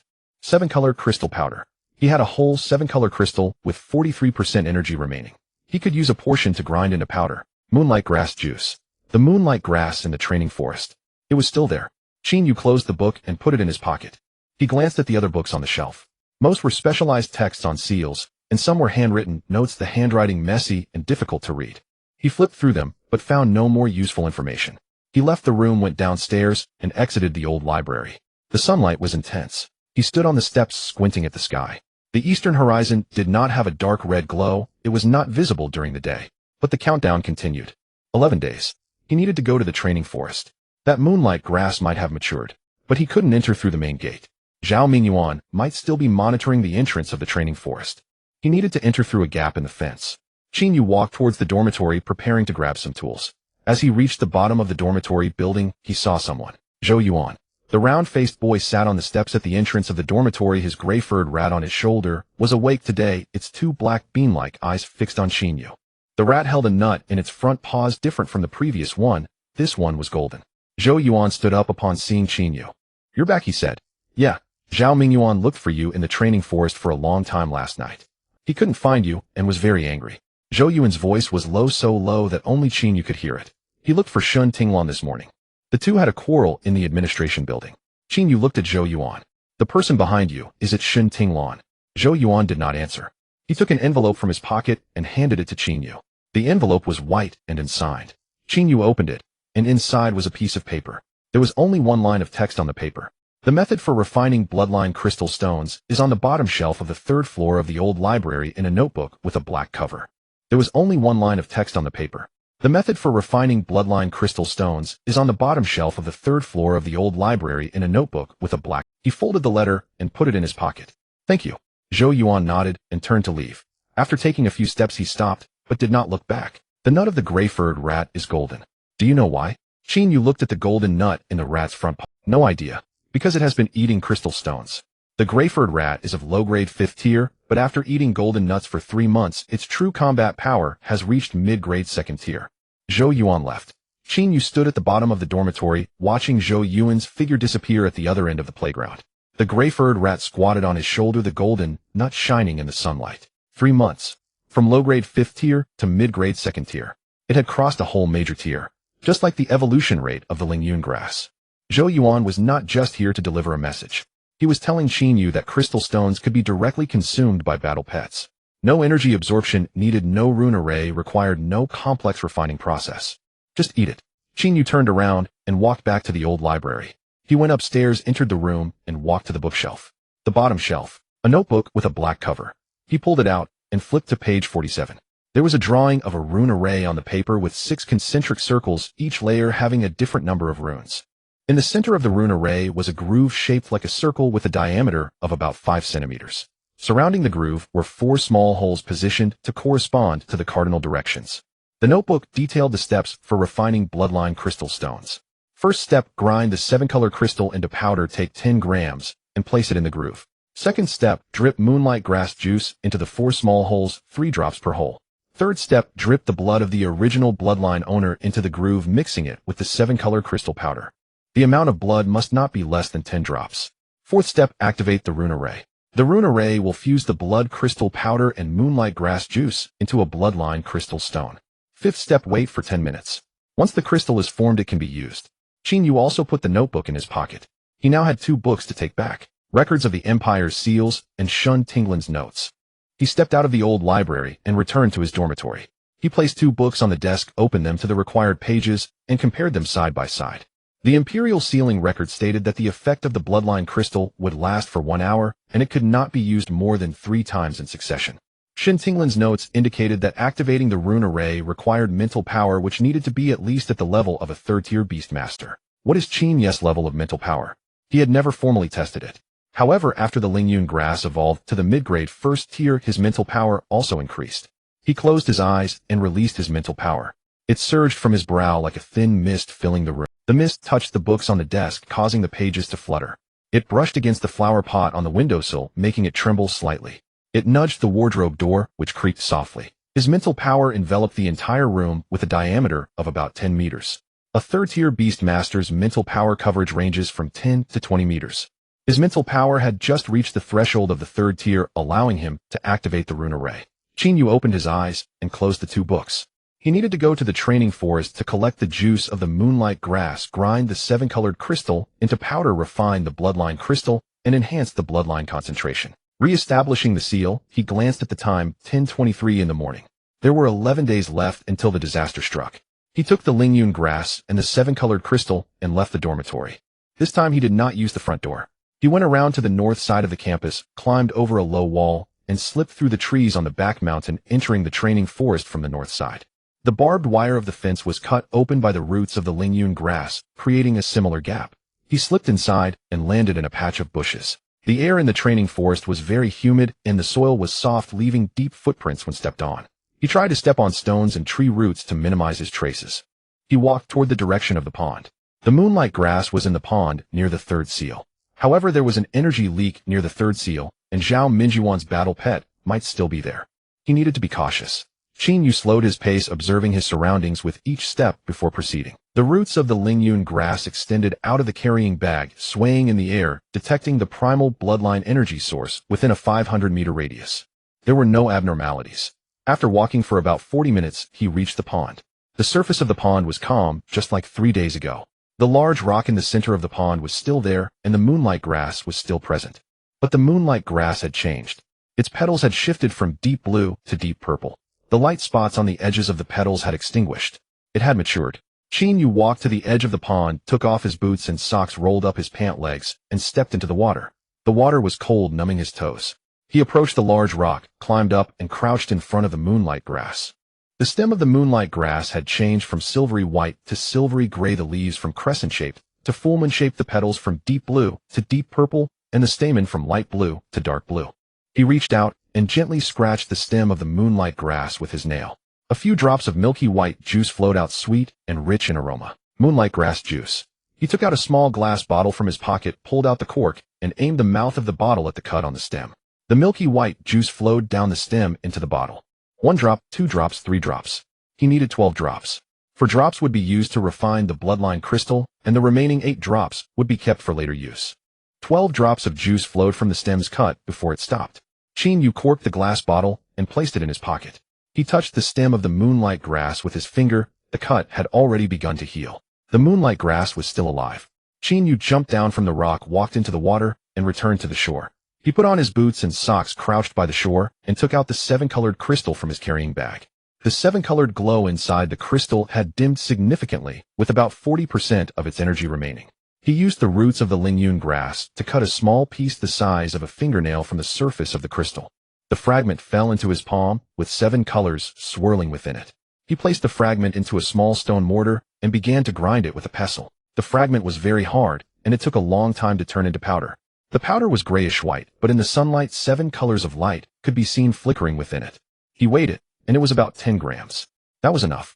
Qin Yu packed the 7-colored crystal powder into a small bag and placed it in his pocket. He stood up and looked around.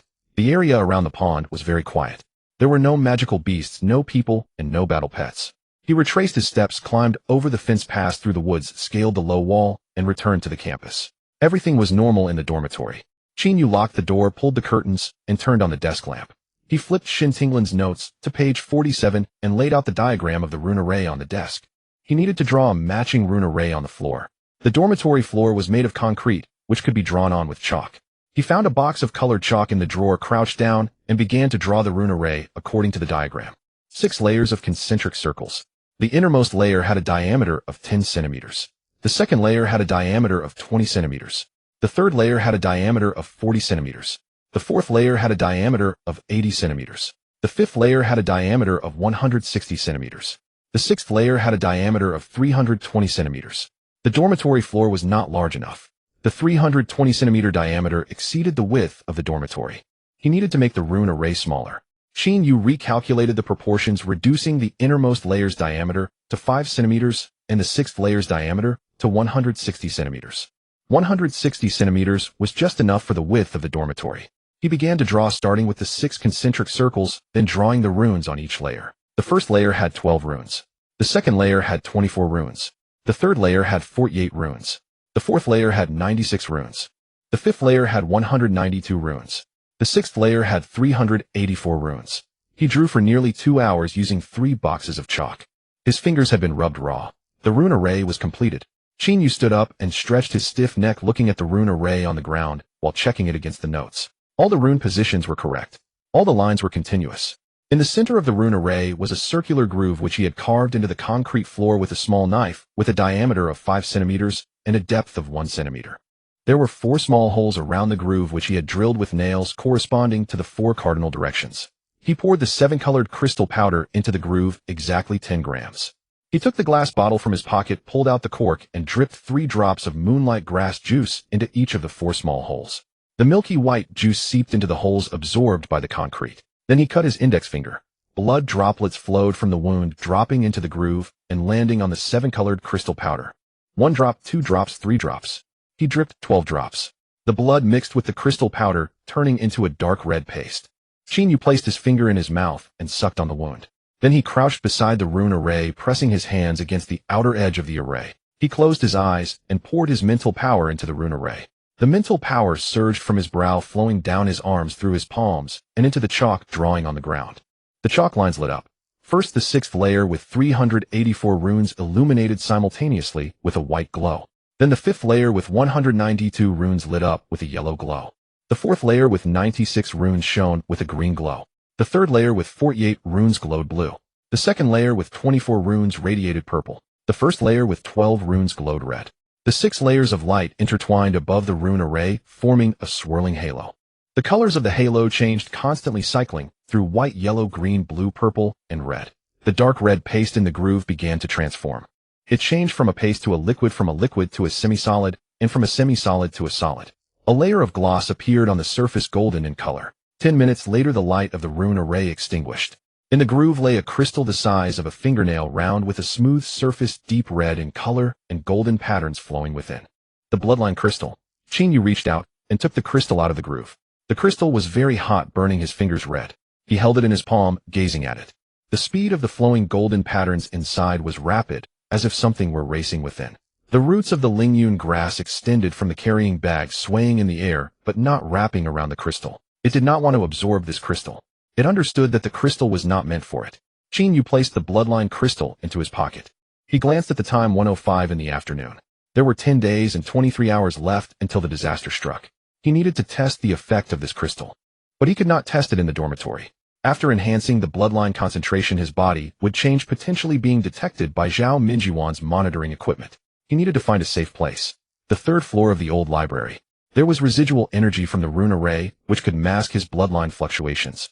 Qin Yu packed the Lingyun grass and the 7-colored crystal into his carrying bag and tied it around his waist.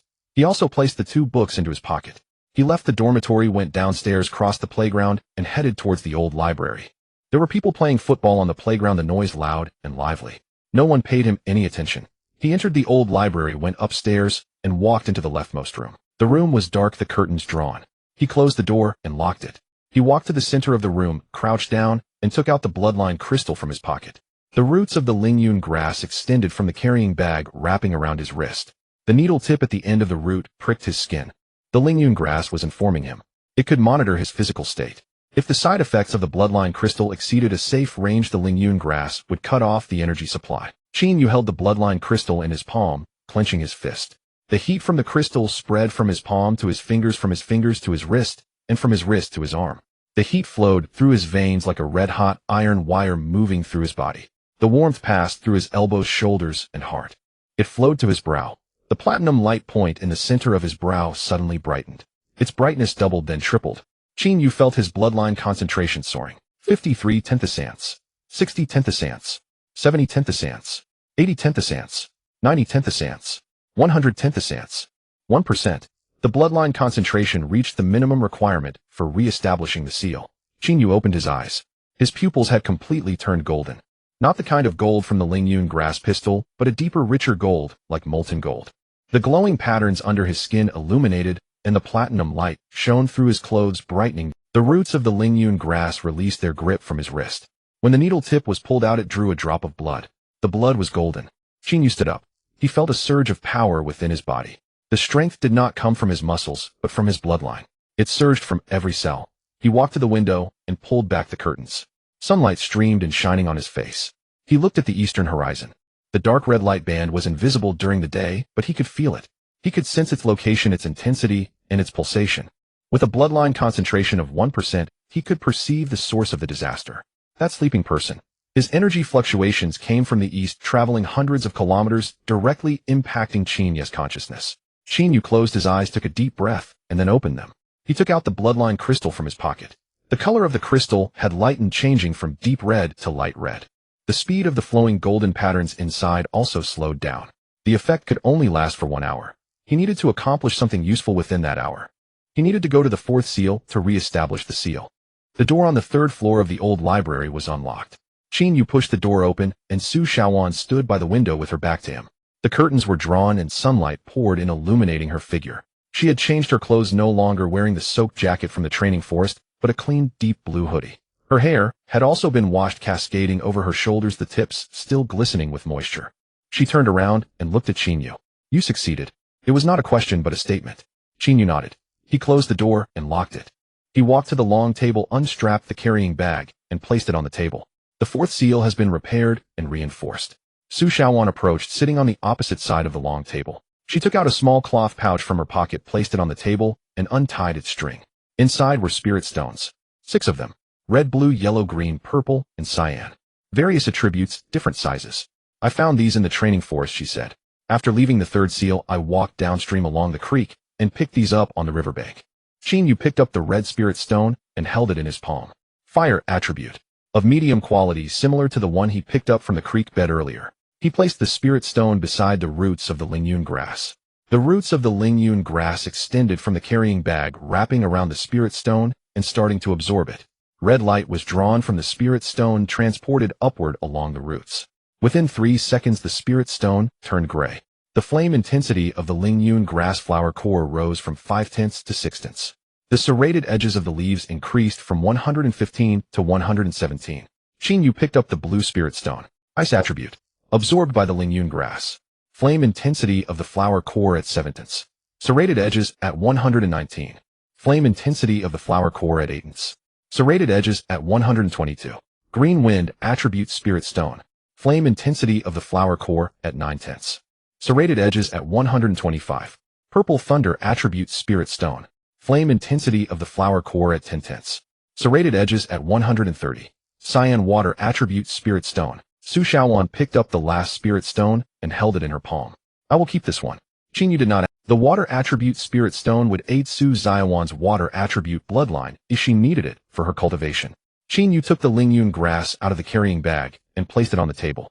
The leaves of the Lingyun grass fully unfurled, the length of the 3 leaves exceeding his forearm.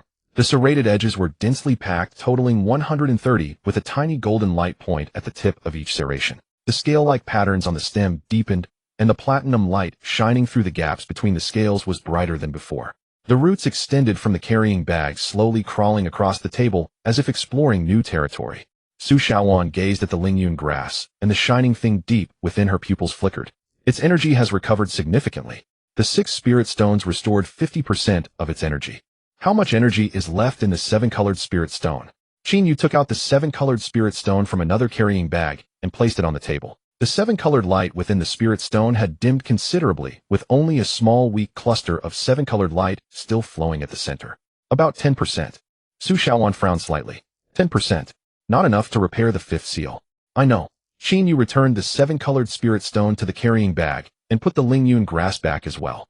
He sat in the chair beside the long table, opened his notebook, and wrote a few numbers on a blank page. Energy consumed by the fourth seal, total energy of Lingyun grass, 35% of the 7-colored spirit stone. Estimated energy consumption for the fifth seal, at least double. Current available energy, 100% energy from Lingyun grass, 10% from the 7-colored spirit stone. Deficit, 100% energy from Lingyun grass, 60% from the 7-colored spirit stone. He needed to find energy equivalent to 6 spirit stones to fill the gap. Su Xiaowan took out the terrain map for the training forest from her pocket and spread it on the table. The map marked all areas of the training forest, including monster distributions, water sources, and energy concentration levels. She drew several circles on the map with a red pen. The locations where I found the spirit stones on the riverbank are all within these circles. Below the riverbank is an energy channel.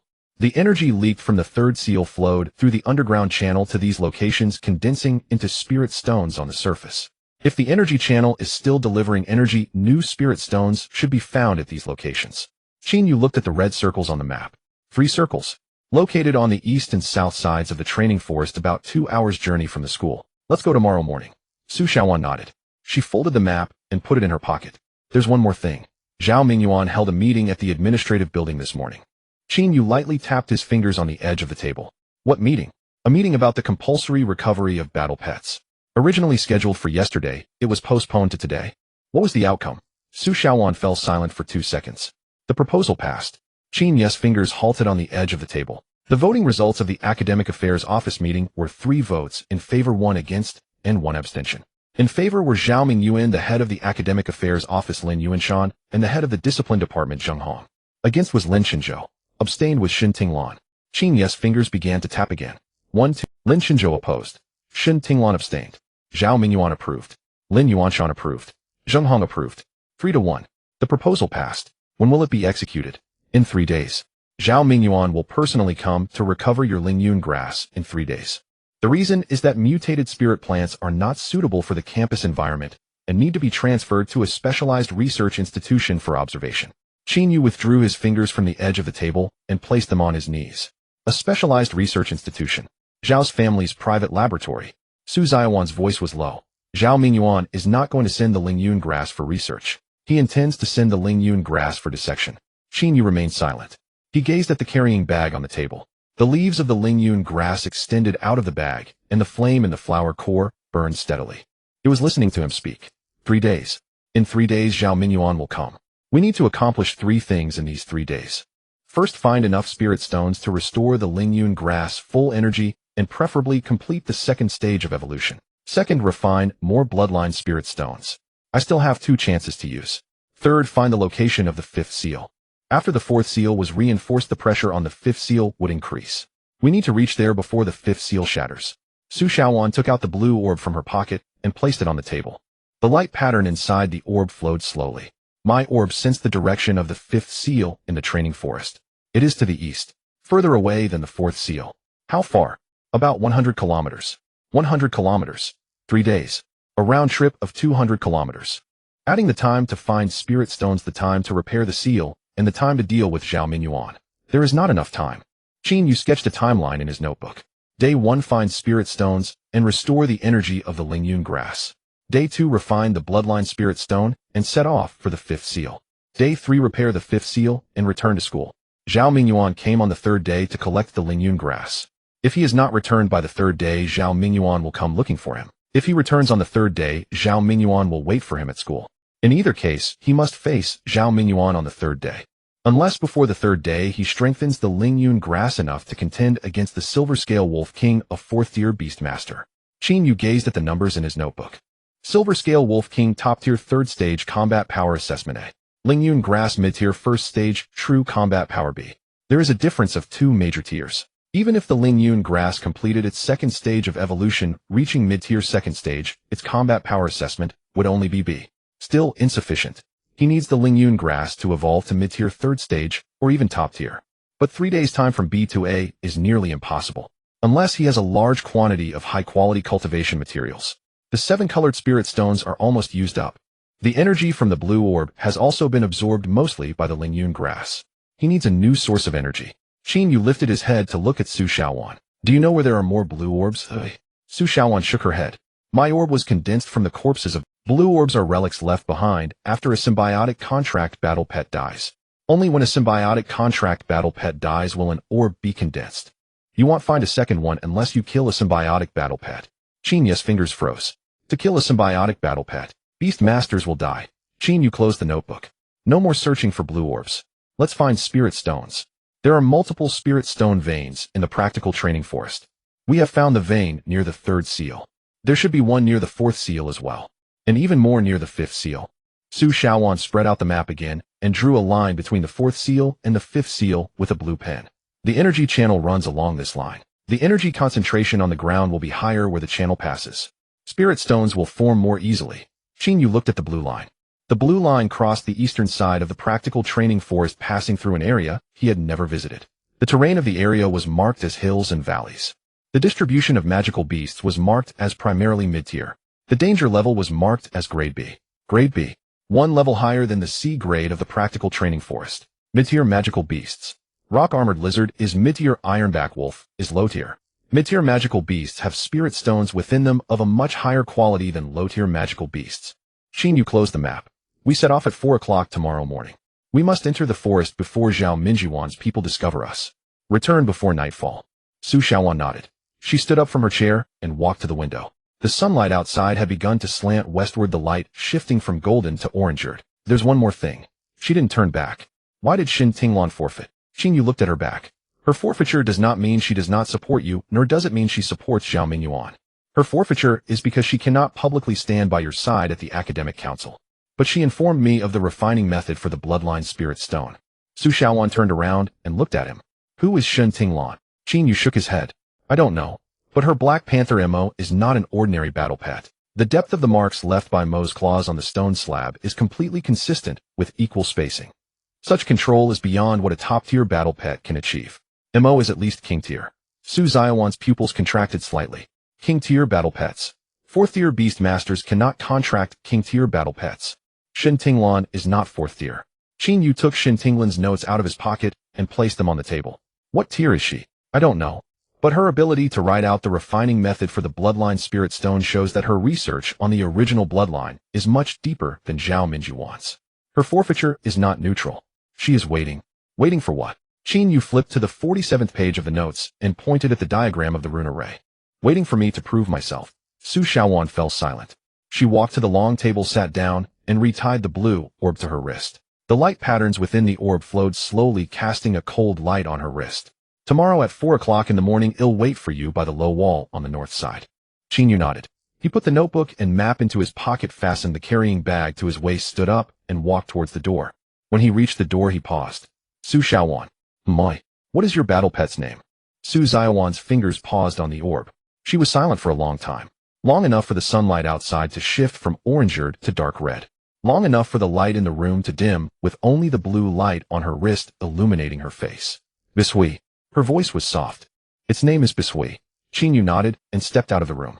He descended the stairs, crossed the first-floor hall, and pushed open the oak door. The sunset shone on his face, warm and inviting. He stood on the steps of the old library, gazing at the horizon in the east. The dark red light band flickered in the sunset's afterglow, wider than yesterday. Countdown. 10 days. Qin Yu returned to the dormitory. He placed the lingyun grass on the windowsill, allowing its roots to burrow into the brick crevices, absorbing the grayish-white powder. The 7-colored spirit stone was placed beside the flower pot, with the lingyun grass roots winding around it, absorbing the last 10% of energy. He sat on the edge of the bed, opened the notebook, and wrote down tomorrow's plan. At 4 o'clock in the morning, meet with Su Shaoan and enter the practical training forest. Follow the energy channel eastward, searching for spirit stones. Target collect at least 10 mid-tier spirit stones. Return in the afternoon to refine the 2nd bloodline spirit stone. Depart for the 5th seal at night. He closed the notebook and placed it under his pillow. Lying on the bed facing the ceiling. The crack had grown longer. It spread from the opposite wall to the other side of the window frame, forming a bifurcated Y shape. Qin Yu looked at the shaped crack and recalled the bifurcation at the end of the lingyun grass roots. Each root tip had 2 bifurcations, each bifurcation ending in a needle point. The angle of the bifurcations was 60 degrees, perfectly forming a Y shape. It matched exactly with the crack on the ceiling. Qin Yu closed his eyes. A platinum light point in the center of his brow cast a warm glow on the inner side of his eyelids. The light pulsed in the darkness, synchronizing with his heartbeat and the flame within the lingyun grass flower. Outside the window, the sky darkened. The moon rose. Moonlight illuminated the leaves of the Lingyun grass, reflecting the golden patterns on its leaves in fragmented glimmers. The flame within the Lingyun grass flower burned steadily platinum in color. The serrations along the leaf edges 130 in number. The root length 3 meters and 5. Energy 90%. 7 hours remaining until 4 o'clock tomorrow morning.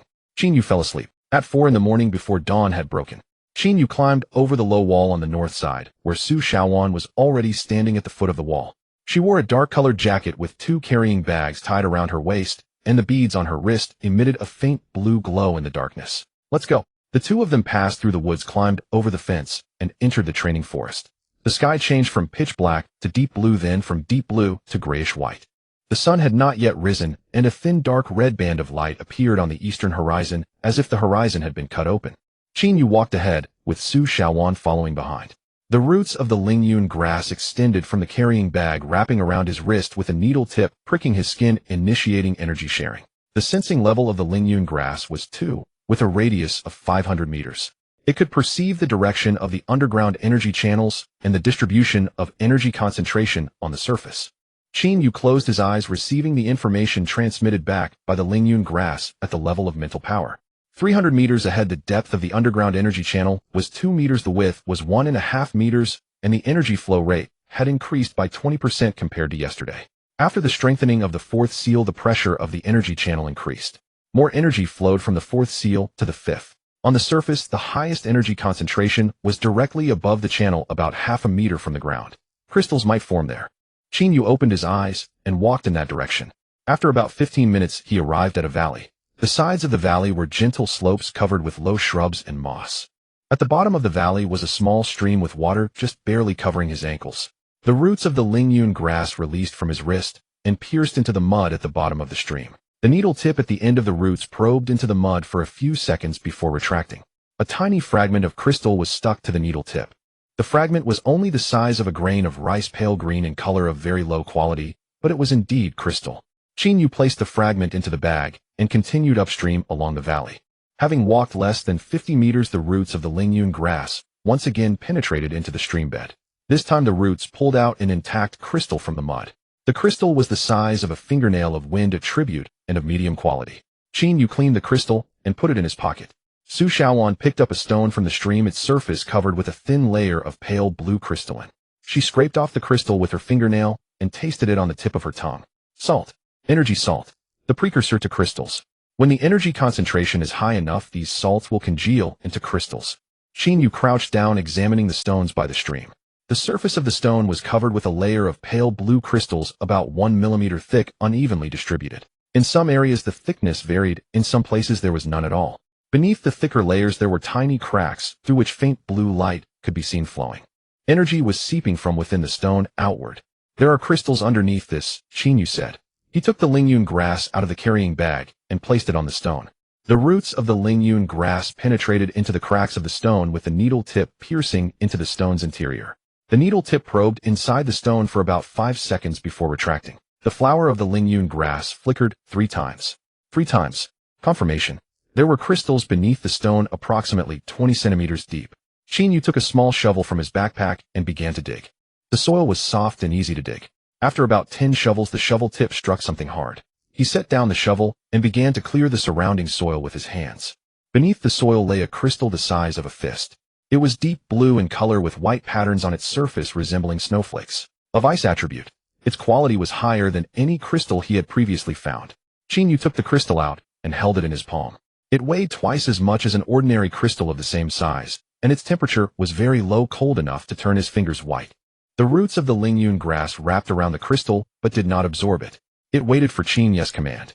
Qinyu placed the crystal into his pocket and continued digging. In the same spot, he dug out 2 more crystals. One was of thunder attribute, and the other was of earth attribute. Their qualities were similar to the first crystal. A crystal veins, or pocket. The energy channel encountered a rock structure suitable for crystal formation at some point, allowing energy to accumulate around the rock and form crystals. Qinyu placed all 3 crystals into his backpack and stood up. Let's keep going. They walked upstream along the valley for about an hour and found 2 more pockets. One was at a bend in the valley where he dug out 2 crystals. The other was at the source of the valley beneath a spring where he dug out 4 crystals. Adding the 3 from before, there were a total of 9. 9 medium-quality crystals. Qin Yu poured all the crystals out and placed them on a flat stone for sorting. 2 fire attribute crystals, 2 ice attribute crystals, 1 thunder attribute crystal, 1 earth attribute crystal, 1 wind attribute crystal, 1 water attribute crystal, and 1 wood attribute crystal. 9 crystals, 7 different attributes. The roots of the Lingyun grass swayed above the crystals, resembling a group of hungry snakes that had caught a whiff of food. Qin Yu picked up 1 fire attribute crystal and placed it next to the Lingyun grass. The roots of the Lingyun grass wrapped around the crystal and began to absorb it.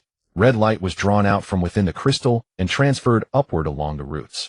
Within 3 seconds, the crystal turned gray. The brightness of the Lingyun grass flower flame rose from 10 tenths, 100%, to 11 tenths, 110%, exceeding the maximum. The brightness of the flower flame doubled, its color changing from platinum to a platinum hue tinged with red.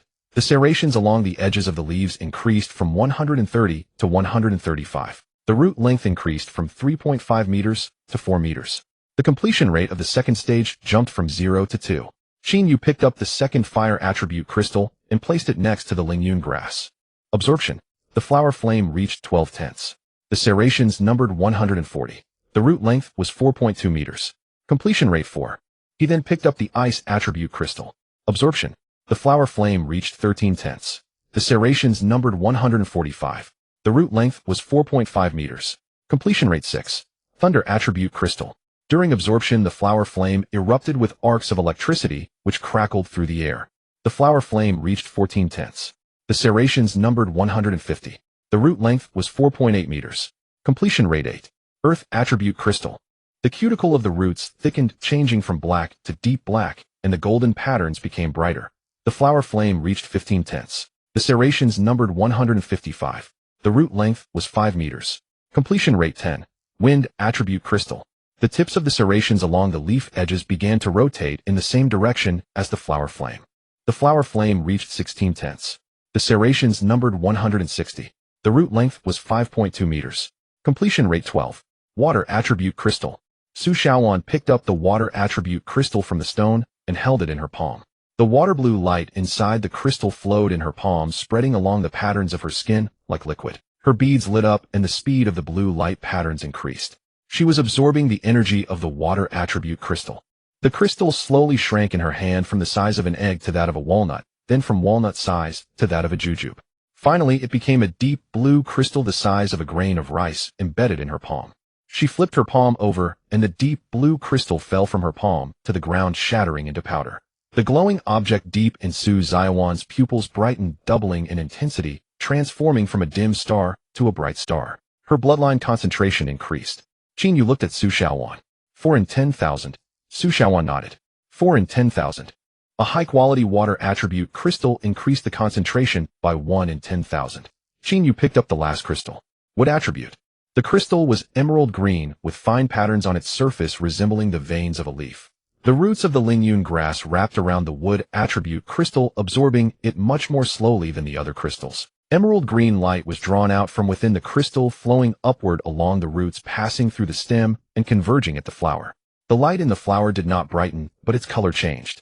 From platinum with a red halo to platinum with a green halo. The number of serrations along the edges of the leaves did not increase, it remained at 160. The root length also did not increase, it remained at 5.2 meters. However, the color of the leaves changed. From dark green with golden patterns to emerald green with golden patterns. A thin waxy sheen appeared on the surface of the leaves. The sheen reflected a rainbow of colors in the sunlight. Qin Yu touched the surface of the leaves with his finger. It was very smooth, very hard like glass. He scraped at it with his fingernail, but it wouldn't budge. The defense had improved again. The flower flame reached 16 tenths. The serrations numbered 160. The root length was 5.2 meters. Completion rate 12. The Lingyun grass absorbed 6 crystals, and its energy increased from 100% to 160%. It exceeded the maximum by 60%. The excess energy was used to increase the completion rate of the second stage from 0 to 12. Qin Yu placed the Lingyun grass back in the carrying bag, also collecting the remaining crystal fragments and powder. He glanced at his phone. It was 7:40 in the morning. There were just over 2 days until Zhao Mingyuan came to collect the Lingyun grass. That's enough, he said. Let's go back and refine the second bloodline crystal. Su Xiaowan took out the map from her pocket and circled the location of the 5th seal. The fifth seal it's about 60 kilometers from our current location. If we set off tonight, we can arrive by tomorrow morning. Qin Yu looked at the circle on the map. The label for the fifth seal was Forbidden Zone. It was not within the training forest range, but in the wild area outside it. The grade of the magical beast was higher, and the danger level was at least Class A. But the pressure of the fifth seal was increasing, and he had to go. Qin Yu returned the map to Su Shaowan and turned to walk downstream along the valley. The two of them walked quickly one after the other. By the time they exited the training forest, the sun had already risen high in the sky. Qin Yu climbed over the fence pass through the woods and climbed over the low wall, returning to the campus.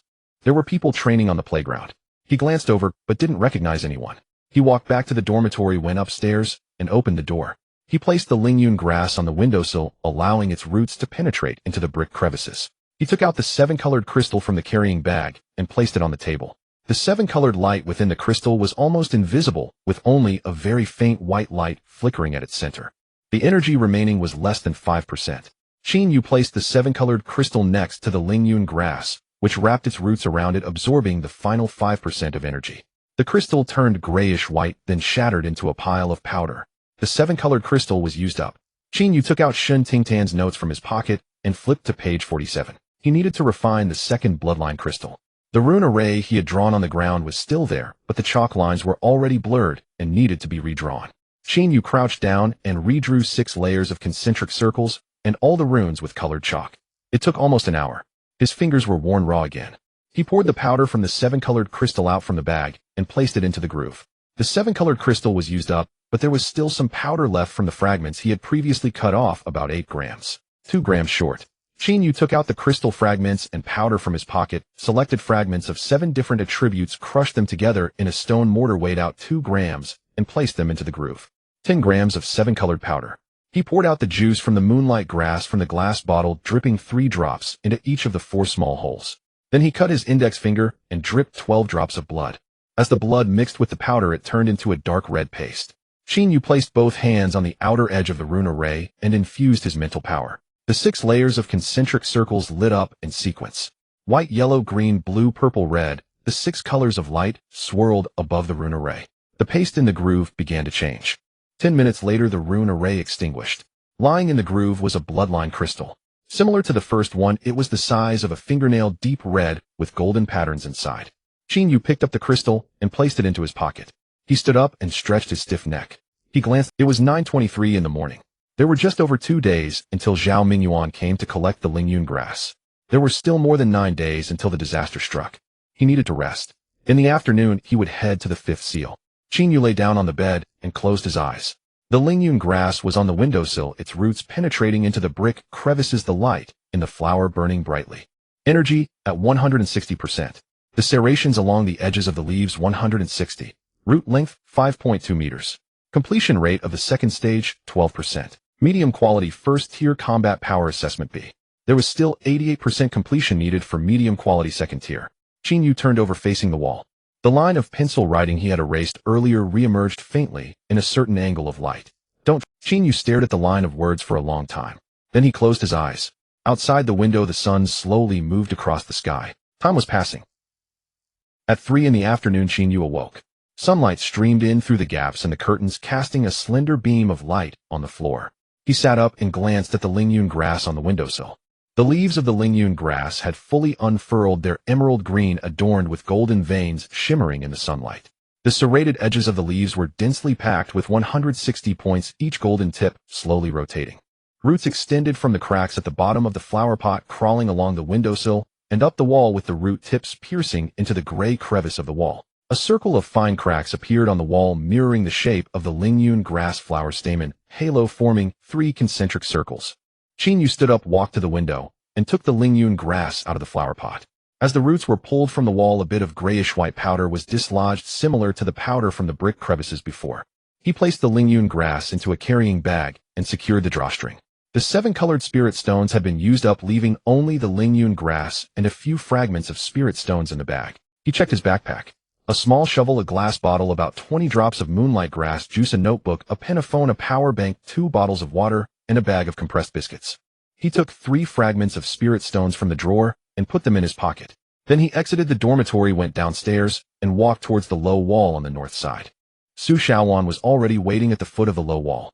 She had changed into a thicker windbreaker, deep black in color, with the fur on her hood fluttering slightly in the wind. She had 3 carrying bags tied around her waist, one more than in the morning.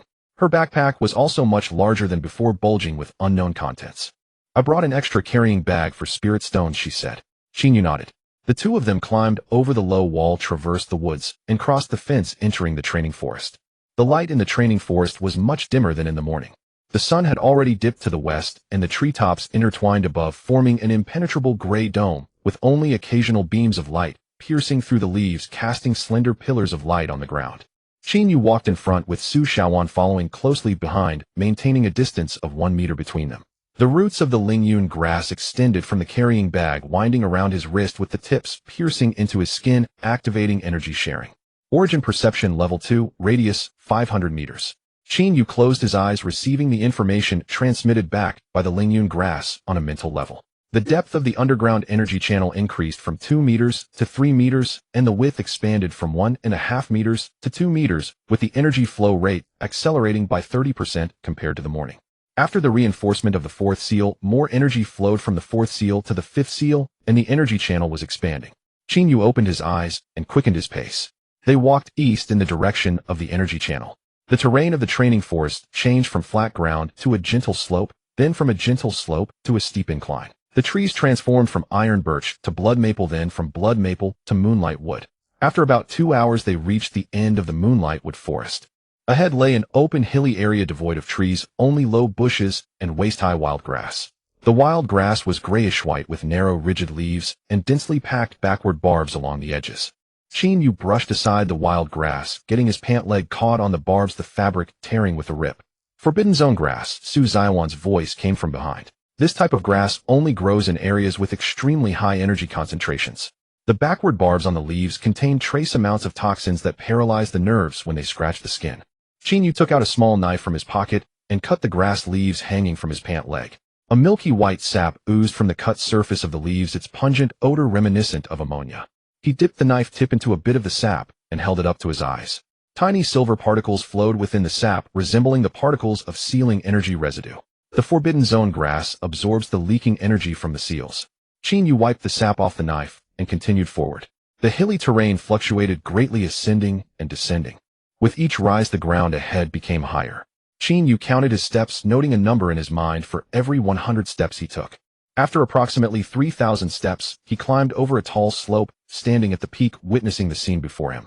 At the end of the hills lay a vast plain. The plain was devoid of grass, bushes, or any plants. The ground was dark gray, cracked with dark red light emanating from the fissures.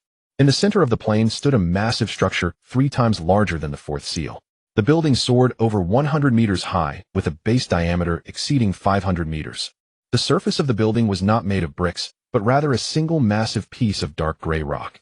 The rock's surface was engraved with runes, the lines of the runes a dark red, pulsating at a much faster frequency than the 4th seal. The 5th seal.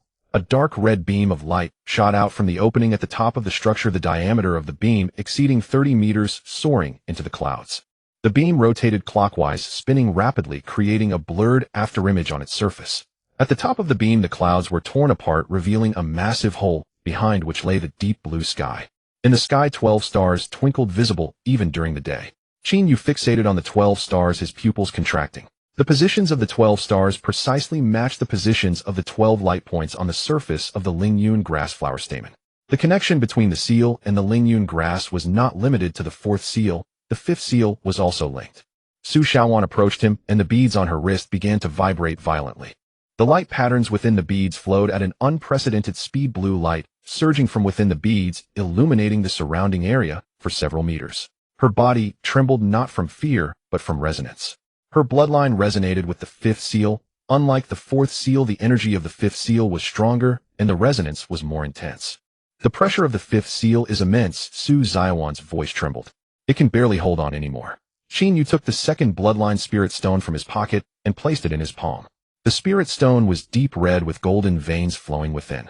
He clenched his fist, the warmth of the stone spreading from his palm to his fingers, from his fingers to his wrist, and from his wrist to his arm. The warmth coursed past his elbow, shoulder, heart, and flowed to his forehead.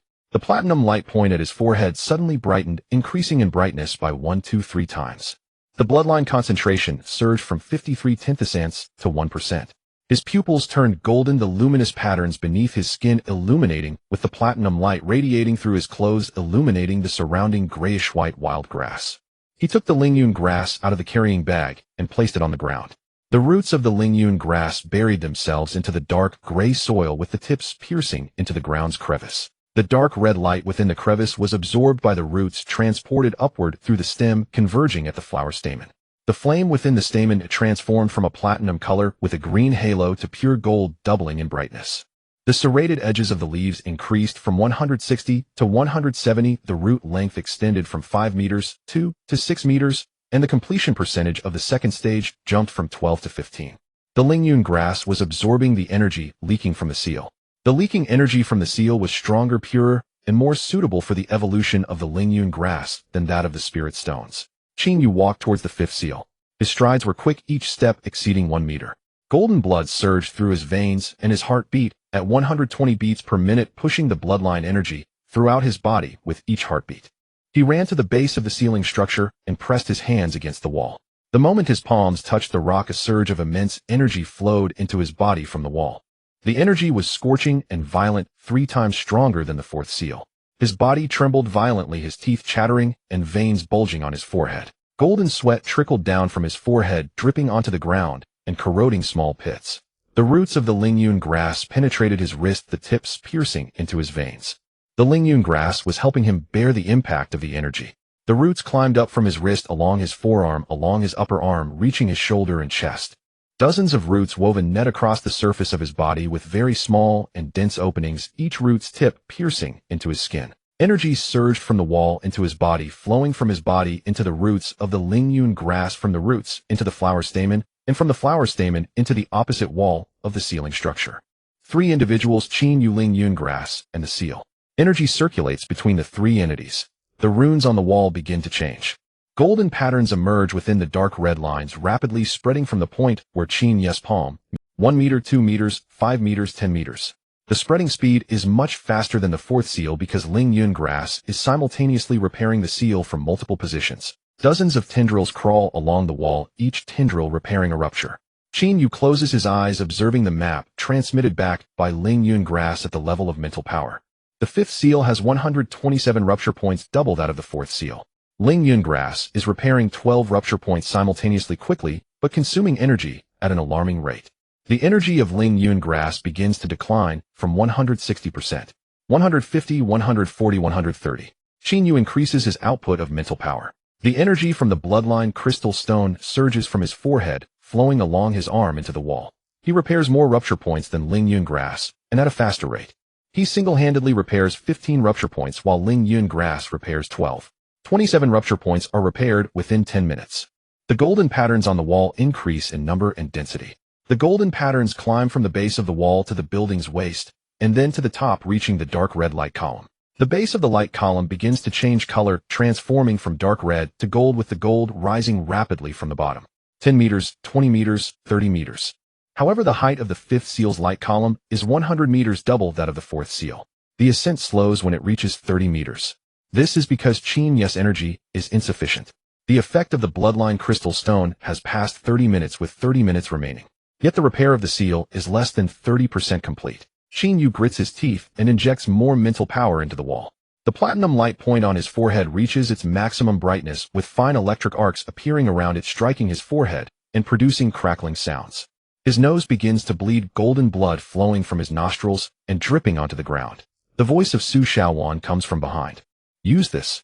She runs to his side, pulling out the last small fragment of the water attribute crystal stone from her pocket and placing it in Qin Yu's hand. Qin Yu clenches the fragment tightly as the tendrils of Lingyun grass extend from his wrist, wrapping around the fragment and absorbing the last bit of energy. The brightness of Lingyun grass flower core flame increases slightly, but it's not enough. Su Shaowan removes the blue bead from her wrist and places it next to the root of Lingyun grass. Use my bead. The tendrils of Lingyun grass wrap around the bead, but Qin Yu shakes his head. He pulls the tendrils away from the bead. No, the bead is the only thing your battle pet left you. Once it's gone, it's gone. Su Shaowan looks at him, the glowing thing deep in her pupils flickering violently. If the seal breaks, the calamity will come, and no one will survive. What is 1 bead worth? Qin Yu remains silent for a second. He rewraps the tendrils of Lingyun grass around the bead. The needle tip at the end of the tendril pierces the surface of the bead, and the light patterns inside the bead spin wildly, with blue light pouring out, traveling up the tendril through the stem of Ling Yun grass and converging at the flower core. The flame of Ling Yun grass flower core changes from pure gold to gold-blue, doubling in brightness. The serrations at the edges of the leaves jump from 170 to 190. The length of the tendrils jumps from 6 meters to 7 meters, and the completion rate of the second stage jumps from 15% to 25%. The energy of Ling Yun grass rises from 120% back to 150%. The speed at which the golden patterns spread on the wall accelerates once more. The gold rises from 30 meters to 50 meters, 70 meters, 90 meters, and 100 meters. The entire light column turns golden. The direction of the light column's rotation changes from clockwise to counterclockwise. The speed of rotation also changes from fast to extremely fast, fast enough to form circles of golden halos on the surface of the light column. The halos spread downward, radiating from the top to the bottom. As the ripples expand downward, the air around the ceiling structure begins to distort. The range of distortion expanding from the edge of the building outward 500 meters, 1,000 meters, 2,000 meters. The gray-black soil on the plain is lifted by the airflow, forming a cloud of gray-black dust in the air. The fifth seal has been repaired. Qin Yu releases his grip and steps back 2 paces. His legs give way completely, and he collapses to the ground. Golden sweat pours from every pore of his body, soaking him entirely. The golden blood from his nose continues to flow, dripping onto his clothes and onto the ground. The tendrils of Ling Yun grass withdraw from his body, retracting back into the carrying bag. The flame within the flower core dims, decreasing from 150% to 50%. The serrations at the edges of the leaves decrease from 190 to 160. The length of the tendrils retracts from 7 meters to 5 meters, and the completion rate of the second stage drops from 25% to 18%. Su Xiaowan squats down, picks up the bead, and holds it in her palm. Her lips tremble, but she does not speak. Qin Yu sits on the ground, gasping for air. A gray stone. Su Xiaowan squats down, picks up the bead, and holds it in her palm. Her lips tremble, but she does not speak. Qin Yu sits on the ground, gasping for air. He looks at the ceiling structure. The wall is covered with golden and blue patterns. The gold belongs to Ling Yun grass, while the blue is from the energy within Su Xiaowan's bead. The intertwining patterns of the 2 colors form intricate designs on the dark red rock. The light column is golden, rotating steadily with the ripples spreading downward, forming regular patterns on the surface of the light column. The shape of the patterns is identical to that of the halo surrounding Ling Yun grass flower core, 3 layers of concentric circles, but with an additional layer of blue halo. The 5th seal stabilizes. Qin Yu takes out his phone from his pocket and glances at the time. It is 6:41 in the evening. The effect of the bloodline crystal stone has 19 minutes remaining. He needs to find a safe place to wait for the effect to pass. He stands up, his legs are still trembling, but he can walk. Su Xiaowan supports him as they leave the ceiling structure, heading to a low slope at the edge of the plain. Qin Yu leans against the slope and closes his eyes. His heartbeat begins to slow down to 120 beats per minute, then 110, then 100. The gold in his pupils begins to fade, changing from deep gold to light gold, then to pale gold, and finally to platinum. The glowing patterns beneath his skin also dim. The bloodline concentration drops to 0.05%. Qin Yu opens his eyes and looks at Su Xiaowan. Su Xiaowan sits beside him, still holding the gray bead. Her eyes are red, but she does not cry. The bead of Bai Shui is gone. Her voice is very soft, almost inaudible. Qin Yu does not respond. He takes out the blue bead he retrieved from the spring and places it in Su Xiaowan's palm. This is for you. Although it's not the one left for you by Bai Shui, it is still a blue bead.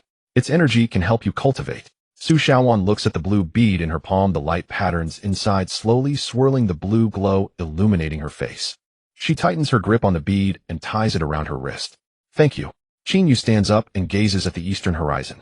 The sky is darkening, the sun has set below the horizon, and only a trace of oranger twilight remains in the western sky.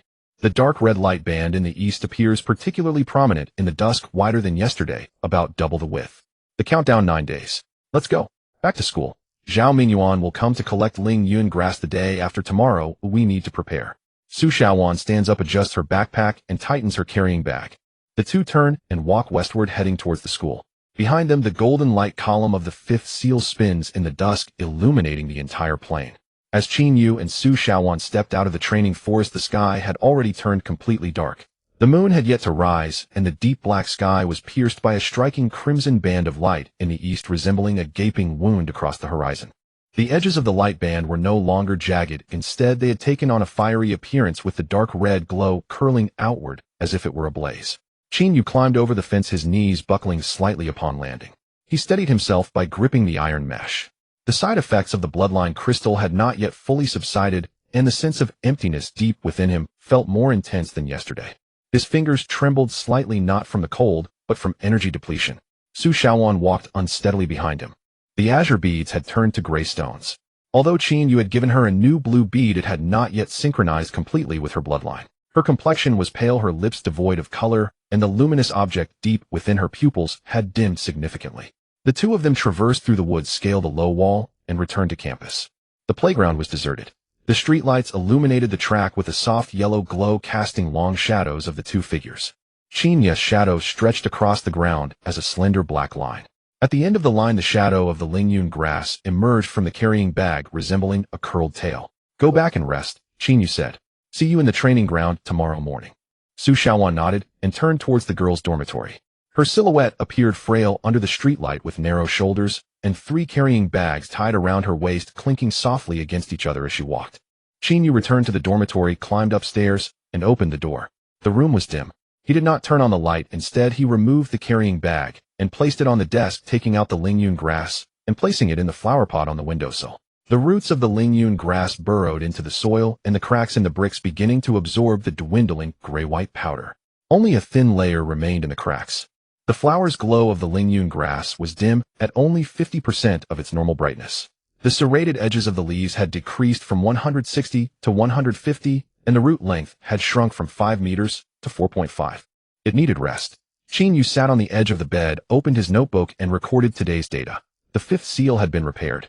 127 breakpoints had been repaired. The energy consumption of the Lingyun grass was immense, dropping from 160 to 50%. Su Xiaowan's blue bead had exhausted its energy. The 5th seal was stabilized, the light column changed color, and the direction of rotation reversed. Current usage of the bloodline crystal 2 times. Remaining usable times 1. He closed the notebook and lay down on the bed. The crack in the ceiling had changed again. The S-shaped crack had sprouted a new branch from its center, extending towards the window. The 3 cracks on the ceiling formed an irregular triangle. Qin Yu stared at the triangle, recalling the 12 light points atop the ceiling structure. The 12 light points, when connected, also formed an irregular dodecagon. He closed his eyes. A platinum light point at the center of his brow projected a small warm glow on the inner side of his eyelids. The glow was dim, much darker than usual. The side effects of the bloodline crystal not only affected his body, but also his mental strength. He needed time to recover. The wind outside rustled the curtains, and the moonlight streamed through the gaps, illuminating the leaves of the Lingyun grass. The emerald green of the leaves turned dark under the moonlight, and the golden veins transformed into silver white. The flower's glow of the Lingyun grass flickered in the darkness as if it were breathing. Qin Yu fell asleep. The next morning, when he awoke, the sunlight was already bright. He glanced at his phone. He had slept for nearly 12 hours. The emptiness deep within him had diminished significantly, yet it lingered. His fingers no longer trembled, but he felt less strength when clenching his fist than before.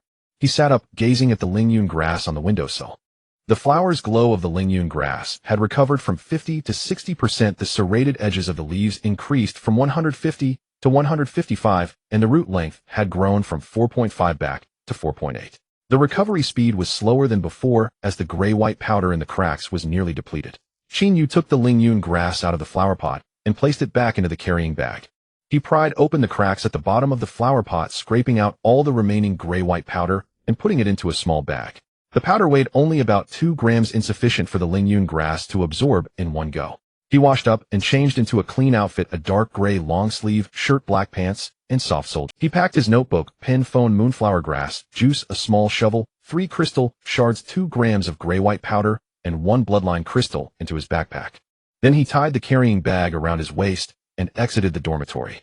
There were people training on the playground. Qin Yu walked over and saw it was Zhou Yuan. Zhou Yuan stood in the corner of the training ground. A gray-furred mouse crouched on the ground in front of him, cradling a golden nut in its front paws. The gray mouse was eating the nut, slowly chewing each bite for a long time. With each bite, a golden streak of light flickered across the gray mouse's fur, spreading from its head to its tail before vanishing. Zhou Yuan waved at Qin Yu when he saw him.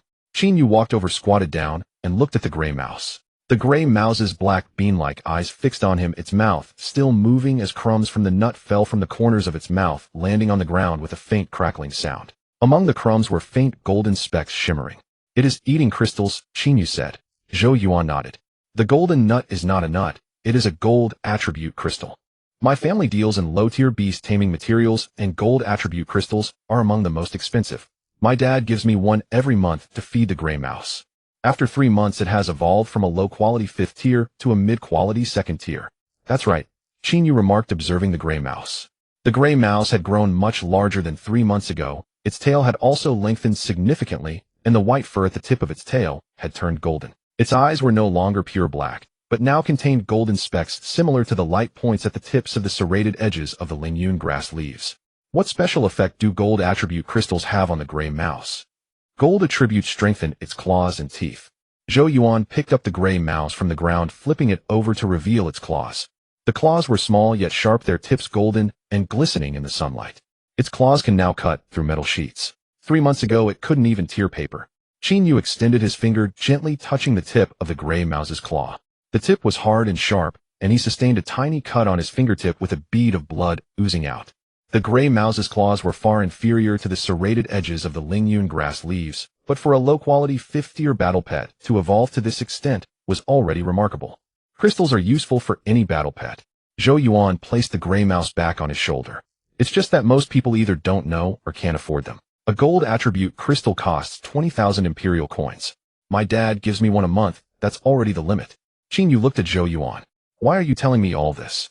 Zhou Yuan pulled out an envelope from his pocket and handed it to Chinyu. The envelope was white and unsigned. Chinyu opened it. Inside was a piece of paper with just one line. Zhao Mingyuan has moved up the collection time. Tomorrow morning. Chinyu folded the paper and placed it in his pocket. Shin Tinglan.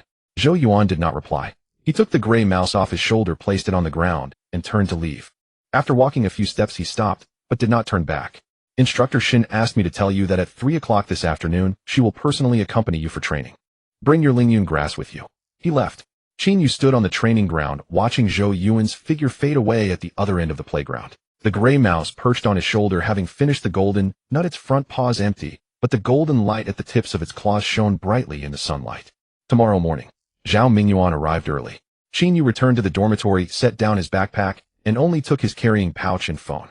He walked to the old library, went upstairs, and pushed open the leftmost door on the 3rd floor. Su Xiaowan was already there. She sat beside the long table with several books spread out in front of her. A new blue bead was tied around her wrist, the light patterns within the bead flowing slowly. Zhao Mingyuan is coming tomorrow morning, Chinyu said. Su Xiaowan's fingers paused on the page. Did Shen Tinglan tell you? It was a letter from Zhou Yuan. Su Xiaowan remained silent for a few seconds, then stood up from her chair and walked to the bookshelf, pulling out a notebook with a black cover from the bottom shelf. She flipped to one of the pages and placed the notebook on the table, pushing it in front of Chinyu. The page depicted a map, not a map of the training forest, but a map of the entire eastern region of the empire. There were 12 red dots on the map, numbered 1 to 12. This is the location of the 12 seals. Su Xiaowan's finger pressed on the first red dot. The first seal is beneath the Imperial Palace. The second seal is located beneath the Beastmaster headquarters. The third seal is in the training forest and has already been shattered. We have already repaired the 4th and 5th seals. The 6th to 12th seals are scattered across various locations in the eastern region of the empire. Chinyu gazed at the red dots on the map. The 6th seal is deep in the eastern mountain range, approximately 200 kilometers from the school. The 7th seal is in the center of a swamp, even further away. The 8th to 12th seals are each farther away, with the last, the 12th seal, located in a no man's land on the eastern border of the empire, over 500 kilometers away. There isn't enough time, Chinyu said. Even if there isn't enough, we must make it sufficient. Su Xiaowan closed the notebook. Zhao Mingyuan is coming tomorrow morning to retrieve the Lingyun grass. If we can't stop him and the Lingyun grass is taken, no one will repair the seals. A natural disaster is coming and everyone will die. Chinyu placed the notebook back on the bookshelf. He walked to the window and looked at the eastern horizon. The dark red light band of the day was wider than yesterday, occupying 1/5 of the sky. The color of the light band was no longer merely dark red, but interwoven with golden threads. That was the energy of the Lingyun grass. The golden light pillars of the 4th and 5th seals cast golden reflections in the sky. At 3 o'clock this afternoon, Shin Tinglan will accompany me for training. Su Xiaowan turned around to look at him. Shin Tinglan is personally training you. Yes. She has never personally trained any student from Group C. I know. Chinyu walked to the door and paused. Will you come to the afternoon training? Su Xiaowan hesitated for a moment, then nodded. Yes. At 3 o'clock in the afternoon, the training ground was empty. The sunlight was intense, and the gray-white stone slabs were heated to a scorching temperature. All other students had their training scheduled for the morning, leaving the afternoon open for free activities. Shen Tinglan stood in the center of the training ground, her Black Panther, Mo, crouched at her feet. Mo was not napping today, its deep green vertical pupils were wide open, fixated on the entrance of the training ground. When Xinyu entered the training ground, Mo's pupils contracted for a moment. Its nose twitched twice, and then its gaze shifted from Yu's face to the carrying pouch at his waist. Mo's tail stopped wagging, the hooked tip reflecting a cold metallic sheen in the sunlight. Su Xiaowan followed behind, Yu, the bead on her wrist shining with a blue glow. Her steps were steady, but you could see her tension. Her fingers slightly curled at her side, knuckles turning white. Shen Tinglan watched the two approach without saying a word. Her steps were steady, but you could see her tension. Her fingers slightly curled at her side, knuckles turning white. Shen Tinglan watched the two approach. Yu crouched down, retrieving the Lingyun grass from the carrying pouch, and placing it on the ground of the training ground. The roots of the Lingyun grass embedded themselves in the crevices of the gray-white stone slab, leaves unfolding, and the flower buds glowing. The light flame in the flower bud was platinum, with a green halo shining at 60% brightness. The serrated edges of the leaves had 155 teeth, and the root length was 4 meters and 8. Shen Tinglan looked at the Lingyun grass for a long time. Then she crouched down, extending her hand, her fingers hovering above the leaves without making contact. Mo approached, as well, the Black Panther's nose sniffing in front of the Lingyun grass leaves. Mo's nostrils flared twice, and then its tail began to sway again. Its gaze shifted from the Lingyun grass to Yu, the deep green, in its vertical pupils softening slightly. Mo recognizes your Lingyun grass. Shen Tinglan stood up. Mo never recognizes the weak. Its acknowledgement of the Lingyun grass indicates that its power has already surpassed the middle grade first tier. Yu remained silent. Shen Tinglan walked to the eastern side of the training ground, standing in front of a force-measuring pillar. She tapped the surface of the pillar, and the deep blue crystal on it lit up. Use your Lingyun grass to attack this force-measuring pillar with all your strength. Do not hold back or pretend. I want to see its true combat power. Yu walked to the force-measuring pillar, crouched down, and placed the Lingyun grass at the base of the pillar. He extended his finger, pressing it against the stem of the Lingyun grass. Attack with full force. The edges of the leaves will shoot. Maximum strength. All 3 leaves will fire together. The 3 leaves of the Lingyun grass lifted simultaneously, the serrated tips aimed at the force-measuring pillar. 155 serrations, each tip spinning a golden light point. The speed of the spinning light points increased rapidly, fast enough that they connected into strands of golden lines. 3 leaves, 3 strands of golden lines. Sizzle. The 3 sounds merged into one. The sharp tearing sound echoed above the training ground. 3 silver-white liquid lines shot from the edges of the leaves, striking the force-measuring pillar. The deep blue crystal on the pillar instantly lit up, the light climbing from the bottom upwards. EDCB. It stopped at B. B. The middle grade first tier Lingyun grass achieved the combat power of the middle grade second tier. Yu looked at the numbers on the force-measuring pillar, lightly tapping his fingers on his knee. The true combat power of the Lingyun grass was 1 sub-tier higher than he had estimated. B. Shen Tinglan looked at the numbers on the force-measuring pillar, her expression unchanged. But behind her, Mo's tail swayed more vigorously. Mo was excited. B. A middle-grade first-tier battle pet outputting B indicates that its essence compatibility is very high. What is the synchronization rate of your symbiotic contract with the Lingyun grass? 97%. Shen Tinglan raised her eyebrows slightly. 97%. This number exceeded her expectations. With a synchronization rate of 97%, and B output, your Lingyun grass can contend with middle-grade third-tier battle pets in actual combat. However, it is still insufficient against top-grade battle pets. She took out a silver-white metal piece from her pocket and handed it to Yu. The surface of the metal piece was engraved with dense runes resembling the runes on the ceiling structures, but smaller and denser. This is a runestone for training. You will embed the roots of the Lingyun grass into the runestone, which will simulate attacks from battle pets of various levels. The Lingyun grass needs to survive the simulated attacks while counterattacking.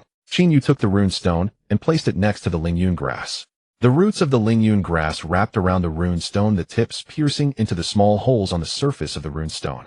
The runestone lit up, silver-white light streaming from the stone, coalescing in the air into the shape of a... The wolf was the same size as the silver scale wolf king, covered in silver-white scales with 4 eyes, 1 golden and 1 blue. It was the projection of the silver scale wolf king. Yu's pupils contracted slightly. Shen Tinglan was simulating Zhao Minjiwan's battle pet. The projection wolf king opened its mouth and emitted a silent roar. Then it lunged at him. It was fast as the real silver scale wolf king. Yu did not retreat. He crouched down, pressing his finger against the stem of the Lingyun grass. Shoot. Aim for the head. The 3 leaves of the Lingyun grass shot simultaneously. 3 silver-white liquid lines shot toward the head of the projection Wolf King. The liquid lines passed through the body of the projection Wolf King, hitting nothing. The projection was just a projection without a physical form. But the runestone was recording the response speed, shooting accuracy, and energy output of the Lingyun grass. The projection Wolf King lunged at Qin Yu, its mouth aimed at his throat. Qin Yu dodged to the side, but the projection Wolf King's mouth passed through his shoulder without causing any harm. The projection was merely a projection. The Lingyun grass shot again. This time it targeted the projection Wolf King's abdomen. The liquid lines once more passed through the projection's body. Qin Yu realized that the Lingyun grass attacks were ineffective against the projection, but the projection's attacks were also ineffective against the Lingyun grass. This training was not actual combat, it was data collection. Shen Tinglin's voice came from behind. The runestone will record your every reaction time, every shooting accuracy, and every energy consumption. After the training is over, I will formulate a targeted improvement plan based on this data. The projection Wolf King dissipated in the air. The silver-white light of the rune stone extinguished.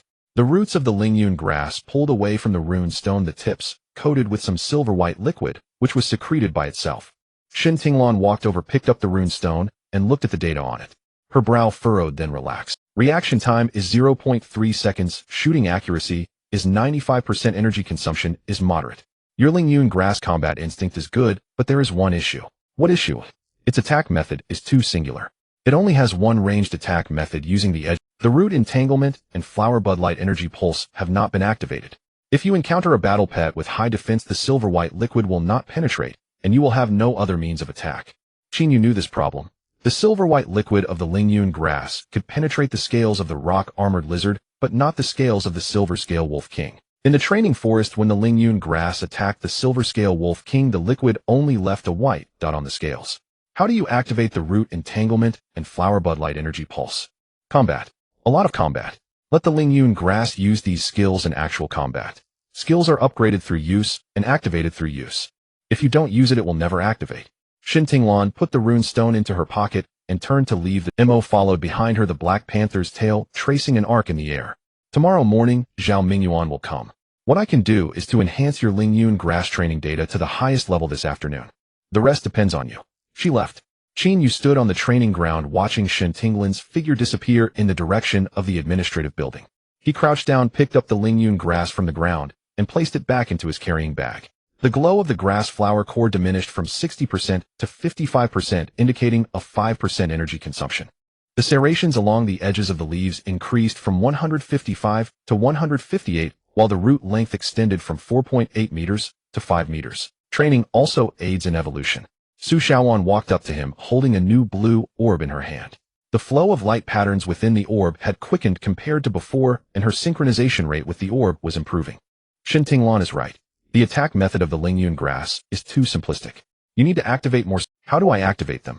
Through battle. A lot of battle. Su Shaoan took a piece of paper out of her pocket and handed it to Qin Yu. The paper depicted a map of an area on the eastern side of the training forest marked as the intermediate beast gathering zone.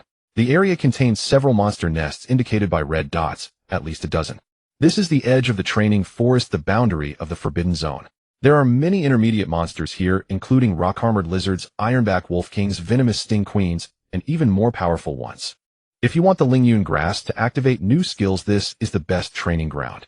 Qin Yu gazed at the red dots on the map. The nearest red dot was about a 3-hour journey from the school.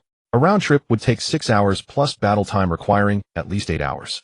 Zhao Mingyuan would arrive tomorrow morning. He didn't have 8 hours. There's no time today. Qin Yu folded the map and put it in his pocket. Zhao Mingyuan is coming tomorrow morning. I need to rest tonight to be in optimal condition. Tomorrow deal with Zhao Mingyuan first, then head to the forbidden zone. Su Shaoan nodded. All right. Qin Yu turned and walked back to the dormitory. Su Shaoan followed closely behind, maintaining a distance of 1 meter between them. The roots of the Lingyun grass extended from the carrying bag, wrapping around Qin Yu's wrist with the tip piercing his skin and initiating energy sharing. The Lingyun grass transferred its energy to Qin Yu, helping him alleviate the side effects of the bloodline crystal. Qin Yu felt the emptiness deep within his body lessen, and the strength in his fingers began to return. They walked past the playground, the teaching building, and the cafeteria. A few students were chatting at the cafeteria entrance, and their voices lowered as they saw Qin Yu and Su Shaoan pass by.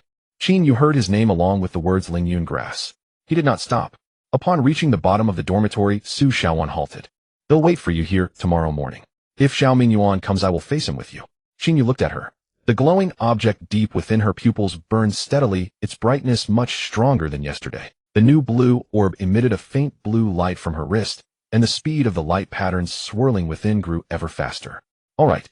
Qingyu went upstairs, opened the door, and stepped into the room. He placed the Lingyun grass on the windowsill, its roots penetrating the cracks between the bricks. The grayish-white powder had been exhausted, and the roots of the Lingyun grass explored the cracks for quite some time, without finding any energy. The glow of the grass flower core dimmed, slightly decreasing from 55% to 54%. Qingyu took out the 3 pieces of crystal shards from his backpack and placed them beside the Lingyun grass. The roots of the Lingyun grass coiled around the shards, absorbing their energy.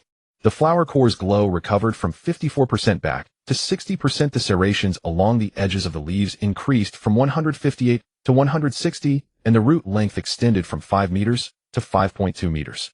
The crystal shards were used up.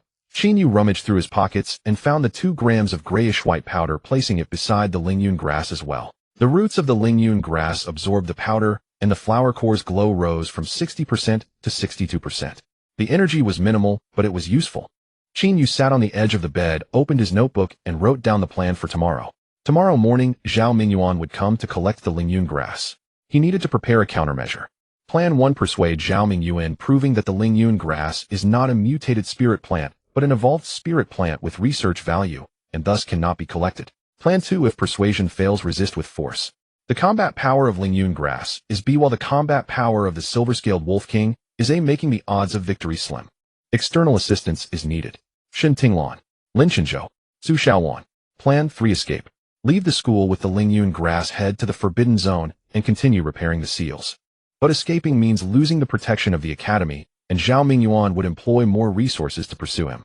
He closed the notebook and lay down on the bed. The triangular crack in the ceiling changed again. New cracks appeared at each corner of the triangle, extending outward and forming a larger triangle. The large triangle encased the small triangle with 3 layers nested together. It resembled the structure of the rune array in the ceiling building. Qingyu stared at the 3 triangles on the ceiling, an idea forming in his mind. The rune array of the ceiling building consists of 12 concentric circles.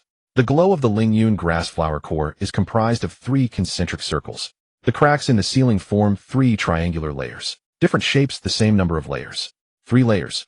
The first stage of leaf enhancement for the Lingyun grass was completed, the second stage of root enhancement was underway, and the third stage of flower core enhancement had yet to begin.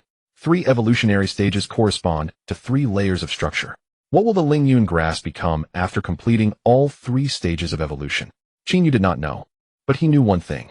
The evolution speed of the Lingyun grass was synchronized with the progress of the seal's repair. The faster the Lingyun grass evolved, the quicker the seal would be restored. The quicker the seal is repaired, the more energy the Lingyun grass absorbs from the seal, accelerating its evolution. A positive cycle. He needed to get this cycle moving. Tomorrow, deal with Zhao Mingyuan first. Then head to the Forbidden Zone, find monsters, and activate the new skills of the Lingyun grass. Finally, repair the 6th seal, the 7th seal, the 8th seal, and so on up to the 12th seal. Then before the countdown reaches 0, prevent the calamity. Qingyu closed his eyes. The platinum light point in the center of his brow cast a small, warm-colored light spot on the inside of his eyelid. The light spot was brighter than yesterday as the side effects of the bloodline crystal faded. The glow of the Lingyun grass flower core burned on the windowsill, radiating a platinum color with a green halo brightness at 62%. The serrations along the leaves numbered 160 and the root length was 5.2 meters, with a completion rate of 18% for the second stage. The moon outside was round, the moonlight shining on the Lingyun grass leaves, turning their emerald green into silvery white and the golden veins into deep blue. The glow of the Lingyun grass flower core flickered in the moonlight, alternating between bright and dim, as if conversing with the moon. Qingyu turned over, facing the wall. The line of pencil writing he had erased appeared again under the moonlight. Don't trust anyone. Qingyu gazed at the words for a long time. Then he extended his hand and used the pad of his thumb to erase the words once more. This time the writing did not reappear. Qingyu withdrew his hand, closed his eyes, and fell asleep. When Qingyu woke up, it was still dark outside. He glanced at his phone. It was 4:20 in the morning. The moon outside had not yet set, and the moonlight illuminated the leaves of the Lingyun grass. The golden patterns on the leaves turned silvery under the moonlight. The flower pistil of the Lingyun grass increased in light intensity from 62% to 65%, recovering 3% overnight. The serrated edges of the leaves increased from 160 to 160, and the route length grew from 5.2 to 5.4 meters. The recovery speed was slow due to the lack of cultivation materials. Qin Yu sat up, took the Lingyun grass out of the pot, and placed it into his carrying bag. He washed up, changed clothes, and packed all his belongings into his backpack: a notebook, a pen, a phone, a power bank, Linghua grass, juice, a small shovel, and a bloodline crystal. He placed the backpack by the bed, then sat on the edge, opened the notebook, and created a new page under yesterday's plan. He wrote down several questions on that page. Why aren't others fixing the seal? Why doesn't Qin Yu tell others about the seal? He stared at these two questions, the pen tip hovering above the paper. Then he began to write. The first question: others do not fix the seal because they are unaware of its existence. The official information regarding the seal has been strictly sealed by the Empire. The location of the seal, its function, and the consequences of its rupture are known only to a very few. Zhao Mingyuan knows, but he does not wish to repair the seal. He wants to use the leaked energy from the seal to study the original bloodline. Shen Tinglan knows, but she cannot act publicly. Her identity and position do not allow her to directly participate in repairing the seal. Lin Shenzhou knows, but he chooses to remain silent. The contract official also knows, but he chooses to ignore it. The second question: Qin Yu does not tell others about the seal because there is no benefit in doing so. If ordinary people know of the seal's existence, it will only cause panic. Beast tamers who know of the seal's existence either do not believe it or wish to exploit the energy from the seal. Zhao Mingyuan is an example. Shen Tinglan learned about the seal and chose to help in secret, but she cannot openly side with Qin Yu. Lin Shenzhou knows and chooses silence. The contract official knows and chooses to ignore it. Telling others will not lead to help, but will only increase risks. Qin Yu closed the notebook and put the pen in his pocket. He stood up, adjusted his backpack, and secured the carrying bag at his waist. Then he left the dormitory and went downstairs. At the bottom of the dormitory steps sat a person. Su Xiaowan. She wore a deep black jacket with 3 carrying bags tied around her waist and a new blue bead tied to her wrist. The light patterns inside the bead flowed slowly, and the blue glow shone like a small lamp in the darkness. Her backpack was bigger than yesterday, bulging with unknown contents. You came early, Qin Yu said. Su Xiaowan stood up and dusted off her pants. I couldn't sleep. Zhao Mingyuan is coming today. Qin Yu nodded. The two walked towards the training ground. The training ground was empty. It was not yet bright, and a thin dark red light band stretched across the eastern horizon, with flames flickering at its edges, the dark red glow curling outward. The width of the light band had increased from yesterday, now occupying about 1/4 of the sky. Qin Yu stood in the center of the training ground, took the Lingyun grass out of the carrying bag, and placed it on the ground. The roots of the Lingyun grass burrowed into the cracks of the gray-white stone slab, its leaves unfurled, and the flower pistil glowed. The platinum color radiated a green halo with a brightness of 65%. Su Xiaowan stood beside him, the blue light from the bead illuminating a small patch of ground around them. She gazed at the dark red light band in the east, her voice very low. How many days left in the countdown? 8 days. 8 days. 6 seals. Will we make it? Qin Yu did not answer. He looked at the eastern horizon. The golden threads in the dark red light band were more numerous than yesterday, the golden pillars of the 4th and 5th seals casting increasingly clear golden reflections in the sky. The energy from the seals was spreading into the sky, and the speed of the impending disaster was accelerating. Footsteps sounded at the entrance of the training ground. Qin Yu turned his head and saw 2 people entering. Shen Tinglan and Mo. Shen Tinglan wore the standard robe of a beast tamer, the cuffs embroidered with a black thread emblem that Qin Yu did not recognize. Mo followed her closely, the deep green vertical pupils of the Black Panther glowing in the dark. Shen Tinglan approached Qin Yu and stopped. Mo crouched at her feet, its tail slowly swaying. Zhao Mingyuan will arrive at 8 in the morning. Shen Tinglan said. It's 6 now. There are 2 hours left. In these 2 hours I need to tell you some things. She squatted down, took out a silvery metal piece from her pocket, and placed it on the ground.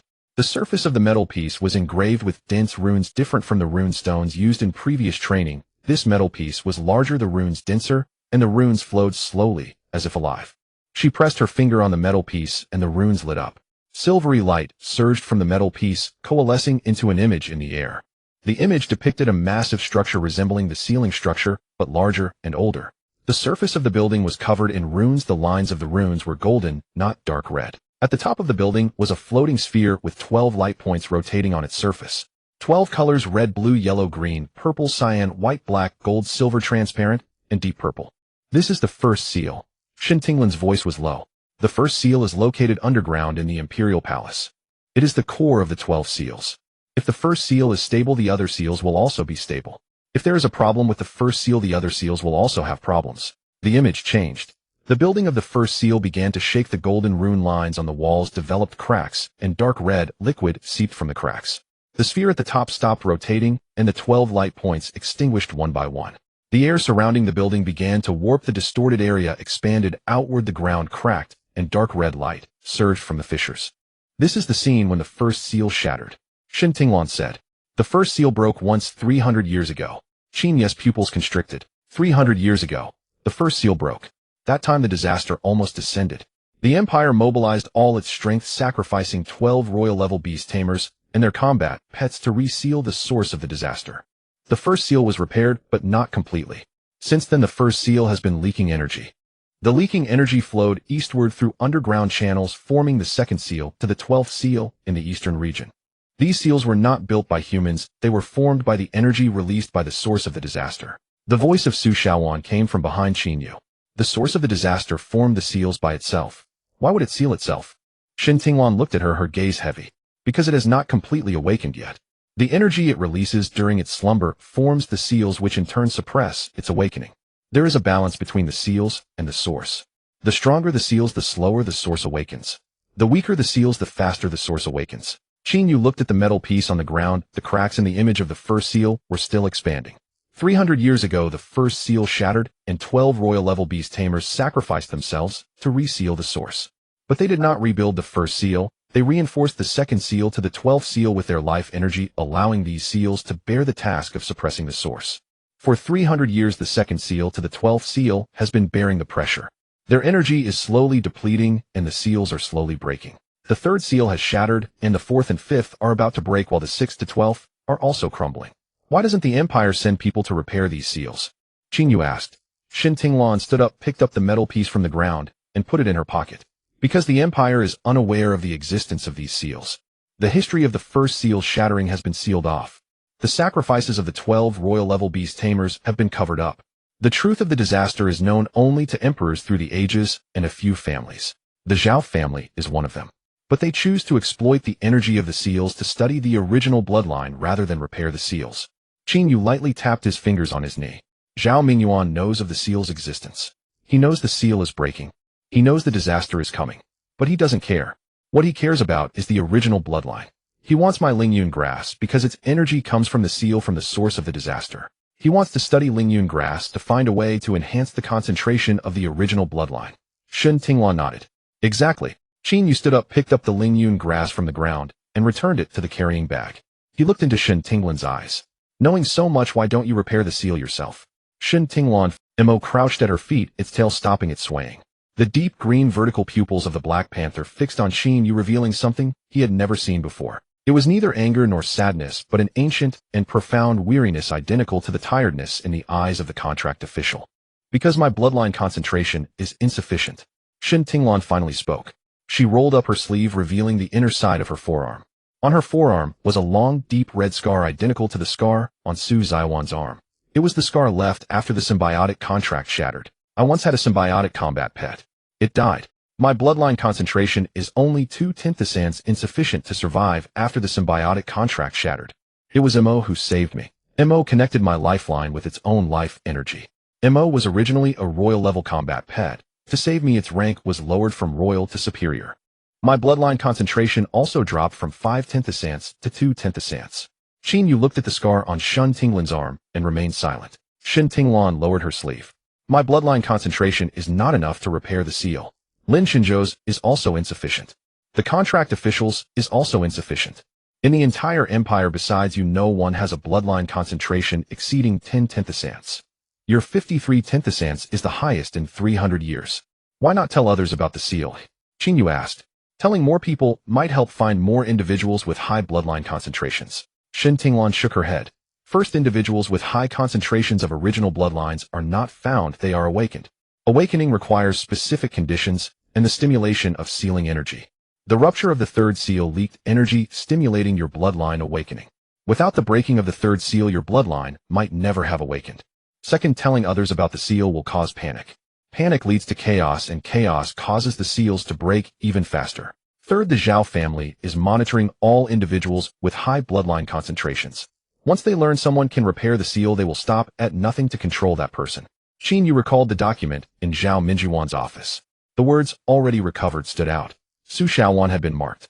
Qin Yu had been marked.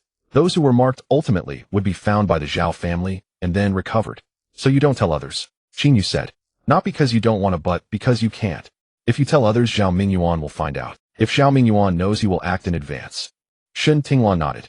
Exactly. What I can do is help you in secret. Zhou Yuan is with me. He is helping you relay information.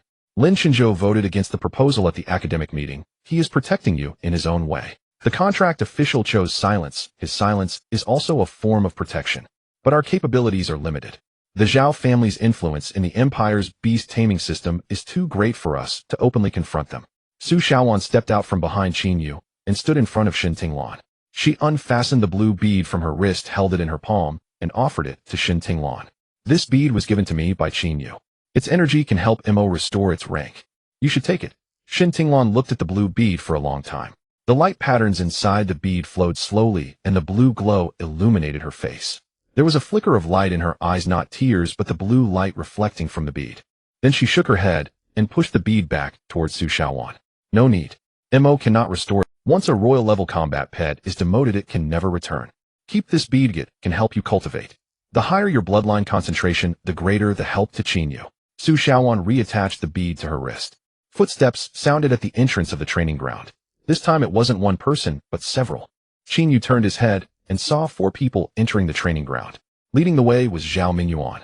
He wore a deep gray beast master robe, with 4 silver patterns embroidered on the cuffs, holding a suitcase in one hand and a tablet in the other. Behind him were 3 individuals, 2 men in academic uniforms, and a woman in a disciplinary department uniform.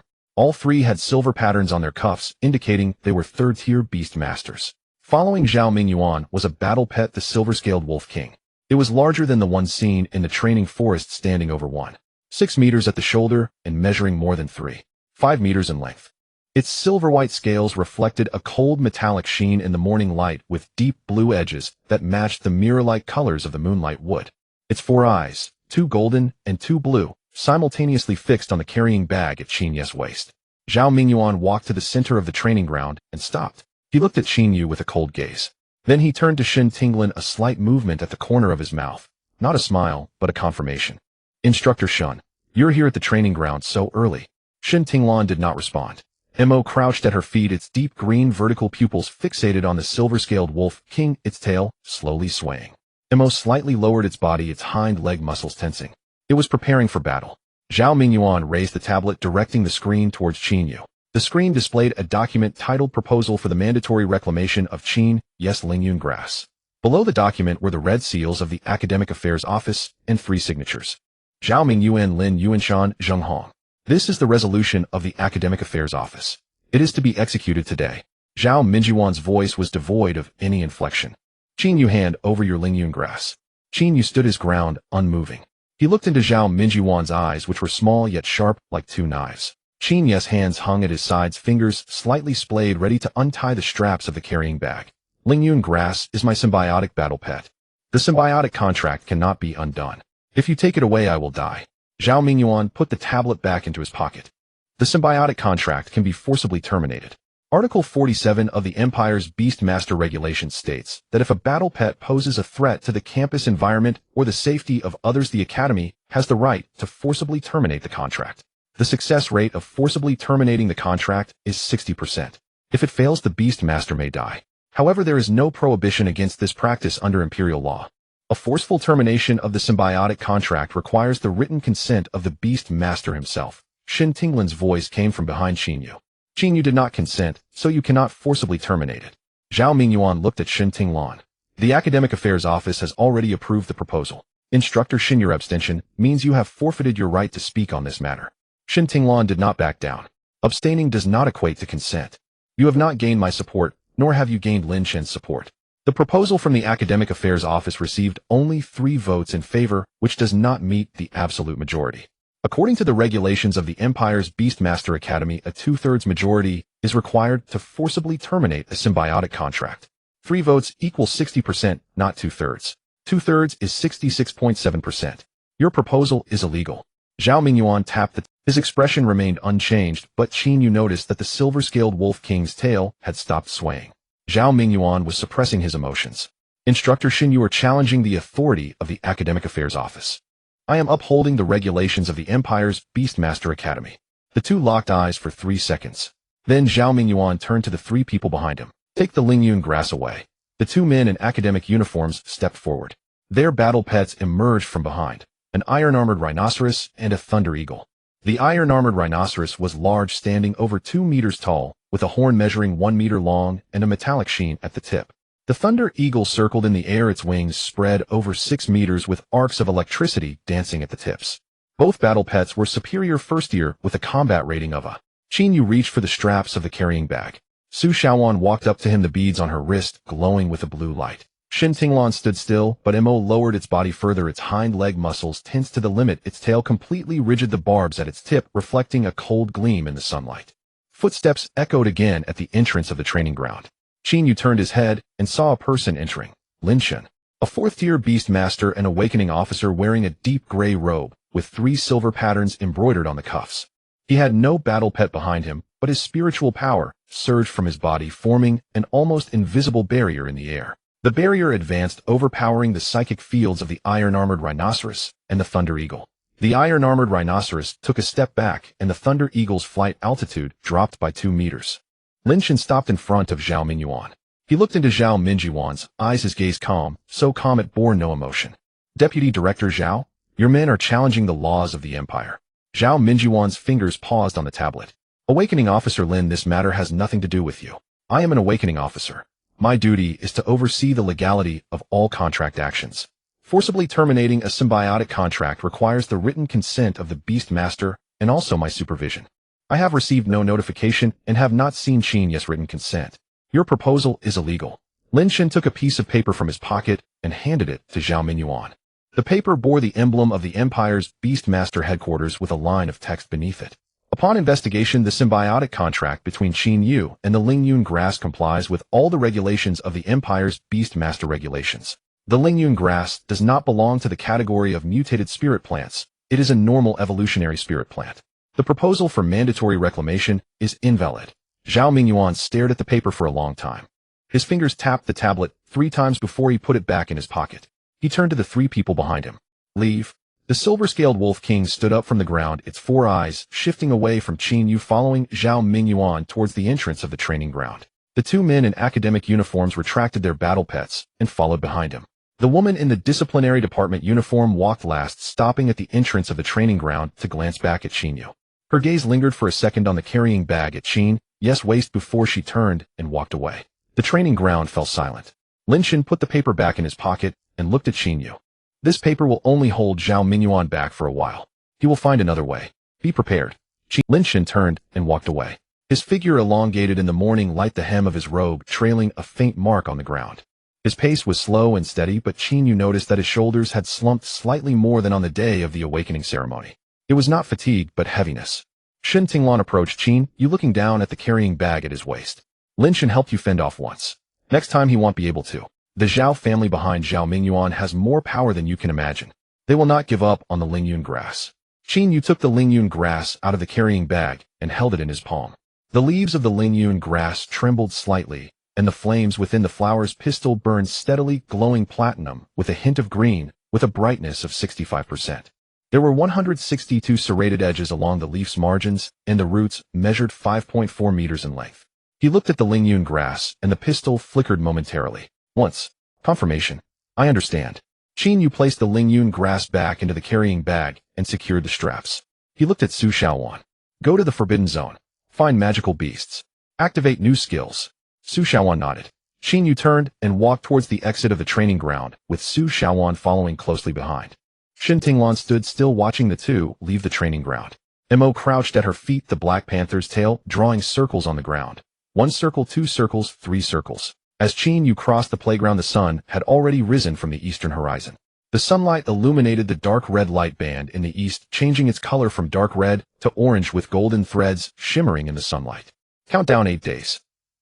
He climbed over the low wall on the north side, traversed through the woods, climbed over the fence, and entered the training forest. The roots of the Lingyun grass emerged from the carrying bag, wrapping around his wrist with a needle piercing into his skin, activating the energy sharing. Origin Perception Level 2, radius of 500 meters.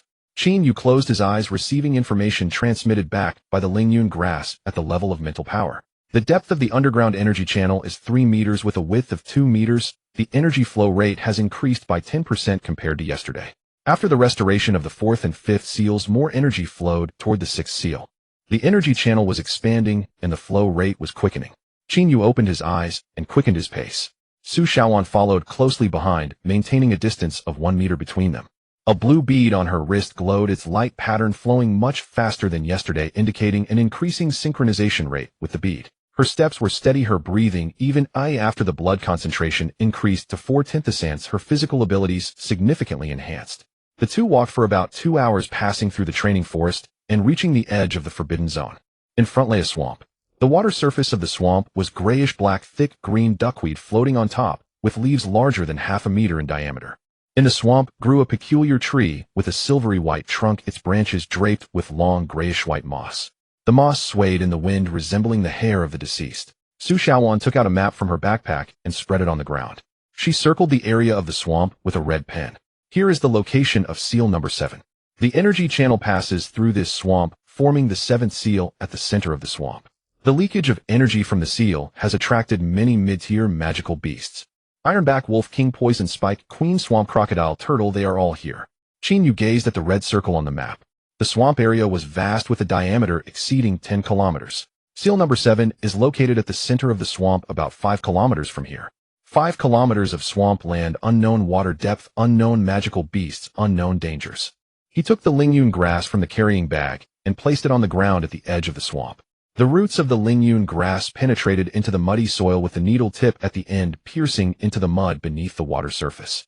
The origin perception of the Lingyun grass was transmitting information to Qin Yu. There were many energy sources in the swamp, including the energy from crystals, the energy from magical beasts, and the energy from seals. The distribution of energy sources was dense, with the nearest one less than 100 meters away. Qin Yu returned the Lingyun grass to the carrying bag and stepped into the swamp. The water submerged his ankles, calves, and knees. The water was cold and murky, obscuring the bottom. His boots sank deep into the muddy bottom with each step, making a squelching sound as he pulled them out. Su Shaoan followed behind him, the hem of her jacket, soaked in water, wetting a large area.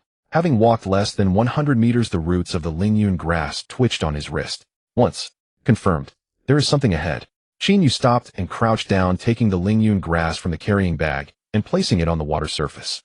The roots of the Lingyun grass spread out on the water surface, supporting the weight of the entire plant. The leaves unfurled, and the flower stamen lit up. It glowed platinum with a green halo at 65% brightness. A shadow moved beneath the water's surface. The shadow was large, over 2 meters in diameter, round in shape, with many small tentacles swaying at the edges. The shadow rose slowly from the bottom of the water, but steadily. Qin Yu saw clearly. It was a swamp crocodile turtle. The diameter of its shell exceeded 2 meters, dark gray in color, covered with spikes. Its head was large with a wide mouth, and there were 2 rows of sharp teeth on both the upper and lower jaws. Its eyes were yellow with vertical slit pupils. Swamp crocodile turtle. Mid-tier rank 5. Combat power assessment C. Qin Yu's fingers pressed against the stem of the Lingyun grass. Shoot for the eyes. The 3 leaves of the Lingyun grass simultaneously rose with serrated tips aimed at the head of the swamp crocodile turtle. Swoosh. 3 silvery liquid lines shot towards the eyes of the swamp crocodile turtle. 2 struck the shell, leaving 2 small white marks. 1 hit the left eye, causing the eyeball to burst, black liquid gushing out from the eye socket mixed with swamp water. The swamp crocodile turtle let out a low growl, its head retracting sharply into its shell. The edges of the shell closed tightly with no gaps. The liquid from the Lingyun grass could not penetrate the shell. Qin Yu looked at the closed shell lightly, tapping his knee with his fingers. The defensive power of the shell was higher than that of the silver scale wolf king scales. The silvery liquid from the Lingyun grass couldn't break through. He needed another method of attack.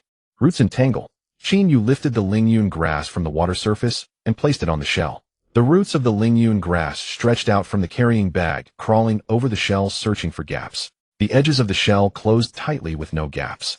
However, the back of the shell had spikes, and there were tiny cracks at the base of the spikes. The roots of the Lingyun grass penetrated into those cracks with the needle tips at the end, piercing into the interior of the shell. The swamp crocodile turtle struggled violently inside its shell. The shell rolled on the water surface, splashing up huge droplets. But the roots of the Lingyun grass were deeply anchored, firmly holding on and not being thrown off. The roots grew inside the shell, spreading out, searching for the body of the swamp crocodile turtle. One root touched the head of the swamp crocodile turtle. The needle tip pierced into the skin of the head. The silvery liquid was injected. The body of the swamp crocodile turtle stiffened. The shell stopped rolling, floating motionless on the water surface. The roots of the lingyun grass pulled out from the shell the needle tips, stained with deep red blood. The entangling skill reached level 1, achieving its first kill of a magical beast in actual combat. Qin Yu lifted the lingyun grass from the shell and placed it back on the water surface. The brightness of the flower stamen dropped from 65% to 63%, indicating a 2% energy consumption. The number of serrated edges at the leaf tips increased from 162 to 165, and the length of the roots grew from 5.4 meters to 5.6 meters. The completion of the second stage increased from 18 to 19. The experience points for the entangling skill increased. Qin Yu walked to the side of the shell, crouched down, and reached into the cracks of the shell. He found a crystal at the head of the swamp crocodile turtle. It was of the earth, a tribute excised, and of medium quality. He took the crystal out and placed it in his pocket. Then he placed the lingyun grass next to the crystal, and the roots of the lingyun grass wrapped around the crystal, absorbing its energy. The brightness of the flower stamen rose from 63% to 68%. The number of serrated edges at the leaf tips increased from 165 to 168, and the length of the roots grew from 5.6 meters to 5.8 meters, with the completion increasing from 19 to 21. Qin Yu stood up and continued deeper into the swamp. The water grew deeper, rising from his knees to his thighs, and from his thighs to his waist. Su Xiaowan followed behind him, the water already reaching her chest. She held her backpack over her head to keep the contents dry. The blue light from the bead on her wrist illuminated the water surface ahead, revealing more shadows. There were multiple shadows beneath the water. Qin Yu gazed at the slowly moving outlines underwater, lightly tapping his fingers on his knee twice. The essence perception of the lingyun grass relayed more detailed information back to him. Within a 50-meter radius ahead, there were at least 6 swamp crocodile turtles. They were slightly smaller than the first one, but more numerous. 6 mid-grade 5th-tier magical beasts. The lingyun grass had already consumed 2% of its energy to deal with one, requiring 12% to deal with 6. Not enough energy. Go around, Qin Yu whispered. Su Xiaowan nodded, changing direction and moving toward the left side of the swamp. The roots of the lingyun grass probed the terrain beneath the water, seeking a route with shallower water and fewer crocodile turtles. After traveling approximately 200 meters, the roots of the lingyun grass twitched twice. Warning. There was a stronger source of energy ahead. Qin Yu stopped, crouched down, and placed the lingyun grass on the water's surface. The leaves of the lingyun grass unfurled, and the flame in the flower's core shifted from a platinum color with a green halo to a platinum color with a blue halo. It was switching energy attributes. Water attribute. The swamp environment was more suitable for water attribute skills. The lingyun grass was adapting. Suddenly, the duckweed on the water's surface parted to the sides. A gigantic head emerged from underwater. It wasn't a swamp crocodile turtle, but another type of magical beast. The head was huge, twice the size of a swamp crocodile turtle's head, shaped like a snake, but with 2 backward curving horns on top. Its skin was dark green, covered with fine scales, and mucus dripped between the scales. Its eyes were red with round pupils, not vertical slits. Su Xiaowan's voice came from behind Qin Yu, kept very low. Swamp Flood Dragon. Mid-grade 7th tier. Combat Assessment B. There are crystal stones inside it of a much higher quality than the crocodile turtles. But its attack power is also very strong, and its venom can corrode metal. Qin Yu looked at the head of the Swamp Flood Dragon, calculating the distance. Approximately 30 meters. The level 2 range of the lingyun grass leaf edge was 20 meters. Not within reach. He needed to get closer, within 20 meters. But getting within 20 meters meant the flood dragon's venom could also reach him. The venom's range was at least 30 meters. Qin Yu took a soil attribute crystal stone from his backpack and placed it beside the lingyun grass. The roots of the lingyun grass wrapped around the crystal stone, absorbing its energy.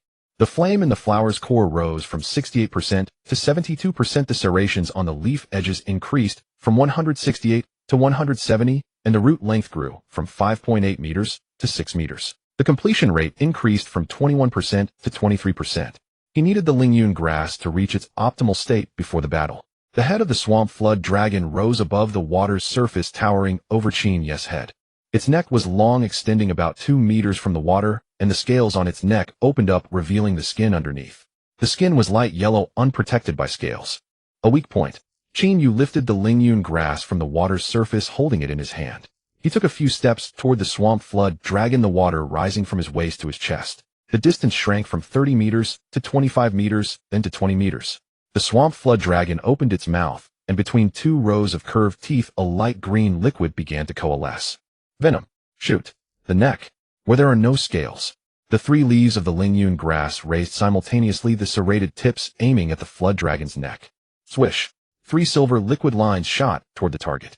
This time the color of the liquid lines was not silver, but a platinum color with a blue halo. After switching to the water attribute, the properties of the liquid lines also changed.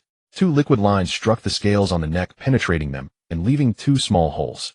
One liquid line struck the unprotected skin, piercing through the skin muscle and trachea. Light green venom dripped from the corners of the flood dragon's mouth onto the water's surface, creating white smoke. The venom was corrosive. The head of the swamp flood dragon froze in the air.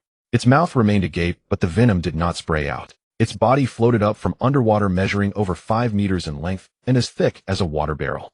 It twisted twice on the water's surface before becoming still. The Lingyun grass liquid struck its cervical vertebra, severing the nerves.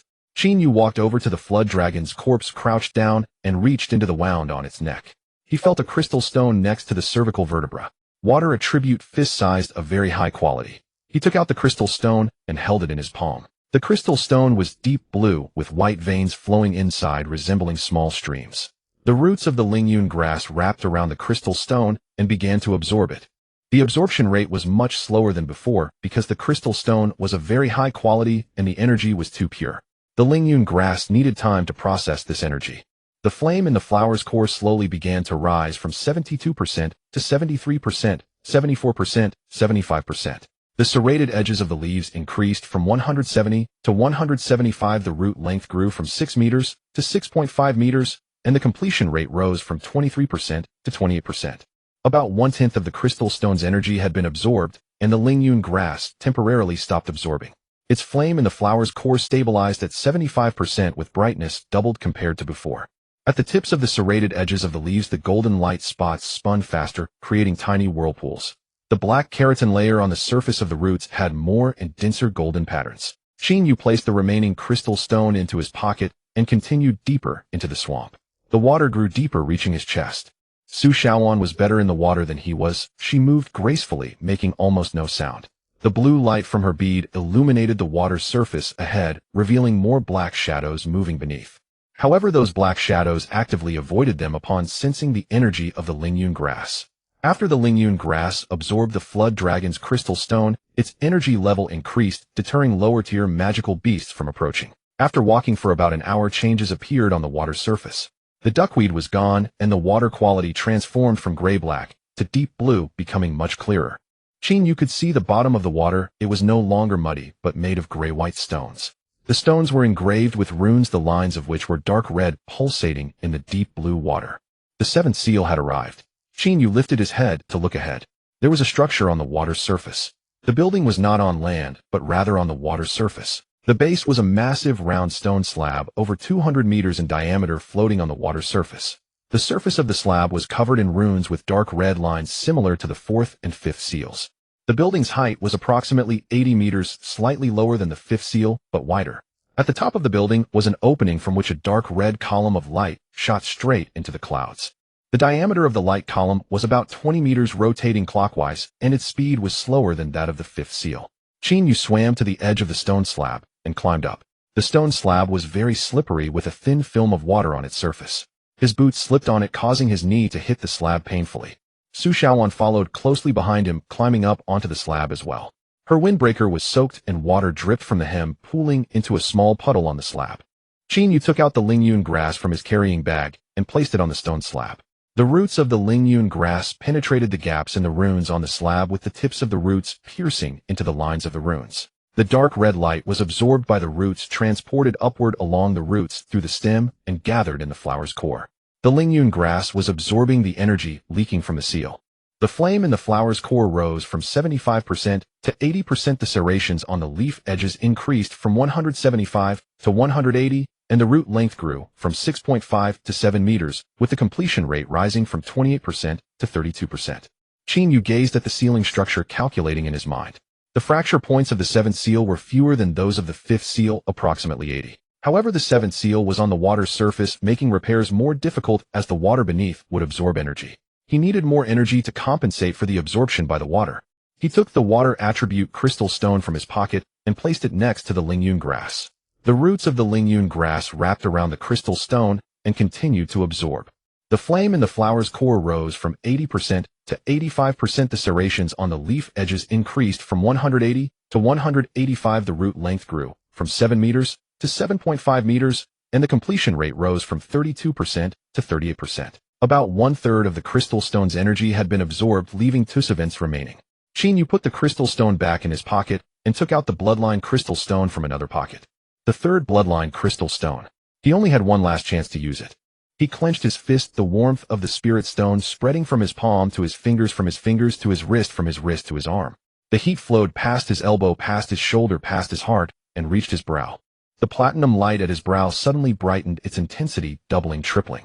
The bloodline concentration surged from 0.053 to 1. His pupils turned golden, and the glowing patterns beneath his skin illuminated completely. He picked up the Lingyun grass from the stone slab and walked towards the sealed structure.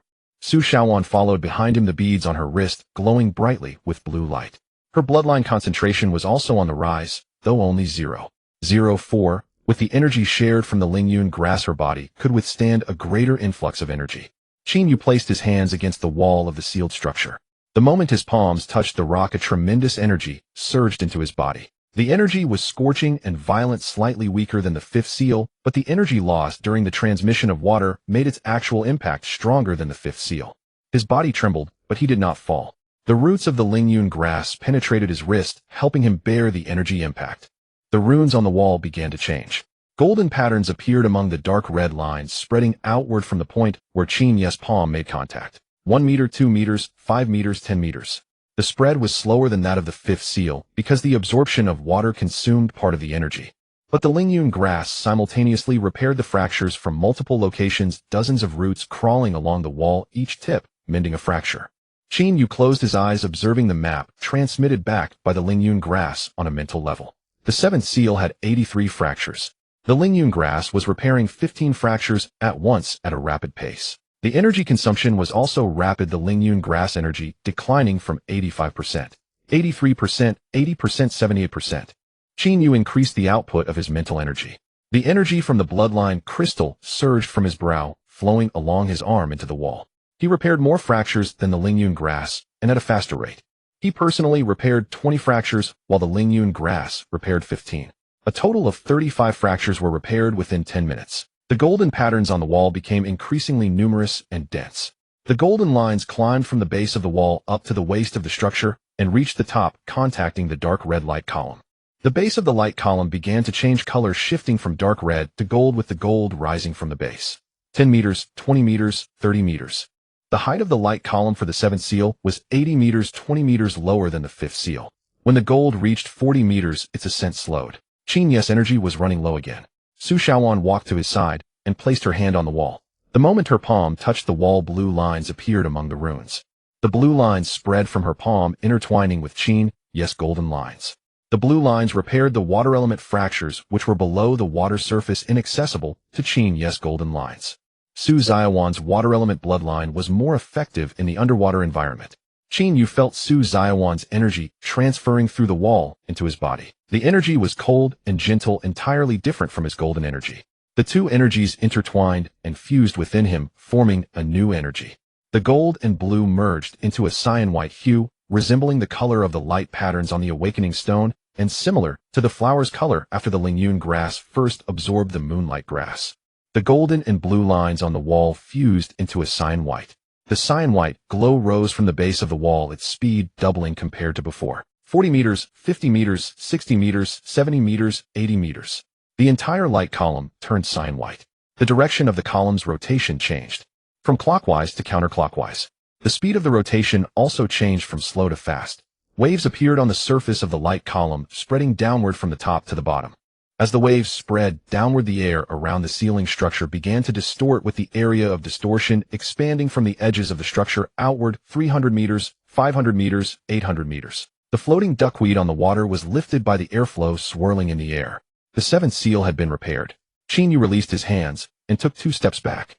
His legs did not give way as Su Xiaowan's energy helped shoulder the burden. However, his nose began to bleed again, golden blood trickling from his nostrils and dripping onto the stone slab.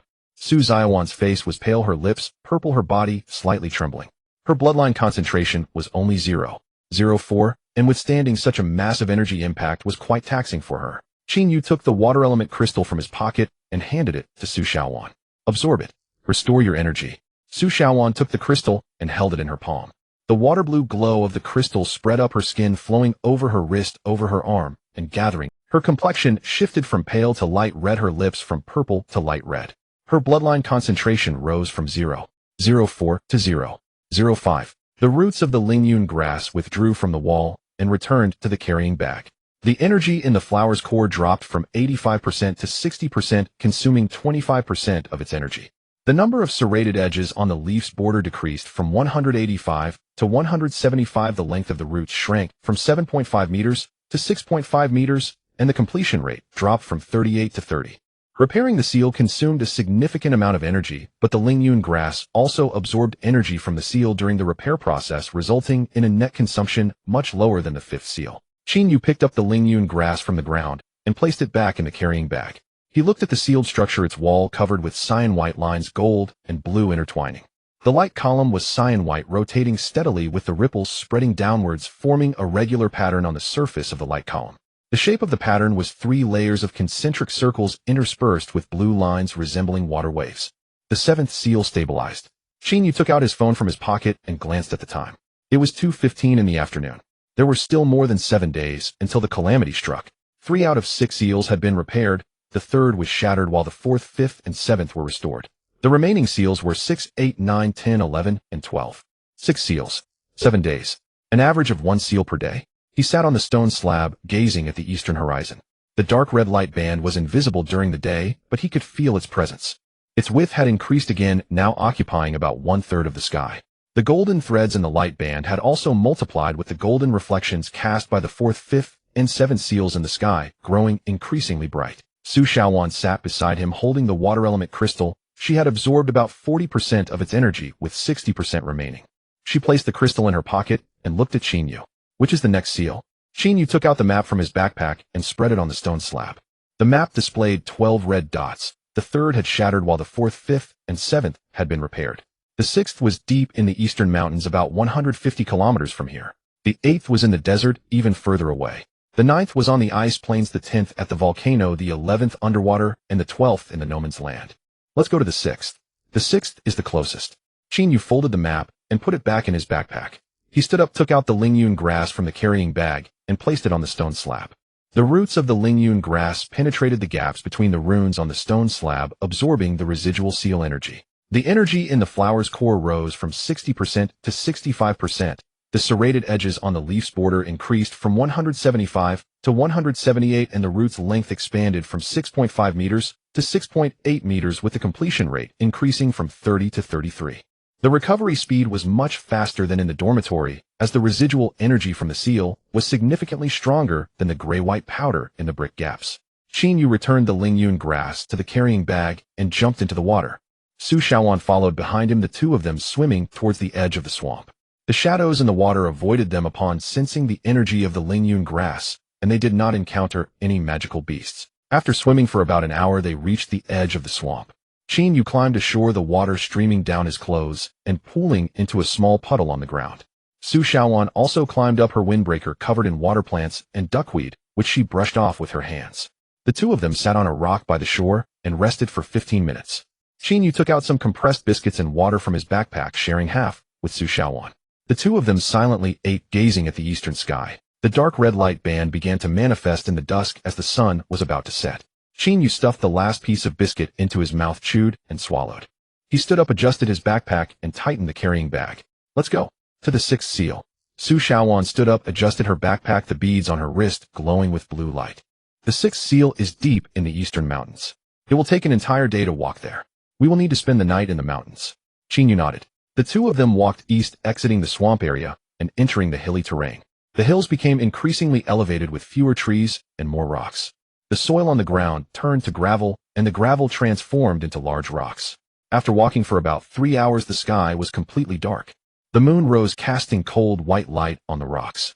Qin Yu found a sheltered spot between two large rocks. The gap was narrow just enough for two people to squeeze in. He crawled and took off the carrying bag and placed it on the ground. Su Shaoan also crawled in and sat across from him. The distance between them was less than half a meter. The roots of the Lingyun grass extended from the carrying bag, weaving a net at the entrance of the gap. The net was dense with small openings. The tips of the roots secreted a silvery liquid that solidified in the air, forming a transparent membrane. The barrier was established. Qin Yu took out the water element crystal from his pocket and placed it beside the Lingyun grass. The roots of the Lingyun grass coiled around the crystal, continuing to absorb. The energy in the flower's core rose from 65% to 70%. The serrated edges on the leaf's border increased from 178 to 180, while the root's length grew from 6.8 meters to 7 meters, with the completion rate rising from 33 to 36. About 60% of the crystal's energy had been absorbed, leaving 40% remaining. He returned the crystal to his pocket and leaned against the rock. Su Shaoan also leaned against the rock and closed her eyes. Her breathing was steady, and the beads on her wrist emitted a faint blue light in the darkness. Qin Yu also closed his eyes. The platinum light at his brow projected a small warm light patch on the inside of his eyelids. The patch was brighter than yesterday, as the side effects of the bloodline crystal were fading. The energy in the flower's core burned in the darkness platinum, with a blue halo at 70% brightness. The serrated edges on the leaf's border numbered 180, with the roots at 7 meters and a completion rate of 36%. The moon outside was bright, casting its light on the rocks and the leaves of the Lingyun grass. The emerald green of the leaves turned silver white under the moonlight, and the golden patterns became deep blue. The energy in the flower's core flickered in a bright and dark rhythm under the moonlight, as if conversing with the moon. Qin Yu turned over facing the rock wall. There was a crack in the wall, and within it was a tiny plant. The stem of the plant was silver white, its leaves deep purple, and at the top was a flower deep blue with fine light blue dots flickering along the edges of the petals. Moonlight grass. It was identical to the one in the training forest pool, but smaller and not yet mature. Qin Yu reached out and gently scratched the stem of the moonlight grass with his nail. A few drops of milky white sap oozed from the stem, the sap of the moonlight grass. He took out a glass bottle from his pocket, removed the cork, and positioned the bottle's opening against the cut on the stem. The milky white sap flowed into the bottle from the stem. 1 drop, 2 drops, 3 drops, 4 drops, 5 drops. He collected 5 drops, fewer than from the one in the training forest. This moonlight grass was too small. He corked the glass bottle and put it back in his pocket. The cut on the stem had healed. Qin Yu gazed at the tiny moonlight grass deep in thought. The moonlight grass grew near the seal, absorbing the energy leaked from it. With the seal repaired, the leakage was reduced, and the growth speed of the moonlight grass would slow down. However, with the seal repaired, the calamity delayed, the moonlight grass could continue to thrive. He withdrew his gaze, closed his eyes, and fell asleep. Before dawn, Qin Yu awoke. Outside the cracks in the rocks, the moon had already descended to the western ridge, casting a faint light that resembled a delicate layer of frost on the stones. He sat up and stretched his stiff neck. The Lingyun grass in his carrying bag had increased its flower core flame from 70% to 75%, recovering 5% overnight.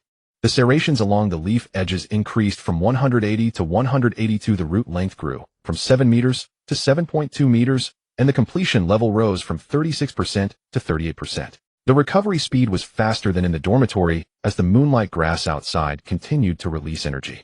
Su Shaoan had also awakened. She took out compressed biscuits and water from her backpack, sharing half with Qin Yu. The two quietly finished their meal and tidied up. Qin Yu pulled out the water attribute crystal stone from his pocket and placed it beside the Lingyun grass.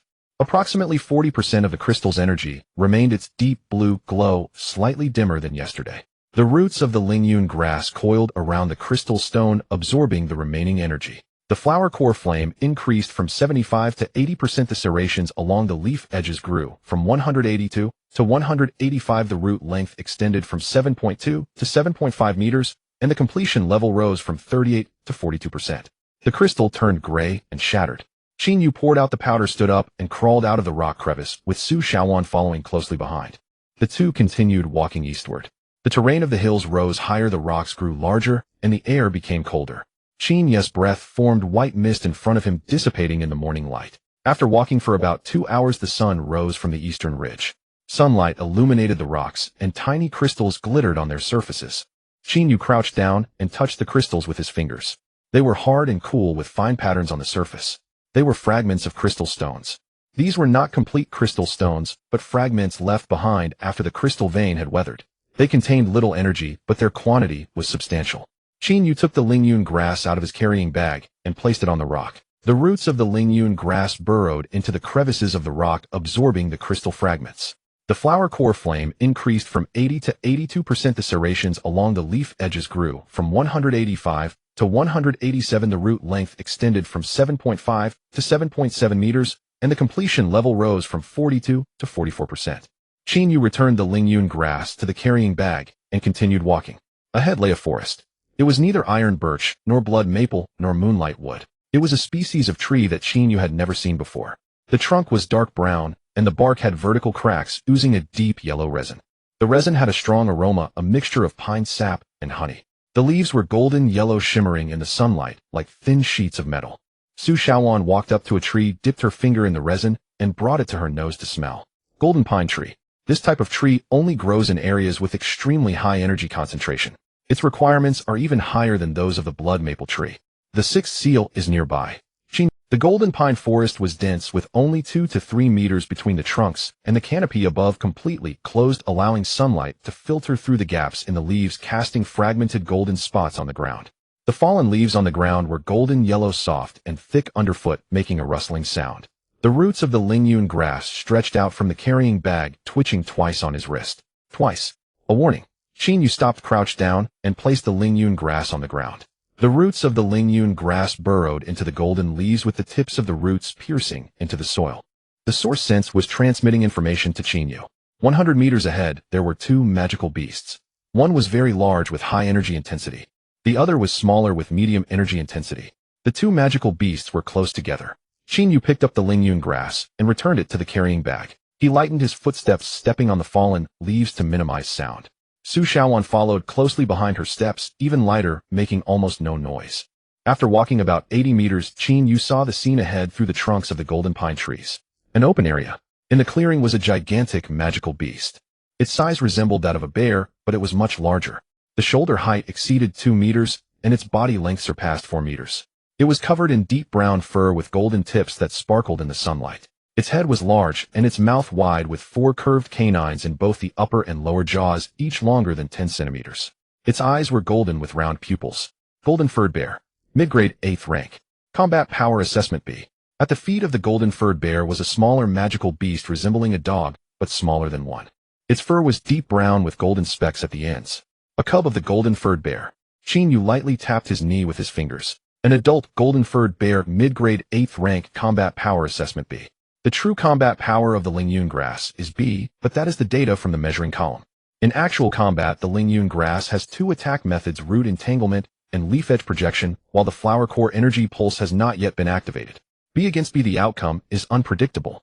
However, the golden furred bear has a cub, and it will fight fiercely to protect its young. A desperate magical beast is 30% stronger than in its normal state. Qin Yu did not wish to engage in this battle. He took a wide detour, passing through the golden pine forest on the left side of the clearing to avoid the golden furred bear. After walking about 200 meters, the roots of the Lingyun grass twitched again. Once. Confirmation. There are crystal stones ahead. Qin Yu walked in that direction, and after less than 50 meters, he saw a gigantic golden pine tree. This golden pine tree was 3 times thicker than the others, with a trunk diameter exceeding 2 meters, its crown covering an area of dozens of meters around. At the base of the trunk was a tree hole. Something was glowing inside the tree hole. A golden light. Qin Yu crouched down and reached his hand into the tree hole. His fingers touched a round, smooth object. He took out the object, revealing a crystal stone. It was golden. A gold attribute crystal stone. The size of a fist, of very high quality. The surface of the crystal had fine patterns resembling the veins of a leaf. Inside, golden specks of light were flowing like countless tiny stars. The roots of the Lingyun grass stretched out from the carrying bag, wildly waving in the air. It was yearning for this crystal stone. Qin Yu placed the crystal stone beside the Lingyun grass. The roots of the Lingyun grass coiled around the crystal, beginning to absorb. The energy of the gold attribute crystal stone was more violent and intense than that of the water attribute crystal stone.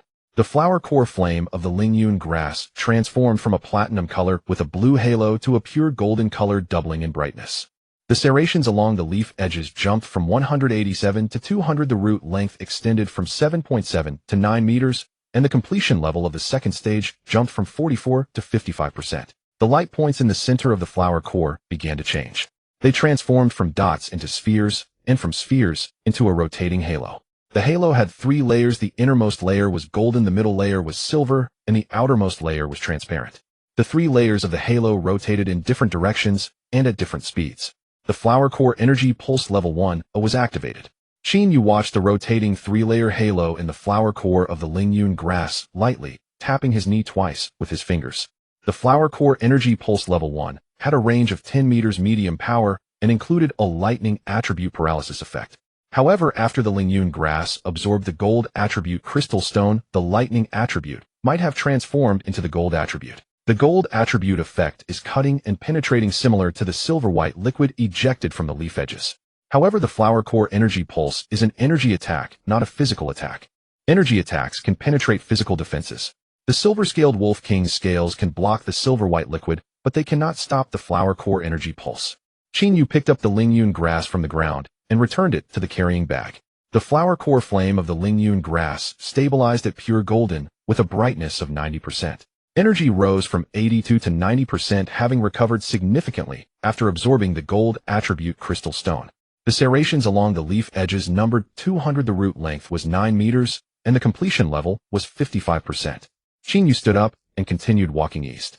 The golden pine forest grew denser, and the trunks became thicker.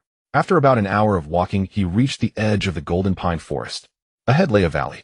On both sides of the valley were towering rocky ridges bare of trees, consisting only of grayish-white stones. At the bottom of the valley was a small stream, the water clear and shallow. At the end of the valley stood a building. The 6th seal. The height of the structure is approximately 60 meters, slightly lower than the 7th seal, but narrower. The surface of the building is grayish-white rock covered with runes. The lines of the runes are dark red, pulsating at a frequency faster than that of the 7th seal. A dark red beam of light shoots out from an opening at the top of the building with a diameter of about 15 meters, rotating clockwise at a rapid speed. Qin Yu walked to the base of the ceiling structure, took out the Lingyun grass from his carrying bag, and placed it on the ground. The roots of the Lingyun grass penetrated into the crevices of the rock, with the tips pricking into the lines of the runes. The dark red light was absorbed by the roots, and the flower's flame intensity rose from 90% to 95%.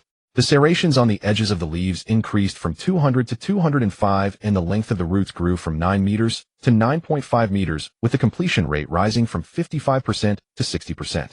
Qin Yu gazed at the ceiling structure, calculating in his mind. The number of fracture points in the 6th seal was slightly higher than that of the 7th, estimated to be around 90. However, the 6th seal is located in a valley without the absorption of water, allowing for higher energy conduction efficiency. He did not need to use the bloodline crystal. The energy of the Lingyun grass is 95%, combined with his own bloodline concentration of 53 tenthasans should be sufficient. Qin Yu placed both hands on the wall. At the moment his palms touched the rock, energy surged into his body from the wall. The energy was very hot and violent, but weaker than that of the 7th seal. Because the 6th seal is smaller in scale, the leaking energy is also less. His body trembled slightly, but then stabilized. The roots of the Lingyun grass pierced into his wrist, helping him bear the impact of the energy. The runes on the wall began to change. Golden lines appeared among the dark red ones, spreading outward from the point where Qin Yu's palm made contact. 5 meters, 10 meters, 20 meters. The spreading speed was faster than that of the 7th seal due to the absence of water absorption. The Lingyun grass simultaneously repaired multiple fracture points, with dozens of roots crawling on the wall. Qin Yu closed his eyes, observing the map transmitted back by the Lingyun grass at the level of his spiritual power. The 6th seal had 92 fracture points. The Lingyun grass was repairing 18 of them simultaneously at a rapid pace. The energy consumption was also rapid, with the energy of the Lingyun grass starting to drop from 95%. 9 Tai 3 9088. Qin Yu increased the output of his spiritual power. Although he did not use the bloodline crystal, his bloodline concentration of 53 tenthasans could still provide some energy. He repaired 12 fracture points, while the Lingyun grass repaired 18. 30 fracture points were repaired within 8 minutes. The number of golden lines on the wall increased and became denser. The golden lines climbed from the base of the wall up to the midsection of the building, reaching the top and contacting the dark red beam. The color at the base of the beam began to change, transforming from dark red to gold, rising from the bottom upwards. 10 meters, 20 meters, 30 meters, 40 meters, 50 meters, 60 meters. The entire beam turned golden. The direction of its rotation changed from clockwise to counterclockwise. The speed of rotation also altered from fast to extremely fast. Ripples appeared on the surface of the beam, spreading downward from the top to the bottom. As the ripples spread downward, the air surrounding the ceiling structure began to distort, with the distorted area expanding outward from the edge of the building, reaching 200 meters, 400 meters, 600 meters. On both sides of the valley, fragments of rock tumbled down the slopes, producing a rumbling sound. The sixth seal was repaired. Chinyu released his hands and took a step back. His legs did not weaken, nor did his nose bleed. This repair consumed significantly less energy than previous attempts, as he did not use the bloodline crystal. The energy of the Lingyun grass dropped from 88% to 70%, consuming 18%. The serrations on the edges of the leaves decreased from 205 to 198, while the length of the roots shrank from 9.5 meters to 8.5 meters, and the completion rate dropped from 60% to 55%. However, during the repair process, the Lingyun grass also absorbed the energy of the seal, resulting in a net consumption of only about 10%. Chinyu picked up the Lingyun grass from the ground and placed it back into the carrying bag. He looked at the ceiling structure, whose wall was covered with golden lines, and the beam was golden, rotating steadily.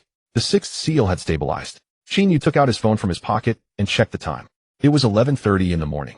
There were 7 days left until the calamity struck. Out of 6 seals, 4 had been repaired, the third shattered, while the 4th, 5th, 6th, and 7th seals were fixed. The remaining ones were the 8th, 9th, 10th, 11th, and 12th. 5 seals. 7 days. Chinyu sat down at the base of the ceiling structure, took out the map from his backpack, and spread it on the ground. The 8th seal was in the desert, approximately 300 kilometers from here. The 9th seal is on the ice field, even further away. The 10th seal is at the volcanic crater, the 11th seal is underwater, and the 12th seal is in an uninhabited area. Time is running short. He needs a faster means of transportation. Su Xiaowan approached him, squatted down, and looked at the map. The 8th seal is in the desert. There is a small town to the east of the desert where there is a teleportation array. The teleportation array can take us directly to the edge of the ice field. Chinyu looked up at her. A teleportation array. Aren't the Empire's teleportation arrays reserved for the military? Su Xiaowan took out a card from her pocket and handed it to Chinyu. The card was silver-white, embossed with the emblem of the Empire's Beastmaster headquarters, with a line of text below the emblem. Shin Tinglan. It's Instructor Shin's pass. She gave it to me yesterday. It can be used for the teleportation array. Chinyu took the card, flipped it over to check the back, where there was a line of handwritten text. The 8th seal is deep in the desert. The teleportation array can only reach the edge of the ice field.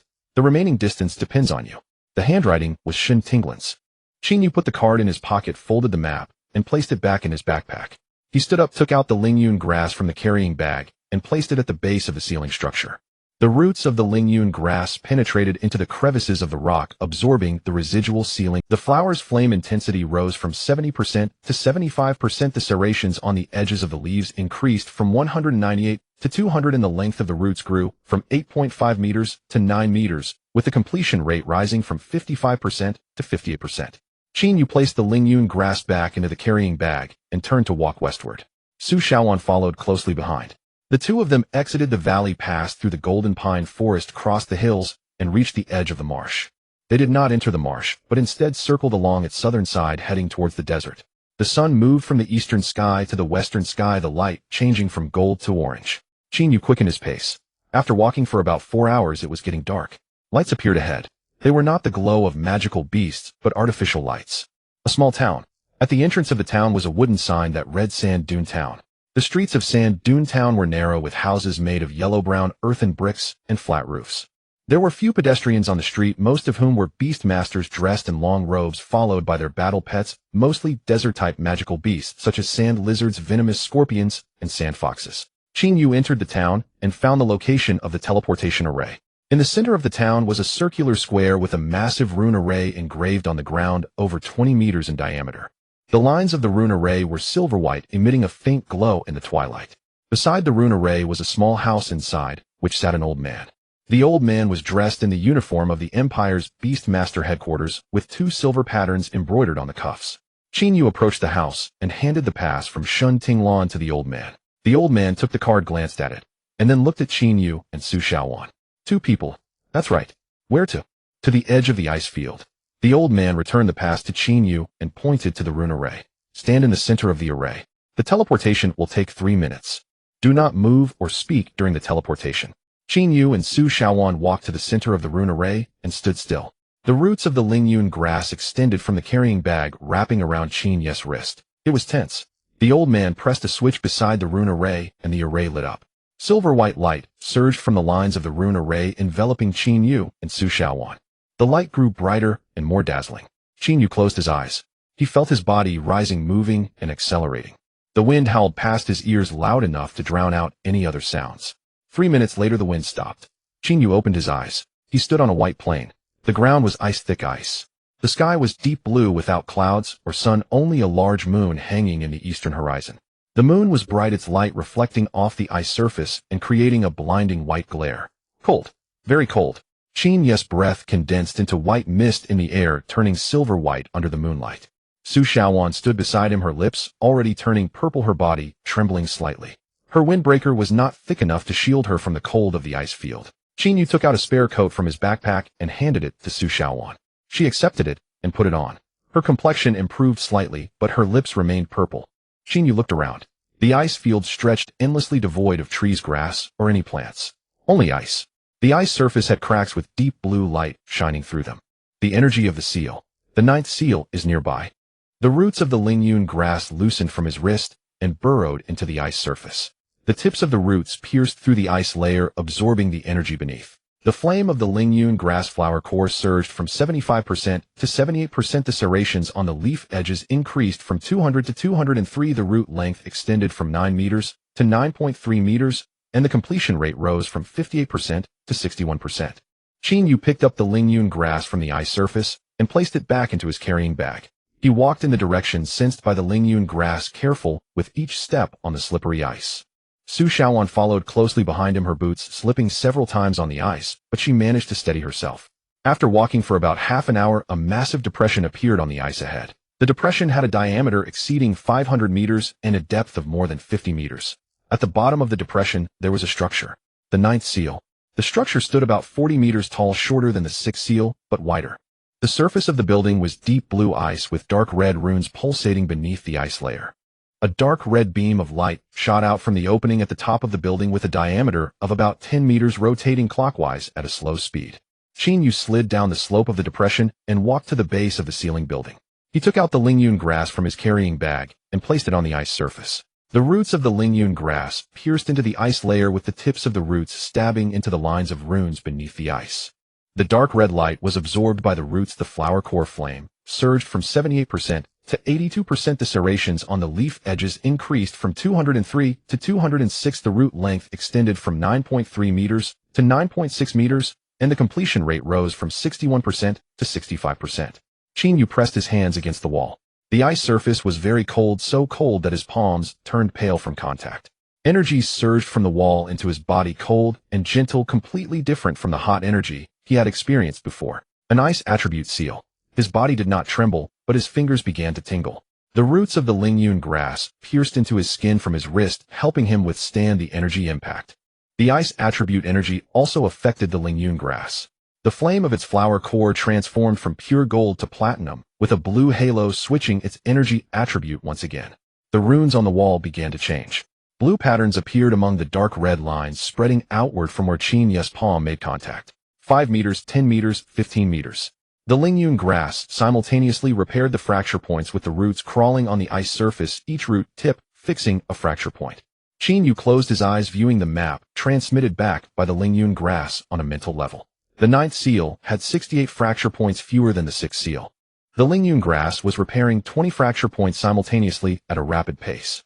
The energy consumption was also swift, with the Lingyun grass energy beginning to decline from 82%. 80%, 78, 75. Qin Yu intensified his mental output. He repaired 10 fracture points, while the Lingyun grass repaired 20. 30 fracture points were repaired within 6 minutes. The blue patterns on the wall increased in number and density. The blue patterns climbed from the base of the wall to the top of the building, eventually reaching the dark red beam of light. The base of the light beam began to change color, shifting from dark red to blue, with the blue rising from the bottom. The entire light beam turned blue. The direction of its rotation changed from clockwise to counterclockwise. The speed of rotation also altered, increasing from slow to fast. Ripples appeared on the surface of the light beam, spreading downward from the top to the bottom.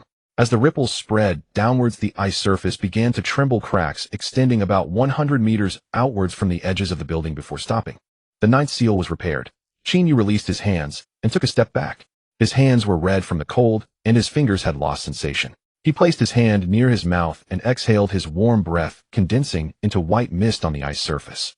The energy of the Lingyun grass decreased from 75% to 65%, consuming 10%. The serrations on the leaf edges decreased from 206 to 198. The root length retracted from 9.6 meters to 8.5 meters, and the completion rate dropped from 65% to 58%. Qin Yu picked up the Lingyun grass from the ice surface and placed it back into his carrying bag. He gazed at the ceiling, building the wall covered in blue patterns with the blue beam of light rotating steadily. The ninth seal stabilized. Qin Yu took out his phone from his pocket and glanced at the time. It was 9:20 in the evening. There were still over 6 days until the calamity struck. 5 seals had been repaired, with the 3rd broken, while the 4th, 5th, 6th, 7th, and 9th were restored. The 8th, 10th, 11th, and 12th remained. For seals, 6 days. Qin Yu sat on the ice surface, gazing at the eastern horizon. The dark red light band shone brightly in the night sky, occupying about half of the sky's width. The golden threads within the light band had also increased, with the golden beams projected by the 4th, 5th, 6th, 7th, and 9th seals forming a continuous line in the sky. Su Xiaowan sat beside him, her body still trembling though somewhat improved. She looked at the dark red light band in the east, her voice low. The 8th seal is in the desert. The 10th is at the volcano's mouth. The 11th is underwater. The 12th is in the uninhabited zone. Which one should we repair first? Qin Yu took out the map from his pocket and spread it on the ice surface. He looked at the red dots on the map, his finger moving between the 8th, 10th, 11th, and 12th. The 8th is in the desert, the closest. The 10th is at the volcano's mouth, the furthest. The 11th is underwater and requires diving. The 12th is in the uninhabited zone, requiring a crossing of the entire eastern region. Let's go to the 8th first. The 8th is the closest. After repairing the 8th, we'll go to the 10th, 11th, and 12th. Su Xiaowan nodded. Qin Yu folded the map and put it back in his backpack. He stood up, taking the Lingyun grass from his carrying bag and placing it on the ice surface. The roots of the Lingyun grass burrowed into the ice layer, absorbing the residual sealing energy. The flame of the flower core restored from 65% to 70%. The serrations on the leaf edges increased from 198 to 200. The root length extended from 8.5 meters to 9 meters, and the completion rate rose from 58% to 62%. Qin Yu placed the Lingyun grass back into the carrying bag and turned to walk towards the edge of the ice field. Su Xiaowan followed closely behind. Their footprints stretched across the ice, extending into the depths of darkness. The moon moved slowly in the sky, its light illuminating the ice surface and casting shadows of the two figures. Qin Yu walked ahead, his steps steady and firm. The Lingyun grass was in the carrying bag, its flower core flame burning a pure gold color, brightness at 70%. The leaf edge serrations numbered 200, with a root length of 9 meters, and the completion rate at 62% for the second stage. There are 6 days left until the calamity strikes. The timing of Zhao Minjuan's next action remains unknown. The edge of the ice field is a desolate expanse.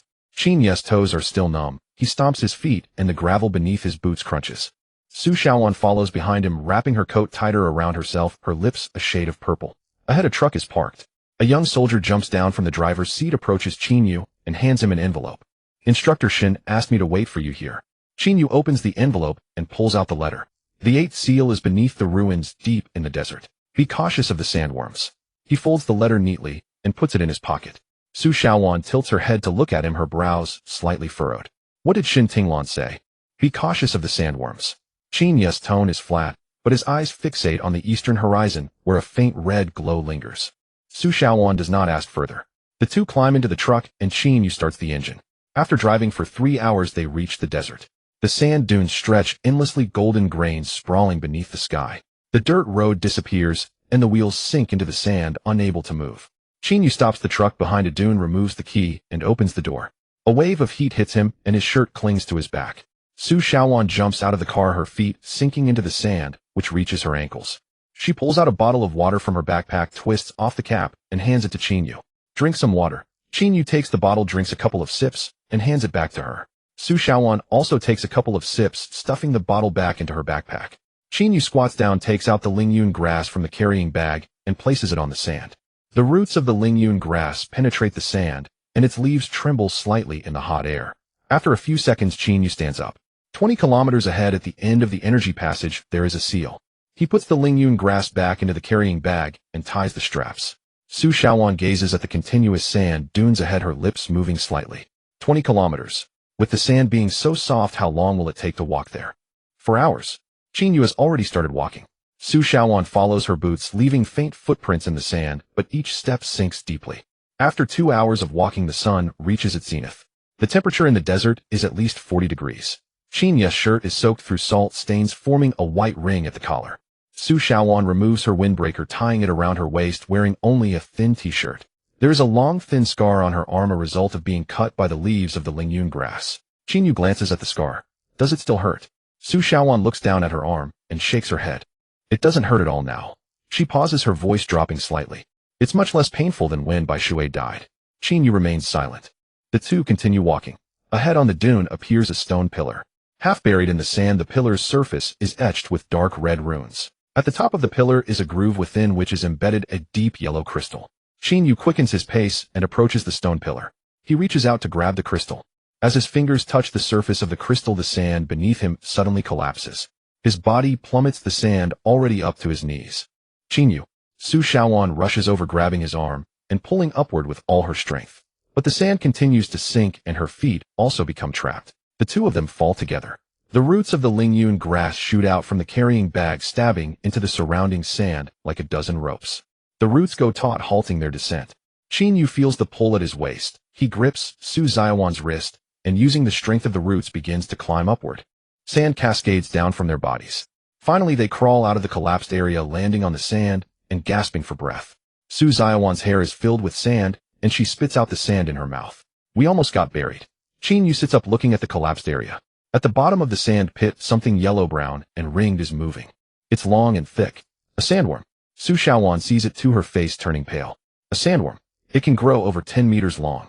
Qinyu takes the Lingyun grass from the carrying bag and places it on the sand. His fingers press against the stem, his voice lowered significantly. Prepare for battle. The sandworm emerges from the sand. Its head has no eyes, only a massive round mouth with inward curving teeth lining the edges.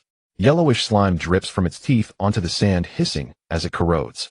Su Shaoan takes a step back, the beads on her wrist glowing with blue light. Its outer skin is very thick. It can't be pierced. Qinyu does not retreat. He watches the sandworm's mouth open wide, revealing soft flesh inside. Fire. At its interior, the 3 leaves of the Lingyun grass rise simultaneously, their serrated tips aimed at the sandworm's mouth. Hiss. 3 silvery threads of liquid shoot inside. The sandworm's body stiffens suddenly, then begins to thrash violently. Sand is sent flying everywhere, hitting Qinyu's face and stinging. Its tail whips out of the sand, sweeping toward Qinyu. He rolls to the side, the tail grazing past his shoulder and crashing into the dune behind him. The dune is gouged out significantly, sand cascading down like a waterfall. Su Shaoan crouches down, pressing her hand against the sand. Her blue energy seeps into the sand, forming a thin layer of ice beneath the surface. The sandworm's tail collides with the ice layer, slowing its speed. Qinyu seizes the opportunity. Roots entwine. The roots of the Lingyun grass extend from the carrying bag, swiftly crawling across the sand to catch up to the sandworm. Dozens of roots wrap around it, their tips piercing through the seams of the sandworm's outer skin. Silvery liquid flows in. The sandworm's body goes completely rigid, falling from the air and crashing into the sand, raising a cloud of dust. It lies still. Qinyu sits on the ground, panting. Su Shaoan also sits down, her fingers still trembling slightly. You almost got hit by its tail? Qinyu glances at her. Even if I had, it wouldn't have killed me. How do you know? The Lingyun grass would catch. Su Shaoan looks at him, a slight smile playing at the corner of her mouth, though she doesn't say anything in the end. Qinyu stands up, walks over to the sandworm's corpse, and reaches into the wound in its mouth, pulling out a crystal. It's deep yellow and the size of a fist. The roots of the Lingyun grass immediately wrap around it. Qinyu places the crystal on the sand, allowing the Lingyun grass to absorb it. The flower's light intensity jumps from 70% to 78%. The serrated edges of the leaves increase to 210. The root's length extends to 10 meters. The completion of the second stage rises to 70%. Qinyu watches the changes in the Lingyun grass, lightly tapping his fingers on his knee. The root intertwining has reached level 2. Su Shaoan approaches, looking down at the Lingyun grass. What's different at level 2? Range of 10 meters, enhanced cutting ability, and it can also absorb energy from the target. Su Shaoan is silent for a moment, then lifts her head to look at Qinyu. Your Lingyun grass is getting stronger. Not strong enough. Qinyu puts the Lingyun grass back into the carrying bag and continues heading east. Su Shaoan follows. There are 3 more seals behind. The 10th is at the volcano, the 11th is underwater, and the 12th is in the wasteland. How do you plan to repair them? Qinyu does not look back. One by one. Is there enough energy? If not, I'll look for crystals. If I can't find any, you'll just have to tough it out. Su Xiaowan quickens her pace, walking alongside him. Aren't you afraid of not being able to hold on? Qin Yu glances at her. There is a spark in her eyes, not blue light, but something indescribable. When I can't hold on, isn't there still you? Su Xiaowan's steps falter for a moment. Then she lowers her head, a smile forming at the corner of her mouth. Yes, there's me. The two continue walking. Ahead, ruins come into view. In the center of the ruins is a partially collapsed building from which a dark red beam of light shoots out. They have reached the 8th seal. Qin Yu places the Lingyun grass at the base of the wall, its roots embedding into the crevices of the ruins. The flower's light intensity rises to 85%. He presses his hands against the wall. Energy surges into his body, hot, but bearable. Su Xiaowan does not help him. She stands behind him, the beads on her wrist glowing with blue light, ready to assist at any moment. The runes change from dark red to gold. The beam of light turns golden, reversing its rotation. The 8th seal is repaired. Qin Yu releases his hands, turning around to see Su Xiaowan staring at him. What's wrong? Su Xiaowan shakes her head. It's nothing. I just think the way you repaired the seal looks like something very ordinary. Qin Yu puts the Lingyun grass back into the carrying bag. Because I've repaired it too many times. I've gotten used to it. Su Xiaowan softly says something, but Qin Yu does not catch it. What did you say? I said don't get too used to it. If you're accustomed to carrying everything alone, you forget how to let others help. Qin Yu looks at her. Su Xiaowan does not shy away from his gaze. The two lock eyes for 2 seconds. Qin Yu is the first to look away. Let's go. To the volcano. Qin Yu turned and walked toward the sand dune town. Su Xiaowan followed her footsteps, rustling softly in the sand. Are you tired? Qin Yu did not look back. Not too bad. You always say that. He paused briefly, then glanced sideways at her. What would you have me say? Say you're exhausted. Say you need rest. Say you can't hold on any longer. Qin Yu held her gaze for 2 silent seconds, then resumed walking. What difference would it make? The seal won't wait for me. Su Xiaowan fell quiet, but drew closer until their shoulders nearly brushed. Back beside the truck, Qin Yu opened the driver's door and climbed in. Su Xiaowan slid into the passenger seat, cradling her backpack against her chest. Qin Yu started the engine. The truck jolted across the dunes, retracing its path. Su Xiaowan leaned against the window, gazing out at the endless desert. Once all 12 seals are restored, what then? Then we find a way to eradicate the source. How? I don't know. Su Xiaowan turned to study him. You don't even know, and yet you push yourself like this.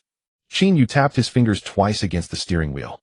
Repairing them offers no guarantee of survival, but refusing to repair them guarantees death. Su Xiaowan remained silent for a long while. You're right. At Sand Dune Town, Qin Yu parked the truck beside the transmission array. They stepped down and entered the small cottage. An elderly man looked up from within. Qin Yu handed him the volcano crater. The elder took the card, examined it, then studied Qin Yu. Volcano crater. That is a forbidden zone. I know. The elder pressed a switch. The rune array flared to life. Qin Yu and Su Xiaowan stepped onto its center. 3 minutes later, the wind ceased. Beneath their feet lay black volcanic ash, soft, fine yielding. The air reeked of sulfur, making Su Xiaowan cough twice. Qin Yu retrieved a cloth from his pack and offered it to her. Cover your nose. She accepted the cloth and pressed it over her mouth and nose. Her eyes burned red from the fumes, but she uttered no complaint. Qin Yu raised his gaze toward the crater rim. 3,000 meters high, the slopes streamed with molten lava. Climb. Su Xiaowan stared at the incline and drew a deep breath. Climb. They began their ascent. The ash was treacherously slick. Each step sent them sliding back half a pace. Qin Yu led, gripping jagged rock protrusions to haul himself upward. Su Xiaowan followed behind. Her gloves wore through, leaving blood streaked across her fingers. Qin Yu glanced back, brows furrowing at the sight. What happened to your hands? Nothing. Just rubbed raw. Qin Yu pulled a roll of gauze from his pack and tossed it to her. Wrap them. She caught it and wound it around her hands as she climbed, awkwardly, loosely, one end dangling. Qin Yu halted, waited for her to reach his side, then stripped the gauze from her palm and rewound it himself. He bound it tightly, precisely. Su Xiaowan watched his steady, practiced motions, silent. When he finished, he lightly tapped the back of her hand. Let's go. After 2 hours of climbing, they reached the crater's rim. Vast and seething, the caldera churned with molten rock, its deep crimson glow bathing their faces in ruddy light. At the center of the lava lake stood a black structure, the 10th seal. 200 meters away, no path, no bridge. Su Xiaowan stared at the boiling expanse, her voice tightened. How do we cross? Qin Yu withdrew the Lingyun grass from his satchel and placed it upon the rim's rocky edge. Call it here. Its roots pierced the stone, its stamen blazed. 3 concentric halos spun, golden silver translucent, as radiant beams lanced toward the sealed structure. The structure stirred. It glided across the lava lake like a vessel trailing a luminous, viscous tail of magma. Su Xiaowan watched, mouth parting slightly. Your Lingyun grass can do that. Qin Yu kept his eyes locked on the approaching edifice, voice calm, uninflected. Just learn how. The structure docked at the rim, less than 10 meters from him. Qin Yu stepped forward and pressed both palms flat against the wall. Energy flooded his body, scorching volatile. Smoke curled from his shirt cuffs, his skin flushed crimson. Su Xiaowan rushed forward, pressing her own palms beside his against the surface. Azure energy seeped from her palms, intertwining with his golden current. Qin Yu glanced at her. Your bloodline's affinity for fire is severely diminished here. Su Xiaowan clenched her jaw, sweat beading her forehead. Diminished or not, I'll help. Qin Yu said nothing more. The wall's obsidian runes shifted from crimson to gold. The pillar of light reversed its spin and blazed anew in radiant gold. The 10th seal was restored. Qin Yu withdrew his hands and stepped back. A charred cuff, a livid burn blooming across his wrist. Su Xiaowan seized his wrist, turning it to inspect the wound. Burn. It doesn't hurt. She lifted her gaze, sharp, unyielding. When you say it doesn't hurt, that means it does. He pulled his arm free. Let's go. To the coast. They descended and activated the transmission array bound for the eastern shoreline. 3 minutes later, they stood upon blinding white sand. A fierce sea wind whipped across his burns, stinging yet strangely cooling. Su Xiaowan's brow furrowed as she studied his wrist. We treat the wound first. First, we buy gear. Qin Yu entered the nearest dive shop. The proprietor, a sun-darkened middle-aged man, paused at the sight of Qin Yu's burn. What happened to your hand? Burnt. Where's the gear? The shopkeeper retrieved 2 wetsuits and 2 oxygen tanks from the shelves. Instructor Shun gave us clearance. Complimentary. Qin Yu accepted the gear and tossed one set to Su Xiaowan. They dressed strapped on tanks. Qin Yu sealed the Lingyun grass in a waterproof pouch and fastened it to his waist. Su Xiaowan likewise secured her orb. Together they waded into the sea. The water was icy, so cold it numbed the burn. Underwater, Su Xiaowan glanced at Qin Yu's wrist. Cold water helps burns. Qin Yu bit down on his regulator, silent. They plunged beneath the waves. Darkness swallowed them. Only Su Xiaowan's orb cast a soft blue halo over coral-encrusted rocks ahead. After nearly 2 hours of swimming, pressure mounted relentlessly. Qin Yu's ears throbbed. Su Xiaowan swam close, gripping his arm. Her aquatic bloodline eased the crushing weight. His pain subsided. He glanced at her.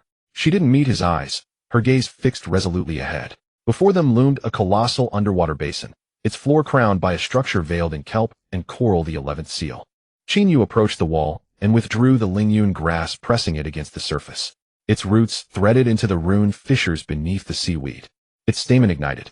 Qin Yu placed both hands upon the wall. Energy surged inward, chilling fluid. Su Xiaowan joined him, azure and golden currents braided once more. This time her power proved decisive. The sea was her domain. The runes bled from crimson to cerulean. The pillar of light shimmered blue. The 11th seal was restored. Qin Yu released the wall, swaying slightly in the current. Su Xiaowan steadied him. Together they ascended. They broke the surface just as dawn bleached the eastern horizon. Qin Yu ripped off his mask and gasped for air. Su Xiaowan peeled off his wetsuit and wrapped him in her coat. They collapsed onto the sand. Qin Yu stared upward. Crimson auroral bands spanned 3/4 of the sky, golden filaments wove an almost complete chain. Only one remained. Su Xiaowan tilted her head toward him. Seal 12 lies in the uninhabited zone, 800 kilometers from here. Qin Yu nodded. We walk. 5 days. She propped herself up, searching his eyes. Can your body endure it, eh? He returned her gaze. When I can't endure, aren't you still here? Su Xiaowan froze, then smiled. Not a laugh, but a gentle lifting of the lips, eyes alight with quiet, luminous warmth. Yes, I am. Qin Yu sat up, retrieved the Lingyun grass from its pouch. It had absorbed residual oceanic energy, its stamen faintly aglow again. He returned it to his satchel and rose. Su Xiaowan stood, brushing sand from her clothes.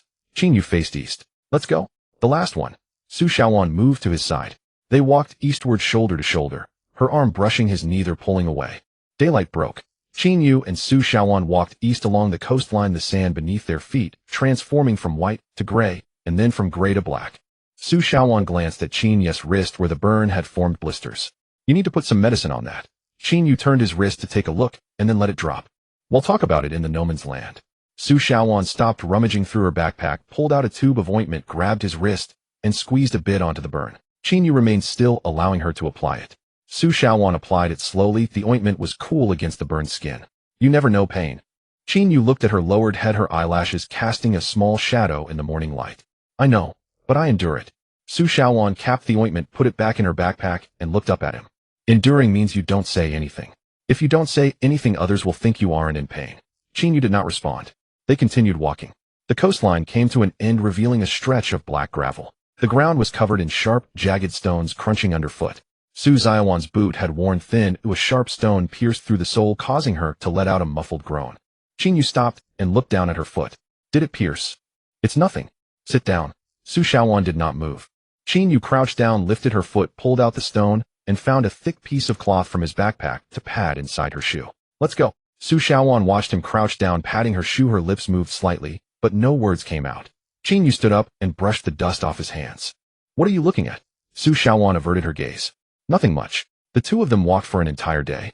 As night fell, a range of black mountains appeared ahead. The mountains were black, the stones were black, and even the sand on the ground was black. Su Shaowan stood at the foot of the mountain looking up at the peak. Is the 12th seal inside the mountain? Qin Yu took the lingyun grass from his carrying bag and placed it on the black sand. The roots of the grass burrowed into the sand, and the flower buds glowed. After a few seconds, Qin Yu put the lingyun grass back into the carrying bag.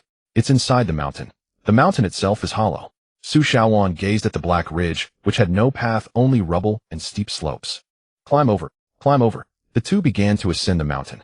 It was steep and the stones slippery. With each step, they had to grasp the rocks above. Su Zaiwan's finger wound reopened, blood seeping through the bandage, yet she did not stop. Qin Yu was above her, climbing to a platform, turning around to extend his hand. Su Shaowan grasped his hand, and he pulled her up. The two stood face to face on the platform, both breathing heavily. Su Shaowan looked down at the blood on her hand, then at the burn on Qin Yu's wrist. We're both hurt all over now. Qin Yu glanced at his wrist, and then at her hand. Once we finish the last one, we can rest and heal. Su Shaowan forced a smile. After finishing the last one, we still have to eliminate the source of the natural disasters. Qin Yu did not respond, and turned to continue climbing. As they crested the ridge, the moon rose. Moonlight bathed the valley behind the mountain, which was vast and flat, with a type of luminescent grass growing on the ground, shimmering silver and swaying gently in the wind. In the center of the valley stood a structure. It was not half collapsed, but intact. The building towered over 100 meters with a base diameter exceeding 800 meters. The surface bore no runes, smooth as a mirror, reflecting the moonlight and the silvery glow of the grass. At the top of the building was a golden sphere with 12 light points rotating on its surface. The colors of the 12 light points varied: red, blue, yellow, green, purple, cyan, white, black, gold, silver, transparent, and deep purple. The light beams were emitted not from the top of the building, but from the sphere. The light beams were golden thick, with a diameter exceeding 50 meters, shooting straight into the sky. The beams did not spin, but shot straight up like pillars nailed to the heavens. Qin Yu stood on the ridge, gazing at the structure. Su Shaowan stood beside him, her pearl glowing brightly, the blue light more radiant than ever. The 12th seal. Qin Yu nodded. It is unlike the previous 11. Su Shaowan watched the rotating sphere. One of the 12 light points was blue, matching the color of her pearl. It is not a seal. Then what is it? Su Zaiwan's voice was low. It is the core of the source. Qin Yu turned to look at her. In Su Zaiwan's eyes a light flickered, not the blue light of her pearl, but something she was suppressing within herself. My pearl is telling me. The 12th seal is not meant to suppress the source, it is part of the source itself. Once the previous 11 are repaired, the last one will stabilize automatically. But if you touch it, it will awaken. Qin Yu lightly tapped his knee with his fingers. What happens if we touch it? The consciousness of the source will flow into your body through the sphere. Then we won't touch it. He turned and took the lingyun grass from his carrying bag, placing it on the rocks of the ridge. The roots of the lingyun grass burrowed into the stone, and its flower bud glowed. Qin Yu pressed his hands against the rock, channeling his spiritual energy into the lingyun grass, which then transmitted it to the ceiling structure in the valley. Golden energy flowed from his palms into the lingyun grass, from the lingyun grass into the valley, and then to the sphere atop the building.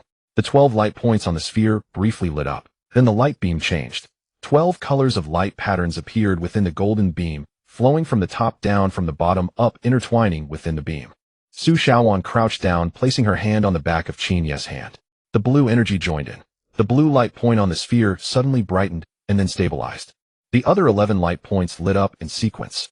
Red, yellow, green, purple, cyan, white, black, gold, silver, transparent, deep purple. All 12 light points shone. The 12 color light patterns in the beam ceased, flowing, solidifying into the beam like 12 colorful ribbons. The 12th seal stabilized. Qin Yu released his hands and sat down. The energy of the lingyun grass dropped from 35% to 25%, consuming 10%.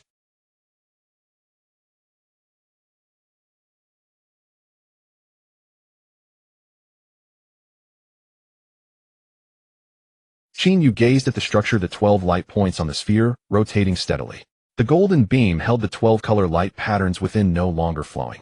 Su Xiaowan sat beside him, her hand still resting on the back of his hand, not pulling away. It has been repaired. Qin Yu nodded.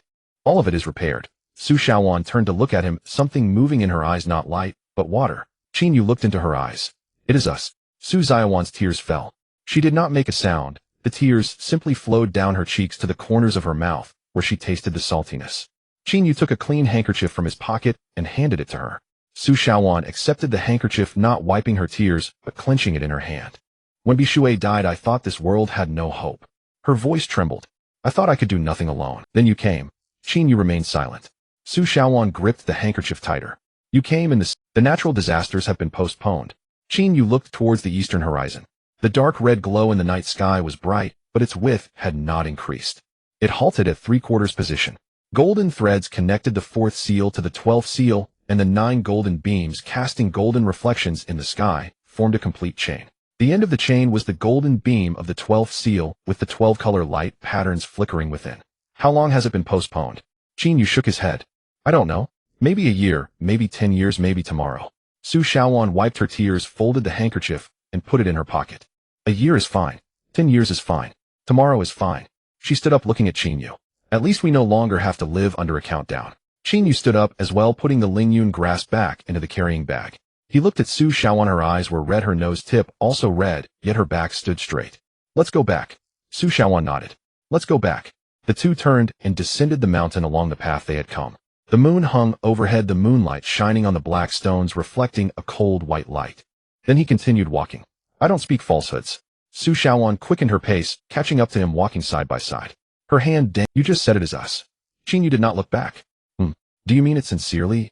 Qin Yu paused for then he continued walking. I don't speak falsehoods. Su Xiaowan quickened her pace, catching up to him, walking side by side. Her hand dangled at her side, her fingers brushing against his. She did not pull away. Qin Yu did not pull away either. Their fingers intertwined under the moonlight, casting a shadow that formed a line. As the two individuals descended the mountain, the moon had already shifted to the west. Su Xiaowan's hand slipped from Qin Yu's fingers, yet she did not walk back behind him, instead walking alongside him. The gravel crunched beneath their boots. Qin Yu spoke first. After returning to school, Zhao Mingyuan will come looking for me. Does he know you have repaired the seal? Su Xiaowan tightened the strap of her backpack.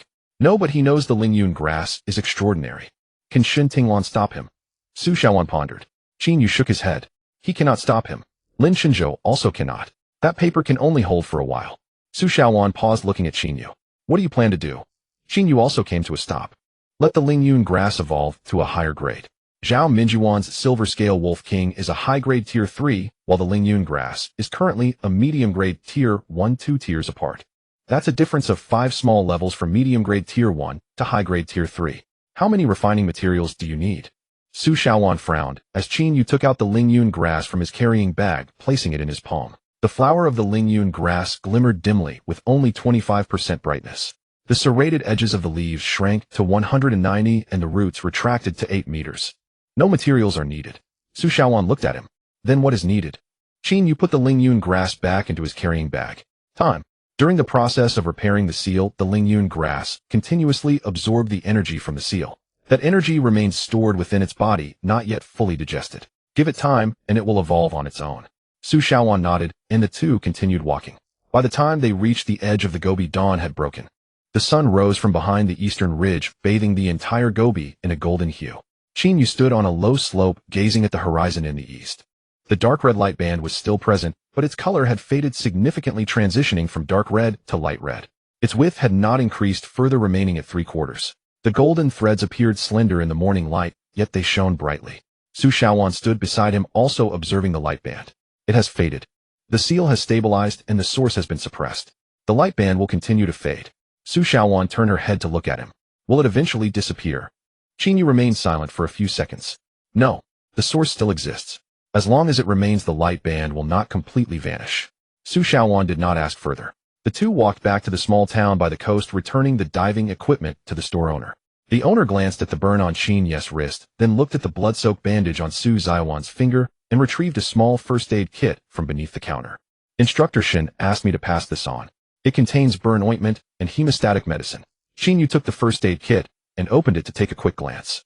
Inside was also a note. The teleportation array has been arranged. Go directly back to school. Zhao Mingyuan has been quiet for these 5 days, but that doesn't mean he has given up. Qin Yu put the note in his pocket and handed the first aid kit to Su Xiaowan. You take it.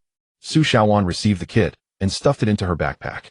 The two approached the small house beside the teleportation array. The elderly man inside did not ask where they were going this time. He simply pressed the switch. Qin Yu stood at the center of the array, casting a glance at Su Xiaowan. Su Xiaowan hugged her backpack, her eyes still showing traces of tears from last night, with faint redness beneath her eyes. Get some good sleep once we return. Su Xiaowan nodded. You too. The runic array lit up, enveloping the two in silvery white light. 3 minutes later the wind ceased. The two stood on the school's teleportation array. This array was located in a yard behind the teaching building, normally not open to students. The yard was empty. Qin Yu and Su Xiaowan exited the yard, passing through the teaching building and the playground. There were some second-year students training on the playground. They whispered among themselves as they spotted Qin Yu. Qin Yu ignored them. Upon reaching the dormitory building, Su Xiaowan halted. Remember to change your bandage on your hand. Qin Yu looked down at his wrist. The blister had deflated and his skin was wrinkled. Got it. Su Xiaowan did not walk away. She stood there unconsciously, rubbing the strap of her backpack with her fingers. Qin Yu. My. What you said last night on the ridge, was it sincere? Qin Yu looked at her. Her eyes sparkled not with the luster of pearls, but with the light reflecting from the sun upon her gaze. Which phrase? Su Xiaowan's ears turned red. The one about us. Qin Yu observed her reddened ears. It was sincere. Su Xiaowan lowered her head, then raised it again, the corners of her mouth curving slightly. I understand now. She turned to leave. After taking a few steps, she looked back. See you in the old library this afternoon. I found some information about the source. Qin Yu nodded. Su Xiaowan walked away. Qin Yu went upstairs, opened the door, and entered the room. The room was dim with the curtains drawn. He placed the carrying bag on the desk and took the Lingyun grass out, placing it in the flower pot on the windowsill. The roots of the Lingyun grass penetrated the soil. The flower's light was dim but stable. Qin Yu sat on the edge of the bed and opened his notebook, writing a line on the last page. All 12 seals have been repaired. The natural disaster has been postponed. Duration unknown. He closed the notebook and placed it under his pillow. Then he lay on the bed facing the ceiling. The triangular cracks on the ceiling remained, but they had not expanded further. Qin Yu gazed at those cracks for a long time. Then he closed his eyes. He fell asleep, without dreaming. When Qin Yu woke up, sunlight streamed through the gaps in the curtains, casting a slender beam of light on the floor at the foot of the bed. He sat up and glanced at the Lingyun grass on the windowsill. The flower's glow of the Lingyun grass had recovered from 25% to 35%. The serrated edges of the leaves had increased from 190 to 195. The length of the roots had recovered from 8 meters to 8.5 meters. The completion rate had risen from 68% to 70%. It was digesting the energy of the seal. Qin Yu took the Lingyun grass out of the pot and placed it into his carrying bag. He changed into a clean outfit, a deep gray long-sleeved shirt with the sleeves down to cover the burn on his wrist. As he went downstairs, he encountered Zhou Yuan at the corner of the staircase. Zhou Yuan was squatting on the stairs with a gray mouse on his knee, holding a golden nut in its front paws. The gray mouse's dark bean-like eyes brightened upon seeing Qin Yu. Zhou Yuan stood up. You're back. Instructor Shin asked me to tell you that Zhao Mingyuan hasn't come to school for the past 5 days, but members of the Zhao family have appeared outside the academy. How many came?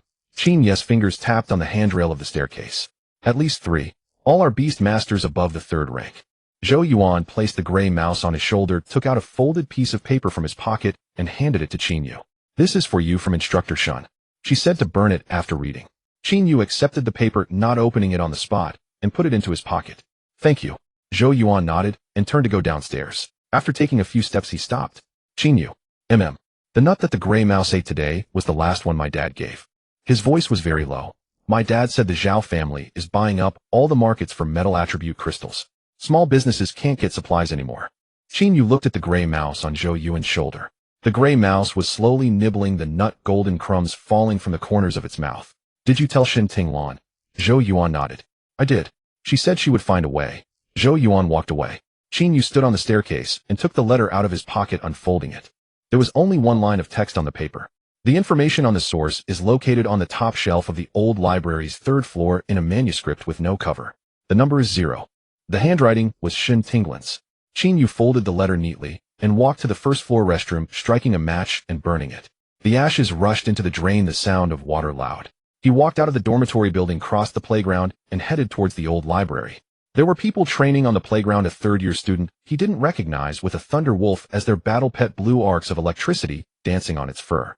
The Thunder Wolf was smaller than the Silver Scale Wolf King, but faster. Qin Yu glanced at it a couple of times before continuing on. The door to the old library was unlocked. He pushed the door open, entered, went upstairs, and arrived at the door on the far left of the third floor. The door was ajar. He pushed it open, and Su Xiaowan was already there. She was sitting beside a long table with several books spread out in front of her, the beads on her wrist glowing with blue light. Her fingers were wrapped in new white bandages, very clean. She looked up and saw Qin Yu, her eyes lighting up. "You're here." Qin Yu closed the door and walked to the bookshelf. Shen Tinglan said the information on the source is on the top shelf in a manuscript without a cover numbered 0. Su Xiaowan stood up, walked to the bookshelf, and tiptoed to reach for the book on the top shelf. Her fingers bare. Qin Yu reached out, easily pulled out the manuscript. It was thin with a dark brown leather cover and no writing. He opened the first page. The paper had yellowed, the corners curled, and the ink had faded to brown. The first line read, "The nature and methods of eliminating the source of natural disasters." Su Xiaowan leaned in closer, her shoulder brushing against Qin Yu's arm, as she lowered her head to look at the words in the manuscript. Qin Yu turned to the second page. "The source is neither a monster, nor a human, nor any known form of life. It is a conglomeration of energy. When the first seal shattered 300 years ago, the 12 royal beast masters of the empire used their life energy to suppress it into a dormant state. But they did not eliminate it, for what was required to eliminate it they did not possess." Su Xiaowan's voice was low. "What is needed?" Qin Yu turned to the third page. "An individual with a primitive bloodline concentration exceeding 10% must use themselves as a vessel to extract the source's energy from the dormant body, transferring it to the sealing array, where 12 owners of primitive bloodlines must simultaneously detonate the sealing array to completely eliminate it." Su Xiaowan's fingers tightened, gripping Qin Yu's sleeve. 10%. Your bloodline potential is 11%. Qin Yu did not respond, continuing to flip through the pages. The fourth page read, "During the extraction process, the vessel will endure the full energy impact of the source. The intensity of the energy impact is sufficient to destroy any known life form. Only an individual with a primitive bloodline concentration greater than 10% has a chance of surviving." "There's a chance, not a certainty." Su Xiaowan's voice was tense. Qin Yu turned to the fifth page. "The bloodline concentration of the 12 primitive bloodline owners must not be lower than 5/10. When detonating the sealing array, the lifelines of the 12 individuals will be bound to the sealing array. At the moment of the explosion, the lifelines of the 12 will simultaneously sever." Su Xiaowan's hand slipped from Qin Yu's sleeve. She took a step back, leaning against the bookshelf. The books on the shelf shook, and one fell to the ground with a dull thud. Qin Yu crouched down to pick up the book and returned it to the shelf. He looked at Su Xiaowan. Her face was very pale. 12 individuals with bloodline concentrations not lower than 5/10. "We only have 2. Qin Yu closed the manuscript in his hand and placed it on the table. "Shun Tinglan's concentration is 2/10. Not enough. What is Lin Shinzhou's concentration?" Qin Yu shook his head. "I don't know, but it certainly isn't 5/10." Su Xiaowan's hands were trembling. She put her hands into her pocket, gripping the blue bead. "Bisui is dead. Its bead has been used up. I can't increase the concentration anymore." Qin Yu looked at her. "Your concentration is currently 5/10." Su Xiaowan froze for a moment. She looked down at her wrist, the light patterns inside the bead flowing slowly. 5/10. You absorb the energy of the seal while repairing it. Your bloodline concentration has increased." Su Xiaowan raised her head, something flickering in her eyes. 5/10. Just enough. Qin Yu nodded. "Just enough. But we need 12 individuals." Su Xiaowan bit her lip tightly, her lips turning pale. 12 individuals. Where to find them? Qin Yu picked up the manuscript in his hand and flipped to the last page. The last page had only one line of text. "The Zhao family has been collecting individuals with high concentrations of primitive bloodlines. In their laboratory, there are at least 10 individuals with concentrations exceeding 5/10." Su Xiaowan's pupils contracted. "They have been collected." Qin Yu nodded. "They have been collected." Qin Yu placed the manuscript on the table. Su Xiaowan stared at that line of words for a long time. "The Zhao family recovered those people. Where are they?" "Zhao Minjiwan's laboratory." Su Xiaowan's fingers gripped the edge of the table until her knuckles whitened. "They are being held in the laboratory. They were treated as research subjects." Qin Yu said nothing. Su Xiaowan's voice trembled. "When Bisui died, my bead condensed. The bead contained information about the seal, and also details on the Zhao family. My battle companion, before it died, while absorbing energy near the third seal, came into contact with the Zhao family's tracking device. Those devices are used to locate individuals with high bloodline concentration." Qin Yu looked at her. "Your battle companion was targeted by Zhao Mingyuan." Su Xiaowan nodded, and tears fell. Bisui sensed the danger and fled deeper into the training forest, but it could not outrun Zhao Mingyuan's silver-scaled Wolf King.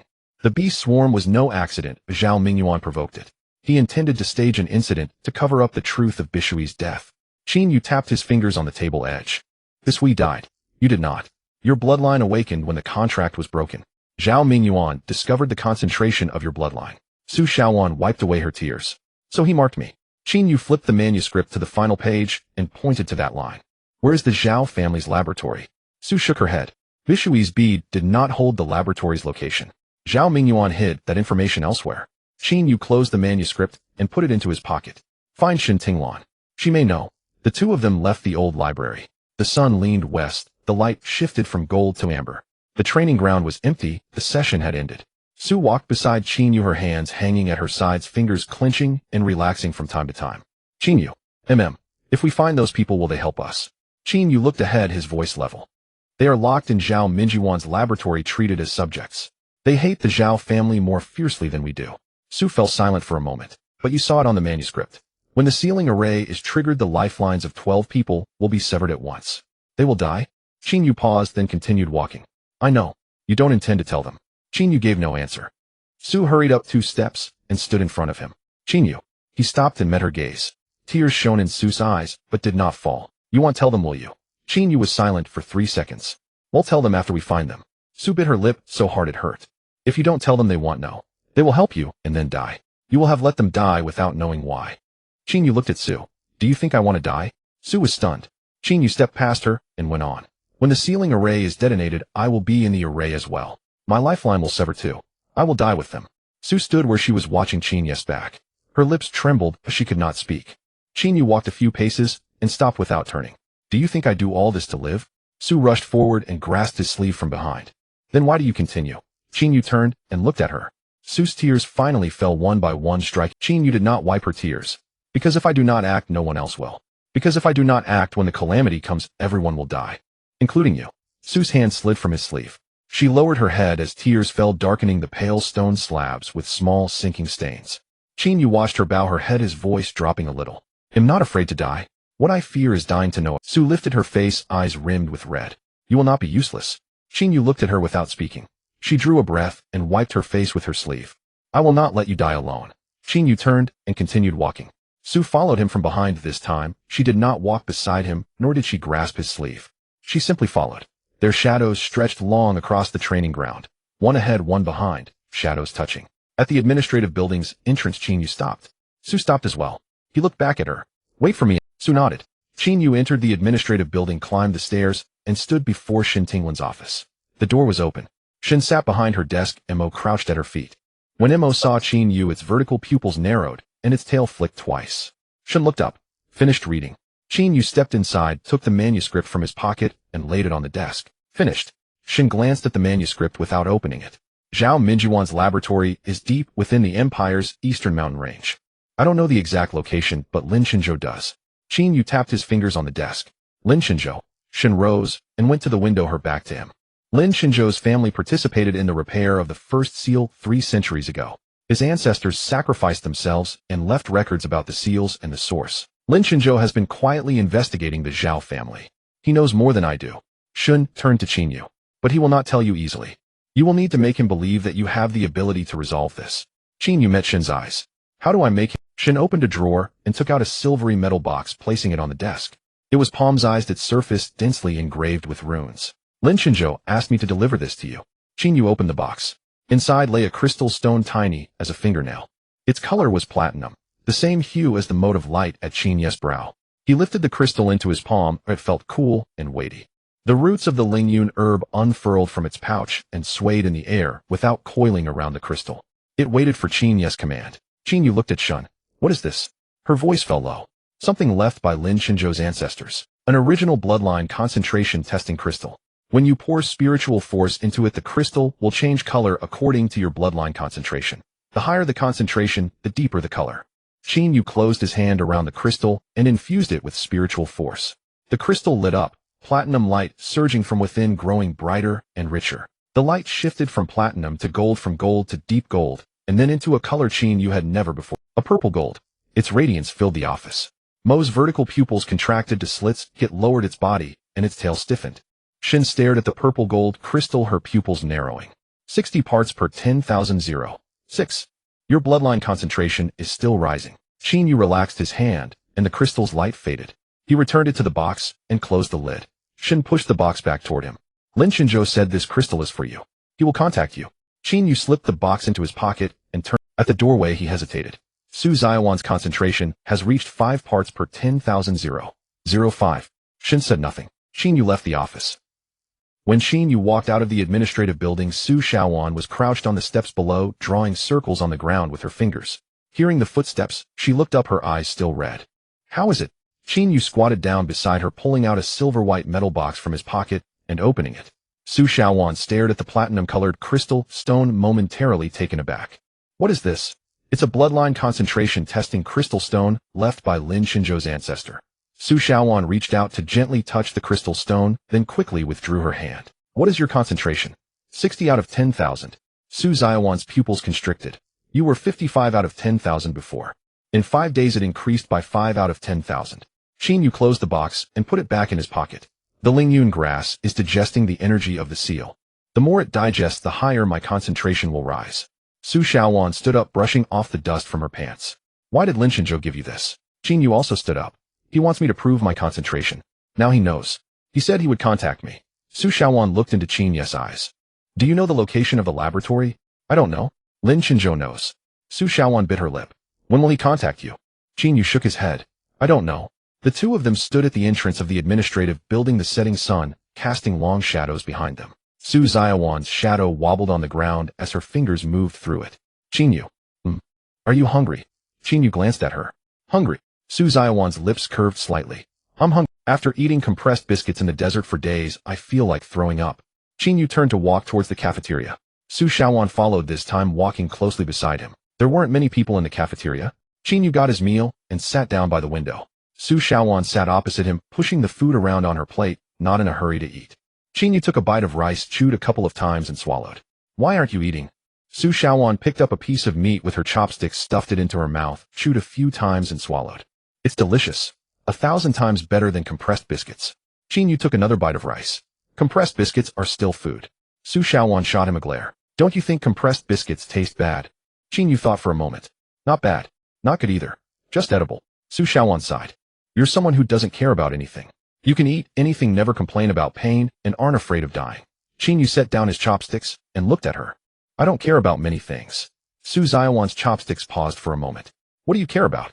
Qin Yu did not answer, picked up his chopsticks again, and continued eating. Su Shaoan stared at him for a few seconds, then lowered her head and continued eating. The two finished their meal, returned their trays to the recycling area, and walked out of the cafeteria. Night fell. The moon had not yet risen, and the sky was deep blue with a faint dark red glow in the east still present. Su Shaoan looked up at that glow. It really has faded. Qin Yu also looked up for a moment. You said it wouldn't completely disappear. Su Shaoan lowered her head, staring at her toes. As long as it exists, you won't stop. Qin Yu remained. Su Shaoan turned her head to look at him. Can't you take a break for a moment? Qin Yu turned his head to look at her.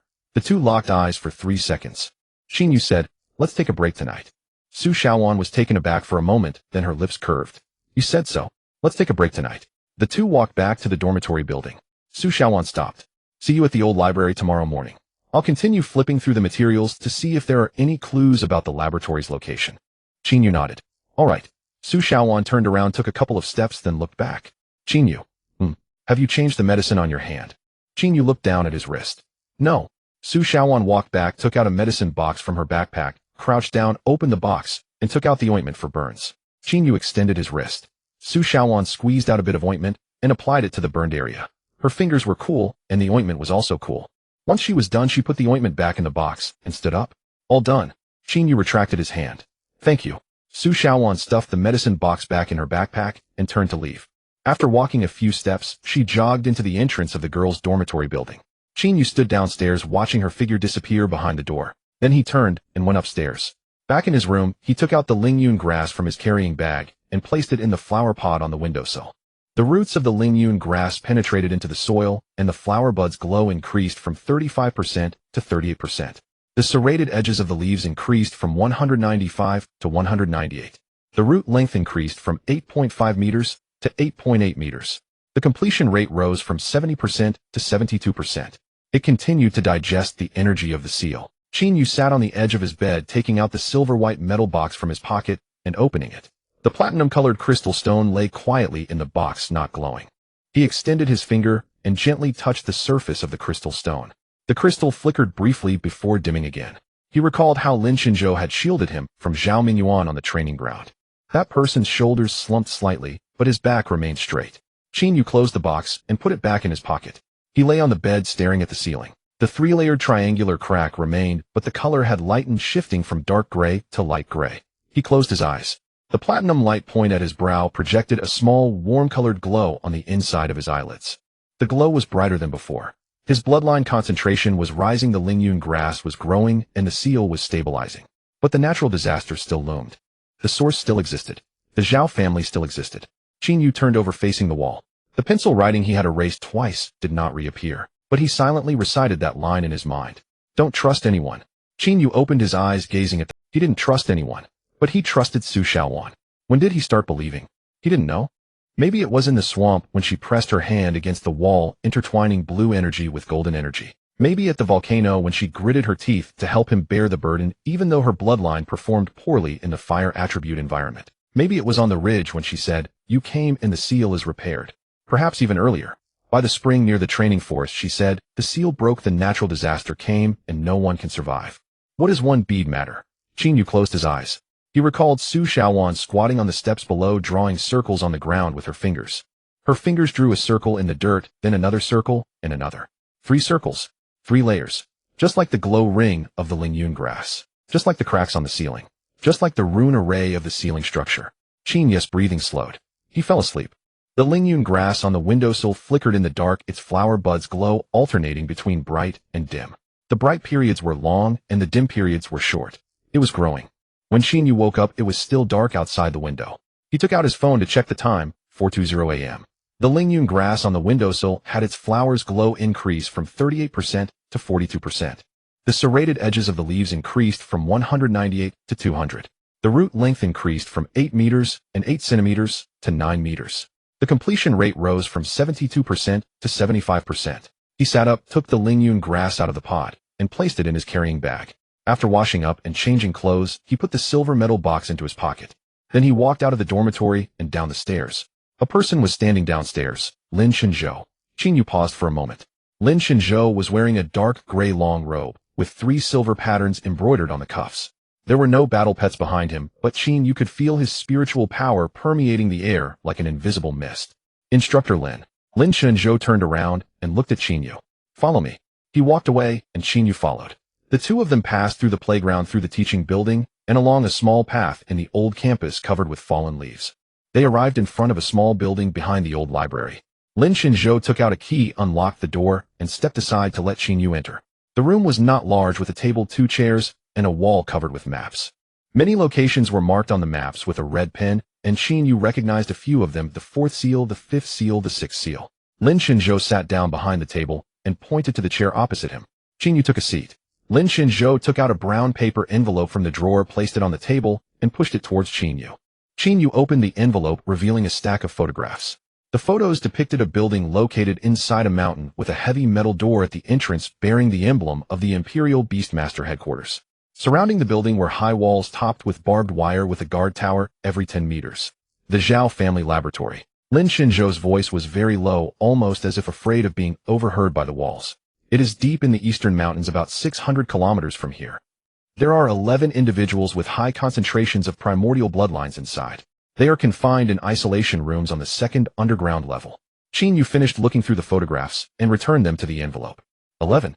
The manuscript said at least 10. Lin Shinzhou tapped his fingers on the table. One was captured only recently. Last week. Qin Yu tapped the table with his fingers as well. Who? Lin Shinzhou looked at him, his gaze heavy. You don't know him. An ordinary person with a bloodline concentration of 600s discovered during the Awakening ceremony.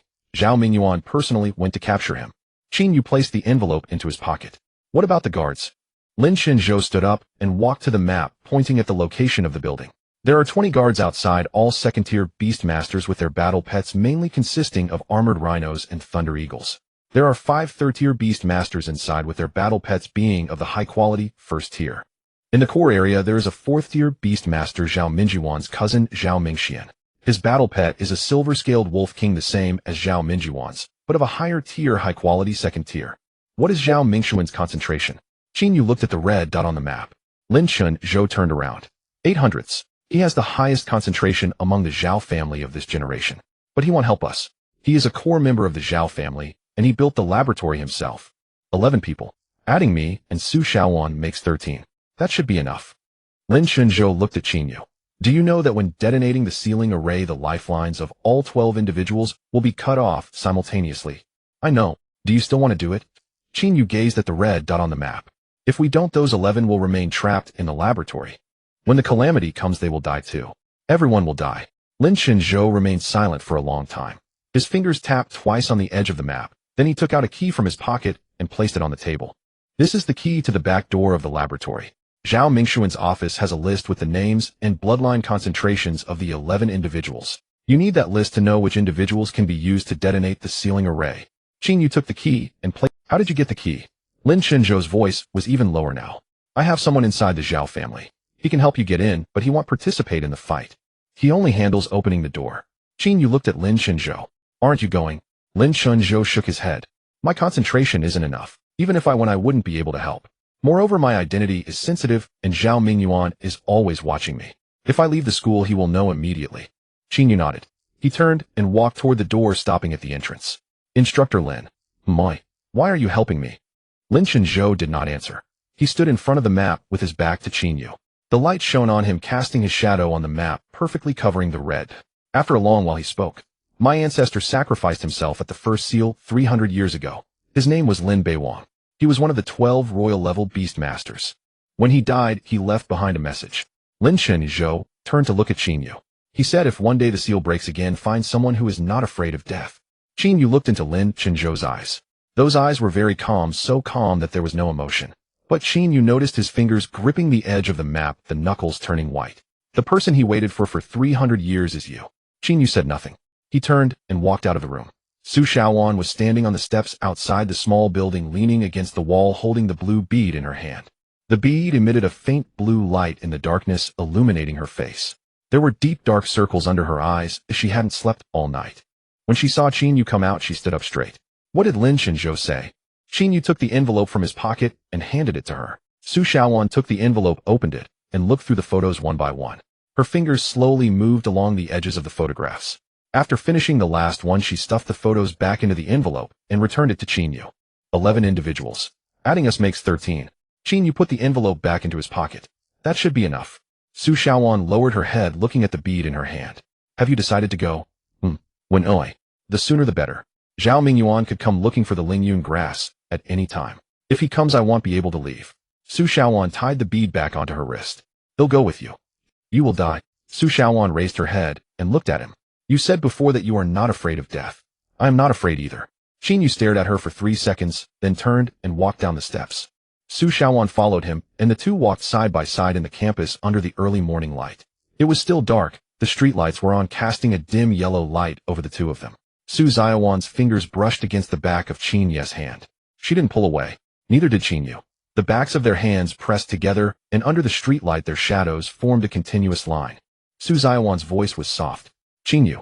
What do you want to do after this is over? Qin Yu was silent for a moment. I don't know. I haven't thought about it. Su Zaiwan's lips curled slightly. I want to have a nice meal. Not the kind from the cafeteria, but the kind with a lot of dishes at a big table. Qin Yu glanced at her. Is that all? Su Shaoan nodded. That's it. What about you? Qin Yu thought for a moment. Sleep. For a whole day. Su Shaoan laughed. It wasn't just a slight smile. She truly laughed, her eyes curving into crescent moons. Qin Yu watched her smile, and the corners of his mouth moved slightly. The two passed through the playground, walked past the teaching building, and walked down the steps of the dormitory building. Su Shaoan stopped, and Qin Yu did too.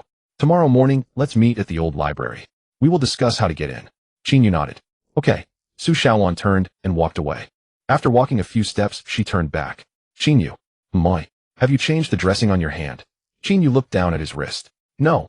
Su Shaoan returned, took out a first aid kit from her backpack, squatted down, opened the kit, and squeezed out some ointment to apply on his wrist. Her fingers were cool, and the ointment was too. After applying it, she stuffed the first aid kit back into her backpack and stood up. All done. Qin Yu withdrew his hand. Thank you. Su Shaoan looked into his eyes. Don't mention it. Qin Yu gazed at her. Su Xiaowan turned and ran away. This time she didn't look back. She ran straight into the girls' dormitory building. Qin Yu stood downstairs watching the door close behind her. Then he turned and went upstairs. Back in his room, he took the Lingyun grass out of the carrying bag and placed it on the windowsill. The flower's glow increased from 42% to 45%. The serrated edges of the leaves increased from 200 to 203. The root length grew from 9 meters to 9 meters and 3 centimeters. The completion rate rose from 75% to 78%. Qin Yu sat on the edge of his bed, took out the silver metal box from his pocket, and opened it. The platinum crystal lay quietly inside. He picked up the crystal and placed it beside the roots of the Lingyun grass. The roots began to wrap around the crystal and absorb it. The crystal lit up and a platinum light surged from within, flowing up along the roots. The flower's glow of the Lingyun grass changed from platinum to purple gold, doubling in brightness. The serrated edges of the leaves jumped from 203 to 210. The root length jumped from 9 meters and 3 centimeters to 10 meters.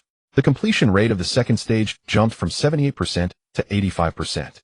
About 1/3 of the crystal's energy was absorbed, and the Lingyun grass stopped absorbing. Its flower's glow stabilized at purple gold with a brightness of 60%. Qin Yu took the crystal off the roots and placed it back in the box. He looked at the Lingyun grass. Its flower's glow ring added another layer, increasing from 3 layers to 4. The innermost layer was golden, the second layer silver, the third layer transparent, and the fourth layer purple gold. The 4 glow rings rotated in different directions and at different speeds. Qin Yu wrote down the new data in his notebook. Lingyun grass.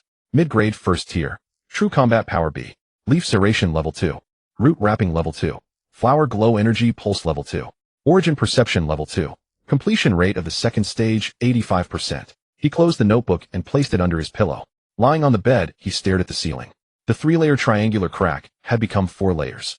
An additional layer had formed on the outside, larger and wider, almost extending to the edges of the wall.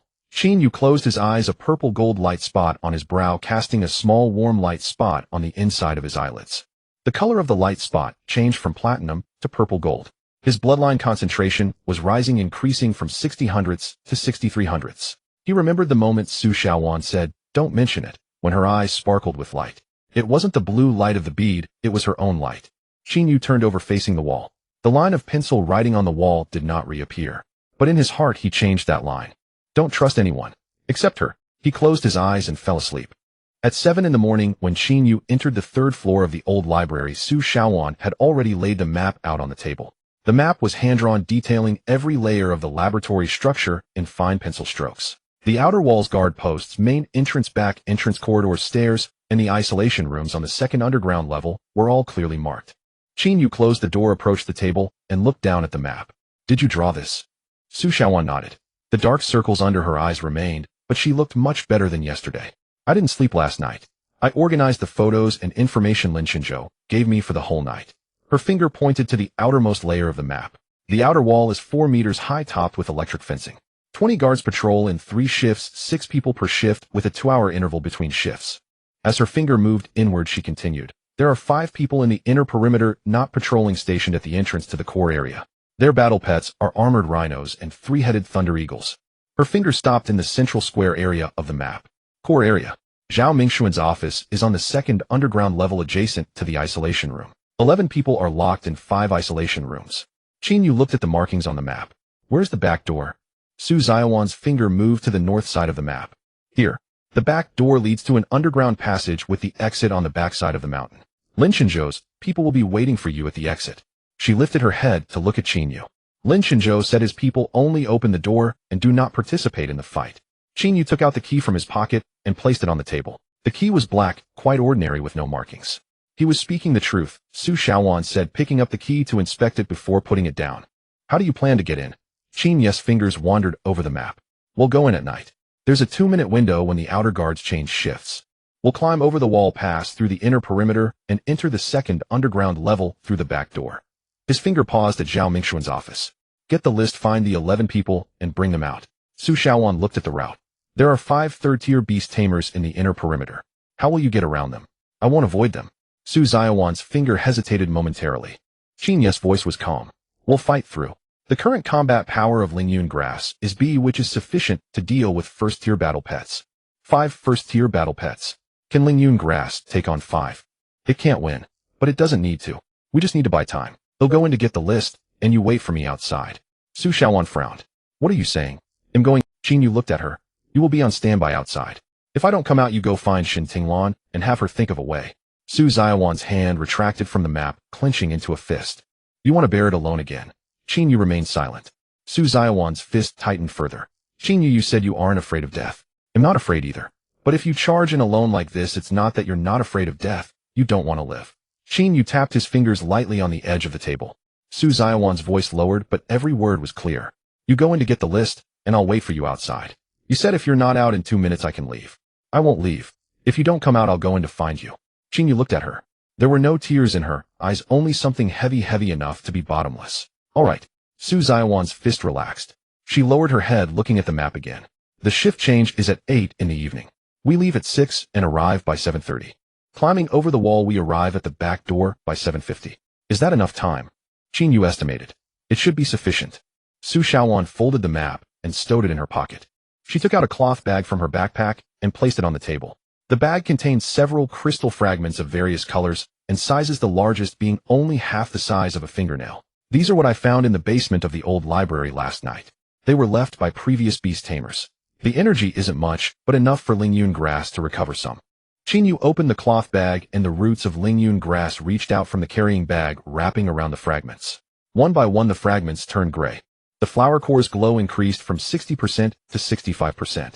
The serrations on the leaf edges increased from 210 to 212. The length of the roots increased from 10 meters to 10.2 meters. The completion rate rose from 85% to 87%. Qin Yu returned the bag to Su Xiaowan. That's enough. Su Xiaowan stuffed the bag back into her backpack and stood up. See you at the low wall on the north side at 6 in the evening. Qin Yu also stood up. All right. Su Xiaowan walked to the door, paused, and did not look back. Qin Yu. You just said to let me find Shin Tinglan. Do you think Shin Tinglan can save you? Qin Yu paused for a moment. No, she can't. Su Xiaowan turned around to look at him. Then why do you still want me to go? Qin Yu looked at her. There was a light flashing in her eyes, not the blue light of beads nor tears, but something he had never seen on her face before. He couldn't articulate what it was, but he knew it was important. Because I don't want you to die. Su Xiaowan's eyes reddened, but she did not cry. She smiled briefly, very lightly, and quickly the corners of her mouth curled up before retreating. I don't want you to die either. So we both won't die. She turned and walked away. The door closed. Qin Yu stood in the room, gazing at the closed door. The Lingyun grass in the carrying bag burned steadily, a purple-gold color with a brightness of 65%. His fingers tapped gently on his knee. At 6 in the evening it was dark. Qin Yu climbed over the low wall on the north side, where Su Xiaowan was already standing at the foot of the wall. She was dressed in dark clothing with 3 carrying bags tied at her waist, and beads on her wrist emitted a faint blue light. She dimmed the blue light to the lowest setting, just enough to illuminate a small patch of ground beneath her feet.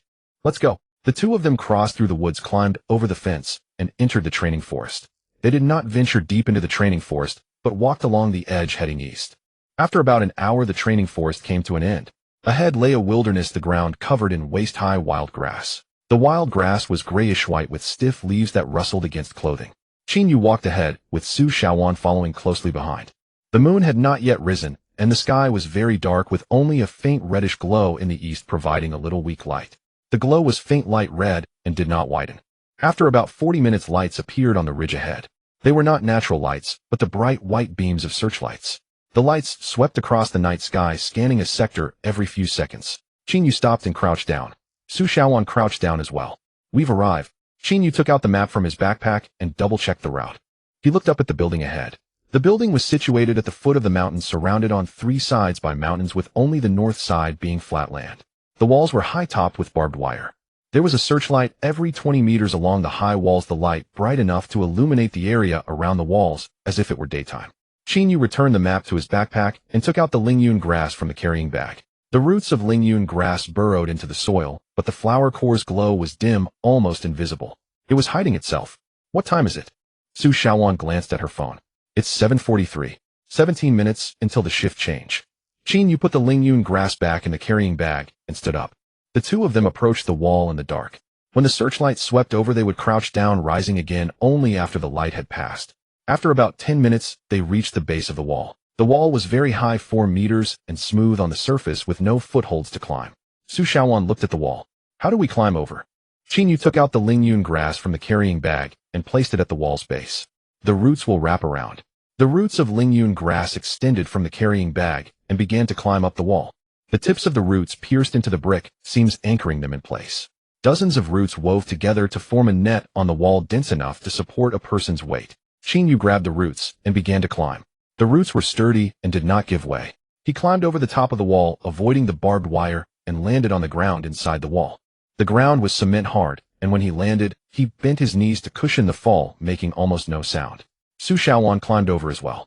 When she climbed over the wall, her sleeve got caught on the barbed wire, tearing a hole in the fabric. She glanced down at it, but didn't care, and landed on the ground. The two of them crouched at the base of the wall, observing their surroundings. Inside the wall was a vacant area devoid of trees or grass, only a bare cement ground. About 50 meters ahead was a gray building.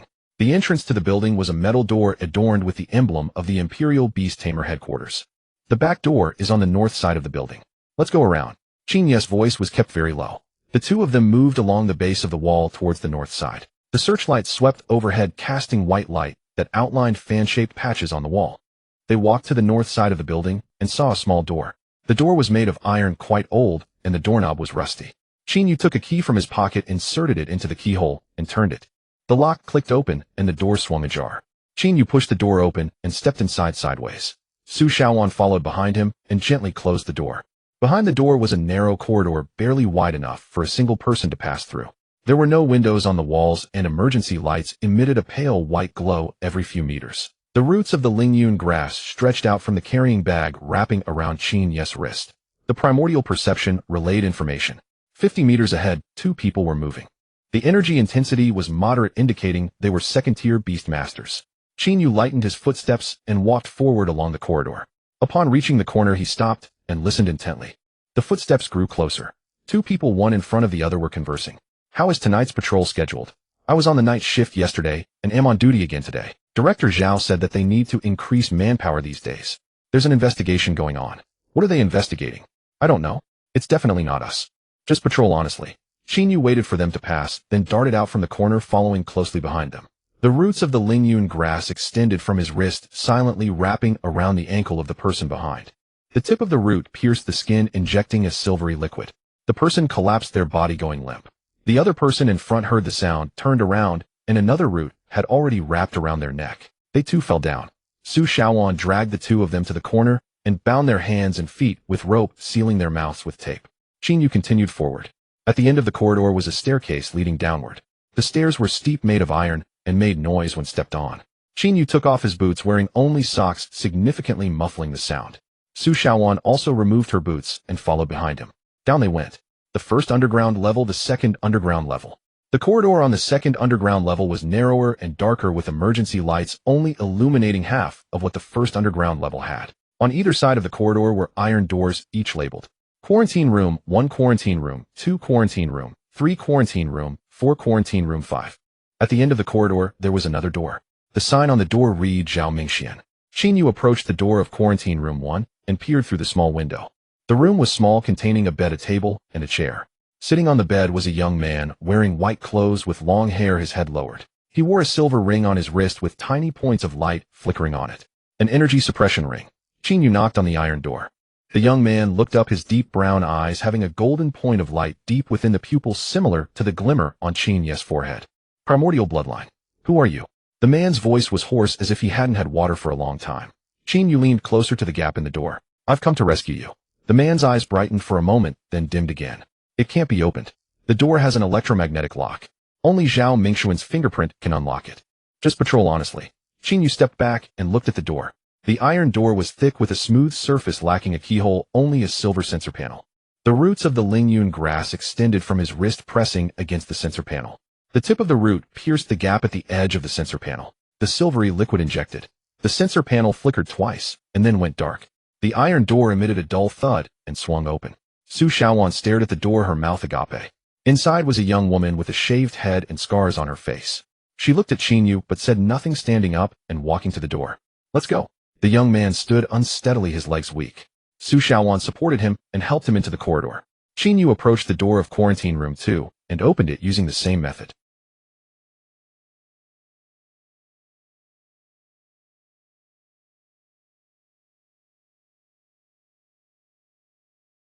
She also wore a silver ring on her wrist with flickering points of light on it. Qin Yu examined the ring on her wrist. How do you take this off? The woman raised her wrist and glanced at the ring. Zhao Mingxuan's fingerprint. Qin Yu pressed the roots of the Lingyun grass against the ring, the tip piercing the gap. The ring shattered and fell to the ground. There was a deep imprint on the woman's wrist, her skin turning purple. Qin Yu kicked the ring aside. Can you walk? The woman nodded. Inside quarantine room 3 was a middle-aged man. Inside quarantine room 4 were 2 brothers. Inside quarantine room 5 were 5 people, 3 men and 2 women. 11 people in total. Qin Yu led them all out of the quarantine rooms. The 11 stood in the corridor wearing white clothes, barefoot, each with marks on their wrists. They looked at Qin Yu, no one speaking. But there was a similar light in their eyes. Not the blue light of beads nor the golden light of crystals, but Qin Yu looked at them. I need your help. The oldest middle-aged man among the 11 spoke up. His voice was steady and heavy. Help with what? Eliminating the source of the disaster. The middle-aged man paused for a second. Are you referring to that thing from 300 years ago? Qin Yu looked at him. You know. The middle-aged man lifted his wrist, revealing the deep imprint. Zhao Mingxian locked us here to study our bloodlines. He said our bloodline concentration is high enough to I don't know what he wants to activate, but I know it's not something good. He lowered his wrist and gazed at Qin Yu. My last name is Chun. Chen Shana. Before being locked here, I was a professor at the Empire's Beastmaster Academy. Qin Yu stared into Chun Shan's eyes. There was anger in those eyes, but no hatred. There was a heavy burden, something that had pressed down for a long time.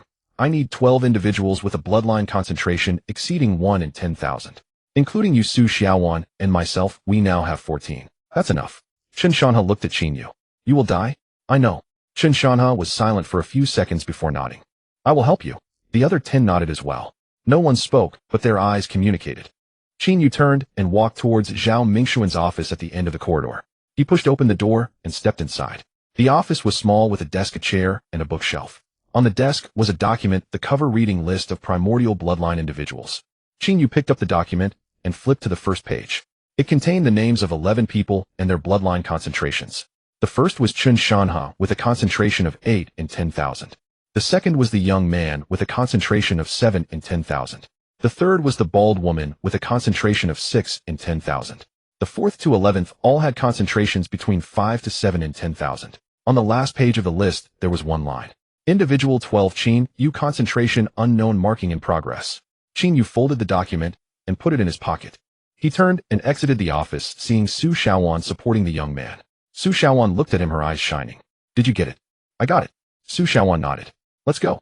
Qin Yu walked ahead, Su Xiaowan at the back, and the 11. They walked along the corridor, went upstairs past the first underground level, traversed the narrow corridor, and reached the back door. Qin Yu pushed the door open, and the white light from the searchlight shone brightly from outside. The shift change time had arrived, and the searchlights on the surrounding wall were temporarily turned off. There was only a 30-second window. Run. Qin Yu dashed out. Su Xiaowan followed behind, and the 11 followed them. They crossed the open area and ran to the wall's base. The roots of the Lingyun grass had woven a net on the wall. Qin Yu grabbed the roots and climbed up, flipping over the wall and landing outside. Su Xiaowan followed suit. The 11 also managed to follow. The searchlights turned back on. The white lights swept over the wall, across the open area, and over the place they had just stood. But there was no one there. Qin Yu crouched in the grass outside the wall, gazing at the gray building. The building stood quietly at the foot of the mountain, with the searchlights sweeping back and forth above. No one had discovered them. Su Xiaowan crouched beside him, breathing heavily, but with a smile at the corner of her mouth. 11 people. All rescued. Qin Yu stood up. Let's go. Back to school. Su Xiaowan also stood up. The two led the 11 people, disappearing into the night. Qin Yu walked at the front, while Su Xiaowan trailed at the back. 11 people walked in the middle, and no one spoke. Their feet were bare, treading on the gravel of the wilderness, producing a faint crunching sound. Chun Shanha walked in the middle of the group, his steps steady, but the soles of his feet were already worn, leaving a trail of shallow bloodstains on the gravel. Qin Yu glanced back, stopped, and took out a spare pair of shoes from his backpack, tossing them to Chun Shanha. Chun Shanha caught the shoes, looked down, then raised his gaze to meet Qin Yu's. What size do you wear? Qin Yu asked. 41, Chun Shanha replied. Qin Yu rummaged through his backpack again and threw another pair of shoes. Chun Shanha put them on. They were one size too small, his toes pressed against the tips, but he said nothing.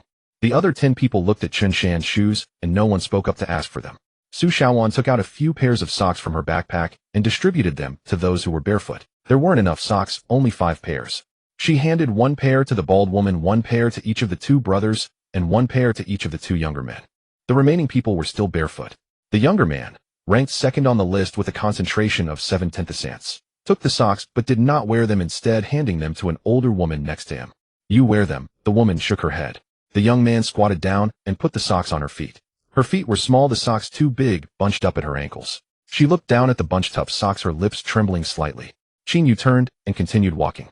After about 2 hours they arrived at the edge of the training forest. Yu stopped and motioned for everyone to crouch behind the bushes. He took out a map and examined it under the light of his headlamp. They could enter the school from the north side of the training forest, taking the old campus path to bypass the playground and teaching buildings, directly reaching the old library. There were rooms on the 3rd floor of the old library where these 11 people could temporarily hide. Once we enter the school, do not speak, do not cough, do not make any noise. Stay close to me. 11 heads nodded in agreement. Yu climbed over the fence, crossed the woods, and scaled the low wall, entering the campus. It was very quiet, the streetlights were on, and there was no one on the playground. Yu walked along the north wall of the old campus, passing a row of abandoned old classrooms and a patch of overgrown weeds. The old library came into view. He pushed the door open, stepped aside to let the 11 people in, and was the last to enter, closing the door behind him. Up the stairs. 1st floor, 2nd floor, 3rd floor. At the far left door, Yu pushed it open, allowing everyone to enter. The 11 stood in the small room, which was too cramped to accommodate them all. Shanha leaned against the wall, the bald woman squatted on the floor, and the 2 brothers huddled in a corner. Su Xiaowan drew the curtains and turned on the desk lamp. The light was dim and yellowish, illuminating the faces of the 11. Their faces were pale and thin with deep-set eyes. The scar on the bald woman's face was clearly visible in the light, extending from the tail of her left eyebrow to her right jaw, as if cut by something. Yu looked at Shanha. I need to know the bloodline concentration and abilities of each of you. Shanha leaned against the wall, his voice very low. My concentration is 8/10. My skill is perception. I can sense the primal bloodline energy sources within a radius of 1 kilometer. Just like your Lingyun grass, but with a wider range. Yu tapped his knee with his fingers. What else? Shanha shook his head. Zhao Mingxian locked us in the isolation room, using energy suppression rings to seal our bloodlines.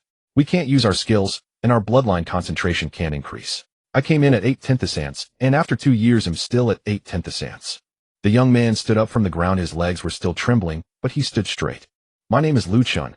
My concentration is 7/10. My skill is enhancement. I can enhance another person's bloodline concentration, increasing it by 10 to 20% for a short time. Yu looked at him. Increasing by 10 to 20%. How long does it last? Lu Chun gritted his 10 minutes. After using it, I will be exhausted for 3 days. The bald woman squatted on the ground, raised her head, and her voice was hoarse. My name is Jiang Yu. My concentration is 6/10. My skill is barrier. I can create an energy barrier that can block physical and energy attacks. The strength of the barrier depends on my bloodline concentration. At 6/10, it can withstand a full-force strike from a high-grade, 3rd-tier battle pet. The 2 brothers stepped out of the corner. The older brother was taller, while the younger brother was shorter. The older brother spoke first. My name is Han Ling. My concentration is 5/10. My skill is acceleration.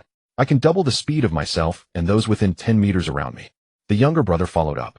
My name is Han Feng. My concentration is 5/10. My skill is healing.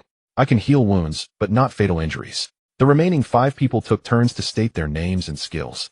Acceleration, healing, perception, enhancement, barrier, fire, ice, lightning, strength, toxins, mental interference.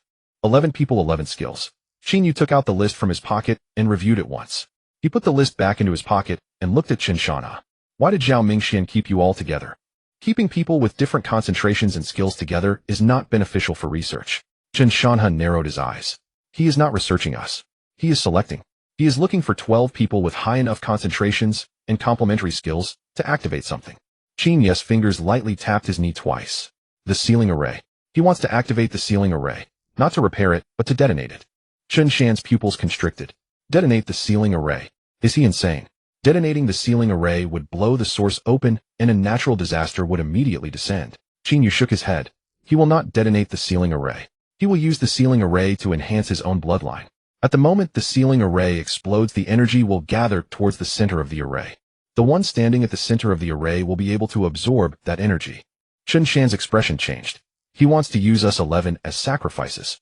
The one standing at the center of the array is himself. Yu said nothing. The air in the room grew tense. No one spoke, even their breathing became minimal. Jiang Yu squatted on the ground, slowly drawing circles with her fingers on the floor. Lu Chen leaned against the wall, his fists clenched, knuckles widening. Han Ling and Han Feng exchanged glances with the younger brother clutching his older brother's sleeve. Su Xiaowan stood beside. She knew the beads on her wrist glowing with blue light. Her voice was low. When will he make a move? Chen Shanha shook his head. I don't know, but he has been waiting. Waiting for the last person with a high enough concentration to appear. He looked up at Qin Yu. That person is you. Qin Yu took out the silver-white metal box from his pocket and opened. Inside lay a platinum-colored crystal with golden-purple light points flowing within. He handed the crystal to Chen Shanha. Chen Shanha took the crystal holding it in his palm. The crystal lit up, the platinum light pouring out from within, growing brighter and deeper. It transformed from platinum to gold, and then from gold to deep gold. The golden light point deep in his pupils also brightened. 9/10. Your concentration has risen to 9/10. Chen Shanha released his grip, returning the crystal to Qin Yu. His fingers trembled not from fear, but from excitement. After 2 years, my concentration has finally changed. Qin Yu placed the crystal back into the box and pocketed it. He looked at Chen Shanha. Do you hate Zhao Mingxian? Chen Shanha looked at his hands, thin and bony with several broken nails. I hate him, but not just because he locked me up for 2 years. It is because he is using our bloodlines to do something that will endanger everyone. He raised his gaze to Qin Yu. You just said you need 12 people to eradicate the source of the natural disaster. Among those 12 there are you, Su Xiaowan, me, and the other 9. He pointed at the people in the room. That's enough. Qin Yu looked at him. When the sealing array detonates, the lifelines of the 12 will break simultaneously. You will die? Chen Shan's mouth twitched slightly. I am 58 this year.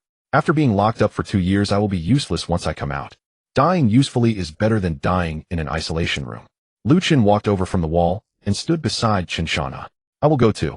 Jiang Yu stood up from the ground, her legs having gone numb, swaying slightly as she leaned against the wall. I will go too. Han Ling and Han Feng also approached. The remaining 5 people also came forward. The 11 stood before Qin Yu, no one backing down. Su Xiaowan looked at them, her eyes red.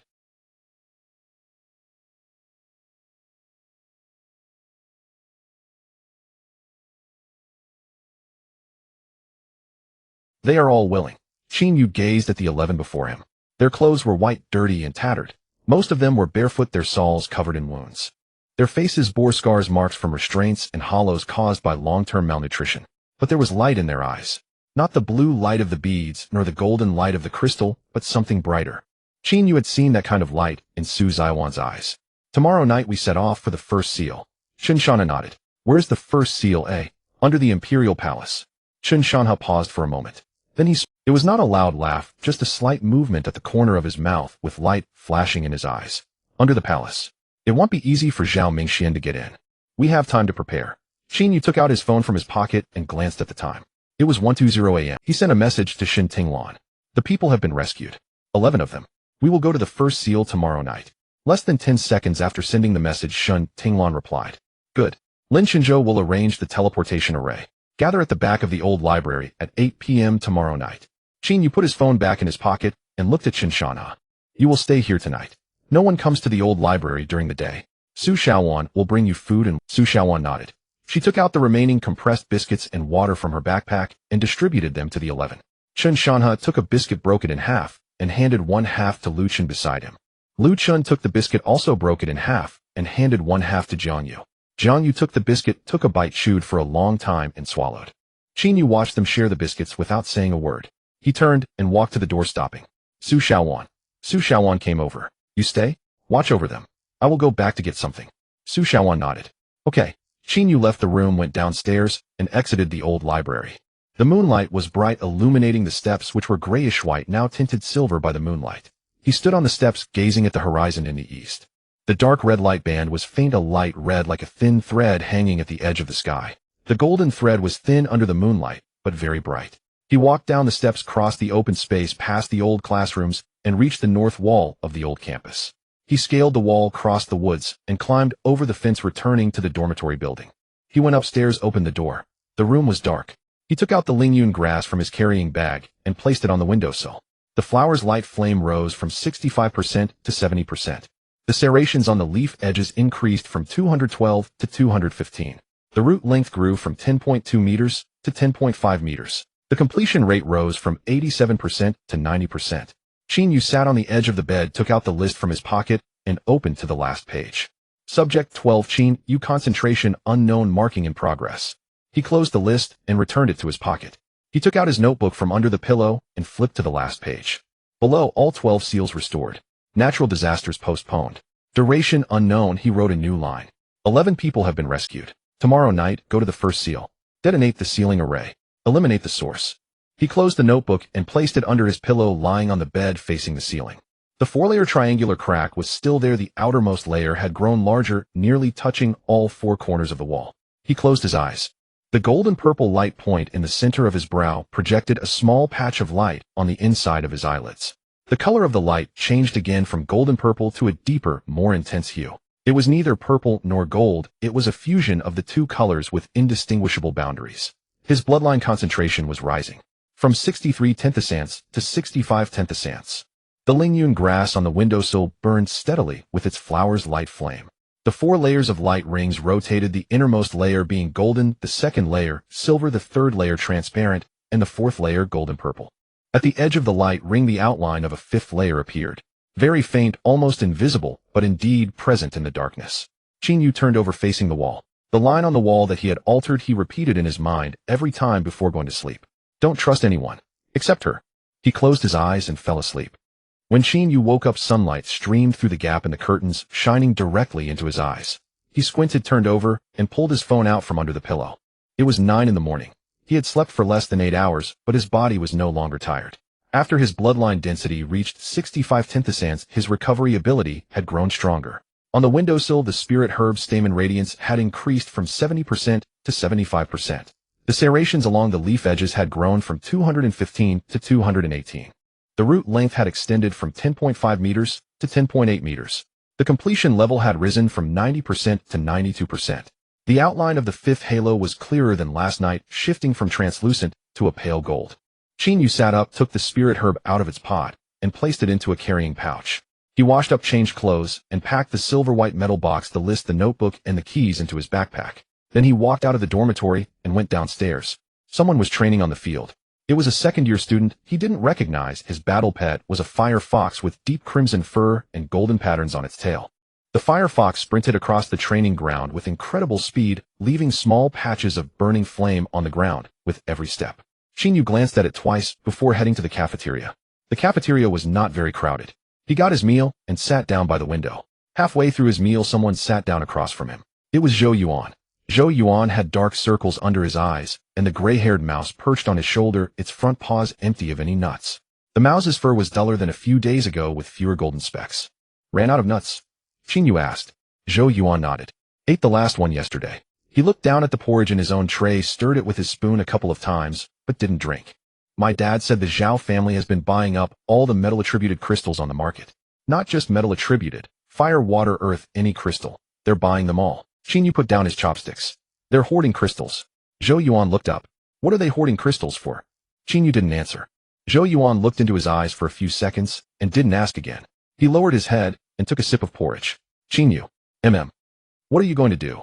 Qin paused for a second. To end some things. Zhou Yuan put down his spoon, took something out of his pocket, placed it on the table, and pushed it toward Qin. It was a golden nut.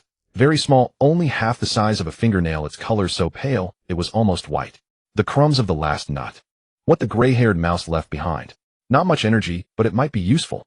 Qin picked up the nut crumbs and put them in his pocket. Thanks. Zhou Yuan picked up his tray and stood. Come back alive. He walked away.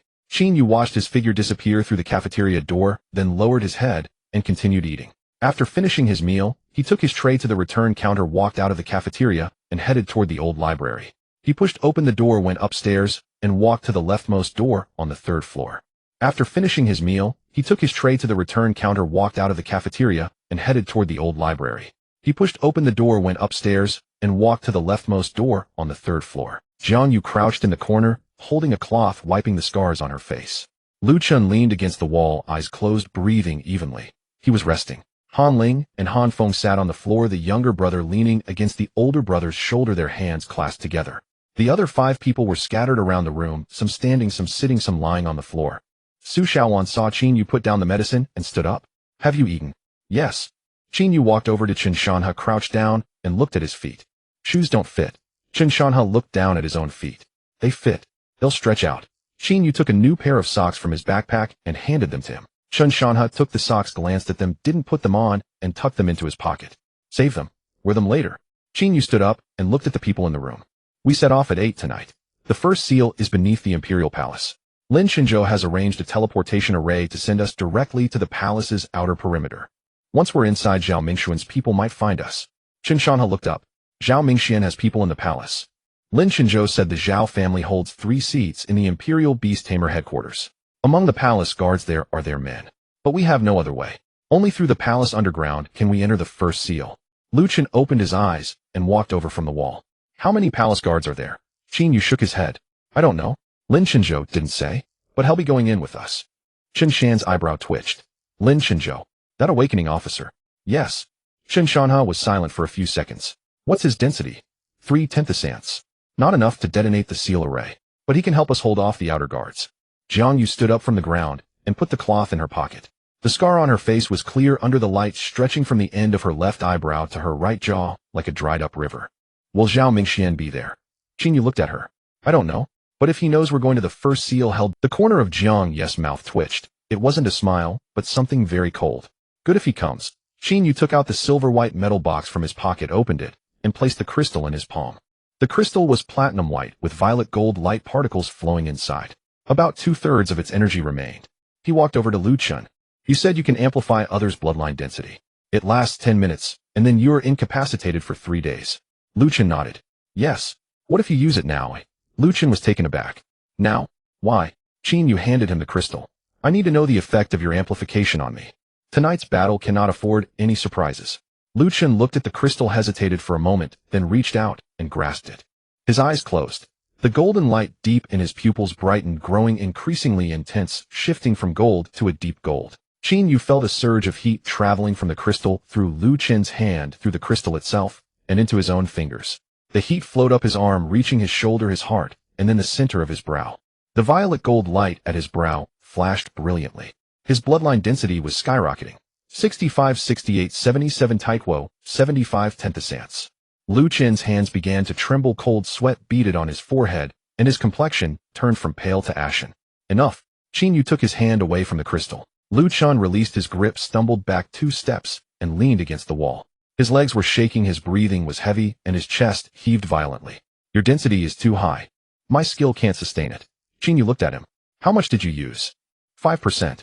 I only used 5% of the amplification and my energy is almost depleted. Lu Chen slid down the wall, sitting on the floor, head bowed, gasping for air. Your density isn't 65 tenthasants. Your actual density is much higher than what the test crystal showed. Qin Yu put the crystal back in its box and into his pocket. He looked at his own hand. The luminous patterns beneath his skin had flared up under Lu Chen's amplification, a violet gold light spilling from the lines, illuminating a small patch of the floor around him.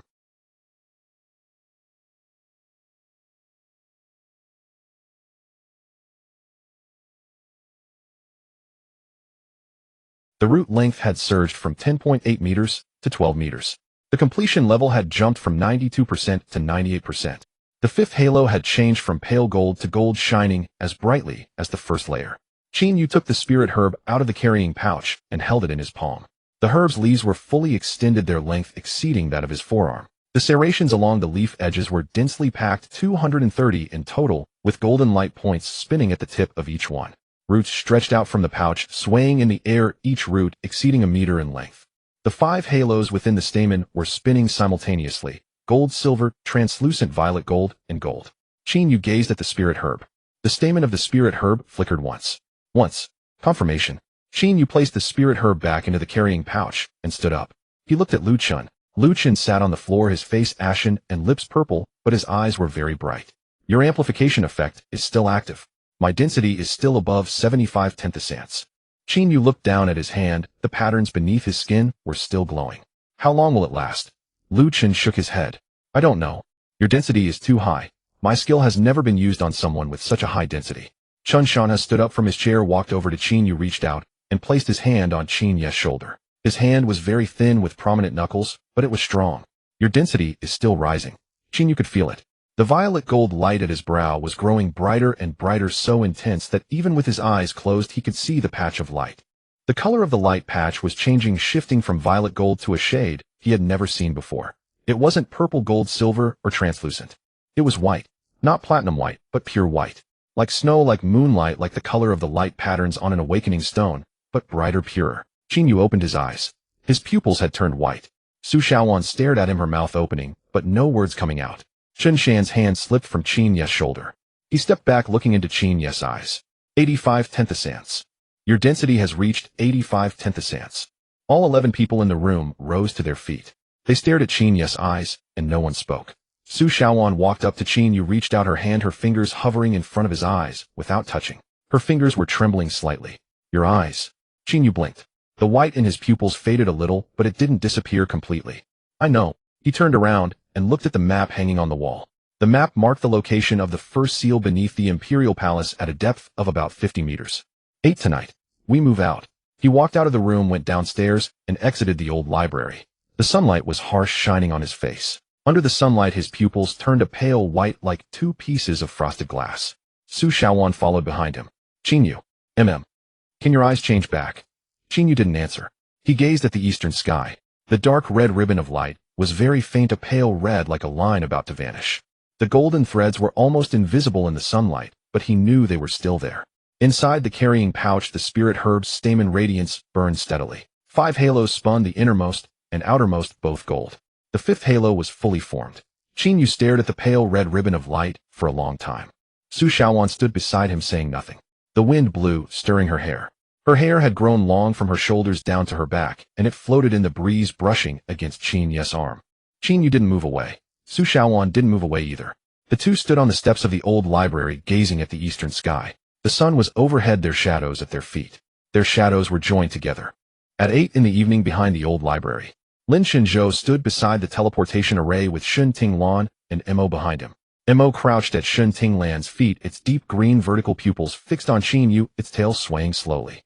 Lin Shenzhou looked into Qin Yu's eyes, the whiteness in his pupils momentarily catching his gaze, but he did not ask. He extended his hand, pointing towards the teleportation array. This teleportation array leads directly to the outskirts of the palace. After going out, walk 200 meters to the east, there is an iron gate. Behind the iron gate is a staircase leading underground. The first seal is 50 meters underground. Qin Yu nodded. He turned to look at the 11 people behind him. Shen Shan, he stood at the front wearing a pair of shoes that were a size too small with the hole at the toe blocked by cloth. Lu Qin stood beside him, his face still pale, but he stood very straight. Jiang Yu stood next to Lu Qin, the scar on her face resembling a silver snake under the moonlight. Han Ling and Han Feng stood at the back, the younger brother pulling on the older brother's sleeve. Su Shaowan stood next to Qin Yu, the beads on her wrist emitting a blue glow. Her hair was tied up, revealing an old scar on the back of her neck. It was left when Bai Shui died. Qin Yu looked at Su Shaowan. Are you afraid? Su Shaowan shook her head. Not afraid. Qin Yu stepped into the teleportation array. Su Shaowan followed him in. The 11 others followed. Lin Shenzhou pressed the switch and the runic array lit up. A silver-white glow enveloped everyone. Qin Yu closed his eyes. 3 minutes later the wind stopped. Qin Yu opened his eyes, standing in an open area. Surrounding him were tall trees with deep green leaves, moonlight streaming through the gaps in the leaves, casting fragmented patterns of light on the ground. 200 meters ahead there was an iron gate. The gate was dark gray, rusty on the surface with a lock hanging from the handle. Qin Yu walked up to the iron gate and took out the Ling Yun grass from his carrying bag. The roots of the Ling Yun grass wrapped around the lock, the needle tip piercing into the keyhole. The lock opened. He pushed the door, the hinges creaking in the darkness, echoing far away. Behind the door was a staircase. The steps were made of stone, narrow and steep, with the edges smoothed and rounded by countless footsteps. Qin Yu walked in front with Su Shaowan at the back, while the 11 others walked in between. The staircase extended downward, 1 step, 2 steps, 10 steps, 100 steps. As Qin Yu counted the steps, upon reaching 200 the staircase came to an end. Ahead was a stone door. The stone door was large, over 3 meters high and more than 2 meters wide. Its surface was etched with runes, the lines of the runes shimmering in gold, emitting a faint glow in the darkness. The arrangement of the runes was the same as the 4th seal, with 12 concentric circles. The first seal. Qin Yu pressed his hands against the stone door. The moment his palms touched the door, a golden glow surged from the runes, spreading up his arms. The light was warm and gentle, unlike the violent energy he felt during the previous seal's restoration. It was welcoming him. The stone door opened. Behind it was a vast circular space. The diameter of the space exceeded 100 meters with a height of over 50 meters. In the center of the space, there was a floating sphere. The sphere was golden with 12 points of light rotating on its surface. 12 colors: red, blue, yellow, green, purple, cyan, white, black, gold, silver, transparent, and deep purple. Below the sphere was a stone platform. The platform was circular, about 10 meters in diameter and approximately 1 meter in height. The surface of the stone platform was carved with 12 grooves, each shaped like a circle, just big enough for a person to stand in. Chen Shan, he walked to the side of the stone platform, looking down at the grooves. 12 grooves. 12 people. Qin Yu walked to the center of the stone platform, standing in the largest groove. Su Xiaowan stood in the groove to his left. Chen Shan, he stood in the groove to his right. Lu Chun, Jiang Yu, Han Ling, Han Feng, and the remaining 7 people sequentially stood in the other grooves. 12 people, 12 grooves. Qin Yu took out the list from his pocket and placed it on the stone platform. On the last page of the list, that line of text remained. Individual number 12, Qin Yu, concentration unknown, marked. He placed the list down, raised his head, and looked at the floating sphere above. The 12 points of light on the sphere began to rotate, spinning faster and faster. The Ling Yun grass crawled out of the carrying bag, climbed onto the stone platform, and onto Qin Ye's shoulder. Its roots pierced into Qin Ye's skin, the needle tips entering his veins. The 5 layers of halos within the flower core began to spin: gold, silver, transparent, purple, gold, and gold. The 5 layers of halos spun faster and faster until they formed a solid light screen. Qin Yu closed his eyes. His consciousness was falling. Through the darkness, through the unfathomable void, through layer upon layer of invisible barriers. Then he saw a vast black forest, the trees bare of leaves, only bare, twisted branches. In the center of the forest was a clearing where a person lay. That person was wrapped in black vines from the ankles to the chest, only their face exposed. The face was young, eyes closed, expression calm. Beneath his skin, glowing patterns surged. The source of consciousness was speaking to him. There were no sounds, no words, only a feeling. Loneliness. Just like the loneliness he felt in the runic array pit of the old library. The loneliness of having slept for thousands of years. Qin Yu opened his eyes. His pupils were pure white, with no visible iris, only white. Begin. Su Xiaowan held his hand. Chen Shan, he held his other hand. The hands of the 12 people connected, the blood flowing between them. Golden, blue, red, green, purple, cyan, white, black, silver, transparent, deep purple. The energy of 12 colors circulated among the 12 people, growing faster and faster. The flower core of the Ling Yun grass exploded. The 5 layers of halos flew out from the flower core, expanding in the air, enveloping the 12 people. The halos spun, merging the 12 colors of energy into a pure white light beam. The light beam shot from the stone platform, striking the floating sphere above. The sphere shattered. Golden shards fell from the sky like a golden rain. The shards landed on the ground, on the stone platform, and on the 12 people. Each shard that landed on them merged into their bodies, turning into energy. Qin Yu felt his blood concentration soaring. 85 thousandths, 90, 95, 98, 99. 99%. It stopped at 99%. The source of consciousness was released from the sphere, surging into Qin Ye's body. The energy was hot and violent, 1,000 times stronger than any seal's energy.